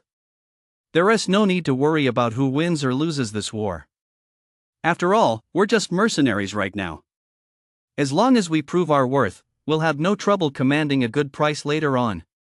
10,000 Demons Azure Dragon, Tiger, have you already found a new employer? 10,000 Demons White Tiger, anyway, I've figured it out. The way things are going, no matter how this ends, Summit Guild definitely won't be the winner. 10,000 Demons Black Tortoise, why wouldn't it be the Summit Guild? 10,000 Demons White Tiger, look, ever since Yuzhou found out that the War Guild had established a fortress in Guangzhou, they've just kept crushing us as if they hadn't noticed a thing. There is definitely something fishy going on here. Either Yuzhou and Qingzhou have some other secret they're keeping under wraps, or Yangzhou is backing Yuzhou. 10,000 Demons Azure Dragon, that makes sense. The War Guild doesn't want to see the Crane Guild dominate alone, so by the same token, the Holy Guild and Yangzhou certainly wouldn't want to see either the War Guild or the Summit Guild dominate alone. They're bound to get involved. 10,000 Demons White Tiger, that's exactly why we should just focus on our own game. No matter who wins in the end, we won't miss out on a single bit of what we're entitled to. As night fell and the minutes ticked by, more and more people chose to log off and go to sleep. In a QQ group called Opium War. Mad, what do you think? Is it about time to get started? Pale, I'm good to go. I've rounded up a dozen or so trusted brothers, and they're all on standby. Coffin, no issues on my end either. Both sub-cities are up and running. I can relocate the city over to hand it over at any moment. Mad, alright, you two work out the specifics. Just one rule, stay steady. This is your only chance. Coffin, here's my plan. Later, I'll relocate my main city to the agreed upon location. You guys quickly subjugate me, then use my territory to fly to my other sub-city, the one near my original main city. Once you get there, set up a fortress right away. If we move fast enough, we should be able to carry out the plan around 5 or 6 a.m. Pale, okay. Let us hurry then. You've got to be really discreet, don't get caught. Coffin, don't worry. My sub-city has the same name as my main city. Even if he sees it, he'll just think he marked my main city a few squares off. But we really need to hurry. That kid Lin has probably set up a sub-city before. It'd be awkward if he spotted us and just relocated his city to escape. If you had seen this scene, he'd have to admire his own jinxed mouth. Just past midnight, Coffin secretly relocated his main city to a relatively hidden mountain pass just south of Shanghai. The members of the Summit Guild, who had long been waiting there with a fortress set up, swiftly subjugated it. At the same time, not far from Lin's main city located in Lepian County, several red lines suddenly appeared on the map. World Channel. System, the Tiger Guild, located within the Bingzhou Fortress, has been attacked by the Summit Guild, located outside the Bingzhou Fortress. Qing, Imperial Secret Agent, wow, are they already going toe-to-toe with bayonets? Liang, Qingyi, where's the fight? Give me the coordinates so I can check out the action. Jing, Minmi, still here to watch the show? The fire's already licking at your heels, and you still have the nerve to watch the spectacle? Fa, wow, isn't this the proverbial, the pot calling the kettle black? Instead of wasting your time arguing with others on the world chat, you'd better go defend your home base at Chibi. Xing snowflakes drifting, what's there to defend? According to the grapevine, the dumb beast family from Jingzhou is already preparing to surrender to the Holy Guild. From now on, I suggest Brother Minmi stop worrying about defending your home. You might as well go write some poetry, like, the nation may fall, but the mountains and rivers remain. Jing Minmi, am I surrendering to you? Can you just mind your own business? You're really pushing it. Ifafa, ha, he is getting flustered. Liang Qingyi, congratulations to Brother Minmi from Jingzhou on winning the 24-hour mute package. Keep up the good work, Brother Minmi. Aim for a 1-year ban next time. Before he knew it, the middle of the night had flown by. Just past 6 a.m., Lin, woken by an urgent need to use the bathroom, grabbed his phone and sprinted from the bedroom into the bathroom. While his stomach was churning, he opened Ratu Zonghong to check the battle situation at leisure. He wouldn't have known unless he checked, and when he did, he was shocked to see a neat row of over a dozen fortresses lined up below his main city. Holy shit! How the hell did these get here? Chapter 45, A Waste of Effort. Way to go, Coffin. And to think I guaranteed Uncle you'd be fine only to have you pull this right in my face? Looking at the scene unfolding in the game, Lin instantly realized the truth of the matter. Fine. Go ahead and behead me first. I'll play along with you guys. Take your time laying the groundwork. It'll be quite the taste to realize in the end that all your hard work was for nothing. Lin didn't choose to relocate his city immediately. Instead, he watched quietly as the Summit Guild members stealthily laid a path toward his main city. Thank goodness those raw oysters I ate last night weren't very fresh, otherwise, I really would been beheaded. If that had happened, how could I ever show my face to Uncle and the brothers of the Tiger Guild? Thinking of this, Lin's resentment toward Coffin grew deeper and deeper. Unlike his relationships with Bao Naiha and Bao Qingtian, he and Coffin had first met on the battlefield. Originally belonging to two different factions, the two of them had been wiped out by Lin's split-second counterattack during Coffin's raid, so they sent Lin a private message demanding an explanation. As they chatted back and forth, the two discovered they shared similar interests. Later, Coffin left his faction and joined Lin's camp, and in the blink of an eye, over 2 years had passed. This time, in the new server, Lin didn't have high expectations for the Conqueror Guild, he just wanted to get a feel for the strength of the entire new server. So he rounded up Coffin, Tiger Guild Zhuang, and Tiger Guild Dandingo, and the four of them prepared to land in Bingzhou. After forming a guild alliance with Jizhou, only to have Bao Qingtian sell out the guild, leading to the complete collapse of Bao's guild. Lin had often secretly mocked Bao Nehi for his poor judgment of character. He never imagined that, as the saying goes, retribution is inevitable, it's just a matter of time. Not many days had passed before it was his turn to suffer betrayal from a brother. Watching his Summit Guild's decapitation squad was about to reach the very gates of his main city, Lin finally couldn't hold back any longer and sent an email to Coffin. Email, Lin, hey Black, that's not cool of you. Coffin, who was nervously staring at the screen to monitor Summit Guild's decapitation operation, received Lin's email and felt his heart sink. Email, Coffin, oh, so you're awake. The very next second, Coffin realized he'd already been kicked out of the guild. Email, Lin, it's pretty ironic, actually. I stationed the brother I trusted most right by my main city, thinking he'd have my back if anything went wrong, but I never imagined that this very brother, the one I trusted the most, would be the one causing me trouble. Email, Coffin, I know what I did was wrong, so go ahead and yell at me if you want it, LL, make me feel a little better. Email, Lin, why would I yell at you? You're not a 3-year-old. You chose the path you wanted to take, so let us just leave it at that from now on. Oh, and just out of curiosity, how much did you get paid? Don't take it the wrong way, I'm just curious what my head is worth. Email, Coffin, not much, just 500. Email, Lin, are you fucking kidding me? Uncle paid 5,000 to buy Bao Guild back then, and now Mad bought you out for 500? Are you even human? Mail, Coffin, what can I do, brother who? You know I'm just a student. I've been wanting to get a new phone these past few days but was short on cash, so when Mad came looking for me, I just went along with it. Mail, Lin, way to go, Coffin. Not bad, not bad. Oh well, forget it. Let us just leave it at that. Go hang out with your big brother Mad. My little guild isn't big enough to accommodate a giant like you. With that, Lin added Coffin to his block list, then opened the internal affairs menu and clicked relocate city. Holy shit? Where'd he go?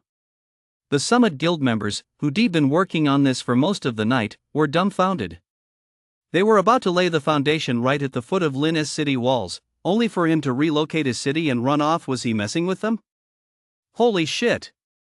Even a sure thing can fly away? Pale, who had been sitting at his computer intently watching the progress of the decapitation operation, saw this and was so furious he pounded his chest in frustration. To take down Lin, he and Matt had been secretly plotting for a long time before finally finding Coffin, a mole inside the guild, to work with them from the inside. And it was precisely because Coffin had contacted them yesterday saying Lin was going out tonight to drink and eat skewers, and would definitely sleep straight through until dawn that they hurriedly arranged to break through the defenses and infiltrate the city. Unfortunately, Lin did indeed go out for skewers and drinks, but man proposes, God disposes. Who could have guessed that he'd end up eating some spoiled raw oysters and get diarrhea? Who could have predicted that, of all times, his stomach would act up right at the most critical moment of their decapitation operation, forcing him to bolt for the bathroom? Opium War Penguin Group. Pale, it's over. The decapitation operation failed. Mad, huh? What happened? Didn't you say he went out drinking last night and would definitely sleep straight through until the next morning? How come he woke up at 6? Pale, who knows? We were about to lay it right on his face, but he just moved his city and flew away. Matted Coffin, do you know where he moved to? Any coordinates? Coffin, where am I supposed to get coordinates? He kicked me out of the guild right away. Mad, so where exactly did things go wrong? It was clearly a flawless plan, how the hell did it fail? Pale, after this, Lin's on high alert. It'll be tough to pull off another decapitation, or rather, there's basically no chance of it happening again. Mad, I'm even starting to wonder if you're messing with us, Coffin. What's up? You agreed so readily at first, But then, just as we were about to succeed, you backed out of old loyalty? Coffin, huh? What has this got to do with me? I'm just as clueless as the rest of you. Mad, damn it all. Fine, forget it. If the decapitation failed, it failed. Anyway, once the War Guild joins the fray tomorrow, the pressure on us 1TB is intense. Pale, so what do you need us to do next? Mad, you guys from Rule the World should take advantage of the fact that the Tiger Guild doesn't have time to deal with you right now. Spread out across Senna, take down everyone you come across, use hit and run tactics to drive the Tiger Guild crazy. That's all there is to it. Coffin, so when are you planning to pay me, Mad? Mad, money? What money? Coffin, don't mess with me. I'm talking about the money for taking out Lin. Mad, what are you talking about? Lin is still playing just fine. He wasn't decapitated, so why would I give you any money? Coffin, the decapitation failed, but it won like we didn't try. Besides, I've helped you guys so much, even if I didn't get credit for it, I put in the effort. Mad, look at you talking like that. You know full well the decapitation failed. Our original deal was that I'd pay you only if we successfully decapitated Lin.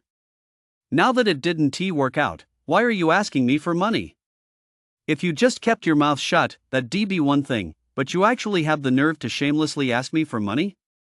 I hate people like you, the most ingrates who throw away friendship for a little cash.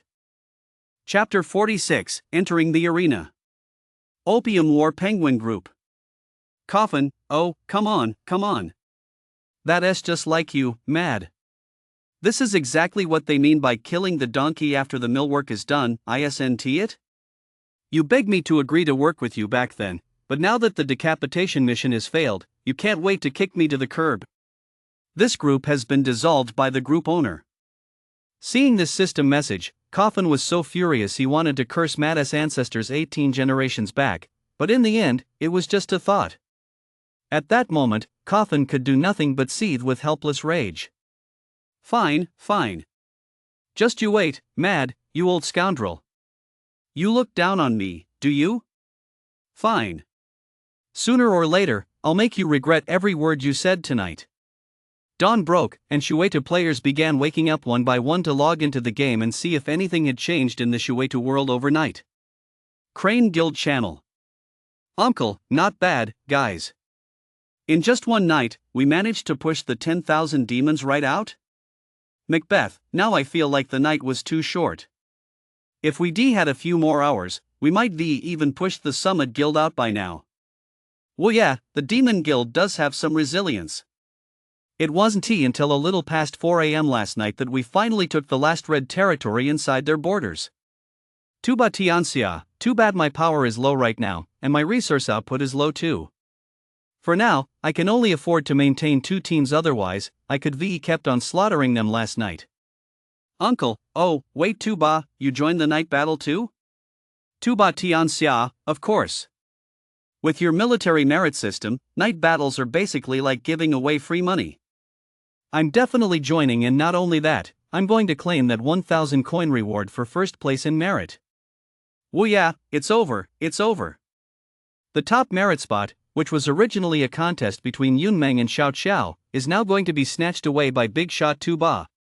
Uchiha Tano, does Big Shot Tuba really need that extra 1,000? Tuba Tianxia, why wouldn't I take free money? It's like meat delivered right to my mouth. If I don't eat it, wouldn't that be a disservice to Uncle's good intentions? Naraku, haha, you're absolutely right. As expected of our Big Shot Tuba. Yunmeng, that is a good idea, but my merit is still tens of thousands higher than yours right now. Whether you can snatch the top merit spot from me excluding Uncle depends on how hard you work, Tuba. Little Xiao Biluo, don't forget about me. Well yeah, wow, you 2 beauties are up this early? Don't you need your beauty sleep? Yunmeng, it's a special time, after all. Let us finish this fight first, then worry about sleep. Little Xiao Biluo, exactly. That $1,000 who wouldn't be tempted by that? Group email, Uncle, guys, you flattened the Demon Guild's fortress cluster in the inner region overnight. I've gotta say, you all did a great job. But the battle isn't over yet. Our mission today is simple: flatten the Summit Guild's fortress cluster and, while we're at it, take down Leisure tonight. Let us go, guys. If we complete today's mission, I'll send an extra 5,000 yuan in red envelopes to the main group chat. Naraku, here we go, guys. It's time for Uncle's most exciting cash giveaway again. Sunshine falls for white clouds, no more talk, brothers, I'm charging in first. Waiting for a glimpse of the future. Right now, for me, it's not even about fighting the Summit Guild anymore, it's all about that shiny silver, guys. Be a mundane, for Uncle. For the Conqueror Guild. Definitely not for the red envelopes. Let us go, guys. As soon as US money giving message went out, the Crane Guild members who were already in high spirits turned into a pack of ravenous wolves, fiercely pouncing on the already teetering Summit Guild fortress. Summit Guild channel. Jojo Bright Moonlight, battle report, holy crap, are those guys over there crazy? They're already aggressive enough in night battles, don't they even go back to sleep this early in the morning? Lone Crane, why does it feel like their offensive firepower hasn't weakened at all? If anything, it's gotten even fiercer. Old Pervert, hey guys, hot gossip here. My friend in the Crane Guild just told me that Uncle just sent out an email saying that if they flatten our fortress group today and take the Leisure Pass, he'll send out an extra 5,000 red envelopes to the main chat. Jojo Frost on the ground, oh, I get it now. Never mind. Sorry for the interruption. So it's just money power again. Lone Wild Goose, could this uncle really be a rich second-generation heir to a conglomerate? It feels like he doesn't treat money as money at all. Does he really just treat money like dirt? The light of dawn, maybe he is just extremely rich and doesn't care about money at all, right? We should understand that. Old Pervert, if you ask me, guys, with this uncle throwing money around like that, there is no point in even fighting this battle. He gets paid to play the game a guaranteed minimum of over 100 a night. Fighting for a month earns him almost as much as a regular job. We're running on pure passion here, so we're definitely no match for him. We get crushed all day long, and just when we finally stabilize our position in the afternoon, as soon as night falls, boom, he sweeps us away like withered grass. Mid lane sniper, who says we're just playing for the love of it? We got perks too. SpongeBob, I don't want to argue with you, but our weekly perk-free monthly passes for the top 3 in merit doesn't even add up to what a single guy on the other team makes from one night of night battles. Kyushu missing home, don't lose heart, brothers. Think about it, if we hold out and manage to turn the tables later, bringing Uncle over to our side, we get those perks too? The light of dawn, so here's the question, since we're getting crushed right now, how can we successfully turn the tables, win the match, and recruit Uncle? Aries, alright. Hold your ground. By noon today, you'll know exactly how to turn this around. Group email, Aries, everyone in the back row, keep building fortresses.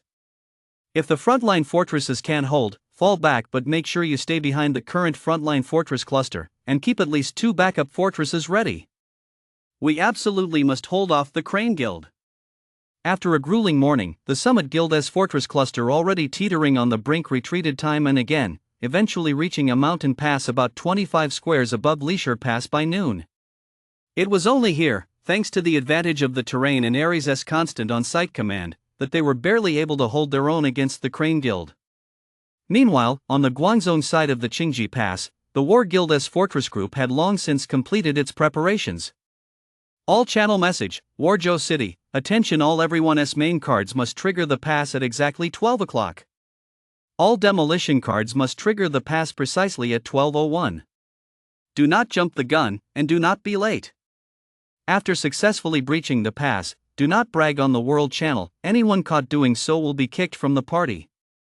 Also, after breaching the pass and entering G Province, you may fight on the land near the pass, but the official road is reserved for the prefect's construction crew, no one else is allowed to fight there. Anyone caught doing so will also be kicked from the party. Remember, we're here to recruit members, not to cause trouble. Chapter 47, Melee. At 12:18 p.m., Qingzhou's War Guild successfully breached the Guangzhou checkpoint on the Qingji border and advanced into Jizhou. World Channel. System, congratulations to Qingzhou's War Guild on successfully capturing the level 5 Guangzhong checkpoint on the Qingji border for the first time. The primary contributor to the enemy's defeat is Death God Falling Leaf, and the primary contributor to the siege is Chief Jing, Imu. What is going on? Aren't Yuzhou and Izhou fighting? How come Qingzhou has jumped in to join the fray too? Bing, Liang Qingzhamu, this is getting interesting. I hereby officially declare that the First World War in Server 2500 has broken out. Liang, Kixing, what kind of world war is this? Yangzhou and Jingzhou haven't even joined the fight yet. Gee, General of Fengyan, you just don't get it. Right now, Liang, Bing, Ji, Yu, Qing, and Su are all considered participants. Do you really think Jing and Yang will be content to play second fiddle? Su Pengcheng Grand General, the Grand General speaks the truth. This is what they call great minds think alike. I suspect that the day Jingzhou is officially absorbed by Yangzhou will be the day Yangzhou enters the war. Ji Fenyang Grand General, oh my, the Grand General really does have a long-term vision. It'd be a shame if you didn't join a guild as a military strategist. Su Pengcheng Grand General, oh, you flatter me. You're quite impressive yourself, Grand General. Have you ever considered joining the Crane Guild as a commander? Yang Ancient Master of the Jianghu, wow, what a small 2,500 server, how could it possibly be worthy of bringing together two such talents as you, the Reclining Dragon and the Phoenix Chick? Izhu Ran, ha ha ha, what a pair of talents. If you two don't perform a comedy routine on next year's Spring Festival Gala, I won't be watching it. Crane Guild's Management QQ Group. Ottoman, Qingzhou has entered Jizhou, guys. That's pretty fast. Looks like they've already started paving the way, but their target doesn't seem to be Shanqiang, it's Zhongqiu. Well yeah, the War Guild is moving a bit too fast. I thought they wouldn't break through the pass until tonight. Uncle, if they're heading for Zhongqiu, which is even farther away instead of Shanqiang, then their goal is probably more than just capturing the city and recruiting players. Well yeah, has the Jizhou group moved yet? Well yeah, everyone's moved out. We've even claimed the compensation for those 2 monthly passes from Bai. As soon as these guys heard they get money for moving, they were all eager to get it done. Uncle, good to hear. That way, we won't have any worries while we're in Jizhou, and we won't have to worry about War Guild making any moves for a while. By screenshot, hey guys, Yangzhou is moving fast too. Lingxiao Tians told me they've already started advancing toward Yuzhong and could break through the pass into Izhou tonight. Uncle, impressive. The Holy Guild sure knows how to get things done efficiently. Auto man, so what do we do now, Uncle? Should we keep pushing the Summit Guild Fortress at leisure, or head to Jizhou to provide support? Kuxinrin, I bet Uncle is really stressed out right now. Ma Feifei, why are you so stressed? Yangzhou is coming to support us, shouldn't you be happy? Uncle, I am really stressed. If I'd known Yangzhou could move this fast, I wouldn't have given up sovereignty over Jizhou so easily. Bye, so what should we do now? Retreat to defend Jizhou? Uncle, no, we'll keep fighting at leisure. Tonight, Yangzhou will breach the Yujiang Pass, and Izhou will definitely have to rush back to defend it. By then, there'll only be one demon guild left here at leisure. I'm not going to let this chance to kick a man when he is down slip by. Bye, so you want to take advantage of Izhou pulling back to defend and Liangzhou being left vulnerable to seize Wanyao in one fell swoop? Uncle, whether we can take Wanyao or not, I'm going to deal them a crushing blow in one go. Summit Guild SQQ Group. Meow, hee, War Guild has finally broken through and entered Jizhou. I just don't believe Crane Guild can hold out forever without retreating to defend their territory. Mad, sigh, you're celebrating a little too soon, meow. Meow, huh? What's wrong? ISNT War Guild here to help us? Ares, War Guild is indeed here to help us, but the situation has changed. We might actually be facing a major crisis this time. Meow, what are you two talking about in unison? I don't get it. Didn't we say before that as long as we hold the front lines, things would definitely ease up once the War Guild entered Jizhou? Mad, I just noticed that the Yangzhou Holy Guild's airfield has already carved out several enclaves along the Yujiang River. I'm guessing the Holy Guild has probably already started establishing enclaves by now. 10,000 demons White Tiger, huh? The Holy Guild? Why would the Yangzhou Holy Guild come all the way to Yujiang instead of focusing on Jingzhou? Ares, the fact that they dare to meddle in this battle clearly means they've already merged with the Dadeisha faction. At this point, it looks like Yuzhou and Yangzhou have formed a guild alliance to take us on. 10,000 demons Black Tortoise, this is going to be a huge problem. Once the Holy Guild launches their attack, it'll be fine if the Crane Guild retreats to Jizhou to defend, but if they stay here in Lishur, we'll be caught in a pincer movement. Mad, sigh, there's nothing we can do. I knew Yangzhou would send reinforcements to Yuzhou, but I didn't expect them to arrive this quickly and to come straight for us. 10,000 demons White Tiger, so, Mad, what do we do now? If you guys go back to defend, Lishur will be left to us to fight the Crane Guild alone. We'll probably get wiped out in less than half a day, right? Mad, what else can we do? Given the situation, we'll just have to fight on our own, hold our ground to buy time, and hope the War Guild can work some miracle to turn the tide of this battle. 10,000 demons Black Tortoise, so you mean you're heading straight back to Yizhou to defend Yujiang right now? Mad, yeah, we've got no choice. The Holy Guild is crazy fast. I'm afraid if we don't get back soon, Yizhou might fall. 10,000 demons White Tiger, have you even thought about what'll happen to Liangzhou if you just leave like this? We can't hold off that pack of wolves from the Crane Guild on our own. Mad, it can't be helped. I can't just let the Holy Guild come in and turn my Yizhou into a complete mess, can I? With Mad's decision to completely abandon the Lishur battlefield and shift focus to Yujiang, the Crane Guild's offensive at Lishur turned into a one-sided rampage, plowing through fortresses. At 2 p.m., the Summit Guild's cluster of fortresses on the Lishur battlefield was completely overrun. The Crane Guild swept through them, leaving nothing behind. Even the few red territories hidden in the valleys were thoroughly plundered by Crane Guild members. After all, every fortress and every patch of red territory is pure silver for Crane Guild members, so naturally, no one was willing to pass up this opportunity to make money. Seeing the Summit Guild's fortress cluster wiped out in just 2 hours, many clueless Demon Guild members assumed Summit Guild had been crushed and that their morale had hit rock bottom. Group email, Ochuoman, attention everyone. All brothers, take the afternoon off to rest up. At 8 p.m. sharp, we'll storm the Lishur Pass. Before we return to defend Jizhou, let us head to Liangzhou first and let loose for 2 days. Remember, the assault time is not 9 p.m., not 9 p.m., not 9 p.m. I'll say it 3 times because it's important. 8 p.m. sharp at Lishur Pass, don't miss it.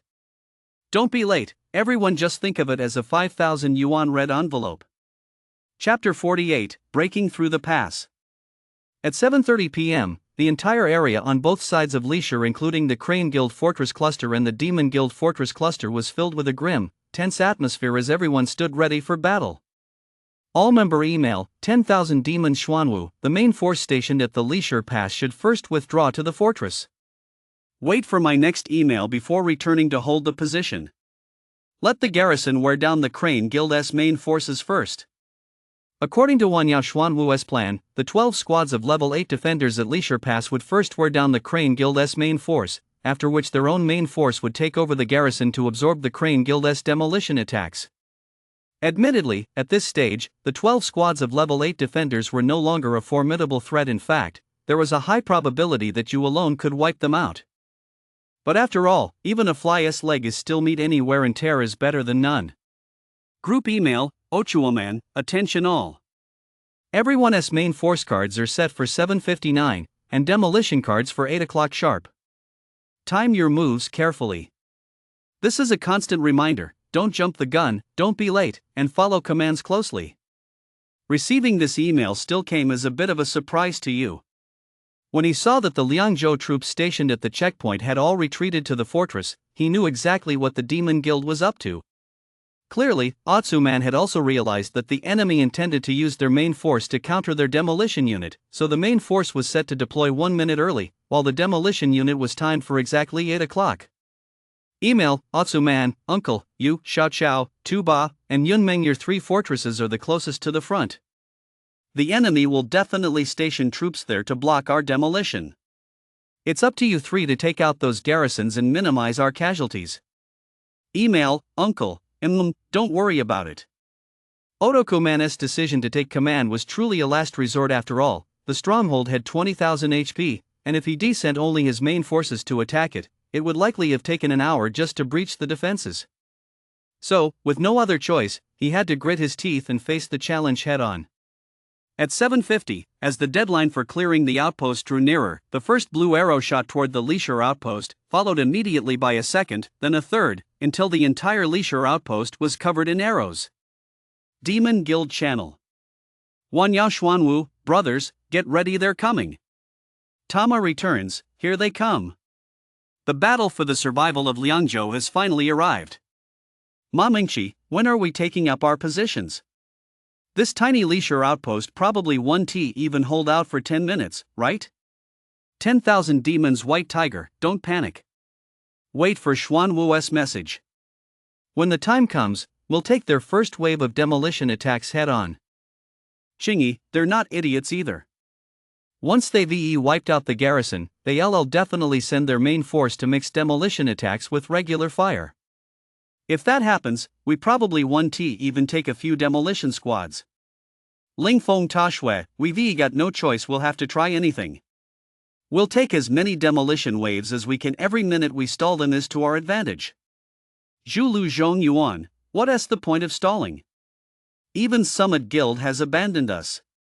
If we could beaten Crane Guild head-on, we wouldn't have been pushed into this situation. If you ask me, we might as well just surrender. Ma Mingqi, don't you have any fighting spirit left? Even if we end up surrendering later, we should at least fight head-on to our heart's content first. Wanyao Xuanwu, exactly. No matter what happens next, we have to fight this battle with style, show the spirit of Liangzhou. Wanyao Baihu, remember, when it's time to garrison the outpost, have the national team members go first, they'll hold out a bit longer. Let us aim to take out Uncle first. On the other side of Leisure, in the Crane Guild Fortress Group, as the clock struck 7:58, Yu, who was positioned at the very front of the first ring of the fortress, finally, without haste, mobilized his troops and charged toward the outpost. However, Yu only deployed a single squad of Shu infantry. The rest of the fortress's cleaver thugs and magic blade units remained on standby, waiting to claim the garrison rewards. At 7:59, U.S. main force arrived at the Leisure Pass right on time, but only a single battle report popped up. Man, they really treated my main force like a demolition crew. Clicking on the battle report, he saw that his Shu infantry, which had arrived precisely at 7 hours and 59 minutes, hadn't even managed to touch the defending troops' backsides. Demon Guild Channel. Qingyi, holy shit. The defenders were wiped out in just a few seconds? That's way too brutal. Ma Mingqi, something's off. All the units they've sent so far are just demolition squads. Hurry up and man the outpost. Lingfeng Tashui, holy crap, that's some confidence, timing a demolition to hit exactly 8 o'clock. That's the kind of confidence the big shots have. All channel message, 10,000 Demon Xuanwu, attention all, hurry to defend Leisure. Hurry up and take up defensive positions. We absolutely must disrupt the enemy's first wave of demolition. They couldn't hold back this fast, huh? TSK, tisk. Seeing more and more arrows from the enemy flying toward the Leisure Pass, you knew the enemy had lost their composure and started garrisoning. Timing it perfectly 2 seconds after the enemy's 10th garrison squad arrived, you immediately dispatched his big cleaver, magic blade, and rogue squads to charge in and hack away wildly. Crane Guild Channel. Uchiha Tano, the enemy's garrisoned the pass. What do we do? They're so sneaky, using their main force to absorb our demolition. Naraku, what the hell are you freaking out for? Didn't you see that Uncle S already in there? At the first ring, Uncle Tuba and our Crane Guild's two beauties are both there. We just need to focus on chipping away at their durability. Woyuet, Uncle S, there no surprises. Just keep chipping away. Demon Guild Channel. Ma Mingqi, my defense unit is almost here. Come on, let us bet on how many demolition teams I can take out. Chingy, I bet you 1T take out a single one. Ma Mengchi, wait, what? Why wouldn't I be able to? Zhulu Zhang Yuan, see for yourself, uncle just timed 3 teams perfectly. The fastest one will arrive exactly 1 or 2 seconds after your defense unit gets there. Ma Mengchi, damn. If you two hadn't mentioned it, I wouldn't have noticed. I'm screwed, I'm about to be Uncle's meat shield. Chingy, hang in there, Mengchi. You're the best. There are millions upon millions of demon comrades cheering you on from behind. Tamaguelai, I'm still the smart one, my garrison arrived after Uncle's, hehe, watch me take down 10 of his demolition squads first. Ma Mengchi, battle report, I'm crushed. Damn it, my fully manned little doo-doo squad got wiped out by Uncle's 1000 plus battle losses. Zhulu Zhang Yuan, I'm so jealous. When will I ever have a full set of red little cleavers like Uncle does? Kingsburg Landau, believe in yourself, you can do it. A full set of red little cleavers, you deserve it. Zhulu Zhang Yuan, what SA little cleaver? Chingy, it's the 4-star Ma Teng, 4-star Guanhai, and 4-star Jiangshou, an old lineup from a few years back. Lu Fang by sure, it's over. The 10 garrison squads I just built up were completely wiped out by Uncle. Tama Goe Lai, don't panic. Reinforcements are on the way. Let me take down those 10 squads first to boost morale. Liang Xia Dajiao, I'll take you on. Battle report, 1 Uncle left, and another 2 Batianxia showed up. What the hell is going on? These two wiped out all our garrisons and still had more than half their troops left. After just 2 waves like that, we're left defending with nothing but hammers. Chapter 49, Push. At 8:24 p.m., after 24 minutes of intense but ultimately uneventful combat, the Demon Guild was completely wiped out, and the Leisure Pass fell as expected. World Channel. System congratulations to the Crane Guild of Yuzhou for successfully capturing the level 5 Leisure Pass in Liang. Liangqingi, it's over, it's over. The big shots from Yuzhou are here. Please go easy on us, I'm afraid of getting hurt. Jing, Mubasan, wow, this morning I thought Leisure was just a push-and-play scenario with Liang, and you teaming up against one opponent. How did Yuzhou manage to enter Liang in just half a day? Are the big shots from Crane Guild really that powerful? 1T change my name until I meet the standard, which I of yours saw as pushing and playing? We went back to Yuzhou at noon, okay? Bing yesterday's memories, right, you're spot on. If you're talking about having fun, you must VE seen it wrong. The Elian Alliance has been getting crushed for 2 days straight, how could that possibly be having fun? Failed to meet standards, 1T change name, still got the energy to be snarky here? Hurry back and tell your Crane Guild masters that if they don't head back soon, their whole clan is going to be wiped out. G Daylight shattered the dream, whoa, getting all worked up, did one little comment really break your defenses? Su Full Moon disconnection, let me lighten the mood a bit, everyone.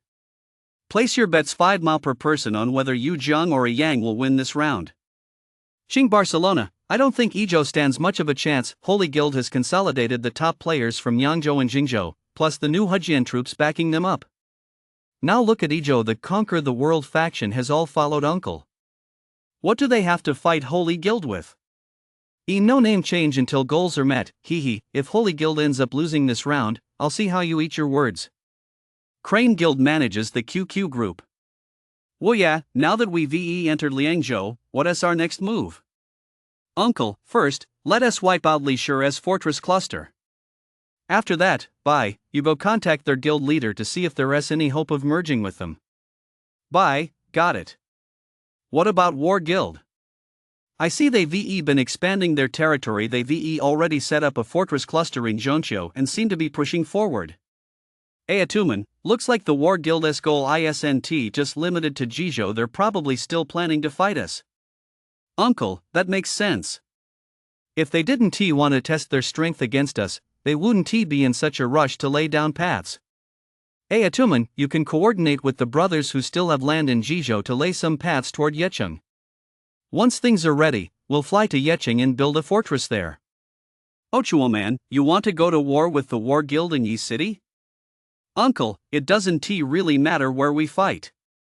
It's just a matter of securing control over the provincial capital first, a question of sovereignty. At the beginning, without the Holy Guild's help, fighting 3-on-1 wasn't exactly our strong suit. But now that we're facing the War Guild 1-on-1, we're not afraid of them. Ottoman, alright, I'll go make the arrangements right away. Although Nariku and the rest of the G province contingent have relocated their city, they left a lot of territory behind in G province itself. It shouldn't be hard to find.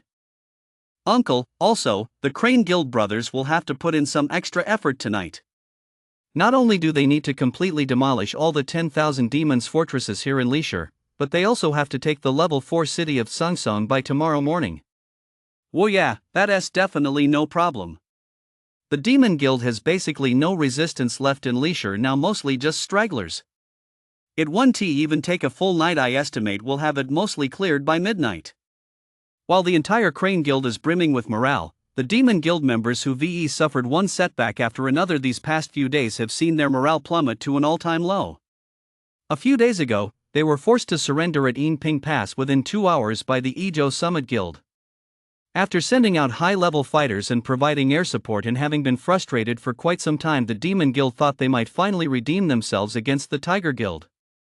As a result, even though progress was a bit slow, they were finally managing to push the Tiger Guild back with a narrow victory. But just as they were steadily advancing, the Summit Guild unexpectedly deployed the Crane Guild, their biggest rival, to Lishur. After 2 days of torment, they finally saw the Qingzhou War Guild break through the pass into Ji Province to reinforce Yi and Liang, but to their utter surprise, the Crane Guild showed no regard for Ji Province's fate whatsoever and remained camped at Lishur. When the Summit Guild discovered the Yangzhou enclave at Yujiang that afternoon, they rushed back to defend it, abandoning the Demon Guild without a moment's hesitation. Up until that point, the Demon Guild members' confidence and fighting spirit hadn't been completely shattered. Unfortunately, at 8 p.m., the Crane Guild breached Lishur, completely shattering the last shred of resilience in their hearts. Demon Guild management on the QQ group. Wan Yao Xuanwu, Tiger, what do you say now? We need to make plans early. The brothers in the guild have completely lost their fighting spirit. They're impossible to command. 10,000 demons, White Tiger, that's normal. Even if they still had fighting spirit, you wouldn't be able to command them anyway. Right now, there are probably only a handful of the guild's main forces left who can even move. 10,000 demons, Azure Dragon, Summit Guild is probably done for too. Over on Yujiang, the Holy Guild has 102 fortresses, while Summit Guild has less than 100 scattered about, and their fighting spirit is completely gone. Wan Yao Xuanwu, so doesn't that mean the Summit Guild is doomed? I was actually expecting a bloody battle on Yujiang tonight, but hearing you say that, I feel like they're basically going to get steamrolled. Wan Yao Qinglong, they definitely can't win, but it's not like they get steamrolled. After all, the high-level guilds in Zhozhou still have 100% attendance. They should be able to hold out for a while. So what are you guys planning to do? Wan Yao Baihu, once the Lishur fortress group is completely wiped out, we'll be left with only 2 options: either retreat to Liangzhou and wait for a miracle, or negotiate a merger with the Crane Guild by surrendering. 10,000 demons, Black Tortoise, I thought there was still a Summit Guild out beyond the Bingzhou frontier? How come they haven't made a peep since they broke through the checkpoint and entered the frontier? After all, they got about 100 people. 10,000 demons, Azure Dragon, wow, you didn't know? Last night, Dominate the World tried to take out Lin but got caught. The assassination failed. Now Dominate the World is getting chased all over Bingzhou by the Tiger Guild. Wan Yao Xuanwu, what's the point of fighting then? Just surrender already. We can't win anyway, so we might as well surrender to the Crane Guild sooner rather than later. Plus, Uncle, that big spender, hands out money whenever he's bored. Wan Yao Baihu, let us wait and see for now. I bet the Crane Guild will definitely send someone to talk to me. We'll see then if we should just surrender right away. All member email, AO2man, attention everyone. Hurry up and wipe out the Lishur Demon Guild Fortress cluster. It must be done before midnight. Also, at 1 a.m., we're attacking 292.335 Sungsong. Everyone participating will count toward the night battle. It's just a level 4 city. Those who show up late and miss out will really be missing out. Let us go. The battle at Leisure had turned into a one-sided rout. The members of the 10,000 demons, whose main forces had already been completely wiped out by the Crane Guild, were powerless to resist the Crane Guild's offensive. In just half an hour, all the fortresses in the earlier rings were completely destroyed. As the clock struck 9 p.m., the battle for Yujiang at the Jingyi Pass was also about to begin. Chapter 50, The Battle for Yujiang. All server mail, Ling Xiaotians, attention all. Everyone at Yujiang, main forces must trigger the checkpoint precisely at 9 p.m. Demolition teams at 9:02 p.m. The enemy ISNT at full strength follow commands closely and will win. Remember to time your actions perfectly, don't be late, and don't fire prematurely. In contrast to Holy Guild's disciplined military formation, the Izhou Summit Guild facing Yujiang was the exact opposite.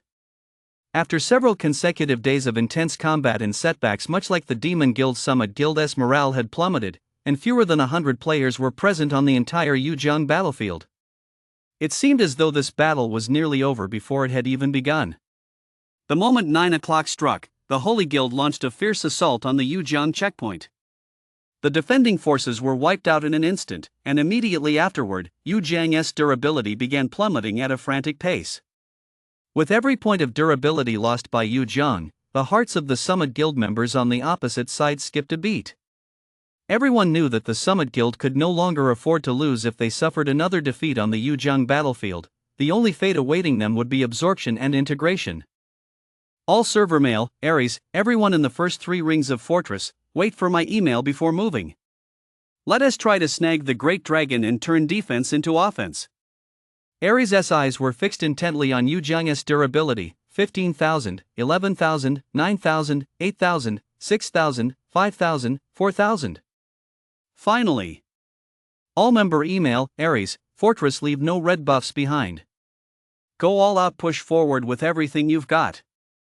All member email, Ling Xiaotians, everyone, take it down fast.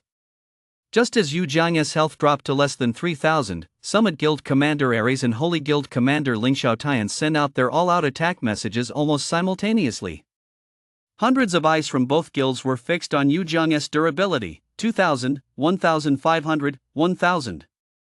Every drop in durability tugged at the hearts of members from both guilds. Finally, as the last drop of durability could no longer hold out and was successfully worn away, the fate of Yujiang was finally sealed. World Channel. System: congratulations to Izhou's Summit Guild on successfully capturing the level 5 Yijing Pass Yujiang for the first time. Primary credit for eliminating the enemy, non-primary credit for the siege, Zhouzhou Mingyueguang. Su, moonlight is exhausting, woohoo, the Izhou big shots are fierce. One punishment dragon and it's yours, you guys are truly the children of the dragon. Qing, unhappy, the Holy Guild big shots never dreamed in their wildest dreams that one day they'd end up working for the Summit Guild, haha. Edo Nyang Wunan Army, thanks to the Holy Guild brothers for that rocket. Big shot Mingyue Guang is awesome. Immortal's guidance, awesome, awesome. The Holy Guild are truly kind-hearted people. They knew it wouldn't be easy for us to break through the pass, so they came over specifically to help us take out the defenders and reduce the durability. Lianqingi, we worked our butts off only to have someone else reap the rewards. Holy Guild must be green with envy. Xing 5 chickens, gotta say, that dragon steel was absolutely epic. Shout out to the Summit Guild big shots in Izhou. Summit Guild Channel. Jojo Frost on the ground, awesome, guys. That dragon steel was so smooth. Xiaoluyu Dongfeng, battle report, hehe, I landed the final blow, feels great. Ares, 666, Dongfeng is a beast. Jojo Ruin Rusu, brother Dongfeng, you were just like Ares this time, haha. I'll call you the strongest. Meow, I bet Xiaoluyu Dongfeng is going to be famous now, stealing the dragon right in front of Holy Guild's face. Talk about a slap in the face, haha. Group email, mad, first off, I want to give a special shout out to Xiaoluyu Dongfeng for successfully stealing the dragon. It really boosted morale. But everyone, don't let your guard down. In an hour, Yujiang's truce will end, and Holy Guild will definitely come back stronger. We need to be ready. Holy Guild Channel. Ling Xiaobao Wang, damn, how did they manage to steal the dragon again? So annoying, now we're wasting another hour. Ling Xiao Tian, so losing the dragon this time was my mistake.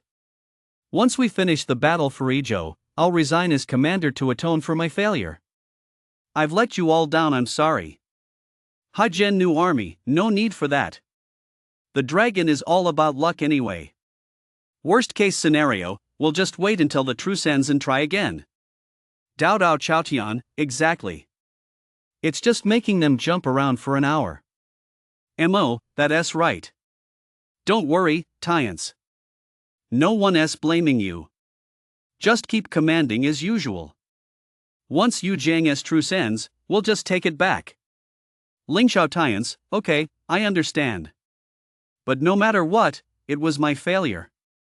After this battle, I'll donate all my resources as punishment. Group message, Ling Xiao Tiance, losing the dragon was my failure. I'd like to apologize to everyone here. No matter how you look at it, this is my fault, so after the battle ends, I'll donate all my resources as an act of atonement. Frontline units, hurry up and deploy troops to hold the line to prevent the enemy from launching a preemptive attack. Once the 1-hour truce on Yu Jiang expires, we'll retake it. Not bad, they even stole the dragon, successfully buying themselves an hour. Yu sat in front of his computer, munching on sunflower seeds while observing the battle at Yujiang. When he saw that Summit Guild had managed to snatch Yujiang from the jaws of defeat despite being vastly outnumbered, he couldn't help but chuckle so much so that he even choked on a sunflower seed. However, you also knew that given the current disparity in numbers and morale between Yujiang and Holy Guild versus Summit Guild, even if they managed to steal the Great Dragon this time, Holy Guild would likely reclaim it quickly once the truce period ended. By then, another bloody battle would be inevitable. Qingzhou War Guild SQQ Group. War Zhouchang, wow, Summit Guild actually took down the dragon. Not bad. War Silver Fox, it's useless. Once the truce ends, Holy Guild will attack them again and they won't be able to hold it. At best, it'll just buy us an hour. War Stop War with War, judging by the situation, it's only a matter of time before Iliang collapses. In fact, Liangzhou is already in disarray. Shouldn't we start thinking about our next move? Warzhou City, exactly. If Iliang surrenders, whatever we do next will be pointless. We need to plan ahead. Chief, true. I didn't expect Iliang to collapse so quickly. This does put us in a bit of an awkward position. War Silver Fox, the Iliang faction is still waiting to see what we'll do. Judging by the situation, they'll likely hold out until the day we go to war with the Crane Guild. If we win, they'll definitely keep holding out and wait for us to step in. If we lose, they'll probably just surrender right away. Death God Falling Leaves, so what do we do now? Should we keep paving the way, or just ignore Iliang altogether? Chief, what are your thoughts? Let us discuss it. Warzhou City, I'm still leaning toward taking on the Crane Guild. If we win, everything will naturally fall into place. If we lose, there'll still be time to talk about a ceasefire or peace later. Death God Falling Leaf, I still feel the same way. Fighting or not is fine, but I'd really like to go head to head with Uncle and Tuba Tianxia. Chief, alright, it's settled then. Let us put the situation in Iliang aside for now and keep paving the way. We'll take on the Crane Guild first and see what happens. Chapter 51, Breaking Through Yujiang. At 10:30 p.m., as the truce in Yujiang officially ended, the Holy Guild launched another attack on Yujiang. All member mail, Ling Xiao Tiance, the truce in Yujiang has ended.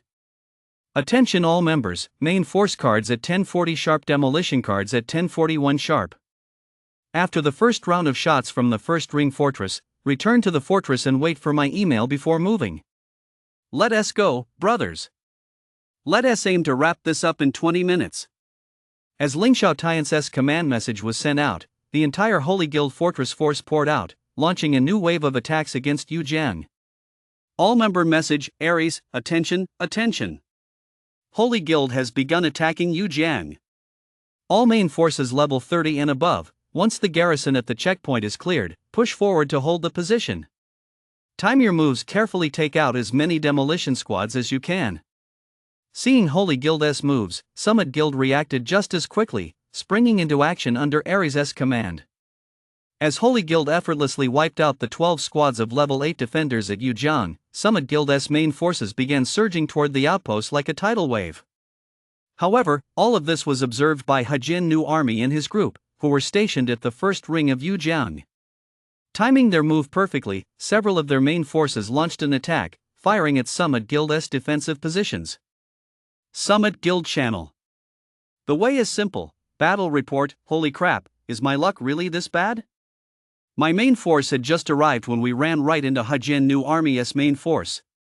Those full red magic swords are truly terrifying.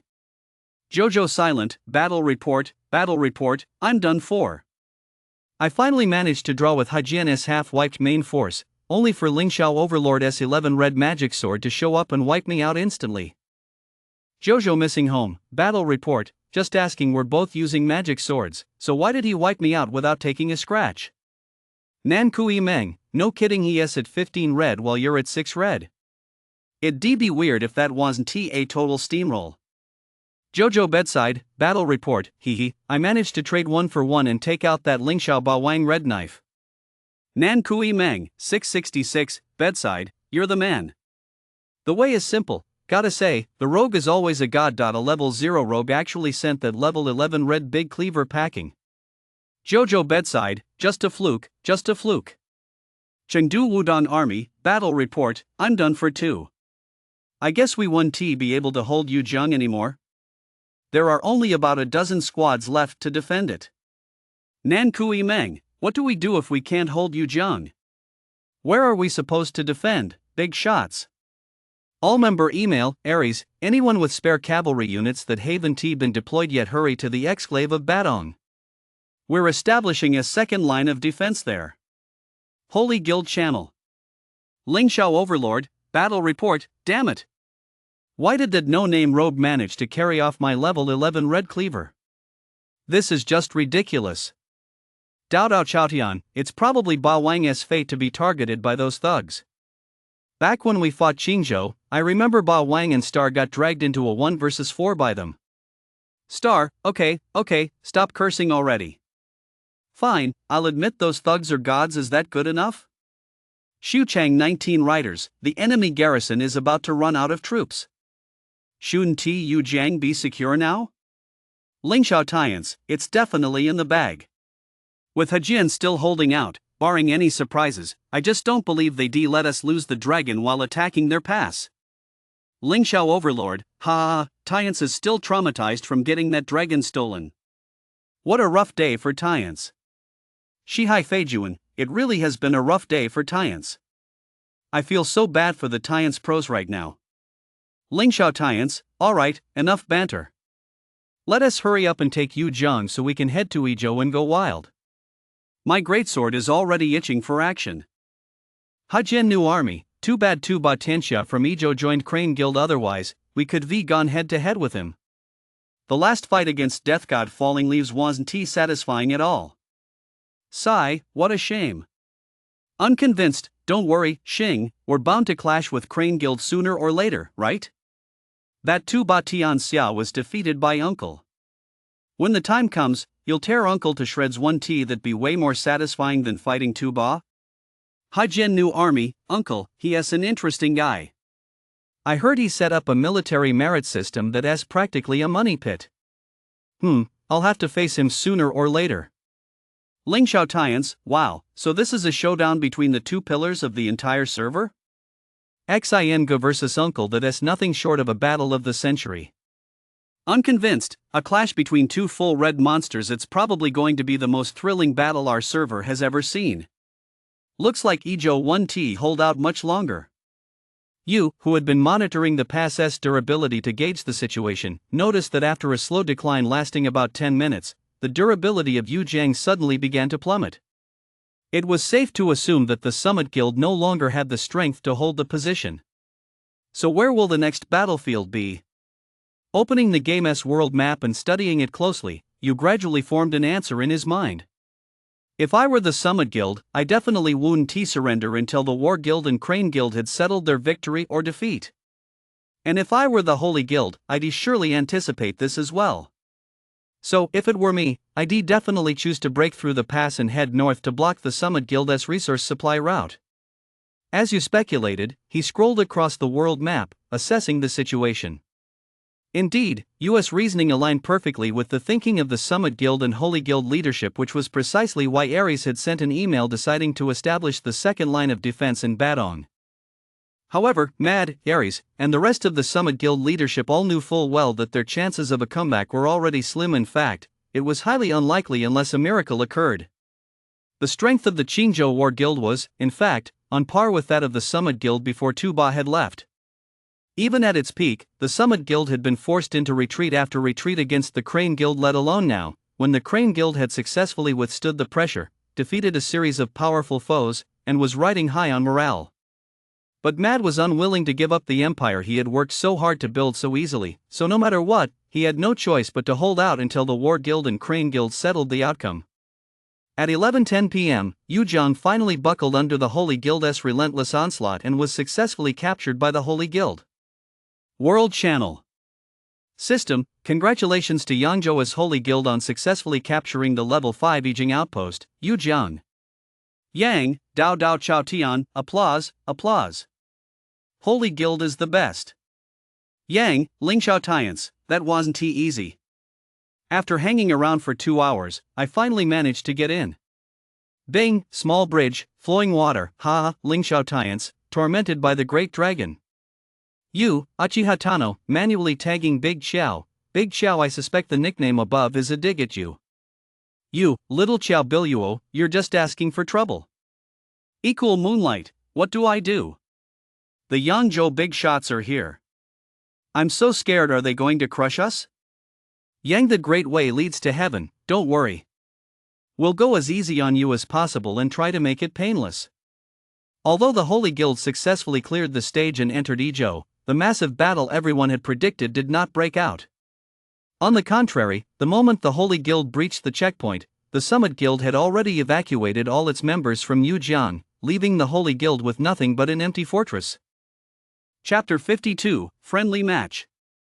With the Holy Guild's successful breakthrough into Yizhou, the Battle of Yizhou-Yangzhou in Zone 2500 officially kicked off. On one side, the Summit Guild fought while retreating, gradually pulling back its defensive lines. On the other, the Holy Guild advanced triumphantly, pushing forcefully toward the resource checkpoints. However, the fighting after the breakthrough no longer held U.S. interest. In his view, this was bound to be a one-sided rout. Just a few days ago, the Summit Guild would certainly have been on par with the Holy Guild. But today's Summit Guild was a far cry from what it used to be. Whether in terms of the number of high-level players or member activity, it had fallen significantly behind Holy Guild, which had just absorbed fresh reinforcements from the Dedeo family in Jingzhou. Just then, a new email caught U.S. attention. He opened it to find a message from Bai. Email, by Uncle, the diplomat from War Guild contacted me, saying they want to talk. Email, Uncle, go ahead and talk. You're in charge of diplomacy, why are you bringing this to me? Email, by, but he said he wants to talk to you. Reading this piqued U.S. interest. Diplomatic matters were supposed to be handled by the diplomat, so why did the other side specifically ask for him to step in? Email, Uncle, I'm not going. Just tell him you're in charge of diplomacy. Either they talk to you, or they don't talk at all. What's their problem? Email, by, okay then. I'll talk to him and get some results, then I'll update you all in the main group chat. Closing the email window, you pondered for a moment before opening the QQ group admin panel. Uncle at Otoko-man, how's it going? Has Yeching arranged for the road to be paved yet? Auto-man, it's already been arranged. It should be laid by the early hours of the morning. What should we do now? Uncle, the plan stays the same. First thing in the morning, we'll take down Liangzhou Tsangson. Once that's done, I will have to make a trip to negotiate with Liangzhou. If they agree, great. If not, so be it. After capturing the city, we'll turn right around and head to Yeching to build a fortress. Leave the cleanup of the Summit Guild and the frontier to the Tiger Guild. Wuya, oh, right, speaking of the Tiger Guild, that reminds me, earlier today, Lin asked me when the Tiger Guild would be integrated. Look at my memory, I completely forgot about it. Uncle, the Tiger Guild probably won't be able to merge with us anytime soon. I plan to have the Tiger Guild operate as our secondary guild in the future, taking in those members we can't accommodate in the main guild and whose combat strength isn't as high as the main guild's. Well, yeah, okay, I'll let him know that in a bit. Uncle, yeah, we need to pick up the pace too. I don't think the Battle of Yang is even a contest. Yangzhou is advancing relentlessly, practically crushing them one-sidedly. Summit Guild might just surrender at any moment. Hey, guys, War Guild reached out to me. Well, yeah, huh? What did they say? Do they not want to fight anymore? Or what is going on? They still want to fight, but they want to do it as a friendly match to train their troops. The location can be set at Yecheng, with a fixed time for the battle to start on the dot, and the winner is whoever flattens the fortress. Ma Fei, a friendly match? The kind where the loser gets absorbed outright? No, just a regular friendly match. In their words, it's a friendly match to decide the ownership of Jizhou. Whoever loses has to unconditionally withdraw from Jizhou. Well, yeah, that's ridiculous. Jizhou is already ours. Why do we have to play a friendly match with them to decide who owns it? Let us just wipe them out. Kuxinrin, we should still try not to burn bridges with the War Guild. With Yi Liang's defeat already a foregone conclusion, once they lose, server 2500 will be in a three-way stalemate. At that point, with our guild, the War Guild, and the Holy Guild, we'll definitely enter a stable phase of peaceful development just like before we entered the resource provinces. Exactly. So whichever faction breaks the balance first, unless they made a prior agreement with another faction, will most likely face a two-front attack. After all, the one who sticks their neck out gets shot. Uncle, that's true.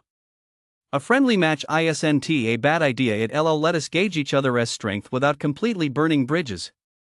Besides, we'll need to consolidate Liangzhou later on, and we'll have to pick up the pace on sieges. I expect there'll be a pile of things waiting to be handled, so it's good to wrap up the battle early and rest up. So is that settled? If it's decided, I'll go discuss the specifics of the friendly match with War Silver Fox. Uncle, alright, I'll leave that to you. Qingzhou War Guild Management QQ Group. War Silver Fox, screenshot, the friendly match has basically been finalized. It should take place in Yi City, with victory determined by either destroying the opponent's fortress cluster or one side conceding defeat, thereby deciding the ownership of Jizhou. War and war through war, so why are we even having a friendly match? Wouldn't it be better to just fight to the death until only one side remains? Chief, that's exactly why they call you a hothead. If Yi and Liang join forces, the entire server will be in a three-way stalemate. Don't you understand the principle of the one who sticks his neck out gets shot? Besides, the Holy Guild and Crane Guild are still allied for now. You don't really want to take on both of them, do you? War stop war with war, man, I just don't get all your back and forth. If this friendly match decides the fate of Jizhou, what happens if we lose? Do we have to withdraw from Jizhou? War State City, of course. The losing side has to withdraw from Jizhou. War stop war with war, then if we lose, we might as well quit the game. Look, Holy Guild has already absorbed the high-level players from Jingzhou, and Yizhou is about to fall into their hands too. Crane Guild has taken over Jizhou and Bingzhou, and Liangzhou will probably surrender soon as well. If we lose this friendly match, they'll have consolidated high-level players from 3 or 4 provinces, while we only absorbed those from Shuzhou? Our combat power won't even be in the same league. War Silver Fox, well, that's just how it is. Besides, even if they manage to consolidate the top players from all 8 provinces across the entire region, so what? Their guild level isn't high enough to accommodate that many people. As long as we ensure our members stay active enough, we'll still have plenty of strength. War stop war through war, wow, so you guys are already prepared to lose? Chief, it's not a matter of being prepared to win or lose. Regardless of the outcome, this battle won't really mean much to either us or Crane Guild. War stop war with war, huh? G province is huge. How can you say there is nothing at stake? Chief, there aren't that many high-level warriors in G province to begin with. Back then, the only forces Bo Guild could field were the Lie Zone Guild and a newly formed group of solo players.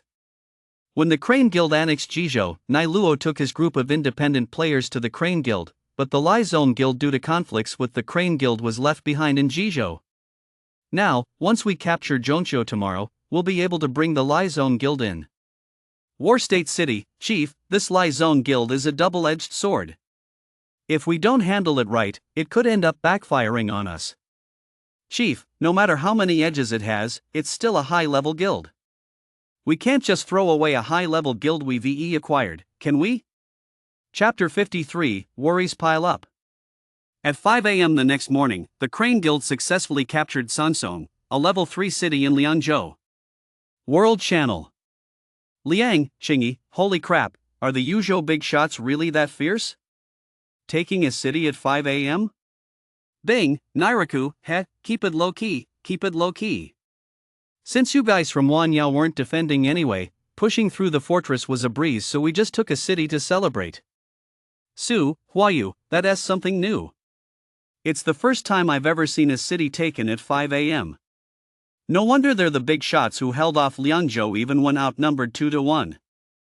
By a little past 8 a.m., most Shuetu players including you had gradually woken up, and the Shuetu world was slowly coming back to life. Wow, they really did take a city at 5 a.m.? That's insane. Upon seeing the email announcing the city's capture, you couldn't help but admire the brothers of the Crane Guild. After all, capturing a city at 5 a.m. in Season 1 even if it was just a level 3 city was definitely a remarkable feat, at least in the season you had played. This was the first time he'd ever seen anything like it. Let the music play on. Let the dancing continue. Boom, boom, boom, boom. Just as you was thinking about how to praise the guys from the Crane Guild, his phone suddenly rang. He picked it up and saw it was his mom. Hey, Mom, why are you calling me so early? You answered the call with a puzzled tone, and a familiar voice immediately came through the line. Hey, son. What's the matter? Can't I call you in the morning? It's not the weekend, didn't you go to work? I'm taking a compensatory day off today, so I don't have to work. What's up, Mom? Just tell me if there's something. You certainly didn't dare tell his family that he'd already quit his job. In his parents' eyes, nothing was more stable than working a steady job and earning a steady income. Besides, he certainly couldn't tell his family, Mom and Dad, I'm going to become the richest person in the world by playing video games. If he did that, they'd definitely have him committed to a mental hospital. Oh, you're taking a day off? Well, I don't really have anything specific to ask. It's just that the Lunar New Year is less than a month away, so I wanted to ask when you're coming home for the holiday this year. Your dad and I want to start preparing early. What do you mean, prepare early? We're just going home for the New Year, right? His mom's words on the phone left you completely baffled. You're just playing dumb, kid. Didn't you say earlier that you'd be bringing your girlfriend home for the New Year this year? You've been dating that girl for over half a year now, and Mom still doesn't even know what she looks like. Damn. Only then did you remember that every time his mom called him before, she'd bring up the girlfriend thing. Later, in a moment of panic, you had blurted out, oh, I've had a girlfriend for ages. I'll bring her home for the spring festival this year. It had been nearly half a year since he'd said that, and you had completely forgotten about it, but he never expected his mom to remember it so clearly. What? What the hell? Nothing. I just choked on my cigarette. You don't worry, I'll definitely bring my girlfriend home for the New Year.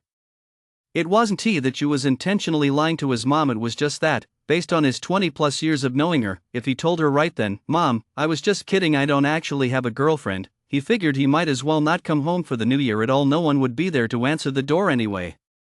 Hey, alright. So when are the two of you coming home for the New Year this year? Hearing US reply, his mom's voice on the other end of the line immediately lit up with joy. On New Year's Eve, I guess.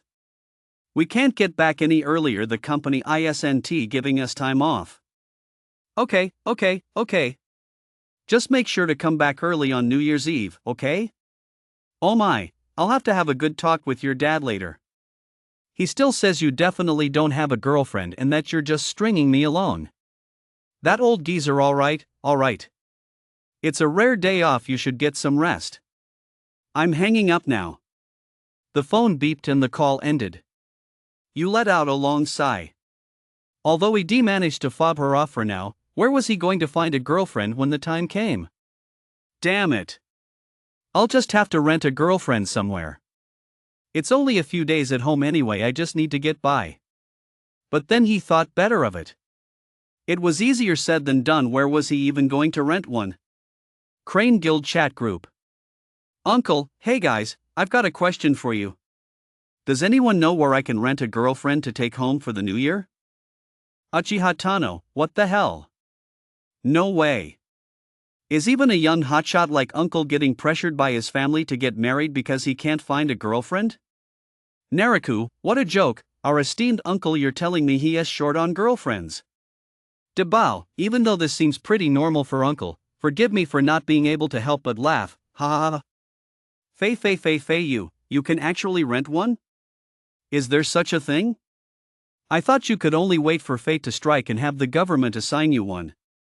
Uncle, be serious. This is a major matter concerning family harmony, we can't treat it like a joke. Well yeah, Uncle, it's not that we don't want to help you, it's just that we really have no idea where you could rent one of those, we're totally out of the loop on this. Why don't you ask Kuxinran? He is full of crazy ideas. Kuxinran, dude, what has this got to do with me? No matter how many crazy ideas I have, I can't just conjure up a girlfriend for Uncle out of thin air. Otoman, speaking of renting a girlfriend to get by, last Chinese New Year I brought a classmate home and pretended she was my girlfriend. You could try that, Uncle. Uncle, forget it. I graduated ages ago, where am I supposed to find a female classmate now? Uchihatano, come to think of it, aren't there two ladies in our guild? One is big sis Yunmeng, who is as beautiful as she sure, and the other is big sis Xiao Chao, who is as lovely as Diao-chan. Aren't they perfect for the job? Xiao Chao, please don't, I can't help with this one. Uncle S from the northeast, and I'm from the south, that S way too big a gap. Plus, if I went to the northeast, I'd probably freeze into a block of ice. Mono, screenshot, look, here is a screenshot of big sis Yunmeng's QQ profile. Xiao Chao isn't from the north, but Yunmeng is. Why not go for it right away? Don't miss this chance, Uncle. Uncle, get lost. Keep this up and I'll make sure you lose your commander position. Well yeah, wow, you're actually getting shy. Uncle, forget it. Let us talk about this later. Stop stirring things up here. Go send an email to Fata Yetching, the battle starts tomorrow, and you've still got time to mess around here. After brushing the matter aside, you actually started to feel conflicted. As if by some strange impulse, he found Yunmeng in the group chat and clicked on her profile to take a look. Whoa, she is actually pretty cute. He had to admit that the few photos Yunmeng had posted on her profile were all pretty nice, but no matter how nice they were, you had no idea how to bring it up. After all, in his eyes, this wasn't exactly a good thing. With a sigh, he exited Yunmeng's profile and decided to stop thinking about it altogether, hoping to forget the whole thing by playing a game. But just then, his phone pinged. It was a new message on QQ. You picked up his phone to check. Wow, he hadn't realized it until he saw it, but the sender was none other than Yunmeng. I'm screwed, I'm totally screwed. Isn't this going to be a total social death? Chapter 54, Preparing for the Friendly Match. After agonizing over it for a while, you finally decided to open his phone and see what Yunmeng had sent him. Yunmeng, next time, if you're that rich, buy yourself a yellow diamond membership. That way, you can view other people's spaces without leaving a visit record. Damn, this is so awkward. How could I have forgotten about that? You slapped his forehead hard, and his face flushed instantly. Uncle, I just accidentally clicked on it. It was an accident, really. Yunmeng, you're in your 20s, what is there to be embarrassed about? You're a rich second-generation heir from a conglomerate. You haven't even chatted with girls before, have you? Yun Mang was right. Ever since you graduated from college, aside from brief work-related exchanges with female co-workers, he really hadn't spoken to any other women. Of course, US mom didn't count. Uncle, well, awkward. Yun Mang, no way. A rich kid like you doesn't even try to pick up girls? Just focused on gaming? Uncle, I'm no rich kid. My family is from a small county town, and I really don't interact with girls much. Yun Mang, I never would have guessed that our big shot uncle was such an innocent young man. That's really surprising. But it's pretty heartbreaking that an innocent young man wouldn't even consider me. I'll let you guys in the game this. Right now, you was so flustered he wished he could find an experienced pro to ask for advice. He had absolutely no idea what to say. Uncle, I was just thinking it's the new year, right? You're definitely going home to celebrate, so how could I possibly ask you to do something like this? Yun Mang, so you were actually thinking of me after all. I thought a rich kid like you wouldn't even give a poor girl like me a second glance. Uncle, oh my, stop scolding me. Next time, you'll definitely be the first person I think of. Yun Mang, oh my, I didn't think there'd even be a next time for something like this. Uncle, Ms. Mang, I was wrong. I was blind. I made things up out of thin air and pulled a fast one on you. Yun Mang, alright, I'll stop teasing you. But there's one thing you got wrong. Uncle, What's that? Yun Mang, I really don't go home for the new year. My parents are both abroad doing business. Since I don't like the environment overseas, I've always stayed in China, so I don't need to go home for the new year. Uncle, well, spending the new year alone must be a bit lonely. I think it's better to be with your parents if possible. After all, being here by yourself must have your family worried. Yun Mang, never mind. I'm off to Yecheng to build a fortress. Bye. With that, Yun Mang ignored you completely, as if she were already offline. Whoa, is she mad? I didn't say anything wrong. What the heck? Left completely baffled, you stared at the QQ chat window, at a loss. Also in Beigang District, Harbin, inside a house in an upscale residential complex called Beijian Garden. It was clearly a young woman's home. The large south-facing floor-to-ceiling windows let in the winter sunlight, which filtered through the semi-transparent curtains and scattered across the high-end tan wooden table. The shadows of a few monstera and erica palms in the living room were cast on the wall, intertwining with an expensive-looking tapestry. On the large sofa in the living room, two beautiful young women, dressed casually, were lounging lazily. One, who seemed the more lively of the two, was holding her phone and muttering something under her breath. The other, more intellectual-looking girl was watching a variety show on TV. Ugh, such a straight guy, a total straight guy. He deserves to be single for the rest of his life. The lively girl suddenly flung her phone onto the sofa and said petulantly, "What's wrong, Mang Mang? You're not seriously thinking of going back to spend the new year with that rich kid, are you? Since when did our Mang Mang become someone who chases after money?" The intellectual-looking girl looked at her, half smiling, half teasing.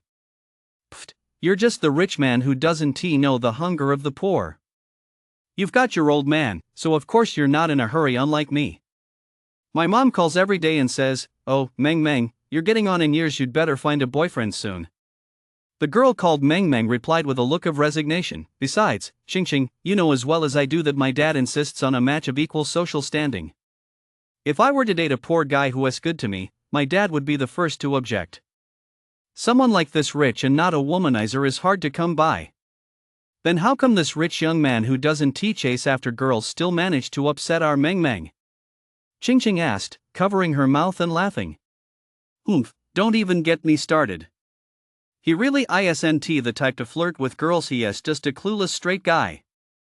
I was this close to telling him, 'I'll go home with you for the new year,' but he didn't even get what I was saying. What a loser." Of course, you had no idea about the conversation taking place in that room. If he'd known, his jaw would literally dropped. Not because of Yun Meng and Ching Ching's conversation, but because the neighborhood where Yu's new apartment was located was also Beijiang Garden in Beigang District. Of course, you didn't know any of this yet. Right now, he'd given up trying to figure out why Yun Meng had suddenly gotten upset and had instead turned his attention to the game Shuitu.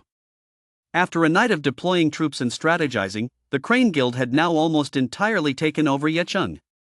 Some of the more active members had even nearly finished building their fortresses. Crane Guild SQQ Group Chat. By you guys, you're building fortresses in the outposts really fast. War Guild hasn't even finished expanding yet, and our fortresses are almost done. Woya, come on, the guys in our Crane Guild love a good fight more than anything. Uncle is literally giving away real money. At this point, if anyone isn't putting in the effort, they've got some serious issues. Oh man, yet even with an uncle who is throwing money around like that, he still doesn't have a girlfriend, ha ha. Ma Feifei, forgive me for laughing so meanly, ha ha. Kuxinren, it wouldn't be good if uncle saw you guys saying this.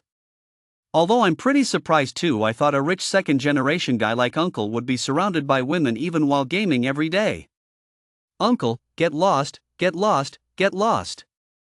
Damn it, nobody is allowed to bring this up again. If anyone mentions it, don't blame me for being ruthless. I'll kick them out of the party on the spot.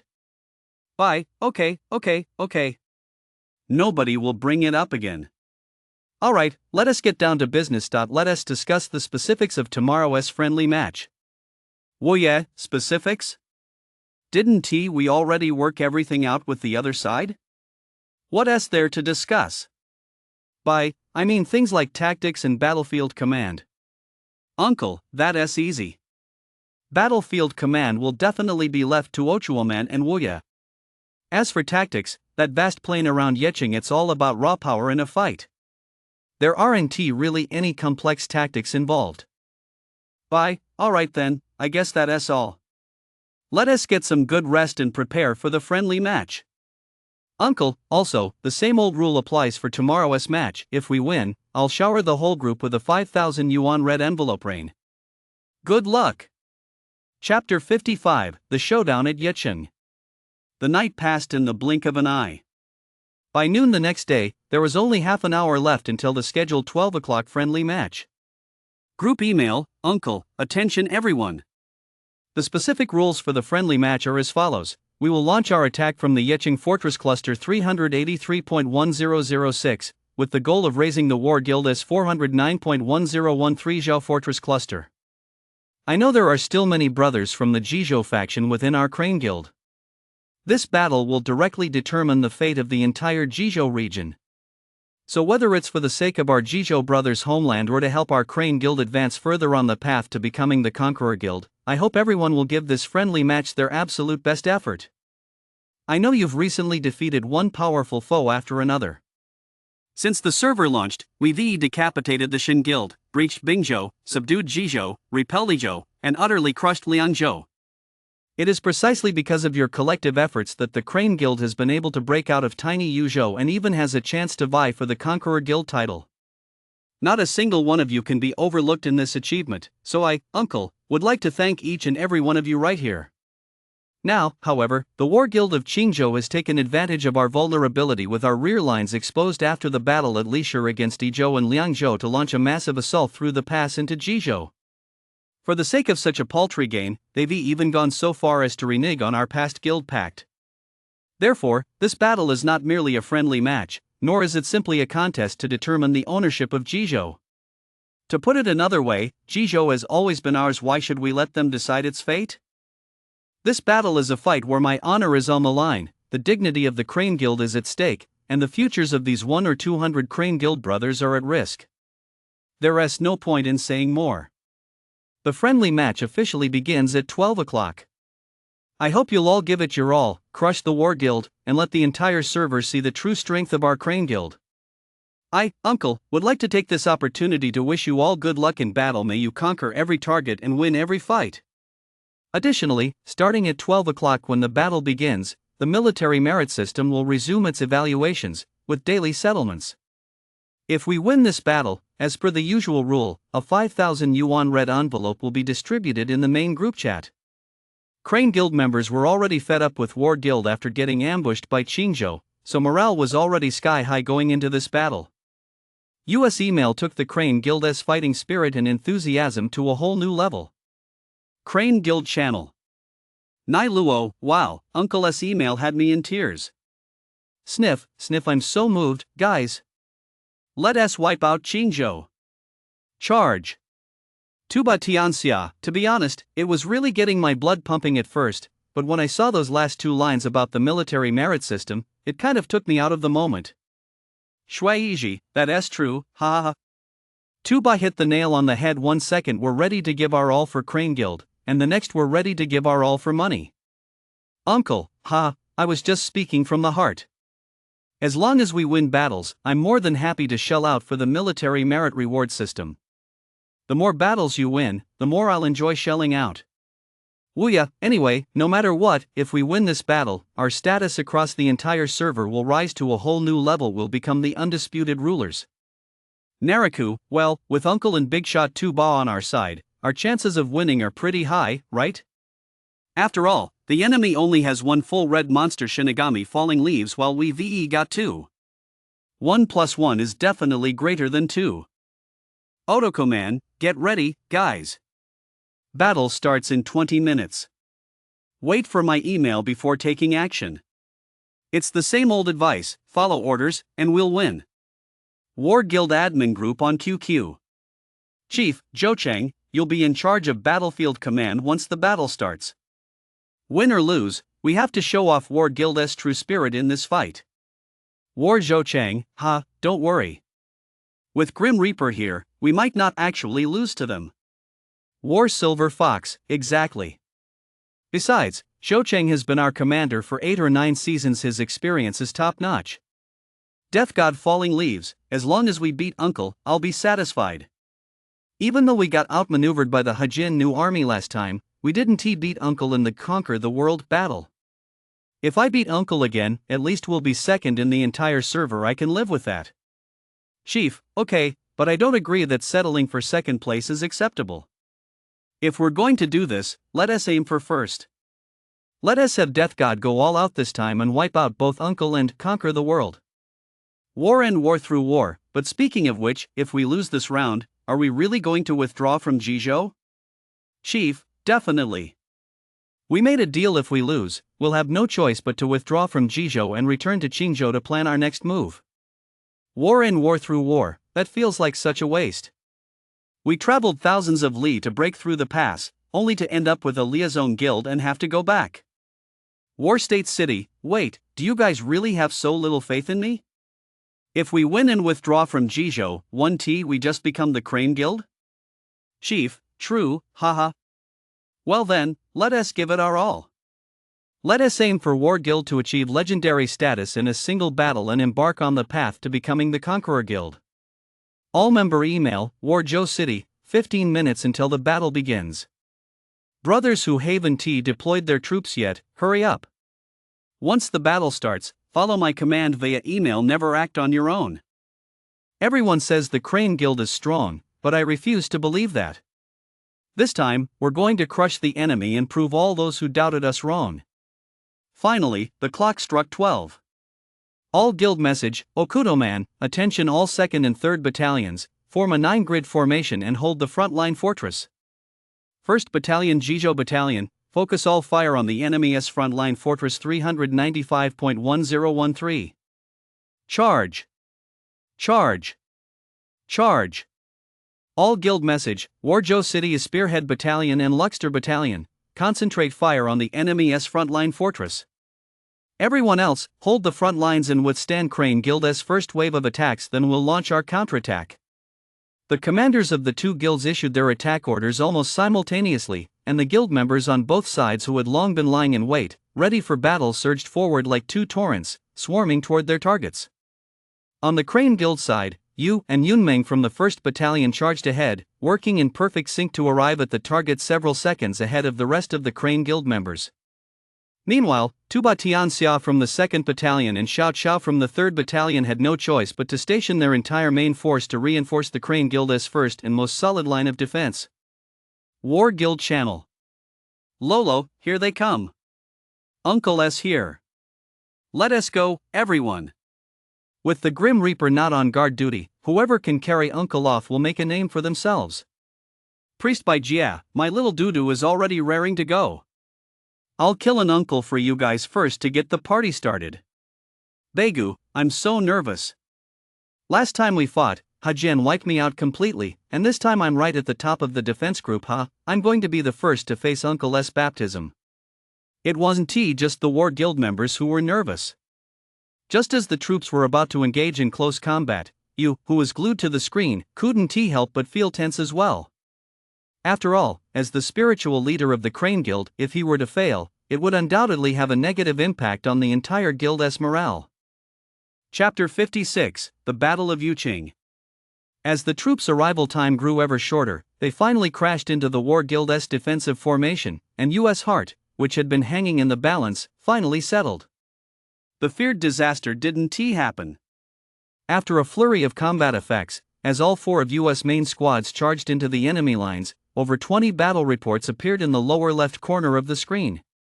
At the same time, nearly half of the War Guild's defenders instantly retreated along the same route they'd come, and immediately afterward, Yun Meng, who had been following closely behind U.S. forces, also successfully reached the War Guild's position. Another round of chaotic fighting ensued, though the results didn't seem as spectacular as U.S. Not bad. Team 4 broke through more than 20 squads. That's a brilliant achievement, guys. With a huge weight lifted off his shoulders, you opened the battle reports to admire his truly impressive record. The first squad to reach the War Guild's defensive line was Big Cleaver, who had become the main force behind U.S. success in taking out the most squads in this wave. As expected, the War Guild is way stronger than Liangzhou and the others. Looking at the more than 20 battle reports, half of which were against national teams, he realized that even though they were all noobs, it was still enough to prove the War Guild's formidable strength.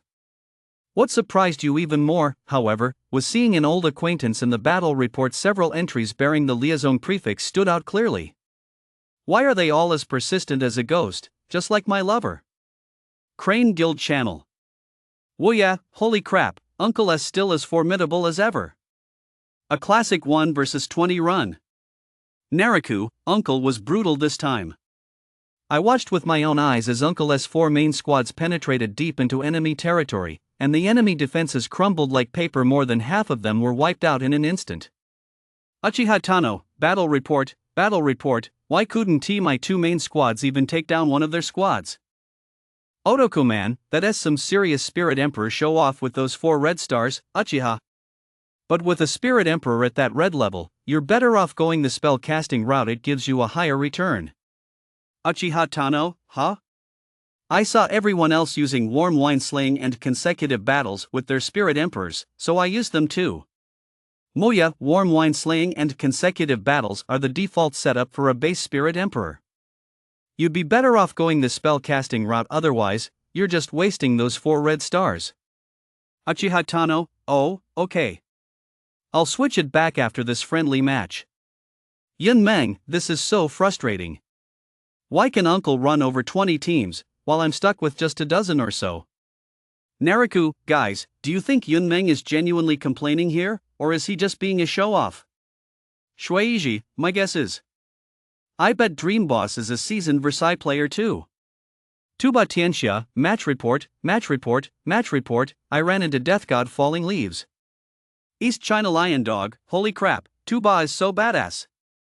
He actually managed to take down Death God Falling Leaves, that's insane. Tuba Tianxia, awesome my ass. I did the math, I still came out in the red after that skirmish. Too bad I got screwed over by the garrison again. My top tier Shu infantry got sliced right through by his cleaver. Uncle, not bad. You didn't have a unit type advantage in any of those 3 waves, but in that second wave, you still managed to take out 1.5 of his squads, that's impressive. You're strong. Wu Yi, I thought Deathleaf still had a Magic Blade squad? Where'd it go? Little Chow Biluo, battle report, That's hilarious. His magic blade ran into my shoe infantry and just kept scraping against them like a massage tool, lol. Bye, awesome, awesome. It's like our big shot plowed through 20 or 30 of their squads. Not only did their top dog not break through, but he got wiped out too. That was a great move, really boosts morale. All member email, AO2 man, guys, give it your all, the enemy's defenses are about to collapse. 396.101 for the 1st Regiment and Jizhou Regiment, focus all fire on this spot. Roll right over them from here. War Guild Channel. Lolo, battle report, I'm done for, guys. Uncle S Big Cleaver just wiped us out. What a joke. Priest by Jia, sigh, I'm so jealous of Uncle S fully leveled monsters. He must be loaded to be that strong. Xuanjia Army, battle report, I'm done for too, but at least we sent Uncle S half-broken cleaver back home. Not bad, not a total loss. Begu, now it's all up to Big Shot Death God to put on a show. Our garrison group just got wiped out by nearly half. We're counting on Big Shot Death God to save our asses. Death God Falling Leaves, get the hell out of here. Damn, I got carried off. Battle report, what a bummer. That Tuba Tian Xia has such a smug face. War stop war with war, not bad. We managed to send Tuba Tian Xia packing, though that little Xiao Biluo is pretty fierce too. That Shu infantry is almost at full red health. Are you tired yet? What kind of demons and monsters are in this Crane Guild? How come there are so many high red and full red monsters? Chief, it's normal. They absorbed Tuba Tianxia, Ezhou's top-ranked player, plus high-ranked players from Jizhou and some from Bingzhou. Add to that Uncle S military merit rewards, which are practically giving away free money, and I bet most of them have spent a lot by now. Death God Falling Leaves, sigh, hang in there, guys. I'm heading home to recruit some troops and we'll be right back. Hope the front lines are still holding by then. War State City, going home to recruit troops? You Haven T built a backup fortress, Death God? Death God Falling Leaves, backup fortress? Why would I need a backup fortress? What's a backup fortress anyway? Warjo City, seriously, this is the second battle already, and you still don't know you're supposed to set up a backup fortress. A backup fortress is when you build another fortress behind your frontline fortress. That way, if your troops are wiped out, you can redeploy them to the backup fortress to recruit new troops. Compared to going home to recruit, this costs coins but saves on march time. On the other hand, if we suffer a setback on the front lines and the frontline fortress gets overrun, it's convenient to use the backup fortress as the new frontline fortress. So it's really important to build a few backup fortresses when the battle starts. Death God Falling Leaves, damn, nobody told me that either. Well, I'll fly to the backline and build a fortress first. By the time I go home to recruit and come back, the backup fortress should be ready by then. Chief, it's fine. Anyway, the enemy's uncle and Tuba have both been carried off. At worst, our core combat strength is a bit thin right now, but we'll definitely be able to hold out. War Zhoucheng, exactly. Besides, even though everyone says the Crane Guild is unbeatable in night battles, it's broad daylight now. We've still got 10 or so hours to go before midnight. No need to panic. All member email, War State City, we're pulling back our lines now to buy time for our half-wounded brothers to be recruited. Of the Spearhead Regiment and Luxter Regiment, which were originally in charge of the offensive, the Spearhead Regiment will continue the attack, deploying more Spartans to scatter and draw the enemy's attention, while the Luxter Regiment will fall back to defend the fortress cluster. Once we hold off these two waves of Crane Guild attacks, we'll launch a counterattack. I know the Crane Guild's reputation has been on the rise since the server opened, but is our War Guild any worse? As the saying goes, when two warriors meet on a narrow path, the brave one prevails. In this battle, we must showcase the War Guild's spirit, the War Guild's flair, and the War Guild's resilience. With that, the battle between the Crane Guild and the War Guild in the Yu and Cheng provinces has officially begun. Chapter 57, Fierce Battle. The War Guild retreated and concentrated most of its forces on defense, which immediately eased the defensive pressure on the Crane Guild's 2nd and 3rd regiments. Already holding a certain advantage, the Crane Guild naturally wouldn't pass up this golden opportunity. Under the command of Ochuaman, they redeployed the 2nd Regiment, which had originally been stationed alongside the 3rd Regiment, to the front lines to join the 1st Regiment Jizhou Regiment in the offensive. Crane Guild manages the Penguin Group. Hey Atuman, if we keep this up, I reckon we'll be right at Zhao City's doorstep before nightfall, right? Bye, definitely. It seems like the War Guild isn't all that strong after all. They've been on the defensive the whole time. It's been 2 or 3 hours since the battle started, and they've been at a disadvantage the entire time. Kuxinran, that's to be expected.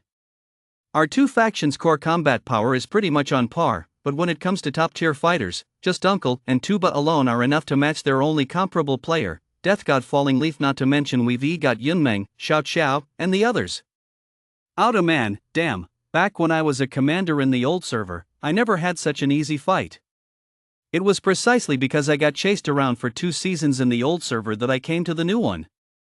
Well yeah, but one thing I have to admit is that this war guild really has some tenacity.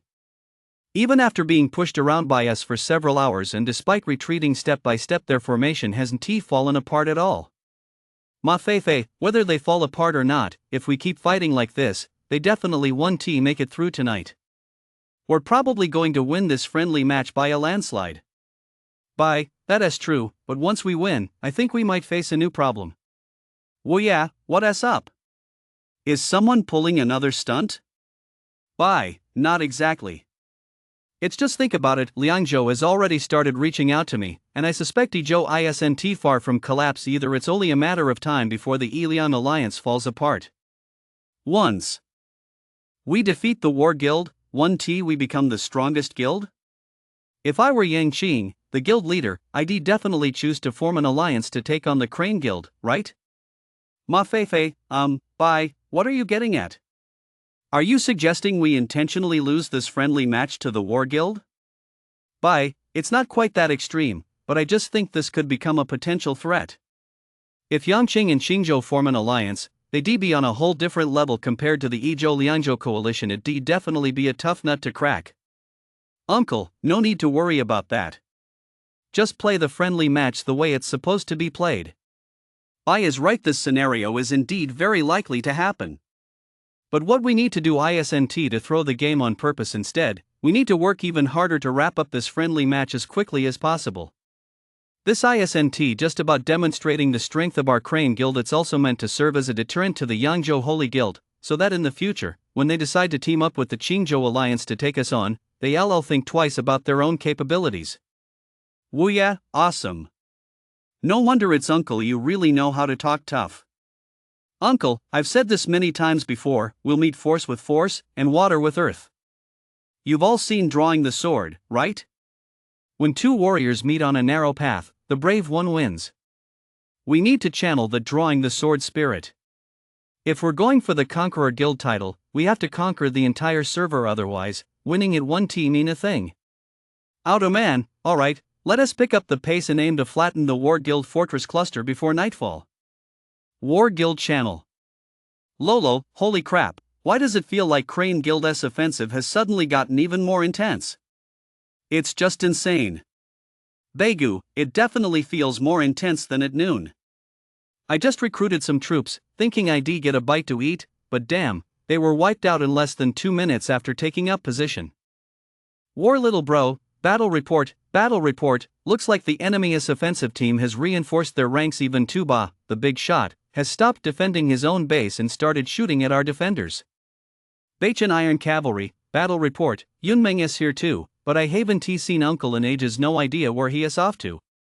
Warzhou City, Uncle wiped out over 20 of our squads at noon and has already been carried off. It's been less than 3 hours since the battle started. His troops won't be ready that quickly, it'll probably take at least another hour or two. Begu, that's not too bad. With Uncle gone, the enemy's little Qiao Biluo seems to still be holding the line. On the front lines, only Tuba Tianxia and Yunmeng are tough to handle, so we can barely hold out. Wenjie, the problem is, what do we do when Uncle comes back later? We can still overwhelm 2 red-level monsters with our numbers, but 3 is definitely too much for us to handle, especially since there aren't many weak players left in the Crane Guild. Death God Falling Leaves, don't worry. I've got 2 squads that have already recruited troops there on their way. Hold out a little longer, I'll join the fight to help relieve the pressure. War and war with war, Death God, hurry up, please. Battle report, that Yunmeng is about to beat the crap out of me. Death God falling leaves, don't panic. It's just a non-red level cleaver.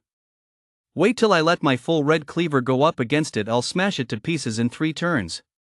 Chief, don't worry, I'll be there to go on a killing spree, haha. No matter how fierce Crane Guild's attack is, it'll be hard for them to break through our defenses at the foot of Zhao City Fortress. Although Chief said this, as a veteran who has been playing Raid Earth for over a dozen seasons, he knew full well just how dire the current situation had become. At a produce supermarket in Jinan, East Province, a man who didn't look all that old, around 30, was sitting at the cash register, staring at his phone. Sigh, I guess we won't be able to hold out. He couldn't help but sigh repeatedly as he watched the screen. Zhang Lianping. What are you staring at that lousy phone for again? Can't you help me out with some work? All you do day in and day out is stare at that lousy phone. Do you think I run this store all by myself? Get over here right now and help me stock the produce. Just then, a short woman strode over, grabbed him by the ear, and launched into a tirade. I married into your Zhan family and helped you open this shop, thinking I'd get you to do some work. But look at you, all you do is play on your phone and never lift a finger. Do you think I'll smash your phone? Hey, no, honey, I'm sorry. I know I was wrong. I'll stop playing right now. I'll go help you right away. The man, named Zhang Lianping, hurriedly smiled apologetically, saying it all with a carefree grin. It seemed he was already used to this. You're 30 years old and still can't get a serious job. What is so fun about that game? You play it during the day instead of working, and at night instead of sleeping. Why don't you just go live your life in that game? The woman wouldn't let it go, still speaking in a scolding tone. Oh, come on, I'm done playing. This crappy game ruined my youth. I'm going to set out the food now, hee. Zhang Lianping quickly tossed his phone aside, ran off to the side with a smirk on his face, and started working. Ha, woman, you're being all mean to me now, but come tonight, you still have to cave in and call me daddy? What are you mumbling about over there? Are you talking trash about me? I think you're just asking for a beating. Oh my. I'm sorry. Chapter 58, A Three-Way Stalemate. It was now just past 5 p.m., more than 5 hours since the battle between the two sides had begun. These 5 hours had been grueling for Qingzhou. Compared to the Crane Guild's methodical, step-by-step advance, the Qingzhou War Guild's defensive line had been pushed to its absolute limit. All channel message, Ochuaman, except for the 3rd Regiment, which will continue to hold the front lines. All brothers, focus your fire on this point 400.1017. If we concentrate our fire and breach this point, we can split the enemy's fortress cluster in 2. Brothers, victory is within reach. Charge. As soon as Ochuaman sent out this command message, the War Guild's fortress cluster, already teetering on the brink, seemed finally unable to withstand the Crane Guild's tidal wave of attacks. Faced with this pack of ferocious Crane Guild members, War Guild's commander, Zhun Zhouchang, had turned as dark as night. He had anticipated that this friendly match would end in defeat, but he never imagined they would be on the brink of a crushing defeat just 5 hours into the battle. In the initial plan of Zhun Zhouchang in chief, they had prepared to hold out until night combat, when the Crane Guild would overrun them overnight. But who could have imagined that, let alone night combat, many hadn't even had dinner yet, and they might already be forced to evacuate Jizhou. War Guild Management Group Chat. Warzhou City, this isn't working. The enemy is clearly about to launch a full-scale assault. We definitely can't hold this line, we need to make plans now. War and war through war. If we can't hold the front line, can't we just fall back a bit? Chief, if we can't hold it, let us just call it quits. If we fail to hold it at this hour, our Zhao fortress cluster will be split in 2, and it'll be even harder to fight then. War Silver Fox, so are we going to concede? Or should we keep fighting until the fortress cluster is completely wiped out? War stop war with war, we can't concede. We finally managed to get into Jijo. Are we just going to get kicked out before we've even had a chance to settle in? Chief, if we really can't hold this wave, Silver Fox, you go talk to the Crane Guild. I didn't think we win this friendly match in the first place. Death God Falling Leaves, if you didn't think we could win, why even play? Losing like this will really hurt morale. Chief, the reason I wanted to play this friendly match was, first, to gauge Uncle's intentions, and second and more importantly because you, Death God, wanted to go up against Uncle in Tuba Tianxia. Death God Falling Leaves. War and war through war, gauge his intentions? I'm finding it harder and harder to follow what you guys are saying. Chief, you have to understand that compared to us, the Yangzhou Holy Guild is a bit stronger, but not by much. This is something we, the Crane Guild, and even the Holy Guild itself are all well aware of. And if the Crane Guild beats us in this friendly match, there is no doubt they'll become the strongest guild in the entire server. With Elion likely to collapse completely in the next couple of days, we'll end up with a three-way stalemate. Death God Falling Leaves, what does a three-way stalemate have to do with this? I still don't get it. Zhan Zhoucheng, think about it, you've all read Romance of the Three Kingdoms, right? Shu Han and Eastern Wu formed an alliance to oppose the strongest, Cao Cao. It's the same principle here. If the Crane Guild beats us and becomes the dominant force, it will inevitably push us and the Holy Guild to form an alliance to jointly oppose them. Uncle isn't a fool, he is crystal clear on the stakes here. I guess Chief just wanted to test whether Uncle had the guts to take on two opponents at once, and now Uncle has shown us through his actions that he is confident he can take on both and claim the Conqueror Guild title. Chief, yeah, that is pretty much it. You really get me, Zhoucheng.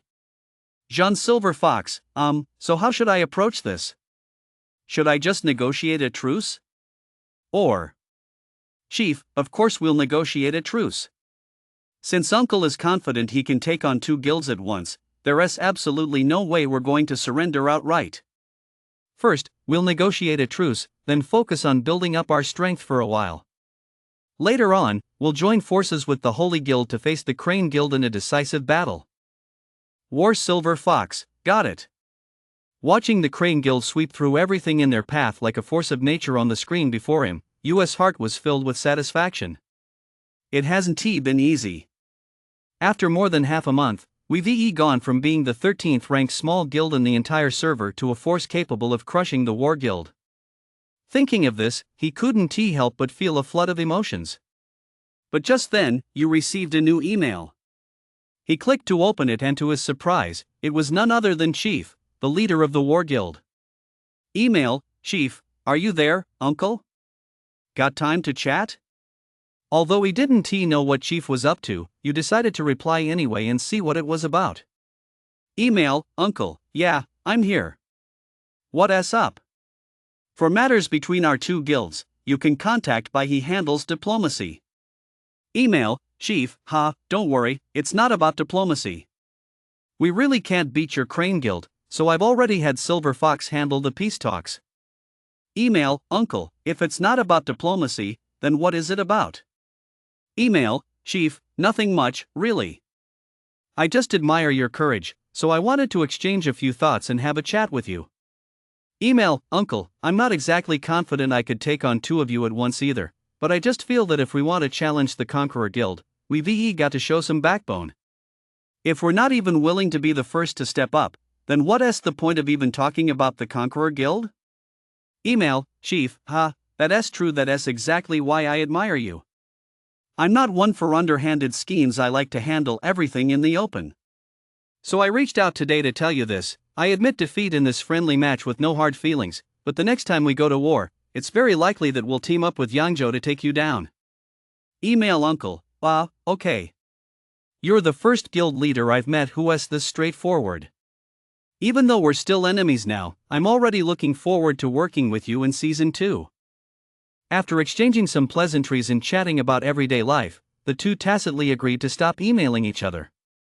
What puzzled you, however, was that Chief's response times were inconsistent. Sometimes he'd reply instantly, while other times it took over 10 minutes to get a reply. Still, he is a straightforward guy, precisely my type. You had already made a mental note of the Chief's name. Crane Guild manages the Penguin Group. Bye, I'm so sick of this. Aren't the War Guild and the 10,000 Demons supposed to have better diplomatic relations? Damn it, they both contacted me at almost the same time. Juggling both sides has me running my head off. I almost accidentally sent the wrong reply. Well yeah, haha, I feel bad for Bye for a second. But what can you do? The capable take on more work after all. Bye, you're the most articulate among us admins. Ow to man, exactly. Look at me and Woya, we're fine as commanders in a fight, but when it comes to diplomacy, if we had to do it ourselves, the guild would probably fall apart, not to mention Mafefe all he knows how to do besides ABA is yell Uncle 666. As for Uncle, just handing out cash is hard enough for him. Of course we won't have the heart to make him handle diplomacy too. Mafefe, right. I'm a total loser. We got to rely on big bro Bye. Kuxinren, exactly. We're all losers. Uncle, ABA, why bye babu?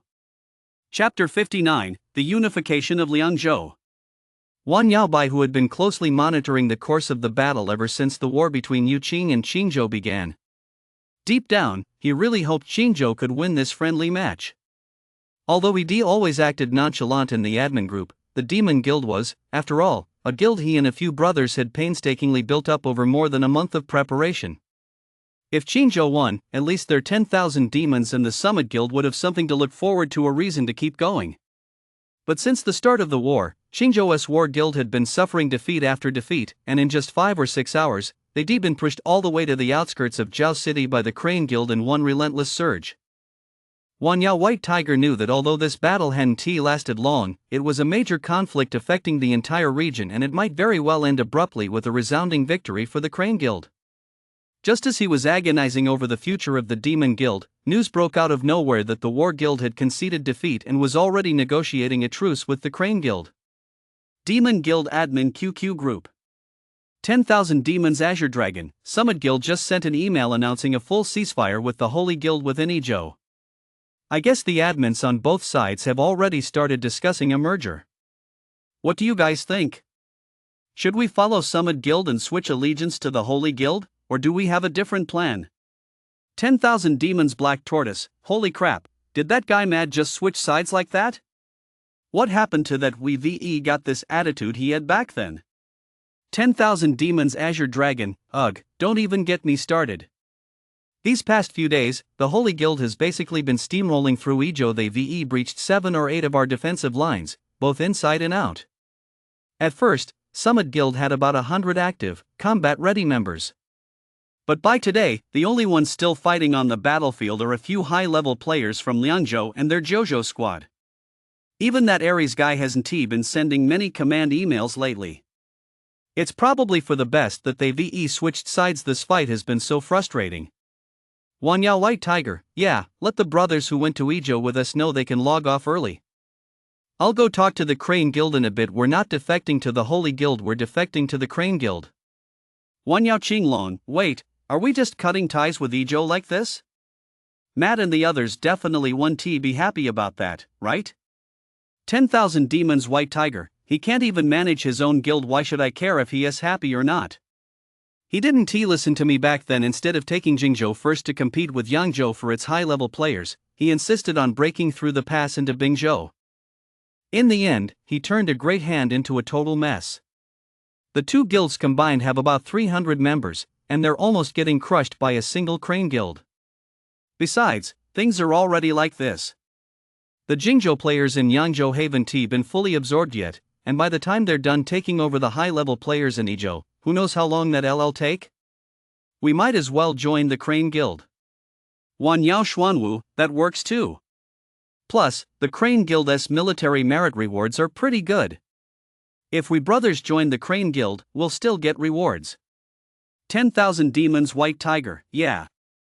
I'll go talk to Bai about the merger in a bit, but I'm guessing the Crane Guild probably won't agree to let us keep the Demon Guild's guild shell. 10,000 Demons Azure Dragon, well, that can't be helped. Tiger, just handle it as you see fit. Whatever terms you negotiate, as long as you think they're acceptable, we won't object.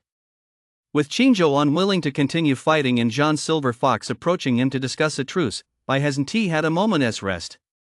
On one hand, he has to engage in heated debates with Jean Silver Fox to secure the best possible terms. On the other, he has to keep posting screenshots of their conversations to the admin group to discuss them with everyone. Email, Bai, how about this? The Lie Zone Guild can recruit whoever you want, go ahead, we won't object. But while you can recruit members, there are two conditions. First, you have 24 hours to complete the recruitment. Once it's done, the entire Lie Zone Guild must relocate and leave Jizhou within 2 days. Second, our forces will retake Zhongshu at that time to ensure the Crane Guild's absolute sovereignty over Jizhou. Is that acceptable? Email, Jean Silver Fox, that shouldn't be a problem. Here's what we'll do, I'll go discuss this with Chief and the others. Once we've reached a decision and if there are no issues I'll get back to you. Email by, okay. Go discuss it with them as soon as possible. Phew, that damn war. Silver Fox is a real old fox, he doesn't want to take a single loss. Seeing that these peace talks were about to bear fruit, I let out a sigh of relief. Uncle had entrusted him with the heavy responsibility of diplomacy and put him in charge of distributing military funds. It was clear he had immense trust in him. So naturally, he had to give it his all. After all, for many like Bai who'd been playing Shuetu for years, Shuetu Zongheng had long since ceased to be just a game. Just as Bai was about to get up for a smoke and a short break, a new email popped up in the bottom left corner of his screen. Whoa, did they reach a decision that fast? Bai had assumed it was Jean Silver Fox, who'd already discussed things with Chief and the others and was now replying to him. But when he clicked to open it, it turned out not to be Jean Silver Fox at all, but Wan Yao White Tiger. Just as well saves me the trouble of having to track you down. Email, Wan Yao White Tiger, hello, are you there? Email, Bai, yeah, I'm here. What's up? Email, Wan Yao White Tiger, you're the Crane Guild's diplomat, right? Of course I'm reaching out to talk about the merger. Email, Bai, oh, okay, sure. Actually, I was just about to reach out to you myself. Didn't expect you to beat me to it, huh? Email, Wan Yao White Tiger, since we both have the same goal, let us not beat around the bush, let us lay all our cards on the table. The Demon Guild agrees to merge with the Crane Guild, on the condition that you give us a full-strength battalion to manage and lead. As for the battalion's quality, needless to say, it will be the most elite, fully staffed battalion in all of Liangzhou.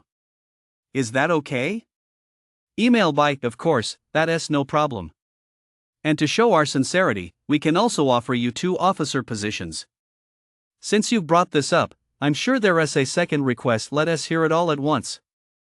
Email 10,000 Demons White Tiger, the second request is also simple, you must guarantee that the Demon Guild's guild shall 1t be dissolved. The guild master can be one of your people, and the Demon Guild must be dissolved and replaced by the Tiger Guild as your second guild. Email by, the first request is easy to fulfill, but the second one? I don't think that's going to work. Uncle himself said that the Tiger Guild will continue to exist as the Crane Guild's secondary guild. Email Wan Yao White Tiger, well, that's up to you. Those are my only 2 requests, I don't think they're unreasonable.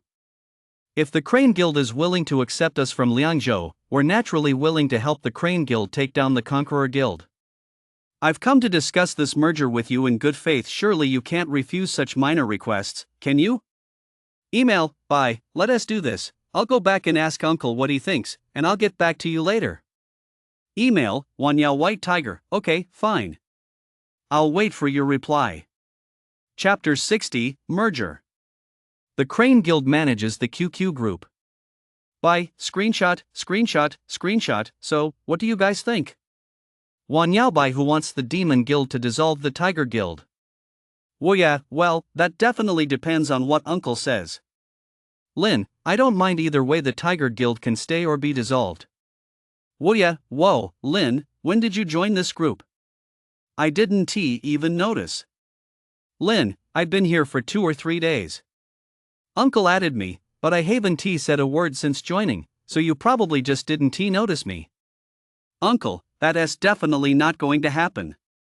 The Tiger Guild is the Crane Guild's secondary guild, and that won't change.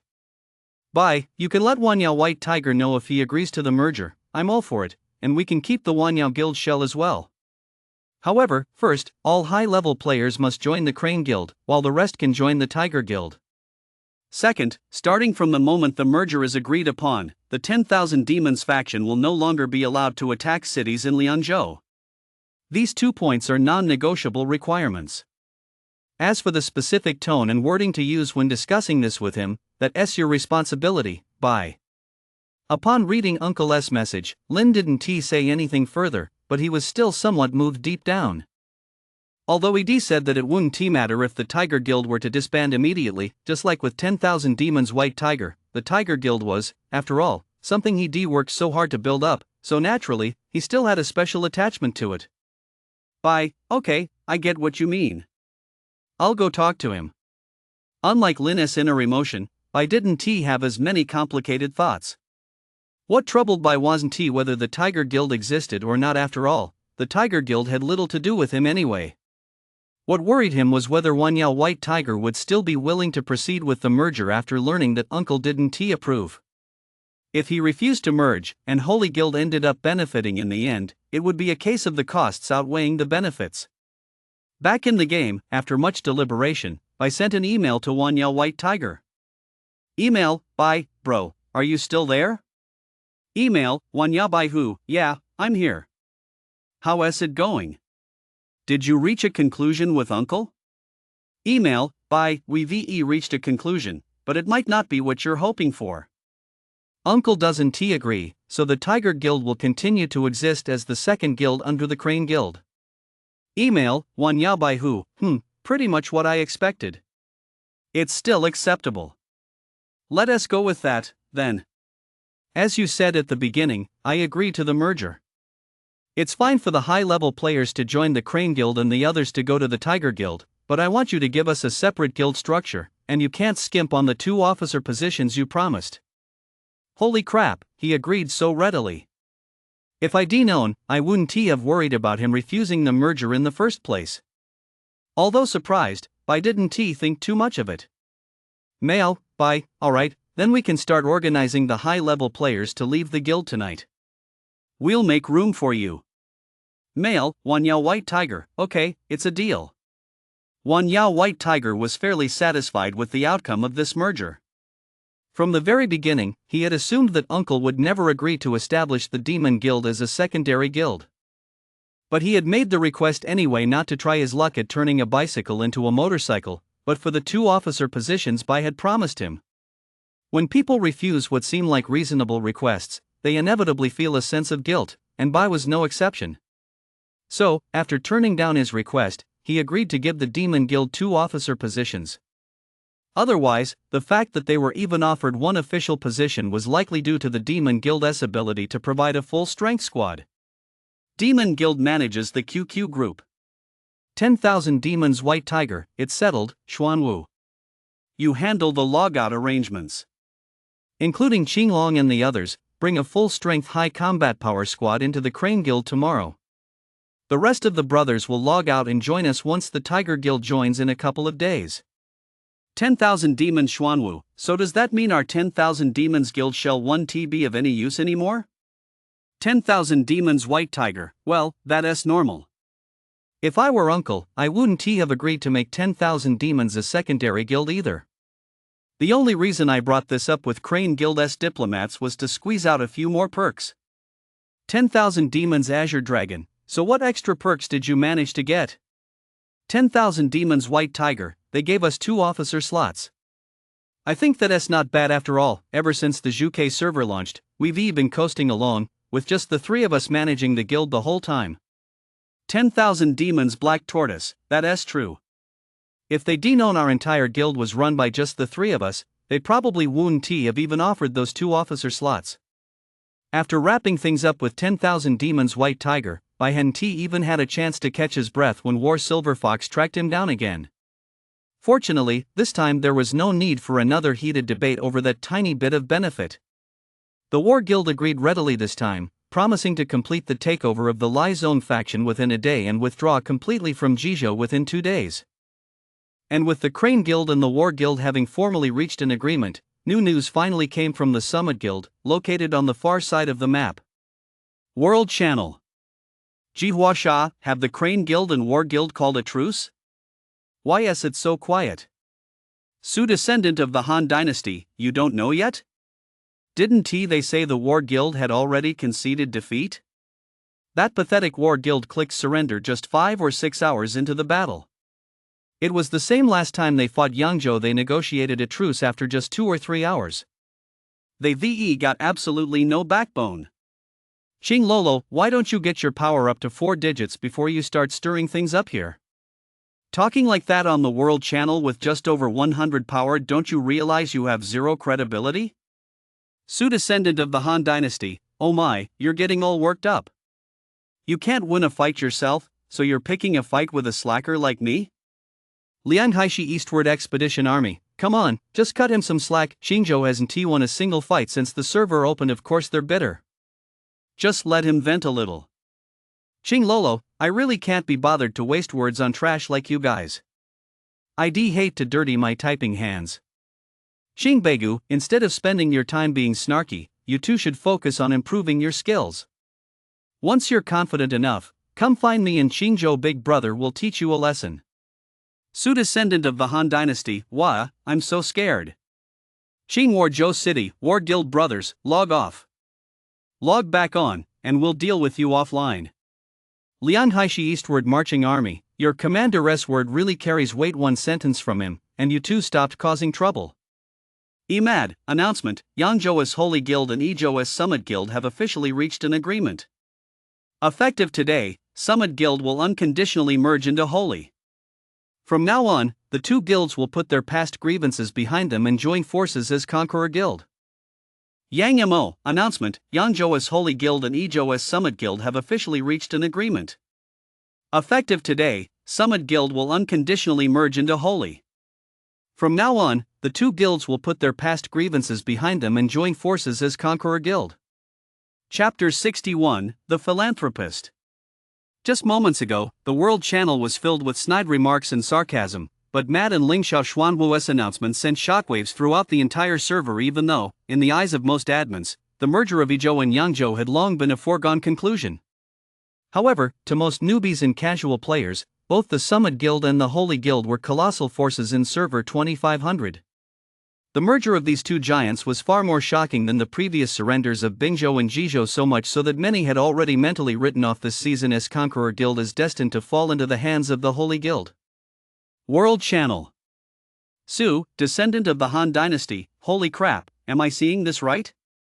Yang has merged? Isn't this basically the end of the game? Bing, Ice Armor Army, that's brutal. Yuqing just finished a friendly match, and now Yizhou and Yangzhou have merged. Man, the whole house just came crashing down. Liang, King Mingxi of Beiliang, aren't you two underestimating Yuzhou a bit too much? Yuzhou merged with Bing and Ji, and now we and Liangzhou are also stepping down. We're probably heading to the Crane Guild too. Can't the combined strength of 4 provinces even beat Yizhou, Jingzhou, and Yangzhou? Jingzhou 17, you're really overestimating Jiling, aren't you? I'll admit the Crane Guild looks strong, but which individual soldier from Jiling can actually match up against Jingyi? Bing Naraku, I don't want to hear you talking like that.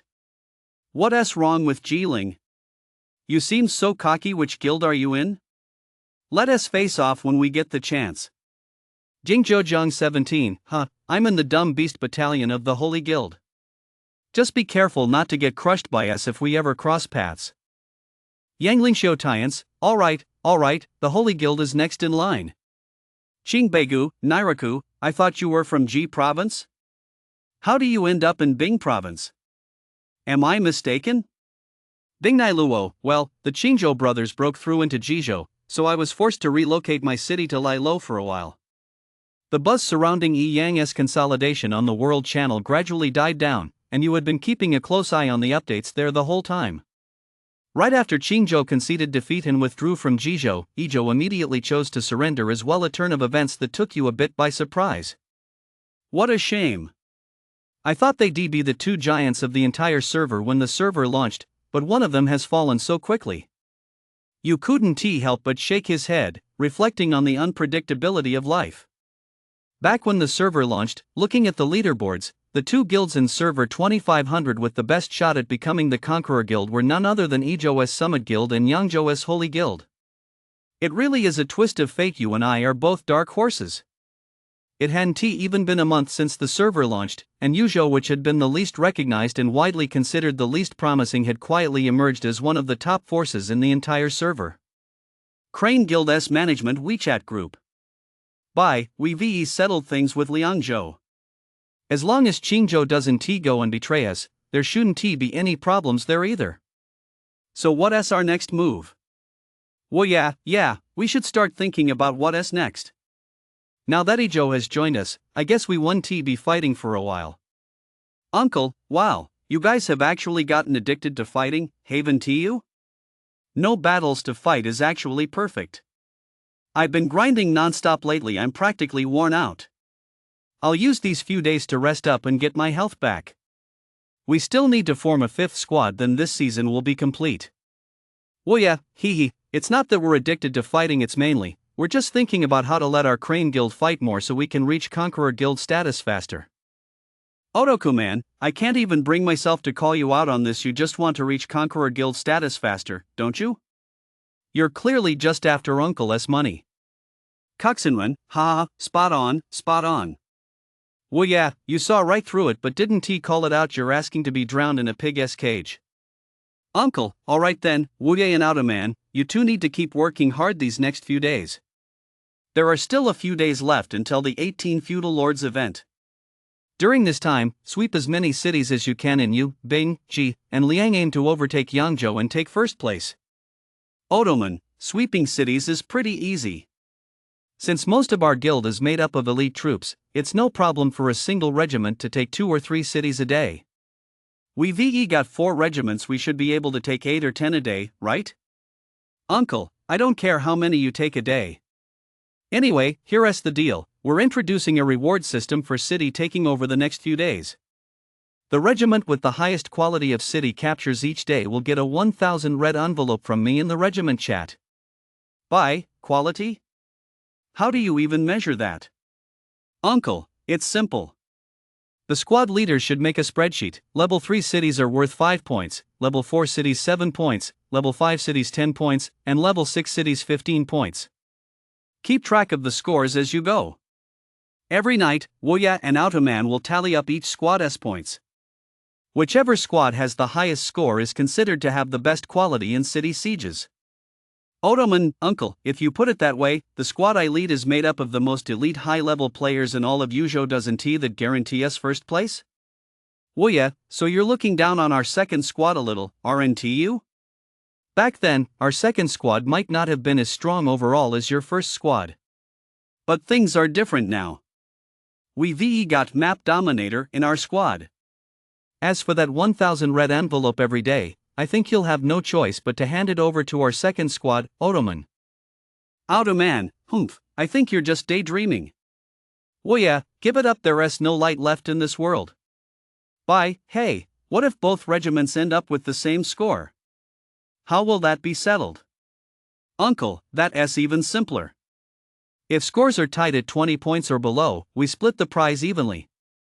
For example, if all 4 regiments score 15 points, each gets 250. If scores are tied above 20 points, each regiment gets a 1000 red envelope as an incentive. Also, if any regiment scores over 30 points, they get double the reward, a 2000 red envelope. Fair enough, right? That's pretty generous. Bye. Well yeah, got it. So basically, Uncle sees there aren't any battles going on right now and we're not making any money, so he has come up with this Conquer the City, Get Cash event? Automan, love it. Uncle, you're a true people's philanthropist. Uncle, alright. Let us settle it then. I've got to log off and give my liver a break. If I keep grinding like this, there might not be anyone left to hand out red envelopes to you guys. Closing the QQ tab, you shut down the game as well. He lit a cigarette, took a deep drag, and watched the cloud of smoke he exhaled. For a moment, you felt as if he were in a dream. It had been over half a month since he obtained the Rate 2 cheat code. What exactly had changed in his life during that time? Come to think of it, it was really just quitting his job to stay home and play Ratu every day, and moving into a bigger rental apartment. Because of his playfulness and laziness during college, he still hadn't gotten his driver's license, so the idea of buying a luxury car was out of the question. He wasn't really the type to enjoy crowds or flirt with girls anyway, and his few close friends had gone their separate ways since college graduation, so he hardly had any social life to speak of. Spending all my time cooped up at home grinding Ratu, I'm turning into a total homebody. Looks like it's time to head downstairs for a walk. Chapter 62, The Top-Ranked Big Brother. US outing didn't last long. Having not been outside for many days, he had clearly overestimated the temperature in Harbin during the depths of winter before the new year. After just over an hour, he fled back in a disheveled state, cursing the winter cold under his breath as he hurriedly took off his down jacket and sat on the couch to warm up. With that, he had to abandon the idea of wandering around outside. But what else could he do? Now that Shu 2 had finally entered a temporary, full-scale ceasefire and returned to a development phase, you didn't want to go without any rest at all. Crane Guild SQQ Group Chat. Uncle, guys, any games out there where you don't have to grind too hard, just spend some money to get stronger? I'd like to play something to give my liver a break.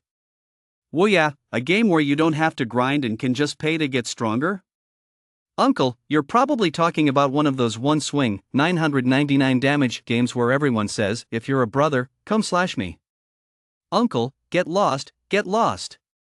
Be serious. I just want to switch to a different game today to give my liver a break, but I don't know what to play right now. Bye, what a simple, unassuming wish. Uncle just wants to find a game where he can get stronger by spending money. He just wants to get stronger. What's wrong with that? Auto man, if you ask me, Uncle, you don't even need to look for a new game to take it easy.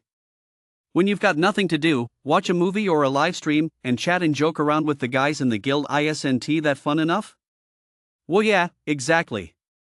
The joys of the wealthy shouldn't be limited to watching pretty girls stream. You should start by sending her 10 rockets so she'll call you uncle. Uncle, forget it. I'm not asking you guys for advice anyway, you're just a bunch of old perverts who can't come up with anything useful. Go level up already. Take advantage of the current ceasefire. Once the 18 Feudal Lords event ends, we'll need to prepare to clear the stages and enter resource state.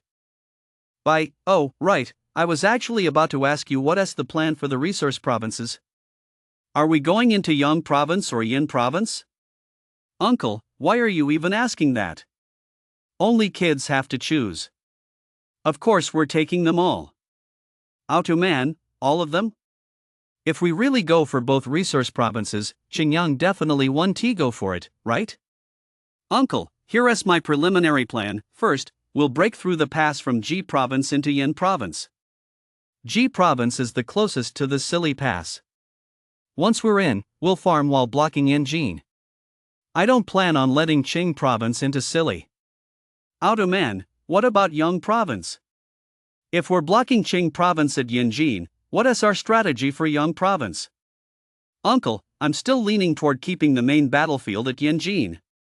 The main reason I want to break through into Yangzhou is that our brothers from the Tiger Guild also need to farm and develop there. Plus, now that the Holy Guild has taken over Yizhou, I don't believe they won't take an interest in Yangzhou. If things get tense, we can have our Tiger Guild brothers in Yangzhou help slow down the Holy Guild's momentum. Well yeah, if that's really the case, this would be the first time I've seen a guild take 2 resource provinces in a single season.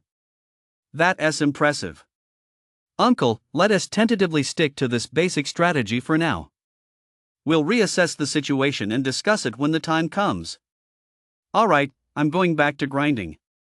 Even though he claimed that Wuya, Ultraman, and the rest were a bunch of old perverts, US Hands honestly opened the Douyu livestream app and decisively selected the good-looking streamers section. According to a fellow who has been hanging out in the good-looking streamers section for years, when watching streamers there, you shouldn't go for the most popular ones. They usually have several sponsors backing them and are generally not very willing to pay attention to you. Of course, you shouldn't watch the ones with too low a view count either. Those are either newbies who don't know what they're doing, or they're just not attractive. So if you're going to watch, You have to go for the ones in the middle, the ones that are neither here nor there. Hey, often these are the ones who have decent looks, a bit of talent, and don't have any big sponsors yet. Following this rule, you sifted through the streamers in that middle of the road category one by one. The streamers he was currently looking at either had a high-tech vibe or lacked it entirely, but none of them really made him want to keep watching. Finally, as they say, hard work pays off. You spotted a streamer named Shuigao Jiang. He clicked into her live stream and found that her looks were right up his alley. Shuigao Jiang's stream didn't seem to have many viewers, but the few moderators were quite active. You glanced at her fan leaderboard and, as expected, spotted someone who could barely be called a big spender. This big spender, going by the alias Shuigao's Protector, had been interacting with the moderators and the streamer the whole time. Suddenly, you felt a surge of mischief and, without a word, sent a rocket gift. Shuigao Jiang was clearly surprised by the gesture. Wow, thank you, uncle, for the rocket. You can request a song by sending gifts in the chat. What would you like to hear, uncle? Hearing Snowcone's soft, sweet voice, you simply typed nonchalantly, I just think the streamer is really pretty, so I wanted to make you number one on the donor list. After sending that comment, you immediately transformed into a ruthless gifting machine, firing off more than a dozen rockets in a row. As he watched Snowcone's expression shift from sheer surprise to pure delight, the true number one donor finally couldn't sit idly by anymore.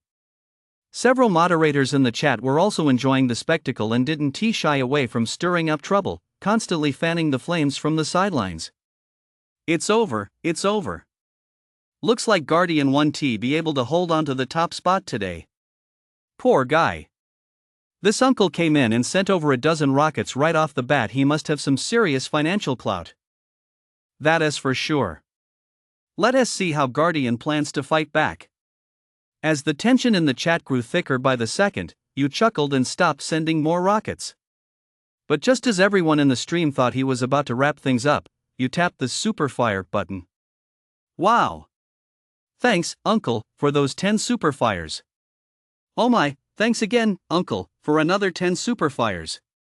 With Shuigao Jiang's surprised scream, the atmosphere in the chat finally reached a fever pitch. Finally, Shuigao Hufa couldn't stand it anymore and spoke up. What are you trying to pull? You think a few super rockets are enough to show off? Oh man, I just wanted to get the lady to the top of the leaderboard. Whoever else got the money can do it, right? If you've got what it takes, I definitely won't stop you, right? Seeing that he finally spoken up, you continued to go head to head with him. Fine. Before you start showing off, think about whether you've got what it takes. Here's the deal, just competing for the top spot is no fun.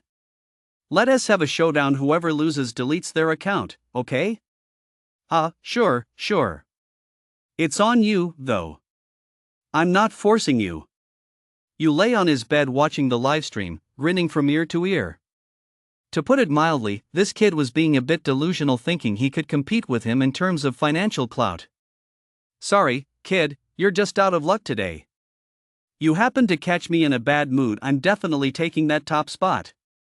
He sat up from the bed and, without a second thought, opened a Xiaoyu legendary card with his back hand. And just like that, the nightmare for Ice Cream Guardian began. Chapter 63, Shocking Uncle for a Whole Year. A long time later, you looked at the former top spender in the livestream who hadn't spoken a word in ages and couldn't help but laugh out loud. He climbed out of bed, walked over to his desk in high spirits, sat down, and logged into Ratu. As soon as he entered the game, you was startled by the 10 or so emails that had mysteriously appeared in the bottom left corner. Upon opening them, he found that, without exception, they were all system notifications about city conquests. Holy crap! Are these guys on performance-enhancing drugs? It's barely past 1 a.m., and 4 guilds have already taken 10 cities? Let us rewind to a little over an hour ago. World Channel. Yang, sword-wielding questioner of the heavens, a new day, a new free half-price event is about to start, brothers. Let us give a shout before the draw 5-star units, follow me. Liang, Mamlingchi, 3, no thanks.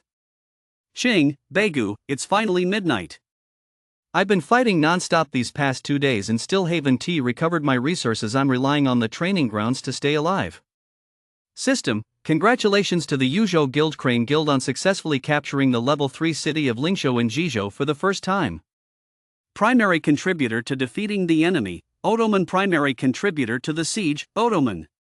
Jing, endless autumn rain. Holy crap, Crane Guild is so badass taking a city in the middle of the night? Xing, Lizong Xiaojing, it's just a level 3 city, any top player could take it on their own, right? Yang, rain never stops. Wow, the server #1 troll is back in action. You, Achihatano, don't get ahead of yourself, the real show is about to start. System, congratulations to the Crane Guild in Yuzhou for successfully capturing the level 4 city of Jiang in Liangzhou for the first time. Top contributor for enemy elimination, Naraku. Top contributor for city conquest, Lai Zhen Huazi. System, congratulations to the Crane Guild of Yuzhou for successfully capturing the level 5 city of Yangyi in Bingzhou for the first time. Top kill, Tuba Tianxia. Top siege contributor, Wu Yi. System, congratulations to the Crane Guild of Yuzhou for successfully capturing the level 5 city of Jinding in Jizhou for the first time. Top kill, Yun Meng. Top siege contributor, Wuchao 12 guards. These 4 system siege announcements came in rapid succession, with barely a few minutes between them. In an instant, the entire world chat channel was sent into a frenzy. Iyunhua Iron Cavalry, am I seeing this right, guys? In the middle of the night, Crane Guild has taken down 4 cities in a row, and one of them was even a level 5 city. Wuya, totally normal. Tuba single-handedly wiped out the entire garrison of that level 5 city. All we had to do was tear it down. Qing, Begu, the Crane Guild is dead set on competing with the Holy Guild for first place in the 18 feudal lords. After taking these 4 cities, the 2 guilds are now separated by just a few thousand power points. Bing Naraku, this is just the beginning. Don't rush, brothers, there's more excitement to come later. Qing Lolo, you guys aren't planning to teleport to Sili at 1 AM to attack Luoyang, are you? You're being so mysterious. You little Xiao Biluo, of course not. That slacker Uncle Isnt around today. We're planning to drop and right on Uncle's face at 1 AM and behead him. Tonight, the world chat didn't gradually quiet down after midnight as it usually does. On the contrary, thanks to Wuya and Naraku's deliberate air of mystery, it remained incredibly lively until 1 AM. Xingbegu, come on, Crane Guild big brothers, it's already 1 AM. I want to go to sleep. Bing Naraku, here we go. Here we go. System, congratulations to the Crane Guild of Yuzhou for successfully capturing the level 3 city of Daling in Bingzhou for the first time. First kill, Wuya. First to breach the city walls, Shuiji. System, congratulations to the Crane Guild of Yuzhou for successfully capturing the level 4 city of Yangsu in Bingzhou for the first time. First kill, Tuba Tianxia. First to breach the city walls, Tuba Tianxia. Yuzhou, Wuya, a single guild taking down both a level 3 and a level 4 city at 1 AM. Whereas the applause, brothers? Bingzhou, Naraku, damn Wuya, stealing our guild's thunder. System, congratulations to the Crane Guild of Yuzhou for successfully capturing the level 3 city of Dichi in Liangzhou for the first time. Top contributor for enemy elimination, Naraku. Top contributor for city siege, Fangzi of the Qinglong gang. Su, Hua Jianlei, holy cow, are these guys from Crane Guild crazy? They're not sleeping in the middle of the night. They've already taken 7 cities, right? Yozhouye, Naraku, you guys suck. It's still our 2nd division. We can take 3 cities in one night. Including a level 5 one. Bingzhou Naraku, pfft. If you put 2 ba in our guild, I could take 3 too. Each of your 3 guilds has a big shot between 2 ba and Yunmeng Xiao Chao. I was actually planning to have Uncle help us out, but that dog Uncle was slacking off today. System, congratulations to the Yuzhou Guild Crane Guild. You have successfully captured the level 5 city of Lunu in Jizhou for the first time. Top contributor in enemy elimination, Yunmeng. Top contributor in city siege, Achihatano. System, congratulations to the Yuzhou Guild Crane Guild. You have successfully captured the level 5 city of Xindu in Jizhou for the first time. Top contributor in enemy elimination, Little Qiao Biluo. Top contributor in city siege, defeat Wang Tongnian. System, congratulations to the Crane Guild of Yuzhou. You have successfully captured the level 4 city of Yijing in Jizhou for the first time. Top contributor to enemy elimination, Ottoman. Top contributor to city conquest, Gaia. This series of system announcements completely set the world channel ablaze. From 12 to 1 o'clock in less than 2 hours, the Crane Guild S4 battalions captured 10 cities. Originally, on the guild leaderboard, Crane Guild had trailed Holy Guild by several thousand power points after capturing the first 4 cities. Now, with these 6 cities secured, they've instantly overtaken them by nearly 10,000. Meanwhile, Yu, who had just snatched the top spot on the Shuigaojiang leaderboard, logged back into Raid 2, still eager for more, only to be utterly stunned by the 10 system notifications for city capture rewards and the frenzy in the world chat. Later on, Bai and the others would refer to this event as the shock that left Uncle speechless for a whole year. Crane Guild S Management WeChat Group. Uncle, I'm speechless. Are you guys demons? You timed it perfectly at midnight to take the first wave of cities, then immediately redeployed your troops for another wave and captured 10 cities in less than 2 hours? Whoa, yeah, ha ha ha, surprised? Unexpected?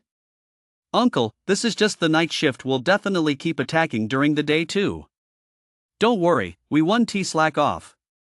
Uncle, damn it, I really regret setting the evaluation points so low. At this rate, by the end of the 18th round, you'll probably have captured every city in these 4 provinces.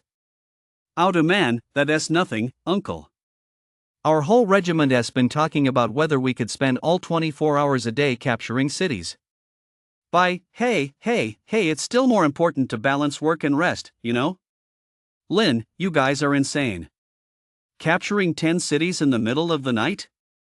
I've never seen anything like that, not even in the old servers. No, wait, I've never even heard of it. That's brutal. Well, yeah, hey, this is all thanks to Uncle S motivation, you know? With such a responsible guildmaster pushing us every day, it's hard not to excel. Atuman, Ning, that's not motivation. You're just proving that money talks. It can make Wuya stay up all night. Chapter 64, The 18 Feudal Lords. Spurred on by US financial incentives, the Crane Guild, as expected, secured first place in the 18 Feudal Lords event at an average rate of 8 to 9 cities per day. While the entire guild celebrated with 1,000 gems, you also tearfully handed out over 10,000 as a bonus. These past few days slipped by amid the frenetic city conquest pace set by the Crane Guild as Holy Guild and War Guild. Finally, as the 18 Feudal Lords World event came to a close, a fierce, smoke-free war erupted instantly among all the Guild's top spenders. Upon completing the 18 Feudal Lords event, a new card pack would appear in players' inventories. Compared to the Heroes of the Warring States Faction Guild card pack, the 18 Feudal Lords card pack contained only a single core hero card, yet it often drove players into a greater frenzy than other packs. This is because, with the release of the 18 Warlords card pack, Diao Chan from the group of heroes faction nicknamed Dio Million will become available. Diao Chan comes equipped with the skill Solo Dance in the White Tower, which reduces the attack and strategic attack percentages of 2 enemy units for the first 3 rounds of battle. Furthermore, once the debuff ends, it induces a rage state on the enemy group that lasts for 2 rounds. Furthermore, since Solo Dance in the White Tower is a command skill, it effectively provides 3 turns of reduced enemy damage and 2 turns of consistent intelligence-lowering attacks.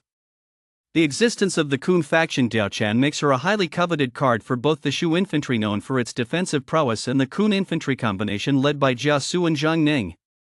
This is primarily because Diao Chan's skill perfectly complements the Shu infantry, which may already suffer from insufficient damage, and provides stable support effects for the coalition infantry, which often lacks control. Furthermore, Diao Chan's deconstructed skill, No Desire to Fight, is arguably one of the premier defensive command skills in Shu 2, so its value goes without saying. However, the main reason the Warring States Diao Chan is nicknamed Diao Million is that she is an extremely rare hero. Her rarity rivals even that of the 3 emperors. Sometimes, even spending tens of thousands or even hundreds of thousands of gems might not guarantee her appearance. Consequently, she has been affectionately dubbed Dia Million by many players. Another hero from the 18 provinces card pack that you personally considers relatively worth collecting is Lady Bien from the Wei faction. Back when you was deeply hooked on the Great Wei Cavalry and couldn't pull Chow Chow or the Season 2 limited edition hero Guijia, Lady Bien served as the perfect substitute for the vanguard of the Great Wei Cavalry. Compared to other heroes, Lady Bien comes equipped with her innate skill, Frugal Dance, which, for the first 3 turns of battle, reduces the attack attribute of the enemy unit with the highest attack by up to 100 points and lowers the strategy attribute of the enemy hero with the highest strategy by up to 100 points. Additionally, after an enemy group activates an active skill or performs a normal attack, there is a 50% chance that they will enter a state of hesitation or cowardice the following turn. In other words, compared to the group Diao Chan, Lady Bien's skill is a pure intelligence-lowering attack combined with relatively stable crowd control. However, the one drawback is that Lady Bien's 5 core stats are rather underwhelming. Her attack stat goes without saying, while her strategy and defense stats are, at best, nearly average. Another particularly appealing aspect of Lady Bien is the skill obtained through disassembly, Beauty Trap. Beauty Trap is a household name in Shu Tu Zong Hung, widely regarded as the ultimate pioneering skill of Season S. When all 3 heroes are female, this skill not only boosts damage for the main camp hero but also randomly applies a damage reduction debuff to an enemy male hero before the central army hero acts. Additionally, the vanguard hero enters an evasion state upon taking damage for the first time during the first 4 turns. As for the other heroes in the 18 routes card pack, Huang Yueying is essentially the only one of real value. Although she plays a pivotal role in Season 2's tank infantry compositions, her value isn't particularly high since she is relatively easy to obtain. The other heroes, whether it's the Divine Physician Hua Tuo, Jiang Wei, or Zhugaku, are basically useless except for dismantling their skills to use as fodder. Of course, the skills obtained by dismantling these 3 are still quite useful. The skill skilled in military affairs obtained from dismantling Divine Physician Hua Tuo can be considered one of the more practical skills for tank-based teams after Season 2. Needless to say, the skill Great Reward to the 3 armies obtained from dismantling Jiang Wei is a super support skill. The skill Gale and Thunder obtained from dismantling Zhugaku has relatively limited utility and is generally used more often with the infantry Zhugaku. Given the existence of Group Diao Chan, it's certainly no exaggeration to say that the 18 Warlords card pack is second only to the Warring States faction guild card pack. Countless top players, whales, and even past players have long been sharpening their blades, eager to try and add Group Diao Chan to their collections. Yu is, of course, no exception, but he didn't draw Diao Chan to build a variant Shu infantry deck or to pair her with Liu Bei and Huang Pu Song for a variant tank infantry deck in the future. What he wants to do is pair Diao Chan with Zhou Tai and Chow Chow to play a white ticket team. A white ticket team refers to a formation where the 2 support heroes in the vanguard and center do not recruit troops but instead use command skills. They rely on the stability of these command skills to assist heroes who have fully recruited troops at the main camp and are capable of both offense and defense. Back in the old server, you had suffered plenty of humiliation at the hands of white ticket teams. It was common for him to head out with a full squad right after recruiting troops, only to be harassed by a white ticket team and sent home severely weakened. Of course, there is more than one way to play a white ticket team. Even a 4-star Guan Ping can serve as a support hero in such a setup. The strategies are varied, though the Group Diao Chan approach is relatively more annoying. Moreover, the white ticket team is inherently a high-risk, high-reward strategy with a gambler-esque mentality. For mad players who aren't short on heroes or resources, deploying from a sub-city in the late game is quite cost-effective. Furthermore, compared to the white ticket team, using a group of Diao Chan to build a conventional team clearly offers better value for money. Crane Guild Channel. Ma Fei, it's starting. I've already pulled up my little stool. Brother's uncle is about to put on a show. Nai Luo, I think this is the first time I've seen Uncle open a Tianxia card pack since I joined the guild, right? Shui Yiji, the betting is open. 50 cents a bet. Let us wager on whether Uncle or Tu Ba will last longer. Well, yeah, well said. Even though Tu Ba is our guild's top-ranked player and, as guild leader, I should probably support him more, but I'm betting on Uncle $5. Bohai 13 Riders, Tu Ba is gonna be heartbroken if you do that, would ya? Outo man, I'll sit this one out. After all, it's a card pulling contest among the big shots. We mere mortals should stay out of it and just watch quietly. Hearing you guys talk about this reminds me of that time Uncle spent hours pulling Huang Tian and Han Dynasty decline card packs just to get all the red cards. Nai Luo, spending hours pulling from the Yellow Heaven and decline of the Han card packs? What's the point of that? There aren't any core cards in there. What's there to pull? Wu Yi, hey, you just don't get it. He was simply trying to max out the hero cards in those packs to full red. Chapter 65, Preparing for the Resource Province. Just as the 18 Feudal Lords Unite event went live, Yu quickly put aside his work, rose with a serious expression, and headed to the bathroom. After showering and changing, he returned to his computer. Following his usual routine, he lit 3 cigarettes and tucked them into the groove in front of his keyboard, then opened a certain cloud music app and found a playlist he'd saved long ago called Card Pulling Anthems. As the cheerful intro to Good Luck Is Coming began to play, you took a deep breath and chanted, "Heaven and earth, grant me your blessings. Supreme Lord Laozi, show your divine power." The first 5 card pull went off without a hitch, and, as expected, 5 3-star cards appeared neatly before US eyes.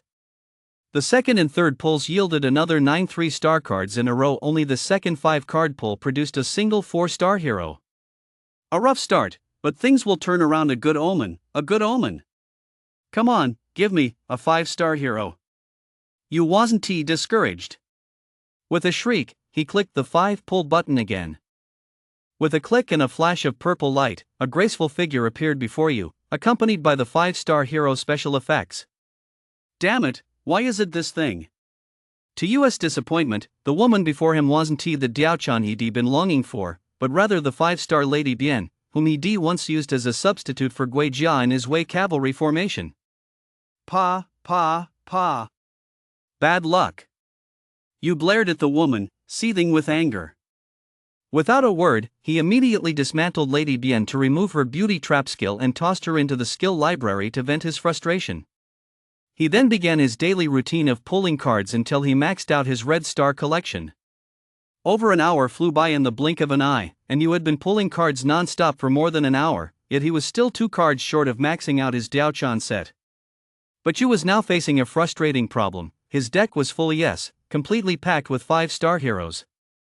Impatiently, he merged the 5-star heroes in his deck that needed merging, dismantled the ones that needed dismantling, and leveled up the ones that needed leveling up. After a series of actions, he finally managed to free up some space. Finally able to resume his card drawing quest, at that moment, it seemed as if the world's clamor no longer concerned you in his eyes. There was only Diaochan. Meanwhile, the World Chat channel had long since become a hive of activity. World Chat. Ching, Sanchi Army, Hero Share, got Diaochan for 3,000 gems. Does that count as being lucky? Jojo Ruin Rusu, someone. Drag this dog out and behead him. Su, Hua Ruyen, Hero Share. Doesn't everyone have a group Diaochan by now? Surely no one is still missing one? No way. Lian Ma Mingxi, you guys with your basic group Diaochan, stop showing off. Check the feed. Uncle and Hejian New Army have been flooding the screen for an hour now, haven't they? Bing Tiger Guild Zhuang, gotta say, these two are on fire. Tuba Tian Xia and Death God Falling Leaves have stopped pulling, but Uncle and Hejian New Army are the only ones still going strong. Jiwen Long Huatu, just asking, since I don't get it, are these 2 big shots competing to see who can last longer? Or are they just trying to get a full set of red cards? Bing Tuba Tianxia, Hero Share IV already got a full set of red cards, so of course I don't need to keep pulling. The fact that those 2 are still pulling isn't that just because they're unlucky? Xingbegu, holy shit, that's intense.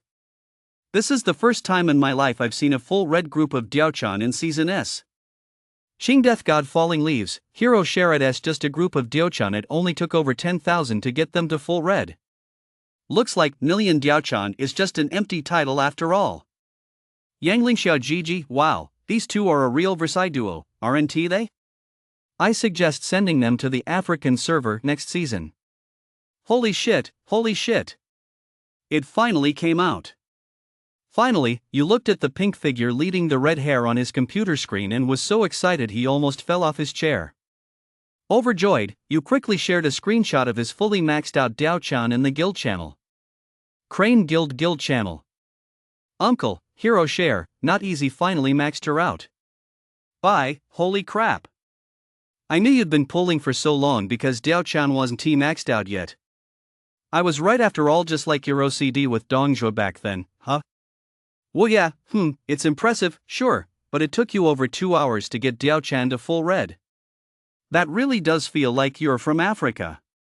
Tuba Tianxia, hero share, I got mine to full red in just over half an hour, and the last pull was even a double drop.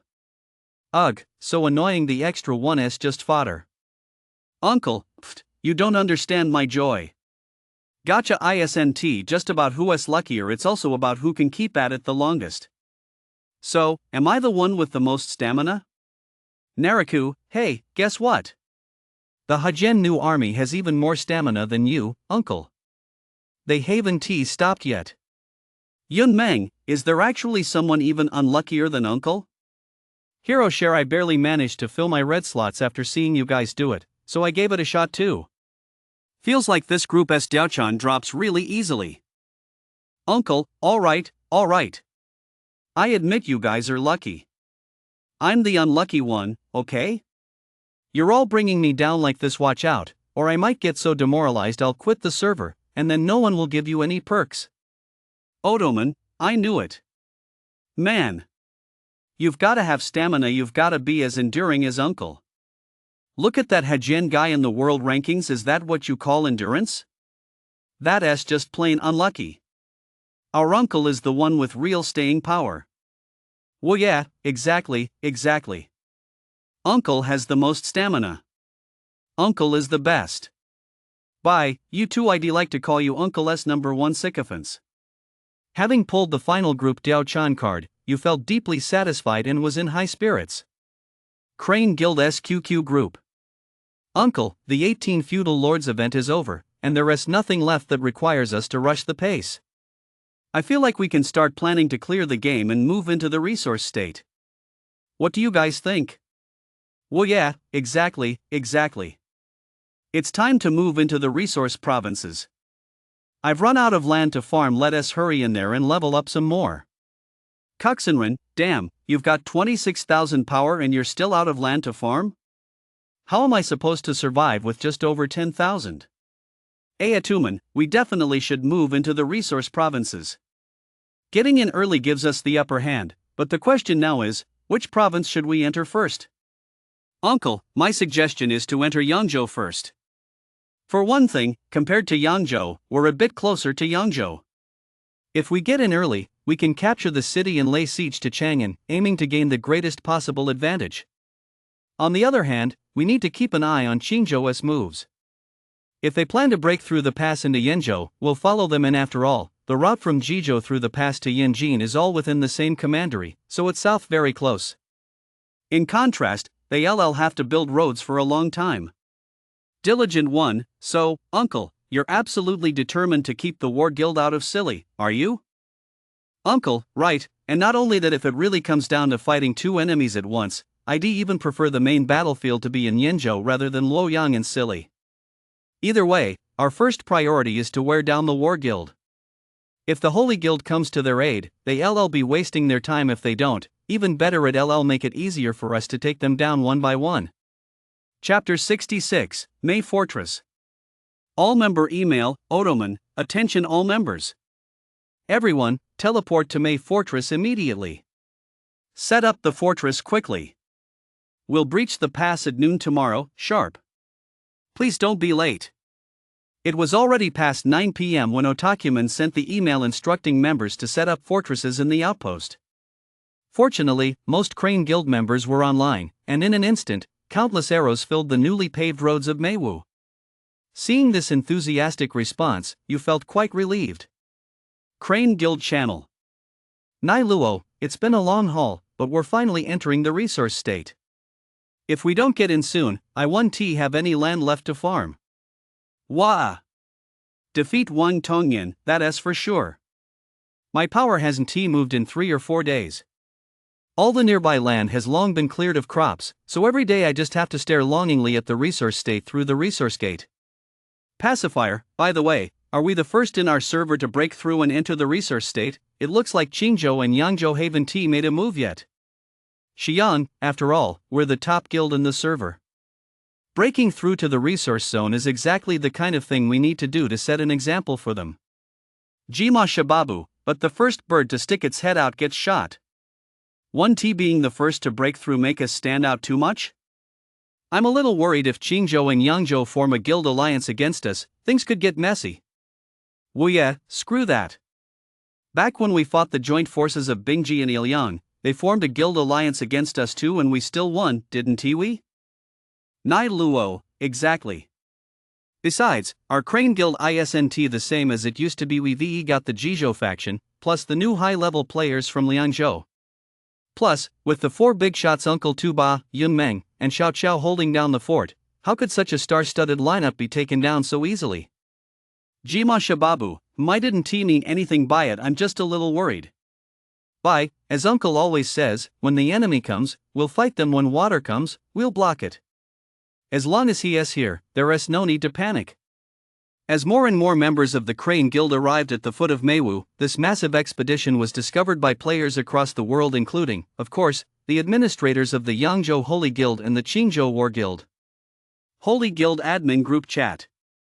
Let us all get together and discuss this. The Crane Guild has taken the enclave of Meiwu, and they'll probably break through the pass and enter resource state tomorrow. Lingxiao Tiance, that fast? I thought we'd have to wait at least another 2 or 3 days. Hajian new army, so what should we do? Should we break through the pass too? Mad, his uncle isn't being very rational this time. The Crane Guild is already in the hot seat, yet he dares to be the first to break through the pass and enter resource state. You think he is being irrational, but I actually think he is a very courageous and bold person. His uncle has built Yuzhou into the powerhouse it is today. He certainly knows Crane Guild is already in the hot seat. To still dare to take the risk of being the first to break through the pass at a time like this can only mean one thing: he is confident he can take on Conqueror Guild all by himself. Lingxiao Ba Wang, I have no objection to you calling him bold, but saying he is confident he can take on the Conqueror Guild alone? Come on. Together, we and Qingzhou are equivalent to the strength of 5 provinces, while he has 4 at most and his numbers are half ours. In the late game, player count is a major factor in determining victory or defeat. Lingxiao Tiance, no matter what, we must never underestimate our enemy. Since the server launched, the Crane Guild has broken through the Bingji alliance, fought against Liang, and pulled off a series of miraculous comebacks. The decisive battle is just around the corner, so we absolutely must treat this with caution. Dai third uncle, so what do you guys think? Should we also prepare to break through and enter the resource provinces? I'm worried that if we enter too late, Crane Guild will beat us to it, and then we'll be in trouble. Let us go, of course we should. Let us enter at noon the day after tomorrow, giving the brothers a day to prepare. If Crane Guild heads to Yang Province, then we'll go to Yu Province. Lingxiao Tiance, got it. I'll send out an email. Should we contact Qingzhou? Don't worry about them. They're not stupid. Once they see the Crane Guild entering resource state, the War Guild will definitely rush in too. That bunch of hotheads can't stand even the slightest disadvantage. Meanwhile, the War Guild admin group on QQ. War Zhoucheng Chief, did you see that? The Crane Guild has taken the outpost at Meiwu. Rumor has it they plan to storm the pass tomorrow. War stop war with war, holy crap, is the Crane Guild really that bold? They know full well they'll be outnumbered 2 to 1 once they get in. If I were them, I'd just keep grinding to level up and wait until I'm strong enough before moving in. Chief, taking Meiwu is fine, but I'm worried they'll enter Yenzhou through Jizhou. If they block us at Yanjin, we'll be stuck outside with no way to move. That'll be a real mess. War Silver Fox, the Holy Guild must have noticed the Crane Guild's moves too. I bet they're getting ready to break through the pass as well. What do you think? Should we prepare to enter the resource province? Chief, we're going in, of course we are. Not only that, but we need to get in as soon as possible. I suspect that the Crane Guild's attack on Maywu might just be a diversion. It's very likely that after taking Maywu, they'll pave the way to capture other cities while creating an enclave at Guandu to trap us. Liaison Dragon Lord, what is there to worry about? If they really come to block us at Yanjin and prevent us from entering Sili, the worst that can happen is we give Yangzhou an airport so they can airlift troops to Yanjin. We'll just end the battle right there in Yanjin and be done with it. Chief, well, unless I've given up on the Conqueror Guild, I wouldn't call on the Holy Guild to come to Yanjin to help fight. If we did that, even if we managed to repel the Crane Guild, we'd still be blocked by the Holy Guild and wouldn't be able to enter Sili anyway. War and war through war, so what do we do then? We'll just have to enter Yenzhou from Qingzhou, but no matter what, we'll definitely be slower than the Crane Guild. We've played friendly matches in Yeqing before, and it's true we're a bit outmatched. Chief, no matter what, we still have to give it a try. If we really get blocked outside Yanjin and can't get in, we'll negotiate with the Holy Guild to enter Yuzhou from Shuzhou. Then we'll ask for an airfield to airlift our forces into Sili for a decisive battle against the Crane Guild. That's all there is to it. In short, we have to keep the initiative in our own hands. If we airlift troops to Sili to help fight the Crane Guild, that's the Holy Guild asking us for help. But if we ask the Holy Guild to airlift troops to Yanjin to crush the Crane Guild, that's us asking them for help. It's a whole different story. Death God Falling Leaves, are we fighting again? This time, I'm definitely going to take that map dominator down. I'm still really upset that I didn't beat him last time. Warzhou City, why is Death God setting his sights on Tuba Tianxia? Shouldn't you be taking down Uncle? Death God Falling Leaves, forget it. That Uncle guy is a tactical player. He has got nerves of steel. I heard that during the EO fight earlier, Uncle pulled off a series of moves that sent Tuba Tianxia packing. I definitely can't match Uncle's tactics, so I'll switch targets and take down Tuba Tianxia first. Otherwise, everyone will say I'm the bottom-ranked player among the 4 great full red monsters in server 2500. That's way too embarrassing. Chief, well then, Death God, you'd better give it your all, huh? Let us settle it then. Zhou Chang, send an email to Fady Gaoyuan tomorrow night at 9 p.m. sharp, we're clearing the dungeon. Chapter 67, Clearing the Dungeon. It was now 11:30 a.m. the next day, with only half an hour left until the Crane Guild's scheduled dungeon clear time. Crane Guild's management WeChat group. Uncle, I woke up late today and haven't had a chance to log in yet. How is it going? Is Maywu okay? Well yeah, don't worry. Aside from a very few who actually had to take time off, our raids are basically at full strength. We guarantee it'll be fine. Uncle, good to hear. Also, one of you two send out an email. Once we successfully clear the level, resource state will be temporarily off limits. Only the prefects in charge of clearing the path will be allowed in, and only for that purpose. Anyone caught violating the rules by claiming territory will be kicked from the guild and forced to reflect for 24 hours. Automan, got it, no problem. By the way, after we set up those fortresses and the exclaves overnight, it looks like we've definitely caught the attention of the Holy Guild and the War Guild. In Gaoyuan, Qingzhou, and at Baoang Slope in Jingzhou, large numbers of no-war zones have already appeared. I'm guessing they're both planning to break through the pass and enter resource state in the next couple of days. Uncle, this Holy Guild is something else. Instead of going through Yangzhou, they're insisting on entering from Jingzhou. It's obvious they want to break through the pass, fight their way through the cities, and head straight for Hulao Pass to enter Sili. In comparison, Qingzhou is really in a tough spot. Going from Gaoyuan in Qingzhou into Yenzhou and then onto Yanjin, just paving the roads alone will take them several days. Persevering one, still, the fact that the Holy Guild plans to enter Ziyuan province via Baoang shows they're not willing to fall behind and are in a huge hurry. That means they're unlikely to compete with us for Yang province. At least we've got Chang'an, the provincial capital, locked down. Uncle, the Holy Guild thinks that by entering Sili first, they'll gain the upper hand, but they're seriously overestimating themselves. The southern barbarian invasion has only just ended, and this season is still a long way off. So my plan is, once we enter Yangzhou, we'll develop our forces by capturing cities while simultaneously taking Guandu. And after we take Guandu, we head to Yanjin. We'll go straight to Puyang to completely cut off War Guild. I agree with that. I also think it's essential to wipe out War Guild as quickly as possible. Otherwise, if Cheng and Yang really join forces, we'll have a hard time holding our ground. Uncle, also, regarding the division of Yangzhou, my preliminary plan is to allocate one commandery per battalion. We currently have 5 battalions total. Shangluo is too small to count as a commandery, so we'll set it aside. Then we'll cede Tianshui and Longxi to the Tiger Guild brothers so they can develop there. Wuya, second that.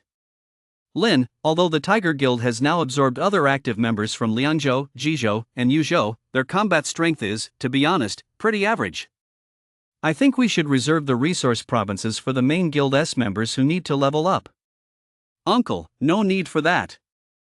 5 counties are plenty for them to farm. Besides, we'll be moving into Yenzhou, and we'll definitely need the Tiger Guild S brothers to step in and provide support later on, so we'll definitely ensure you guys have room to grow. Let us settle on that, then. It's getting late. Time to get ready to log in, clear the stage, and move into the resource provinces. Group email, Ochuoman, attention, everyone. All main units must trigger the stage attack at exactly 12 o'clock sharp. Wait for the email before demolishing structures. Remember, trigger the stage attack at exactly 12 o'clock. Time it right, don't fire early, and definitely don't be late. As soon as Otsuman sent out the email, the Crane Guild members who had already been on high alert finally began to spring into action. 1, 2, 3, until countless blue arrows completely flooded the Meiwu Pass. As the barrier protecting the resource province, the Meiwu Pass, a level 7 stronghold, boasted 18 squads of skeleton-level defenders and 45,000 durability. In terms of demolition difficulty alone, it was even tougher than a typical level 7 city. This was mainly because while a siege could encircle the entire structure, a breach could only be initiated by building a fortress on a single side, a setup that was extremely unfavorable for demolition teams on the outer ring. Demolition teams are already slow, and with the added distance, they often find themselves short on time to complete the demolition once the pass is breached. Otokuman had considered this, but rather than rushing into a decision, he did not order the demolition team to time their attacks in his initial command email. Instead, he told them to wait for further instructions. After all, if he had ordered them to wait 5 minutes, and the defenders happened to be exceptionally powerful, sending several consecutive waves of Lubu's cavalry and eunuchs, the operation could easily have gone awry. If he de-ordered a 10 or 20 minute delay, there was a high risk of timing it too late and wasting valuable time. As it turned out, Ayatuman's caution paid off. The moment the clock struck 12, Yu and Tuba, acting in perfect unison, timed their shots to enter the gate 1 or 2 seconds early, and the assault on Meiwu officially began. However, to everyone's surprise, the expected instant wipe of the defenders didn't happen. On the contrary, after the entire first wave had fired, there was still 1 squad of defenders left standing. Crane Guild Channel. Yiwen, battle report. Holy shit, I'm about to puke. How come that last squad is another group of cavalry Lubu units? Seriously. Nailuo, didn't they say there'd be at most 2 or 3 squads of Lubu's cavalry and eunuchs in this season's stage? Looking at the battle report, it seems like we've run into at least 4 or 5 squads. Wu Yi, that's totally ridiculous. My main force just wiped out a squad of straggling defenders. I thought we'd be on a killing spree this round, but man, the eunuchs wiped us out in an instant. Uncle, it's okay, stay calm. We've only been clearing the stage for 3 or 4 minutes. It's not like we can't take down the defenders, we're just wasting a little time. Group email, Okudoman, the critically wounded are recruiting on the spot for 10 minutes. Brothers who can still move, give it your all and wipe out this last squad of defenders. Crane Guild Channel. Tuba Tianxia, Uncle, you've lost your main force? Uncle, yeah, I've only got 1 squad of Shu infantry left. My cleaver and rogue units are crippled, and my mage is back home leveling up. He didn't make it here. Tuba Tianxia, ha, finally a chance to be stronger than you, huh? My rogue was late, just got here. I'll take care of this last squad. With that, Tuba Tianxia commanded his full-strength rogue squad, a precious asset for the current group at Meiwu Crane Guild Fortress, and sent them charging fiercely toward the pass. All channel message, AO2 man, attention everyone, time your move right and follow Tuba. Leave no red health on the fortress. Charge, charge, charge. As the troops successfully arrived, the final squad of Lubu's cavalry was finally wiped out. Immediately afterward, a massive wave of demolition squads once again engulfed the Meiwu Pass. The fortress's original 45,000 durability points melted away at a visible pace, just like a chocolate bar over a fire. All channel message, Ochuoman, give it your all. Let us aim to take it down in 20 minutes. Those in the back rows who are too far away, just use gems to instantly heal. We in the Crane Guild aren't short on gems. The brothers of the Crane Guild certainly rose to the occasion. Basically, any demolition squad beyond the 5th ring was using gems to instantly heal and rush back in. Otoko-man was absolutely right. Setting aside the previous battle against the Ilian Alliance, just during those few days when the 18 feudal lords were racing for first place, you had already handed out tens of thousands in red envelopes. Add to that the generous military merit rewards from previous battles, and Crane Guild certainly isn't short on the gems needed for instant revives. With the entire team reviving instantly and charging back in, the pace picked up significantly. In just over 10 minutes, the stage's durability had already hit rock bottom. Finally, as the global announcement flashed across the world chat, the Meiwu Pass was officially breached. Chapter 68, War is about to begin. World Channel. System, congratulations to the Yuzhou Guild Crane Guild on successfully capturing the level 7 Yang Pass, Meiwu for the first time. Primary contributor to defeating the enemy, Tuba Tianxia. Primary contributor to the siege, Ma Feifei. Qing, Begu, wow, the Yuzhou big shots are amazing. They've already broken through the pass and entered the resource province. Jing, smoke rises in the north. Sai, Yuzhou's leadership still lacks strategic foresight. If they captured Guandu or Wuchao at this point using Puyang as a boundary to block Qingzhou's main route into Sili Wun Ti, victory have been assured? Su, flowers fill the sky. Yeah, you're the only one who gets it. You're a true strategist. Jing, smoke rises north of the river. That's exactly it. Yuzhou's leadership is still a bit too young. If it were me, I'd definitely enter Yenzhou via Guandu, march straight for Puyang, crush the War Guild, then push south into Sili to face the Holy Guild in a decisive battle at Luoyang. One battle to settle the Conqueror Guild once and for all. Ejojo West Wind, if you don't know, just ask. Since you're so knowledgeable, why don't you go to the Crane Guild in Yuzhou and try to land a position there? Suwa Mantian, this guy is clearly just a charlatan. Even if Yuzhou is desperate for people, they probably won't hire someone this delusional, right? Jing, wolf smoke rises in the north. Sigh, I'm just a free spirit, a simple country bumpkin. I play this game simply to witness the spectacular sight of 100 factions vying for supremacy, but I've discovered it's nothing but a bunch of brats. I won't stoop to associating with them. Xing Lolo, oh my, old master, that's just like you. Tomorrow, I'm definitely going to call Fong Zi from the Crane Guild over to shut you up. Yuqinglong Gangus Fong Zi, huh? Who's calling me? Xing Lolo. Crane Guild manages the Penguin Group. Otoman, the prefect has already given orders to pave the road. It should reach the heart of Yangzhou by tonight. Also, we can find a time tonight to take down Gaolu. It's right along our route anyway. Also, we've sent people to pave the road to Guandu, but it's quite far. They'll probably reach the site around 6 or 7 o'clock. Uncle, no problem, no rush. We can send a battalion to take out Gaolu tonight. Once the road to Guandu is paved, just send an email to set up a fortress in the exclave. By noon tomorrow, we'll break through the pass into Yenzhou, then pave the road to Puyang to fight. We still need to move fast. I just took a quick look at the War Guild's Gaoyuan Fortress group chat and the Holy Guild's Bawang Fortress group chat. I suspect the War Guild plans to break through the pass tonight. The fortresses at the front are clearly all levels that were instantly maxed out using gems. Uncle, let them break through. Once they're done, we'll lay down roads as fast as we can. By the way, after we break through and enter Yenzhou tomorrow, all Crane Guild members from Yuzhou and Liangzhou must relocate their cities to Yenzhou. You can ask Bai to reimburse you for the gems used to relocate. Try to relocate to either Dong Commandery or Puyang Commandery. That way, you'll be close to Sili in the first battlefield, and we can stick together to prevent being overrun. Well, yeah, what about you, Uncle? Are you going to relocate too?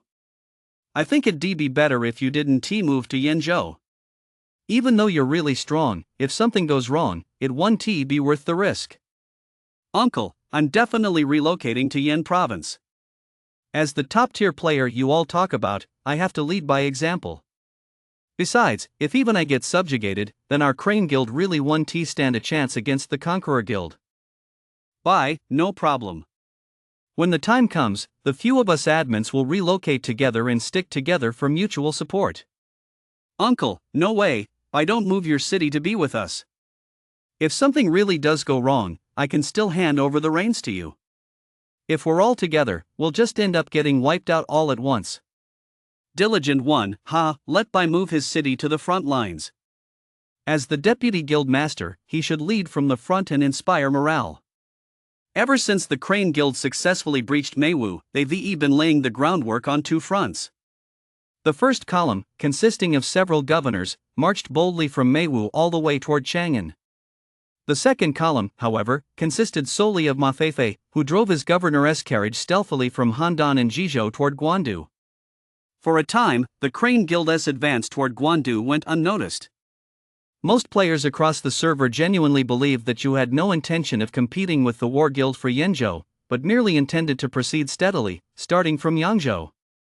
The time was 8:50 p.m. in the Gaoyuan War Guild Fortress Group chat.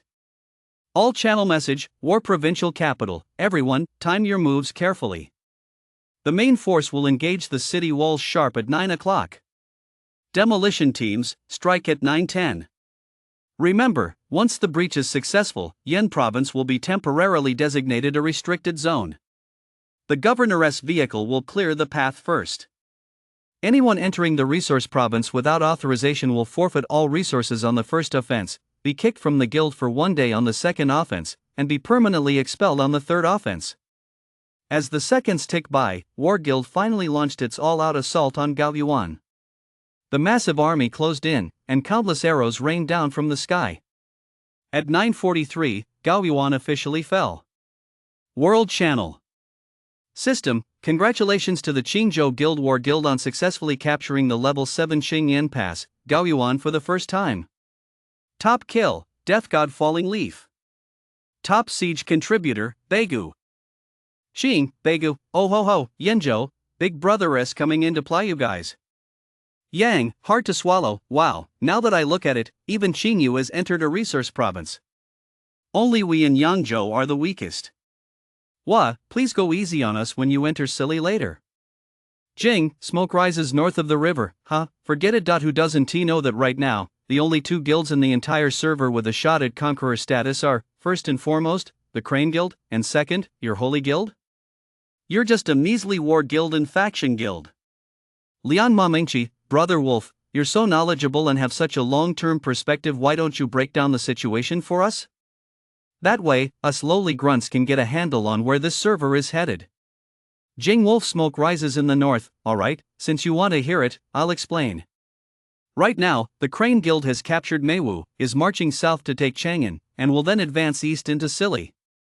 Although their approach differs from mine, they're taking a steady, methodical path which shows that Uncle is also someone who values stability.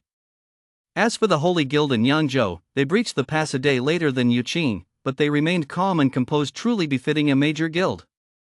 As for the War Guild in Qingzhou, they blindly followed suit, terrified of being even a fraction of a second late in breaching the pass. To be honest, they're really not worth watching. Xingbegu, well said, Brother Wolf.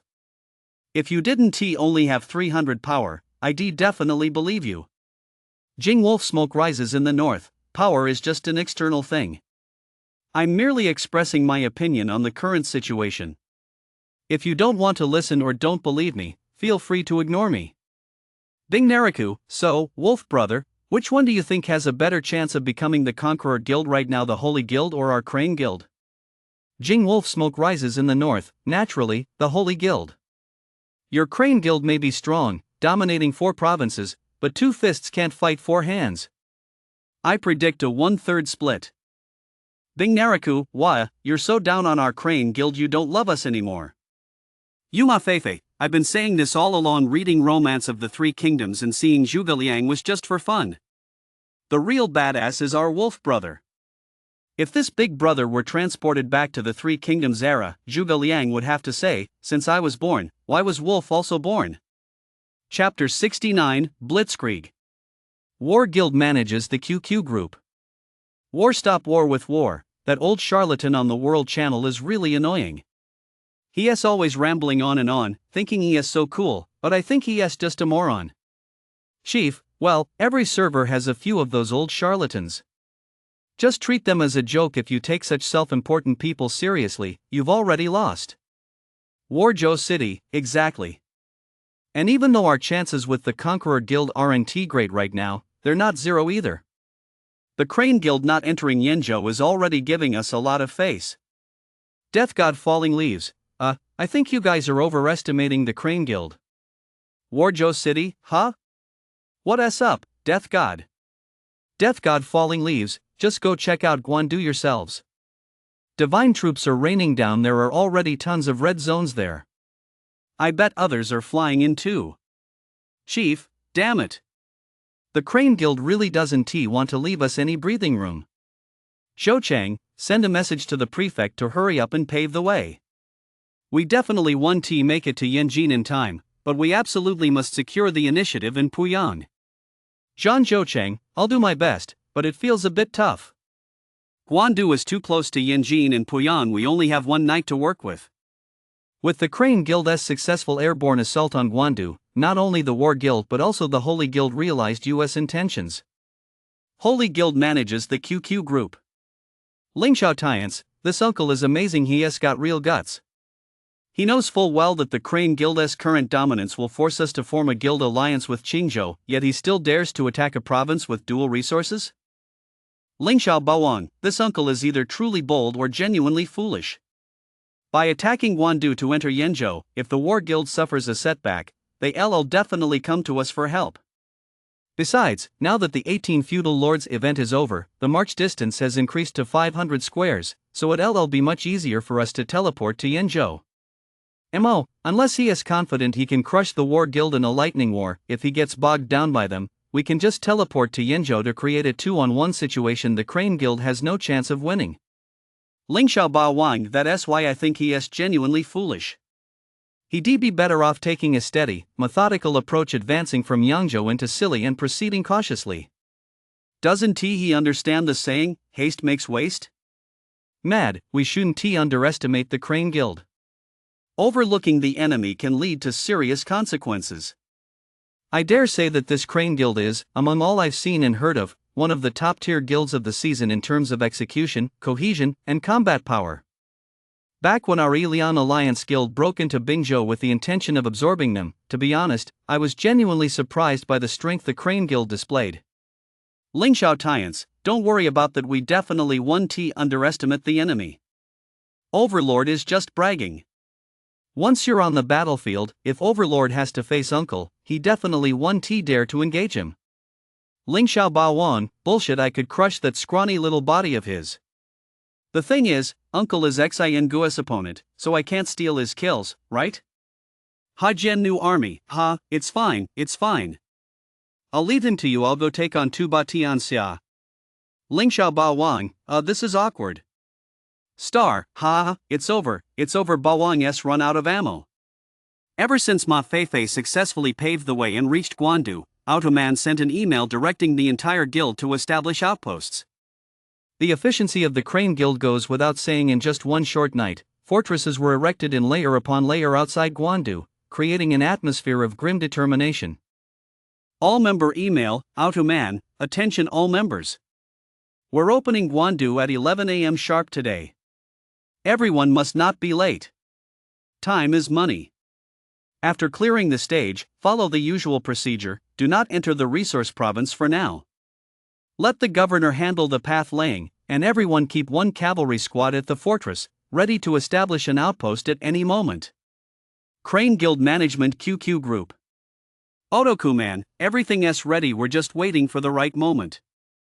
Now we're just waiting to clear the stage, pave the way, set up the fortress, and take on the War Guild. Uncle, if we win this battle, we'll secure the Conqueror Guild for good. If we lose, don't lose heart. Everyone at worst will retreat to Yangzhou and look for another opportunity. Bye, ha, don't worry, uncle.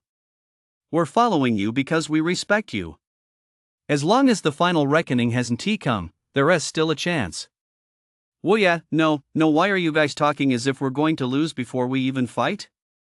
Since the server opened, Haven Tiwi, the Crane Guild, won 2 major victories both against 2 opponents at once? Ma Feifei, exactly. It's just the tiny war guild will crush them in no time. Coxenrin, uncle, since you put it that way, you must have already figured out a strategy, right? Don't keep us in the dark at a time like this. Well, yeah, huh? A strategy? What strategy? Uncle, well, it's not really a strategy per se. There are only 2 possible outcomes for this battle. First, we engage in close combat at Puyan. We launch a blitzkrieg to crush the war guild outright, then level up a bit before advancing into Silly. Second, we push back the war guild, and they call in the Holy Guild to form a local 2-on-1 situation. That would be really tough for us, and to be honest, our chances of winning wouldn't be great. Otoku-man, so, do you have any ideas? Since you've thought this far, you must already have a plan, right? Uncle, let me ask you first, how long do you think it would take, at most, to completely crush the war guild and ensure they never recover? Otoku-man, 3 days. Given the current gap in strength, I'd say it'll take 3 days at most to crush them. Well, yeah, that's about right. After absorbing the high-level combat units from Liangzhou, our strength has risen to a whole new level, whereas the war guild has basically been treading water. Wanyao White Tiger, that's true. Although I don't know much about the war guild, judging by their numbers and the speed at which they capture cities, there is definitely a significant gap between them and us. Uncle, so here is my plan. If we don't see results within a day, we'll ask our brothers in the Tiger Guild to launch a surprise assault on Yangping Pass in Liangzhou, breach the pass, and advance into Yizhou. The Holy Guild is only breaking through into Yizhou today. At their pace, the Yizhou faction definitely won't be able to relocate their city there within a day or 2. Once the Tiger Guild enters Yizhou, they'll have no choice but to defend it. Persevering one, so you're suggesting that if the Lightning campaign fails, we'll have the Tiger Guild slow down the Holy Guild's reinforcements to buy us time to crush the War Guild? Uncle, exactly. Even if the Holy Guild doesn't pull all its forces back, at least the Yizhou faction will have to return, right? And even if not all of the Yizhou faction returns, some of them will inevitably be affected. As long as it creates a diversion, that's enough. Lin, no problem. You train troops for 1,000 days to use them for a single moment. Since ending the battle with Yizhou, the Tiger Guild has only engaged in minor skirmishes with the Summit Guild beyond the frontier, which doesn't really count as proper training. Uncle, does anyone have any objections? If not, let us go with this plan for now. By definitely no objections. This is our only option right now. You put down his phone, climbed out of bed, gazed at the crisp, snowy landscape outside the window, lit a cigarette, and exhaled smoke thoughtfully. One battle will decide the outcome. I'm determined to take down the Conqueror Guild once and for all. Chapter 70, The Encounter at Puyang Part 1. At exactly 11 o'clock, the Crane Guild launched an attack on Guandu. With Yu and Tu Ba Tianxia leading the charge, Guandu fell in just over half an hour. After capturing the fortress, the Crane Guild didn't rest. Several prefects, who had been standing by, hopped into their sports cars and raced without pause to pave the way, charging toward Puyang in the heart of Yinzhou. Group email, AO2-man, everyone, leave at least one squad of high-speed cavalry at the Guandu fortress, ready to launch an overrun at any moment. The main force needs to recruit troops. Those with coins should recruit on the spot. Those without coins should return home to recruit. But you must act fast. This is a matter of great importance. I hope none of you will take this lightly. Around 2 p.m., Ma Feifei was the first to arrive at the outskirts of Puyang by car. However, the task for Ma Feifei and the other prefects was not yet complete. They all used gems to instantly recall their troops and began laying paths toward Dongjun. Almost as soon as the path-laying squad arrived, dozens of blue arrows appeared on the map of Puyang. Group email, Ochuoman, attention everyone. Everyone, hurry to Puyang to build a fortress. Also, after finishing in Puyang, fly to Jinxing to build a backup fortress group. Once you've finished building the fortresses, the cavalry units must not leave, we'll need to build more later. You must act fast. The War Guild is already close to Dawn A. Once our sides come into contact, the military merit reward system will take effect immediately. As the saying goes, no amount of motivational talk can match the fighting spirit sparked by a wave of cash. As soon as O2Man sent out that email, the Puyang airport, which Ma Feifei and the others had barely managed to clear, was instantly flooded with countless arrows. Those who were too slow to secure a spot in the first wave had no choice but to head to Jinxing for the time being. Crane Guild manages the QQ group.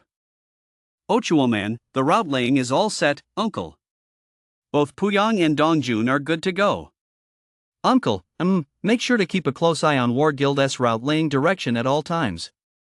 But with the fortress clusters in Puyang and Dongjun secured, War Guild basically has no other routes left to choose from. Well, yeah, but the War Guild has also expanded to Dawn A. I expect a head-on clash tonight. Uncle, no problem. It's just the War Guild, nothing to fear. Pass the word to all regiments, those who need to relocate should do so immediately. Otherwise, it'll take a whole day to run from Yuzhou to Yenzhou.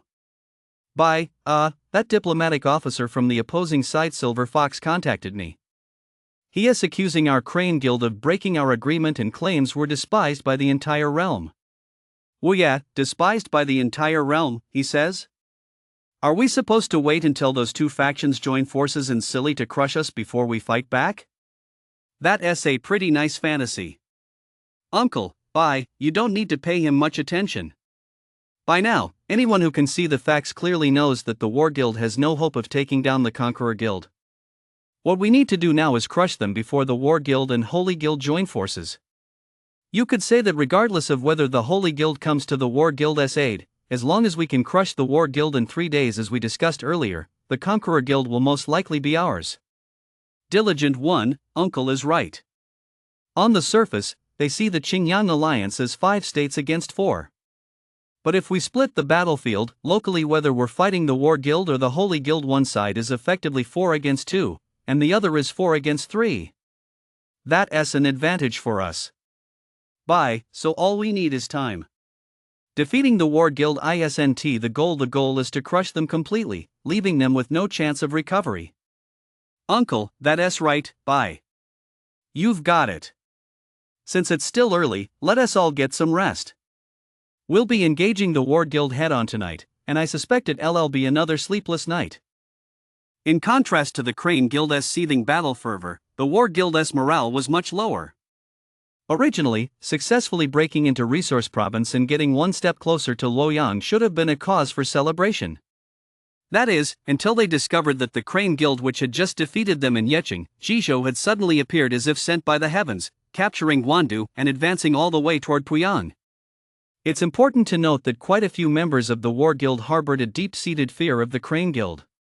In the eyes of many, during the previous battle at Yecheng, when the Crane Guild hadn't yet absorbed the elite fighters from Liang Province, they had steamrolled the War Guild all the way to the point of surrender. And now, with the Crane Guild having absorbed an entire high-level combat unit from Liangzhou, facing a War Guild that had made virtually no progress, wasn't this a battle that wasn't even worth fighting? Of course, no one dared voice these thoughts aloud for fear of being overheard by the administrators. After all, no one wanted to be the one to stick their neck out and risk punishment or even losing their spot in the Conqueror Guild. But Chief and a few others from Zhanzhouchang were all seasoned veterans with several seasons under their belts. How could they possibly fail to notice the shift in their guildmates' mindset? War Guild Admin Group Chat. Zhanzhouchang, ever since we saw the Crane Guild break through and enter Yenzhou, the guys' morale has been really low, and our road building speed has slowed down a lot. We need to figure something out. Chief, that's normal. After all, it's only been a few days since the Crane Guild crushed us, and on top of that, they've just added a new squad from Liangzhou. They're definitely even stronger now. War stop war with war, so what do we do now? I saw them fly to Puyang. I was planning to switch routes and head toward Dongjun, but it turns out they were already prepared. Both roads leading to Yanjin have been blocked off. War Silver Fox, what's the word from the Holy Guild? Do they still have no intention of sending reinforcements? Chief, I haven't even contacted the Holy Guild yet. Don't worry, those admins over there are pretty shrewd. Tonight, we'll make contact with Yu Zhou. As long as we're at a disadvantage, the Holy Guild's diplomatic team will definitely reach out to us. It won't be too late to discuss it then. War Zhoucheng, Silver Fox, aren't you the best at writing motivational messages? Morale is this low, why don't you hurry up and send out a motivational email to boost morale? War Silver Fox, forget it. The battle hasn't even started yet, why the hell would I send an email now? I'll wait until tonight, after we've had a head-on clash and get pushed back, then I'll send one. Death God Falling Leaves, have confidence. After all, the Crane Guild isn't invincible. Who knows, maybe tonight I'll go all out and take down both Uncle and Tu Batianxia in one go, right? Chief, exactly. You've got to believe there's light in this world. Though I actually really like Uncle as a person. This guy shows real guts taking on Tu Batianxia. If the Crane Guild really manages to defeat the Conqueror Guild, having a guild leader with the guts to take on such a challenge wouldn't be a bad thing at all. War and war through war, if you like Uncle so much, why don't you just surrender? Why are you still fighting tooth and nail against the Crane Guild? Chief, that's different. If we're up against the Holy Guild, there is still a fight left in this server. But if we just surrendered to the Crane Guild, there'd be no point in fighting it, be game over right away. Wouldn't that be boring? War Zhoucheng, wow, so Chief is actually someone with such a twisted sense of humor. Chief, get lost. The new server is already progressing fast. It hasn't even been a month since launch. If it ends now, who knows how many newbies we'll lose by the time the monthly settlement rolls around. Death God Falling Leaves, I never would thought Chief was the type to consider the bigger picture. Warjo City, forget it. He is just trying to satisfy his own twisted sense of fun. Chapter 71, The Puyang Encounter Part 2. By a little past 7 p.m., the Crane Guild's fortress cluster in Puyang was largely complete. At the same time, the belated War Guild had successfully arrived in Dongyi. As if by unspoken agreement, neither side initiated an attack on the other's fortress cluster. Instead, they both quietly set up their fortresses and began spreading out toward the opposing fortress clusters at an extremely slow pace. However, while the War Guild refrained from attacking out of some fear of the Crane Guild's strength, the Crane Guild held back because U.S. main force hadn't arrived yet. Crane Guild Channel. Uncle, brothers, my main force has arrived. In a moment, follow the commands from Automan and Woya via in-game mail. From the moment the battle begins, the military merit reward system will officially take effect. Shui Yangzi, awesome. You're truly the deep-pocketed uncle we know and love. I'll have a kid for you. Uchiha Tano, Don snatching my spot, my husband.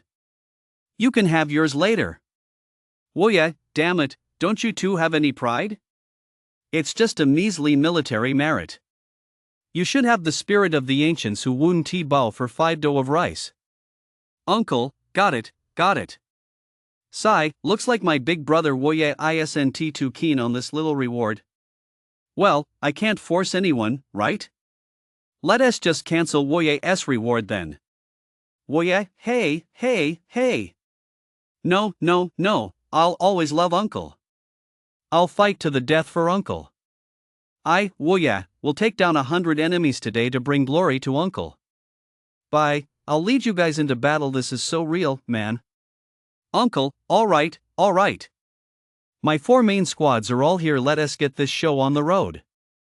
Brothers, if we crush the War Guild within 3 days, I'll send 5,000 yuan to each of your regimental chat groups. Leilaying Zhangbei Army, whoa, my greatsword is already itching for battle, brothers. April Wind, what are we waiting for? Where's the commander? Hurry up and send an email to kick things off, I can't wait any longer. Group email, AO2 man, attention, everyone. Our target is to raise the Dongyi War Guild fortress. Starting from the moment you receive this email, the long-awaited military merit rewards will officially be tallied again. Also, Uncle said it himself, if we crush the War Guild within 3 days, every regiment will get a 5,000 yuan bonus. Don't miss this once-in-a-lifetime chance, brothers. I'm not one for small talk. In short, let us crush the War Guild and claim the Conqueror Guild. It all comes down to this battle. Charge, charge, charge. This email from Ochoa Man was like a shot of adrenaline, jolted through the entire Crane Guild. Over 200 members. Countless blue arrows surged toward the War Guild fortress complex like a river bursting its banks. The War Guild's leadership reacted quickly as well. Almost the moment the Crane Guild launched its attack, they issued their own command email. All Guild email, War Joe City, brothers, the survival of the War Guild hinges on today's battle. Don't be afraid. No one in the entire server believes in us. They think our Conqueror Guild has no chance. Do you accept that? Let me tell you this, I, for one, refuse to accept it. It's been a month since the server launched. The War Guild has become one of the server's 3 major powers, and that is all thanks to your dedication. Are you really going to stand by and watch the War Guild you built with your own hands get crushed by a tiny Ujo? I won't waste any more words, everyone. This battle will not only decide our survival but also determine the fate of the realm. Give it your all. Show your strength and resilience. When 2 warriors meet on the battlefield, the brave one prevails. Break through their defenses. Same as always, the Spearhead Squad and the Luxter Squad will lead the attack, while the rest of you handle defense. Charge, charge, charge. Although War Guild has suffered consecutive setbacks, as a major guild, it still possesses the basic ability to execute its plans. Coupled with the rousing email sent out by Zhangzhou City, morale has instantly soared. In an instant, the defenders and attackers' 2 streams of arrows intertwined. The battle appeared chaotic at first glance, yet there was a sense of order emerging beneath the chaos. You continued to lead the charge with his scatter and attack strategy, plunging headfirst into the War Guild fortress's defensive lines. These 4 main forces exploded like a nuclear bomb within the War Guild's defenses. Crane Guild Channel. Luling Zhangbei Army, holy shit, holy shit. How many units is Uncle running here? Wu Yi, at a glance, it's over 20 squads again. The enemy had 47 squads stationed at this point just now, and now there are only 22 left. Nai Luo, damn, that's insane. Is he really taking on 10 guys by himself? Those in the know get it, but anyone else would think Uncle is the reincarnation of Ip Man. Otoko Man, feels like we're basically invincible in a fight. We've got Uncle and Yunmeng charging from the front lines, with Tababa and Xiao Xiao holding the rear. With the 2 of them attacking and defending, the enemy's blood pressure is through the roof. Yunmeng, didn't you forget to mention something? Xiao Xiao Xiao Biluo smiles. Otoko Man, right. Look, Uncle and Yunmeng are charging from the front, while Tababa and Xiao Xiao are holding the rear. We're invincible, absolutely invincible. Yunmeng, invincible my ass. Battle report, I was the only one on the front lines with my chopper, and the rest of our teams hadn't even arrived yet. I ended up breaking through 2 of their teams. What a piece of crap chopper. Woulda, whoa, lady, just be grateful. Your chopper broke through their Shu infantry. They didn't have as many high-level players as we did to begin with, and you took out 2 of them in one go. They're probably gonna be feeling the pain for a while. Uncle, Yunmeng, not bad. You're already level 47? You've been grinding a lot lately, huh? Yunmeng, whether I've been grinding or not is none of your business. Wu Yi, huh?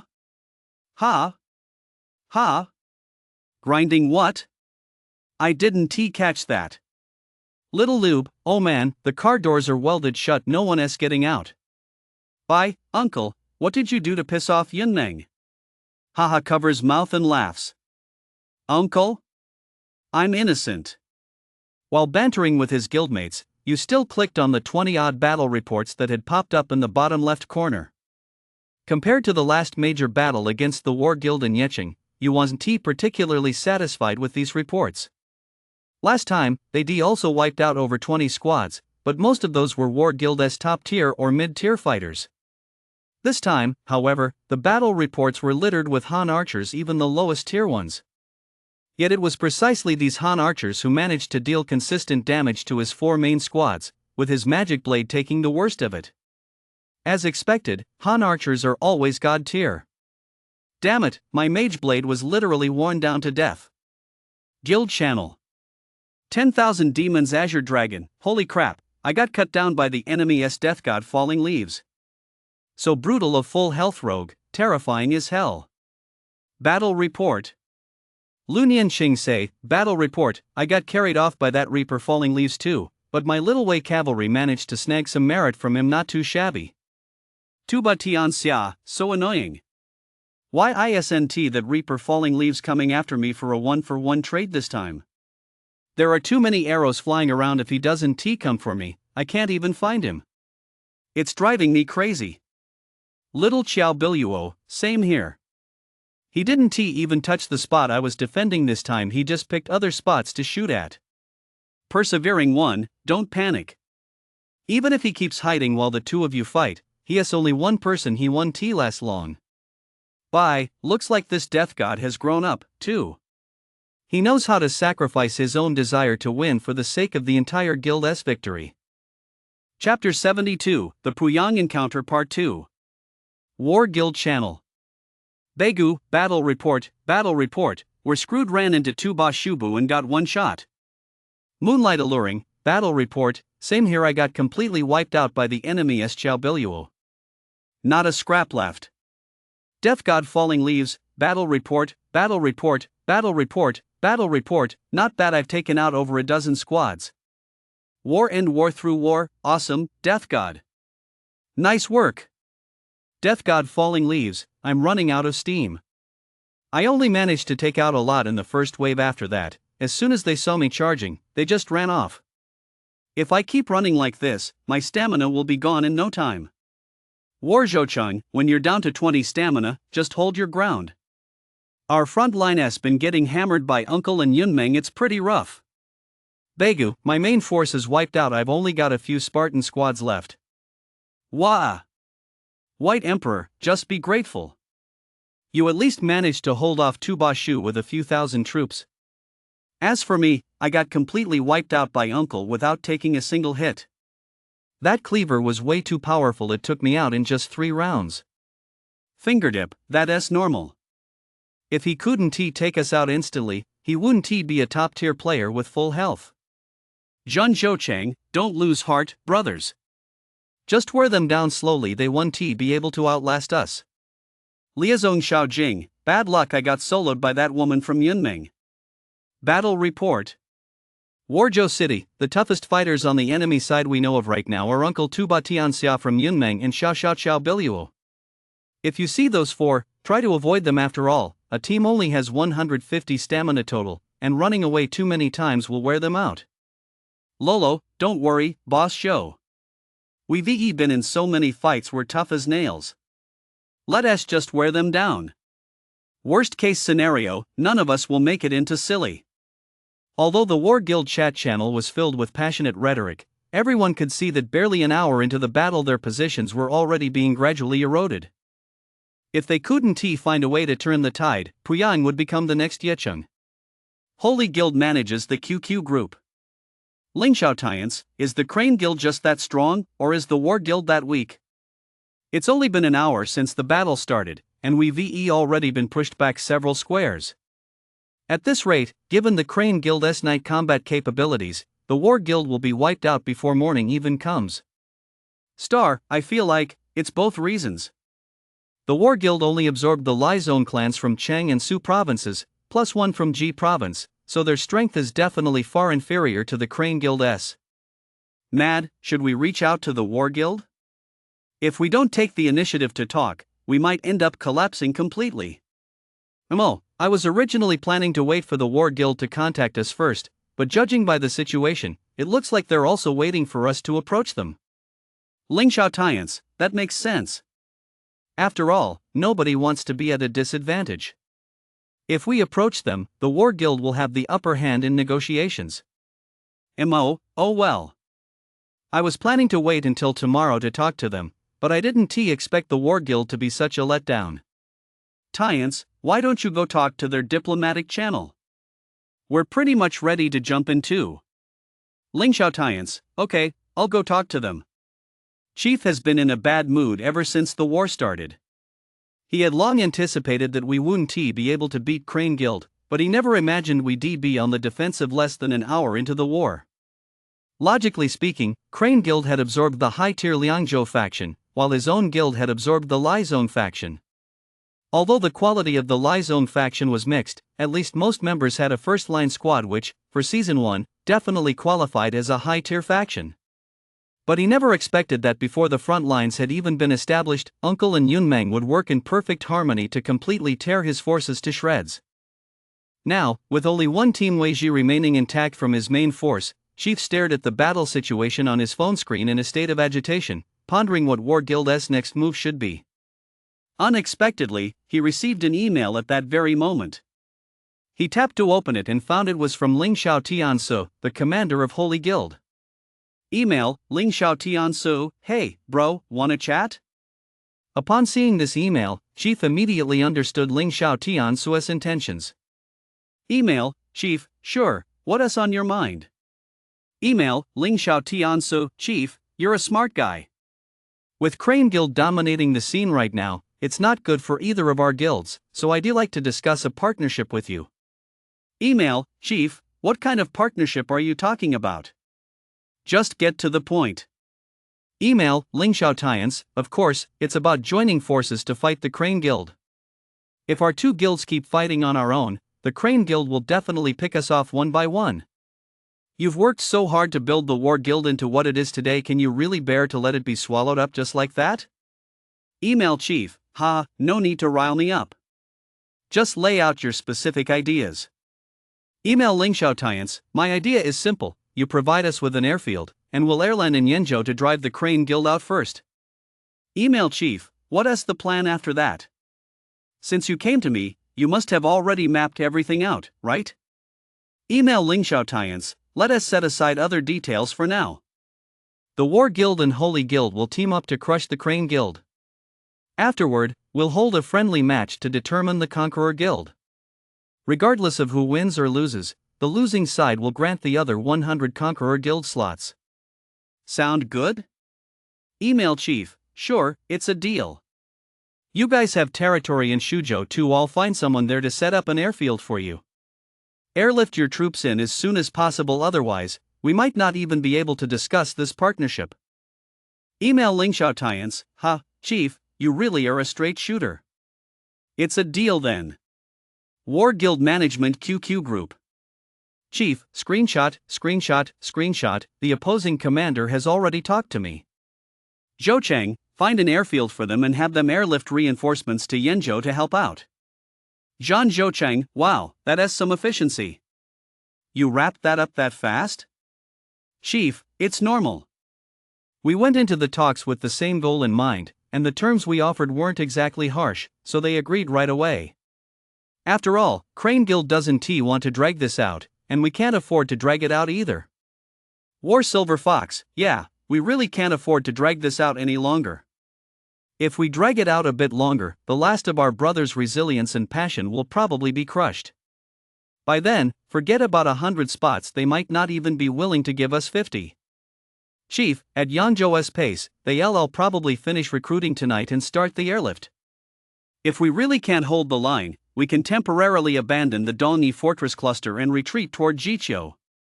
War stop war with war, this fight is so frustrating. I'm just waiting to see if those Crane Guild guys will still show up after the Holy Guild airlands. Warzhou City, no matter what, let us drive the Crane Guild out of Yenzhou first. The guys desperately need a victory to steady their nerves. If we keep losing, not even a god could save us. As War Guild and Holy Guild reached an agreement, Holy Guild's subjugation Air Force moved swiftly. After War Guild confirmed they were abandoning the Dongyi fortress cluster to shift their focus to Jiqiu, Holy Guild's enclave markers also appeared on the Yenzhou world map. Chapter 73, Deadlock. Crane Guild Admin's Telegram Group. 10,000 Demons White Tiger, bad news, the Holy Guild has airlifted in. Ottoman, The war has only been going on for a few hours, and the Holy Guild has already airlifted in? Well yeah, I was just about to say that. Over by Qinlu, the airfield has cleared the way, there are already 2 red zones. I guess the rest of the Holy Guild is on their way too. They're here that fast? I thought it would take until tomorrow at the very least to fly to Yenzhou. Uncle, that's normal. If the Holy Guild hadn't arrived by now, Qingzhou would have suffered a total rout. By then, the Holy Guild would have virtually no hope of taking the Conqueror Guild title. Their leadership isn't stupid, they certainly won't let that happen. So what do we do now? Keep chasing the War Guild, or what? Kuxinrin, no, we can't let the Holy Guild and the War Guild join forces. I think we should split off a portion of our forces to fight the Holy Guild at Shenlu, while keeping another portion to keep pushing the War Guild. Well yeah, we got 5 regiments right now. How do you plan to split them up? If we send out 2 regiments, we definitely won't be able to beat the Holy Guild, and if we send out 3, we might not be able to handle the War Guild. Uncle, it shouldn't be a big problem. We've been crushing the War Guild non-stop, so their morale is already really low. We can just leave the 2nd Regiment and the Jizhou Regiment here.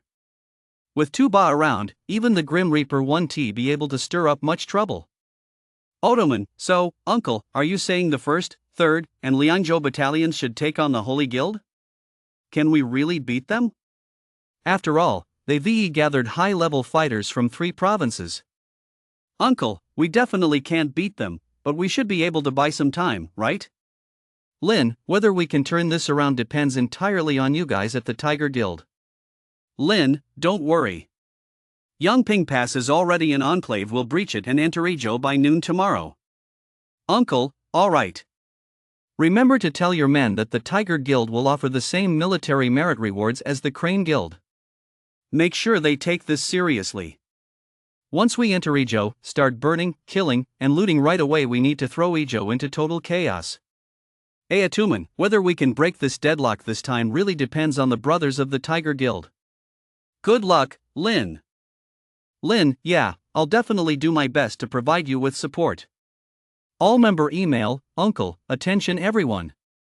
While we're locked in a fierce battle with Qingzhou, the Holy Guild is taking advantage of the situation to infiltrate our exclave in Chunlu with sinister intentions. Barring any surprises, we're about to face our greatest challenge since the server launched. Fighting 2 guilds at once, the Holy Guild and the War Guild, is not just a challenge, but a heroic feat. If we want to become the Crane Guild and Conqueror Guild, we must overcome one hurdle after another. Well, now the 2 biggest obstacles standing in the way of our Conqueror Guild have appeared together perfect. We'll crush them both at once, saving us the trouble of taking them down one by one. Starting now, brothers from the 1st Regiment, 3rd Regiment, and the 10,000 Demons Regiment, teleport immediately to the outpost 793.979, quickly set up a fortress, and prepare to face the Holy Guild. Brothers of the 2nd Battalion and the Jizhou Battalion, continue advancing on the War Guild's Dongyi Fortress cluster. We must crush the War Guild in one fell swoop. Additionally, starting now, all military merit rewards will be doubled. Remember, all rewards are doubled. That means capturing a fortress, which used to be worth 10 coins, is now worth 20. Night battles, which used to be worth 128, are now worth 256. Regardless of the outcome of this battle, I will continue to fight shoulder to shoulder with you all. Please remain steadfast in your belief that we will soon see the light at the end of the tunnel. Words are of little use now. I, Uncle, am here to wish you all great military fortune. May you sweep all before you wherever you go, emerge victorious in every battle, and conquer every stronghold. I also hope you'll give it your all with 120% passion and tenacity. Let us settle this once and for all against the Conqueror Guild. Crane Guild Channel. Naraku, damn it, charge, charge, charge. Let us crush those stinking noobs. Chao Zhai Zhongtian, I hate nothing more than those stinking noobs who take advantage of chaos. Let us send the Holy Guild packing first, just do it. Don Yang Tunki, double rewards? Holy crap, Uncle S. wallet S taking a massive hit here. How much is he shelling out for this one battle? Uncle, the cost doesn't matter. As long as you guys fight with style, passion, and show the resilience of our Crane Guild, I'll gladly foot the bill. Cold Ice, let us be honest, just for Uncle S' determination alone, we've got to pull off a spectacular victory to make him proud. Uchiha Tano, as expected, in the face of the power of money, any motivational speech pales in comparison and feels utterly powerless. Night raid on the girls' dorm, rough words, but true. We can't let Uncle spend his money for nothing. In this battle, we'll take on 2 of them head on and send them packing back home, so the whole server can see the true strength of our Crane Guild. Well, yeah, you guys in the 1st and 3rd battalions, along with the Liangzhou battalion, need to step up. For us, 2 battalions are more than enough to handle these War Guild little brothers, no pressure at all, huh? Otoku man, you better watch your mouth and not brag too much. Uncle Xiao Xiao and Yunmeng are both with us now. If you can't handle them, just give us a shout. Our 1st battalion will come over and make fun of you, ha ha ha. Well, yeah, bullshit. To take down those War Guild noobs, 1 map lord is more than enough. As for your 1st battalion, just make sure you don't get chased down by the Holy Guild. Naraku, wow, so the 2 top commanders of the Crane Guild are the ultimate masters of infighting, ha ha ha. Although the situation was very unfavorable for the Crane Guild, driven by US' new wave of even stronger money power, morale actually soared to new heights. However, you also knew that this fervent fighting spirit would gradually wane once they found themselves at a disadvantage in a 1-against-2 situation. So, whether they could break the deadlock ultimately depended on how smoothly Tiger Guild's campaign in Ezhou went. In the War Guild Management QQ group, Warjo Chang, looks like Crane Guild is splitting their forces. The defensive pressure suddenly feels like it's dropped by more than half. Battle Silver Fox, screenshot, a brother in the Crane Guild group sent me this screenshot. Crane Guild has split into 3 regiments to fight Holy Guild in Chenlu, leaving only 2 regiments here in Dongyi, plus, Uncle, Junmeng, and Xiao Biluo have all gone to Chenlu. Only 2 Ba is still here. Death God Falling Leaves, 3 out of 4 high-level players have left? Do they look down on me that much? Chief, so we're really going to be fighting 2 against 1 head-on? I thought they might back down and abandon the Yinzhou battlefield. War Zhouchang, there's no way they LL retreat. After fighting the Crane Guild these past 2 times, Haven T, you figured it out yet? That uncle is the kind of guy who, once he seizes an opportunity, will crush his enemies completely. He has just broken through in Puyang. There's no way he is going back now. Death God Falling Leaves, but leaving only 2 regiments here in Dongyi to fight us. Isn't that a bit overconfident? Chief, in any case, the reduced defensive pressure is a good thing. We should take this opportunity to see if we can push back and retake the territory. War and war through war, but if he doesn't leave now, and Holy Guild successfully airlands after a night's rest, 1 they have even less of a chance? Chief, that is exactly why we need to consider whether they have a way to break this deadlock. War and war through war, what kind of plan could they possibly have? Do you think divine reinforcements will suddenly appear to raid Holy Guild's home base and force them to retreat? That is completely impossible. In my opinion, this uncle knows it's a lost cause and just wants to make a last-ditch effort. Chapter 74, The Battle of Chenlu. The Holy Guild's outpost operations were highly efficient. In just 1 short night, the Chenlu fortress cluster was fully constructed, and by the early hours of the next morning, a large portion of their forces had already begun redeploying. In the eyes of most, US strategy of dividing his forces was unwise, a flaw that had become apparent even before hostilities with the Holy Guild had begun. Since 3 regiments had been dispatched to Chenlu to intercept the Holy Guild, the Dongyi battlefield was left with only 2 regiments at most. The War Guild, which had long been crushed by the Crane Guild, naturally Woon T let this opportunity slip by and launched a full-scale counterattack. Fortunately, the Crane Guild's night combat capabilities had always been exceptionally strong. Even so, they were pushed back several squares overnight. These few squares may seem insignificant, but in the eyes of the War Guild members, they signaled the start of a full-scale counteroffensive, instantly boosting morale. In contrast, the Crane Guild's confidence, built up through a string of consecutive victories, suffered a significant blow at that moment. Of course, the greatest test had only just begun. Around 8 a.m. the following morning, as the first vanguard units from both sides clashed at Chenlu, it officially marked the start of the battle for Chenlu. All member email, Ling Xiaotians, attention all members. Our objective is to raise the Crane Guild fortress cluster and advance toward Puyang. There is no need to hold the fortress cluster in this battle. Everyone push forward, capture the 9-grid no war zone to establish a foothold, and advance steadily. The enemy has only 3 regiments. They pose no threat to us at all. Charge, charge, charge. Upon receiving Commander Lingxiao Tian's email, the Holy Guild wasted no time and launched an attack on the nearby Crane Guild Fortress complex without a moment's hesitation. Crane Guild Channel. Janbei Talandeo, here they come, the Holy Guild is firing at us, brothers. Shenong Mountain Bear Army, is the battle about to begin? It feels like we're way outnumbered. Mamingchi, that's normal. After all, it's 3 of our regiments against their entire guild. That's what makes it more exciting. Nai Luo, good luck, guys. We'll be waiting for your victory report on the Donga battlefield, ha. Shui Yongji, speaking of which, if we win this battle, 1T we truly become legends?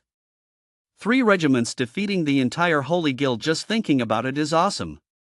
All member email, Otsuman, attention all.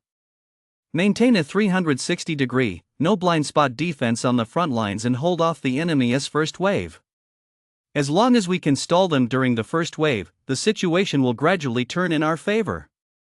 The Holy Guild's attack came very suddenly, but the Crane Guild reacted quickly. Under Otsuman's command, they swiftly established a defensive line on the front lines. Come to think of it, this was the first time the Crane Guild had adopted an all-out defensive tactic in any battle since the 2500 server opened, and it was indeed a move born of necessity. As an experienced commander, Otsuman knew full well that holding the line at this moment was far more important than pushing forward. Facing a massive numerical disadvantage, the only strategy he could think of was to withstand the first wave of attacks and successfully drag the battle into a back-and-forth stalemate. By midnight, they would then use the Crane Guild's signature night combat capabilities to reclaim the ground lost during the day. Ultimately, from the very beginning, all of the Crane Guild's core leadership knew that in this battle, the Crane Guild could only serve as a diversion. The outcome would ultimately depend on the Tiger Guild's performance. The front lines on the Chunlu battlefield stretched out very long. Faced with the Holy Guild's tidal wave of attacks, you had no choice but to scatter his 4 main squads to hold their positions. In this battle, you had essentially deployed all his best units. Even the group march squad, which had just reached the low 30s, was forcibly brought to the front lines. Crane Guild Channel.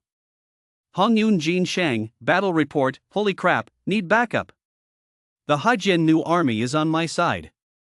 Wanyao Xuanwu, coming. The Great Wei Cavalry is here to report for duty. We'll carry off Haijian and become legendary, brothers. Ma Mingqi, not bad. This Haijian New Army is pretty strong too, a level 49 Shu infantry with full health. That's 1 level higher than Uncle's Shu infantry. Awesome, just awesome.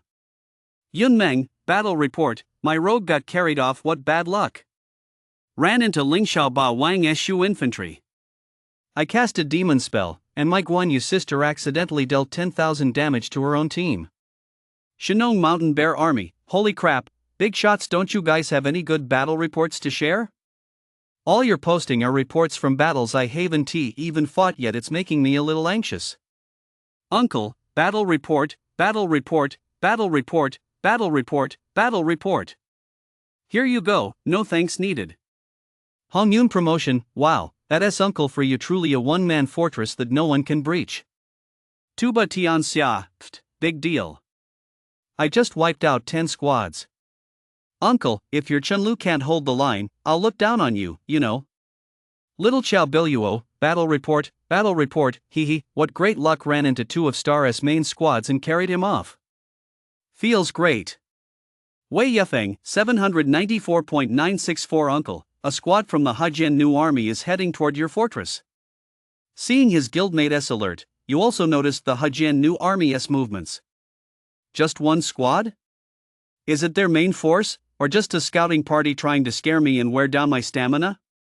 The Haijian New Army's troops were moving quickly. If it was their main force, they must have been deployed after resetting their stats. With the march time growing shorter, you didn't have time to think too much. He instantly teleported the rogue squads stationed elsewhere back to the fortress and had them take up defensive positions.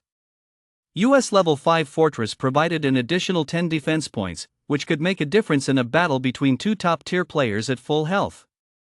Come on, let me see what you've got. Nowadays, when facing challenges from players of the same level, you no longer felt the nervousness and anxiety he experienced the first time. On the contrary, he was now filled with confidence. Finally, the Hajien New Army's forces successfully arrived at the foot of U.S. fortress. The two teams clashed in close combat, and amid a flurry of familiar flashing blades and swords, a new battle report appeared in the lower left corner of U.S. screen. Just as I thought they weren't scouting, they came straight in to charge me. Looking at the battle report showing a draw with both rogue teams suffering equal losses, you had already anticipated the Hajien New Army's strategy. As a full red monster, especially in Season 1, most players wouldn't bother with scouting and would simply charge in head-on. Still, you admired the Hajien New Army's courage for daring to charge him directly. In this clash, both the Hajien New Army and you were, without a doubt, the most crucial combatants on their respective sides. If Hajien New Army were to crash and burn at this moment, it would be a significant blow to the entire Holy Guild. Crane Guild Channel. Shinong Mountain Bear Army, Battle Report. Wow, Uncle and Hajien New Army are putting on a divine show. The number of skills you both cast on Guan Mei is actually the same. Otoko-man, may they get married, haha. That's quite the connection. Jing County Wei Warrior, when will I ever reach the level of these two? I'm so envious. Naraku, my guess is not in my lifetime. Chapter 75, Tiger Guild enters the battle. Across the entire Qinlu battlefield, the first showdown between you and the Hajien New Army didn't make much of a splash, and their stalemate this time didn't reflect the overall state of the battlefield. With 3 regiments facing off against the entire Holy Guild, the disparity in numbers wasn't something that could be easily overcome. Just over half an hour into the battle, the Crane Guild's positions were already showing clear signs of retreat. Holy Guild Channel. Ling Xiaotians, brothers, give it your all, let us push them back in one fell swoop. Don't give the Crane Guild a chance to regain their footing. Powerless to turn the tide, just wipe them out. They only sent 3 regiments to defend, they're clearly looking down on us. How can we put up with this? Let us just march straight to their home base in Yuzhou and finish them off.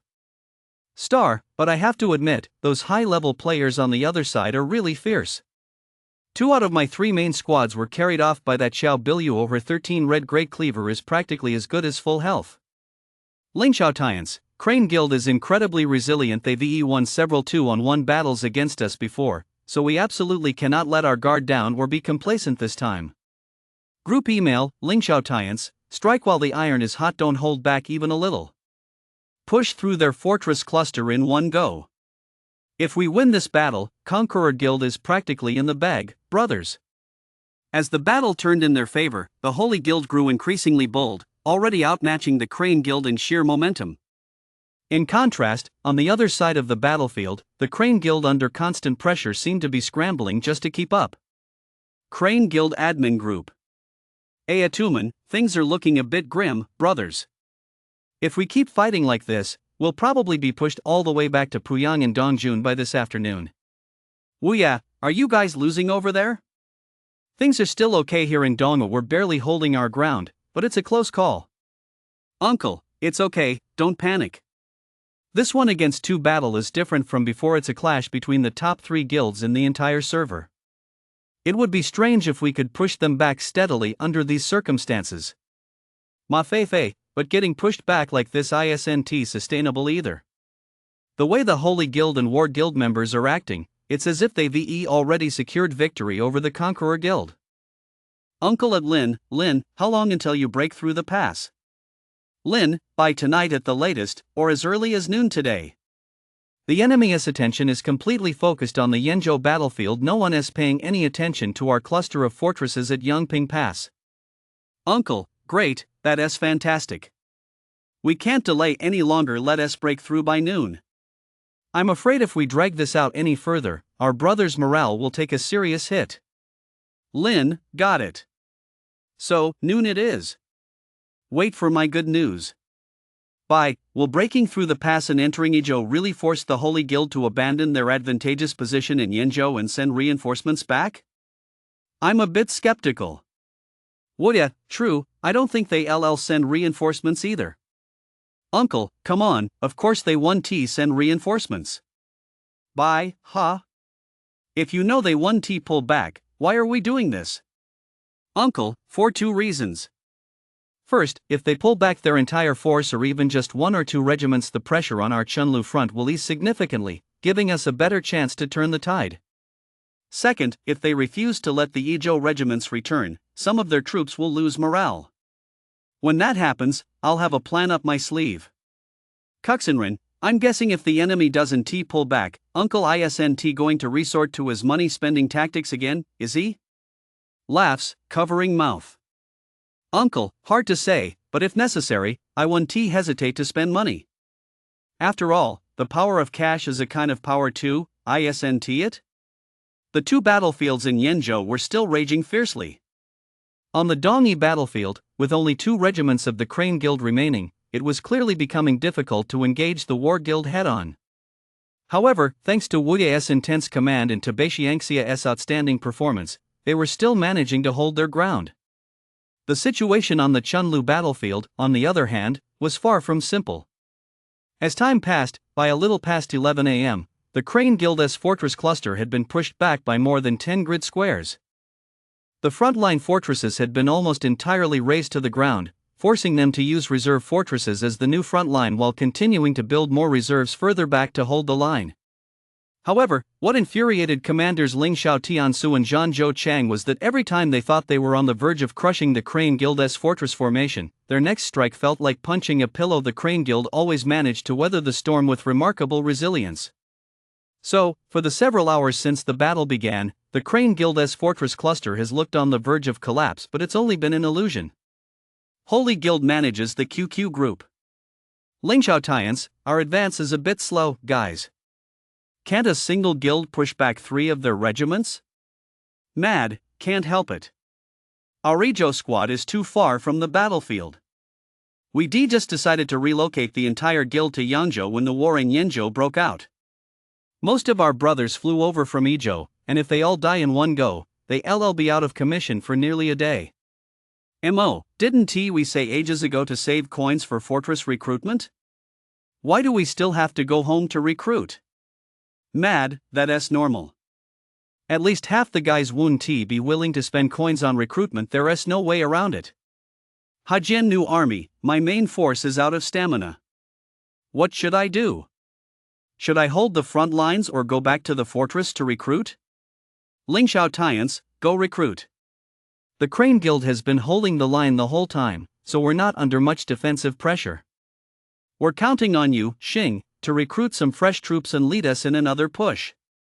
Hajian new army, alright, I'll go recruit some troops then. Ling Xiao Tians, getting back to the point, the Ijo regiment is indeed far from the battlefield, and it takes a long time to make a round trip. I understand that. But at the end of the day, we're still 5 regiments pushing against 3, and after pushing all morning, we've only advanced a dozen or so squares. I really can't accept that result. It's fine. As long as we're making steady progress, it's acceptable. We can afford to wear them down, but they might not be able to. The longer we drag this out, the lower their morale will get, and eventually, their combat effectiveness will weaken. Dai third uncle, hey. Are you guys still chatting here? Look at Yongping Pass Dam, something has gone wrong.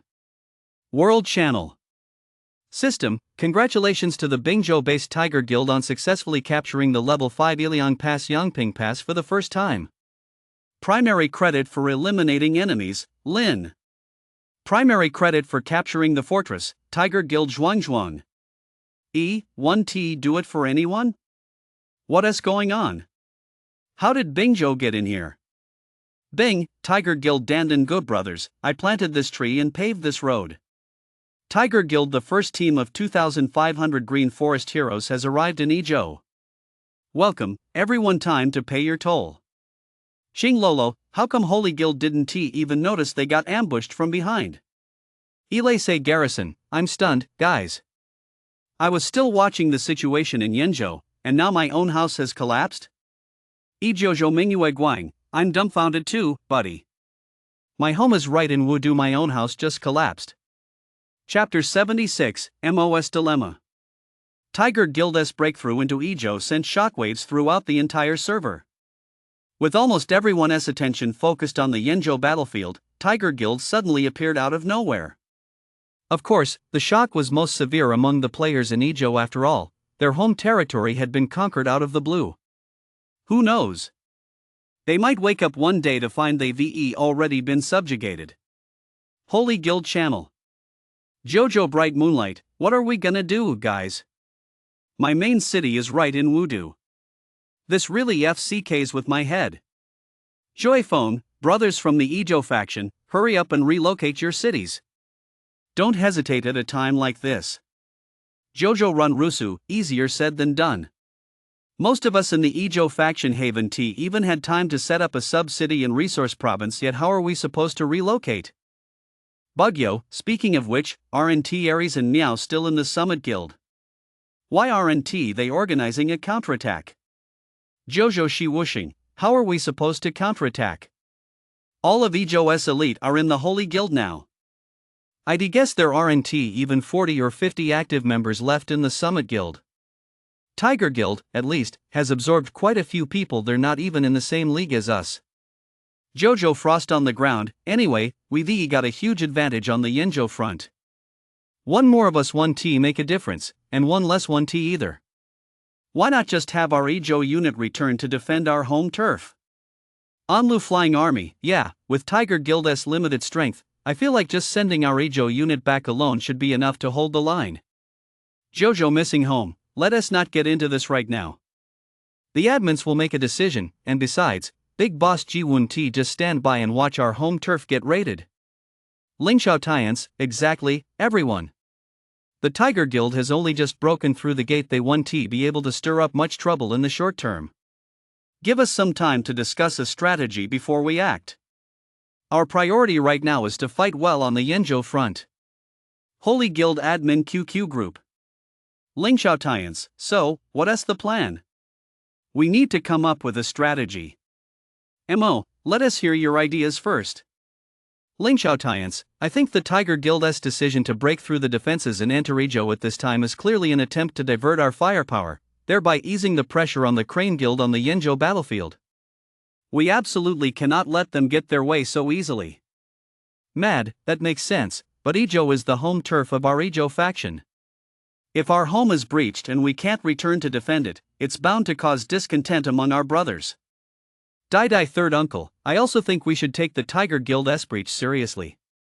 Although the Tiger Guild isn't particularly strong, they've at least absorbed members from the 4 provinces of Yu, Ji, Bing, and Liang. While they're not as strong as us, they're definitely not a force that the current Summit Guild can stand up to. Lingxiao Tians, this is clearly a trap Uncle has set for us, forcing us to walk right into it. If we send reinforcements, we'll relieve their pressure. If we don't, morale will plummet, which will also relieve their pressure. Mo, that's why I said from the start this Uncle isn't as straightforward as he seems. If he dares to take on 2 opponents at once in Yen province, he must have a plan. Mad, have Ares and the others organize the defense first. If they can hold the line, great. If not, then have the brothers from the E province unit come back to help defend. The battle in Yen province has reached a critical juncture. Please be more understanding. Mad, I get it. I understand, of course, but I can't say for sure if the guys on the ground will. Mo could clearly sense Mad's dissatisfaction, but there wasn't much he could say. In truth, everyone in this group knew full well that the Summit Guild alone had absolutely no chance of holding Ijo. Still, it was indeed difficult for him to willingly give up the favorable situation in Yinjo. He knew full well that without a massive numerical advantage, even the Holy Guild would likely face defeat against the Crane Guild. That is why, in this battle, the Ijo core full complement of 50 members became all the more invaluable. In fact, Mo has always presented a calm and composed exterior to the outside world, as if everything were under his control, but deep down, he considers the Conqueror Guild to be of the utmost importance. He has been playing Ratu Zonghang for 11 or 12 seasons now, and during that time, he has joined new servers 5 or 6 times. Yet what has always been a source of regret for Mo is that he has never successfully led a guild to win the Conqueror Guild title on a new server. Server 2500 was arguably his best shot yet. He didn't hesitate to invest heavily in preparations for 3 months, securing Yangzhou and the entire Jiangxi and Jiangdong regions right from the start, with his guild consistently ranking in the top 3. The few top-tier players from the Lingxiao core he brought over from the old server gave Mo plenty of confidence, not to mention the serendipitous encounter with the superpowered Hujin new army. Since the server launched, he had always viewed the Summit Guild and Ijo as a thorn in his side, convinced that the Conqueror Guild title would almost certainly be decided by a showdown between Ijo and Yangzhou. Little did he know that the War Guild would suddenly emerge out of nowhere, beating him to the punch by recruiting high-level players from Shuzhou, which resulted in the Holy Guild's first attempt at breaking through the ranks ending in failure. Finally, after preparing thoroughly, he planned to make Jingzhou his first target, only to be held up for days by a seemingly insignificant Jingzhou faction. After finally defeating Jingzhou and absorbing its high-level players, he discovered that the Crane Guild in the north had already risen to become the dominant force in the region. However, none of this discouraged Mo. As the saying goes, when heaven bestows a great mission upon a man, it must first exhaust his body, torment his will, and starve his flesh. He simply regarded this as a trial meant to test his Conqueror Guild. To further expand his power, Mo chose to sign a guild pact with the Crane Guild to jointly defeat the Ilian Alliance, and he successfully absorbed the top players from the Summit Guild, a group he had regarded as his lifelong enemy since the server launched. And now, to his utter surprise, the once insignificant Crane Guild, which he had never even bothered to take seriously, had become the biggest stumbling block, or rather, an insurmountable barrier, on his Conqueror Guild's path. As for whether or not to pull back to defend Ijo, Mo had known the answer in his heart from the very beginning. He didn't know if Uncle had seen through his intentions all along, or if it was just a happy accident. Although he said they shouldn't pull back yet and should focus on advancing on the Yinzhou front, he also knew that he could only stall for a day at most. If the Ijo contingent wasn't allowed to return by this time tomorrow, internal problems were bound to arise. After all, the entire server knew the story of how Uncle had bought out the entire Bao Guild back then. The Holy Guild wasn't the Bao Guild, but Mo certainly wouldn't dare to challenge him over something like that. This is so damn infuriating. He is clearly telling me, bro, I've set a trap for you, hurry up and walk right into it, and then I'm supposed to just go ahead and fall for it? Mo watched the argument among the admins in the admin group, wishing he could reach through the internet cable and slash Uncle a few times. But as the backbone and supreme leader of the entire Holy Guild, at a time like this, all he could do was step in and say, it's fine.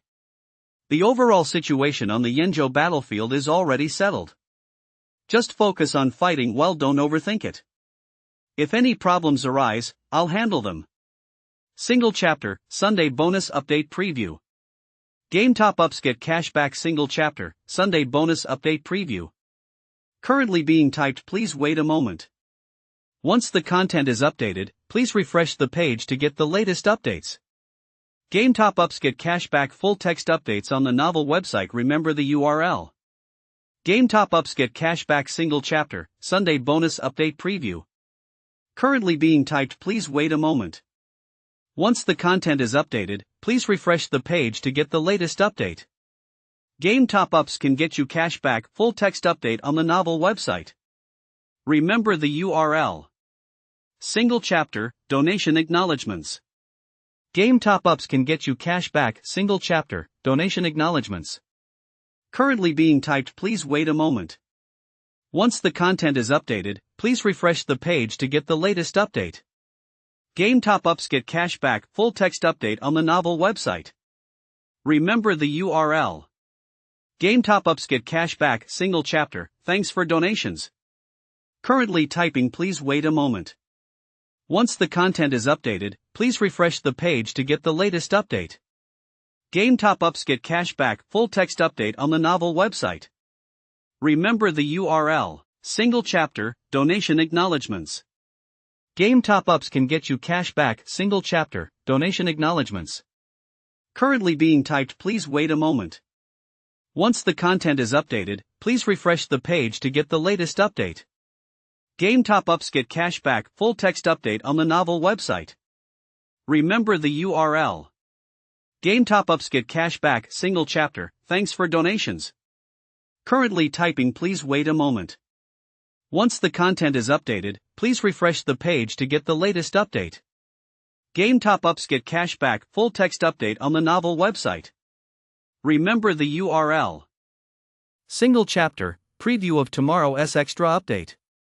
Sticking to the principle that it's only truly satisfying when you guys enjoy it, I'll be pulling an all-nighter tomorrow to post 8 chapters. Even though I've been a bit busy lately, I'm not sure if I can pull off 8 updates as easily as I did last month. If I manage to post 8 chapters tomorrow, please cast your monthly votes and recommendation votes. If I don't hesitate to send me razor blades. Game top-ups get cash back single chapter, tomorrow's bonus chapter preview. Currently being typed, please wait a moment. Once the content is updated, please refresh the page to get the latest update. Game top-ups get cash back full text updates on the novel website, remember the URL. Game top-ups get cash back single chapter, tomorrow's extra update preview. Currently being typed, please wait a moment. Once the content is updated, please refresh the page to get the latest update. Get cash back on game top-ups full text update on the novel website. Remember the URL. 2 updates today, taking a day off. Hey everyone, today is the 3rd, and I'm juggling 3 projects at once, I just can't keep up. I'll post 2 updates today and make up for it tomorrow. I'm so sorry, whoa, this is killing me. Today's update schedule, 1 chapter at 4 p.m. and another before 8 p.m. I'm really sorry. Also, since it's Friday today, the extra chapter on Sunday will be posted as usual. Love you all. Game top-ups get cash back 2 updates today, taking a break. Currently typing, please wait a moment. Once the content is updated, please refresh the page to get the latest updates. Game top-ups get cash back full text update on the novel website. Remember the URL. Game top-ups get cash back has 2 updates today, taking a day off. Currently typing by hand, please wait a moment. Once the content is updated, please refresh the page to get the latest updates. Game top-ups get cash back full text updates on the novel website, remember the URL. Single chapter, thanks for the tip. Thanks to reader 20170613232757965, my good brother, for the generous tip. I love you. Also, I'd like to take this opportunity to announce an extra chapter for Children's Day on June 1st. Milk Tea wishes everyone a happy Children's Day. I love you all. Game top-ups get cash back single chapter, thanks for the tips. Currently typing, please wait a moment. Once the content is updated, please refresh the page to get the latest update. Game top-ups can get you cash back full text update on the novel website. Remember the URL. Game top-ups can get you cash back single chapter, donation acknowledgements. Currently being typed by hand. Please wait a moment. Once the content is updated, please refresh the page to get the latest update. Game top-ups can get you cash back full text update on the novel website. Remember the URL. Single chapter, Milk Tea prepares for the new server. Milk Tea is preparing for the new server in Ratu on June 21st or 22nd. Fellow brothers who are interested can join the preparation group, 665139318, or find Milk Tea in the book club group for more details. Funds are already prepared. Whether it's pioneering, sieging cities, or battling brothers who stand out will receive monthly passes. Without further ado, I look forward to fighting alongside you all in the new server. With the Dragon Boat Festival just around the corner, I wish all bosses and readers plenty of 5-star units and endless good luck. Love you all. Game top-ups get cash back single chapter, Milk Tea prepares for the new server. Currently being typed. Please wait a moment. Once the content is updated, please refresh the page to get the latest update. Game top-ups get cash back full text update on the novel website. Remember the URL. Game top-ups get cash back single chapter, Milk Tea prepares for the new server. Currently being typed. Please wait a moment. Once the content is updated, please refresh the page to get the latest updates. Game top-ups get cash back full text update on the novel website. Remember the URL. Game top-ups can get you cash back single chapter, donation acknowledgements. Currently being typed by hand. Please wait a moment. Once the content is updated, please refresh the page to get the latest update. Game top-ups can get you cash back full text update on the novel website. Remember the URL. Single chapter, Milk Tea prepares for the new server. Milk Tea is preparing for the new server in Ratu on June 21st or 22nd. Fellow brothers who are interested can join the preparation group, 665139318, or find Milk Tea in the book club group for more details. Funds are already prepared. Whether it's pioneering, sieging cities, or battling brothers who stand out will receive monthly passes. Without further ado, I look forward to fighting alongside you all in the new server. With the Dragon Boat Festival just around the corner, I wish all bosses and readers plenty of 5-star units and endless good luck. Love you all. Game top-ups get cash back. Single chapter, Milk Tea prepares for the new server. Currently being typed. Please wait a moment.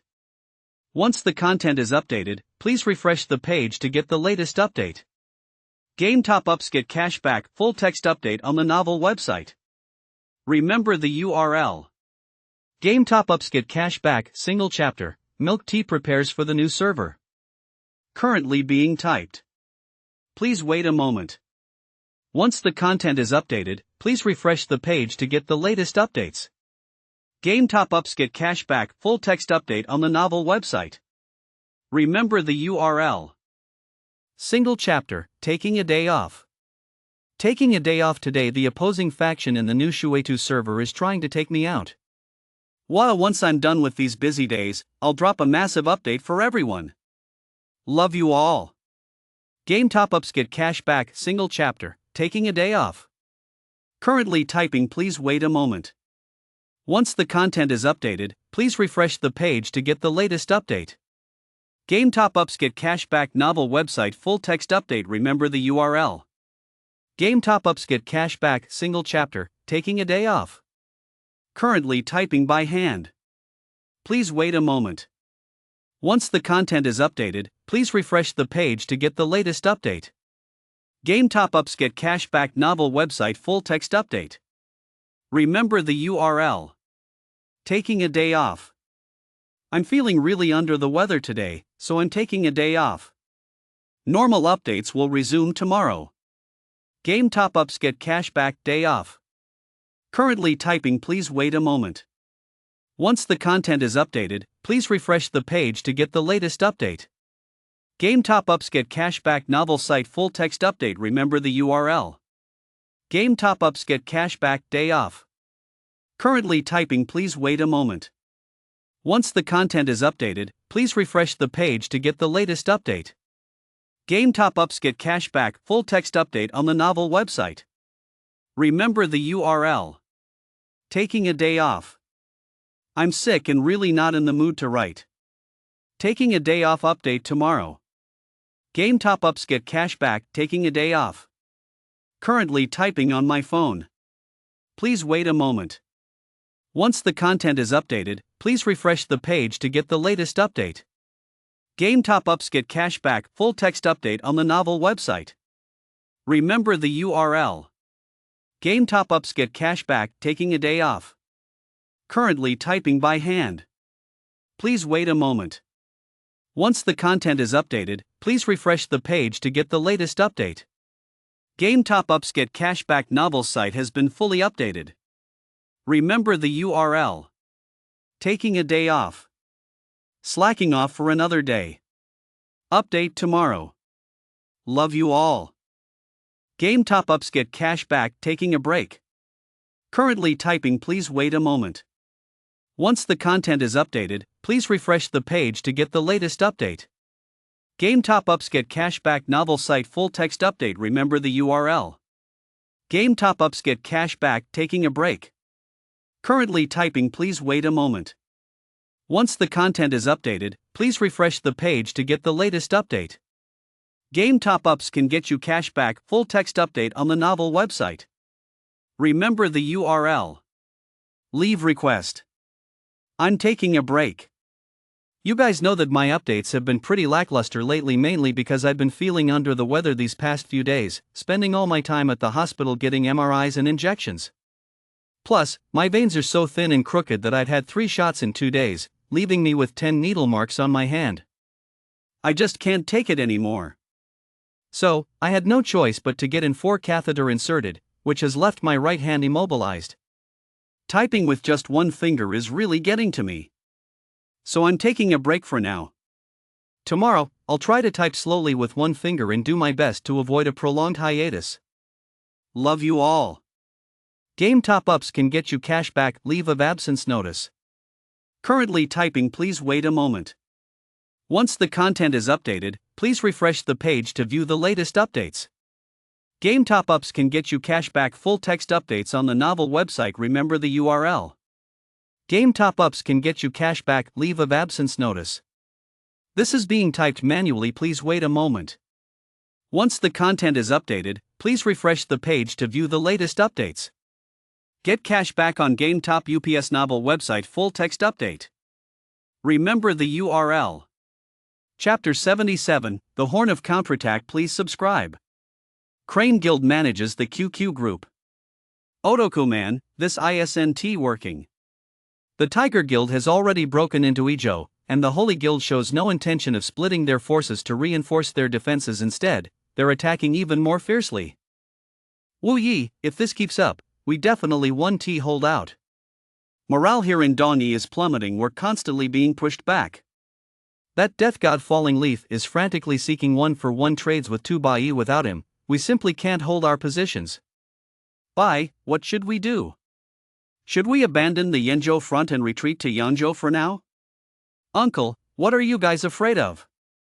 I told you things would turn around.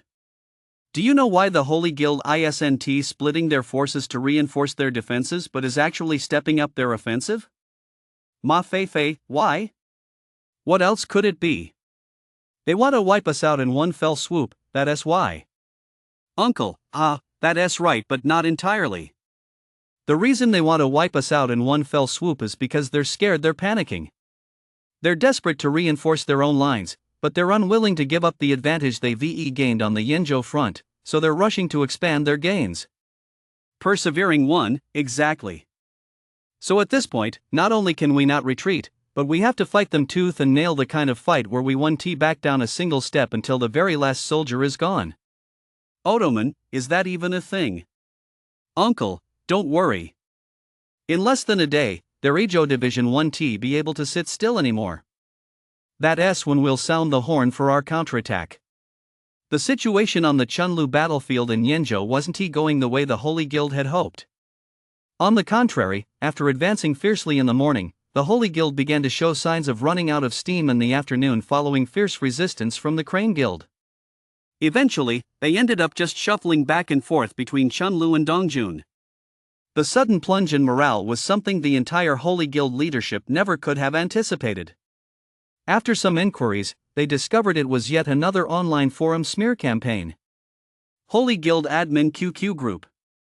Screenshot, the enemy can't beat us head on, so they've started a smear campaign on the forums, claiming that Holy Guild admins are prioritizing the Conqueror Guild over the safety of the Ijo Division as home turf. Dai third uncle, playing psychological warfare at a time like this. Crane Guild's admins are really something. Once this post goes viral, it's bound to affect a lot of our brothers. Mad, I know this tactic all too well. Last time the EU war broke out, they used this exact method to trick 2 Batian-xia into a trap. I didn't expect them to start playing dirty again. Lingxiao Tians, whether it's a covert or overt scheme, any plan that gets the job done is a good one. Now we need to figure out how to respond. The brothers' morale is dropping more and more, especially among the Ijo Guild members. Lingxiao Boang, if all else fails, maybe we should just leave 3 battalions here to spar with Crane Guild, while the Ijo and Jingzhou battalions head to Ijo to drive out Tiger Guild, then come back to continue the battle in Yanzhou. No way. If we pull back 2 battalions at once, I don't think we can guarantee a win against Crane Guild with just 3 battalions facing 3 of theirs head-on. Lingxiao Tians, if we pull back to defend, we just need to hold on to the ground we've already captured. As for War Guild, they're up against 2 of our regiments. They can't possibly keep pushing us back forever, right? Mad, I think that's a good idea, too. Plus, Crane Guild excels at night combat. We can have our brothers retreat to Ijo first, then split off those 2 regiments completely tomorrow morning. Star, that's right, boss. If we keep preventing them from reinforcing the front lines, they'll definitely end up resentful. A unit with 0 morale won't be of much use even if it stays on the front lines. Sigh, fine. Then let the Ijo and Jingzhou regiments establish a foothold in Ijo, build a fortress, and reinforce the front lines. They'll coordinate with Summit Guild to repel Tiger Guild, then hurry back to continue our advance. It was already past 9 p.m. when Mo issued the order to fall back, but it didn't go over very well. On the contrary, many members of the Ijo regiment felt that Mo had only ordered the retreat because he couldn't withstand the pressure from public opinion and had been forced to agree to let them fall back to Ijo. As a result, not only did many fail to appreciate his gesture, but a few brothers even began to dislike Mo's every word and action even more. What's so great about him? He relies on Tiance for command and Hajin, Bawang, and Star for combat. He is good at nothing and leaves nothing behind. He can't even offer benefits like Uncle does, yet he is still sitting in the guild master's seat. Exactly. Just to fulfill his own little conqueror guild fantasy, he won't let us defend our home. I don't believe for a second that if our Yangzhou stronghold were raided, he wouldn't come back to defend it. Well, what can you do? We're just the stepchildren here. There is no way around it, we're nothing but cannon fodder. Just wait and see if we actually make it into the Conqueror Guild in the end, more than half the spots will go to those Yangzhou guys. Damn, this is so boring. We put in all this effort for an entire season, only to end up working for someone else in the end without even getting a decent result. I don't even want to play with him anymore. Before long, a chorus of discontent began to emerge from the members of the Ijo Guild, and these grumblings gradually spread from the Ijo Guild to the ears of the Jingzhou Guild. Come to think of it, Mo should actually be considered a fairly dedicated guild master, but compared to the others, his presence wasn't particularly noticeable. After all, Lingxiao Tiance usually took charge during battles, and the three Hajin, Star, and Bawang handled all the tough raids.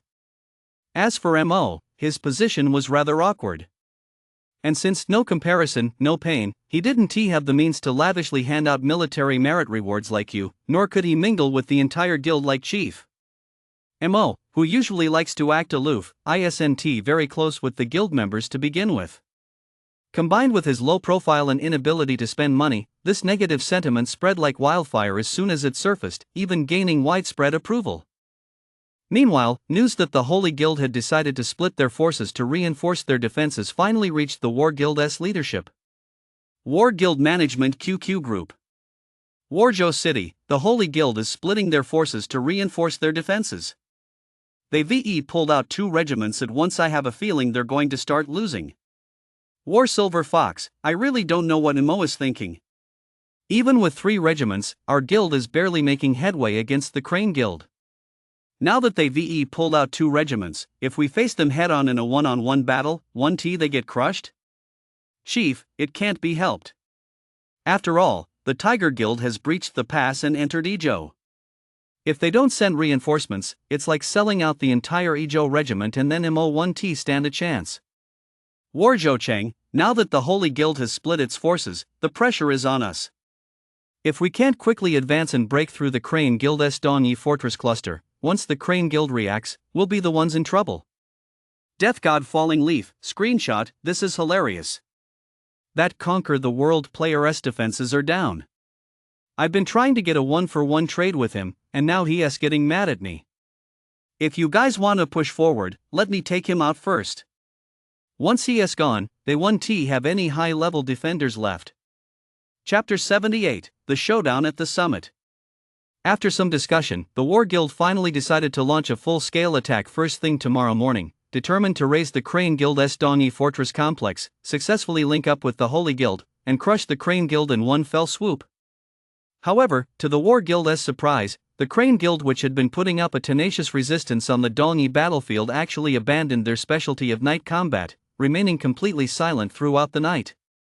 Several War Guild administrators, who had been speculating on the Crane Guild's movements, didn't finally learn the whereabouts of these 2 regiments until the following morning.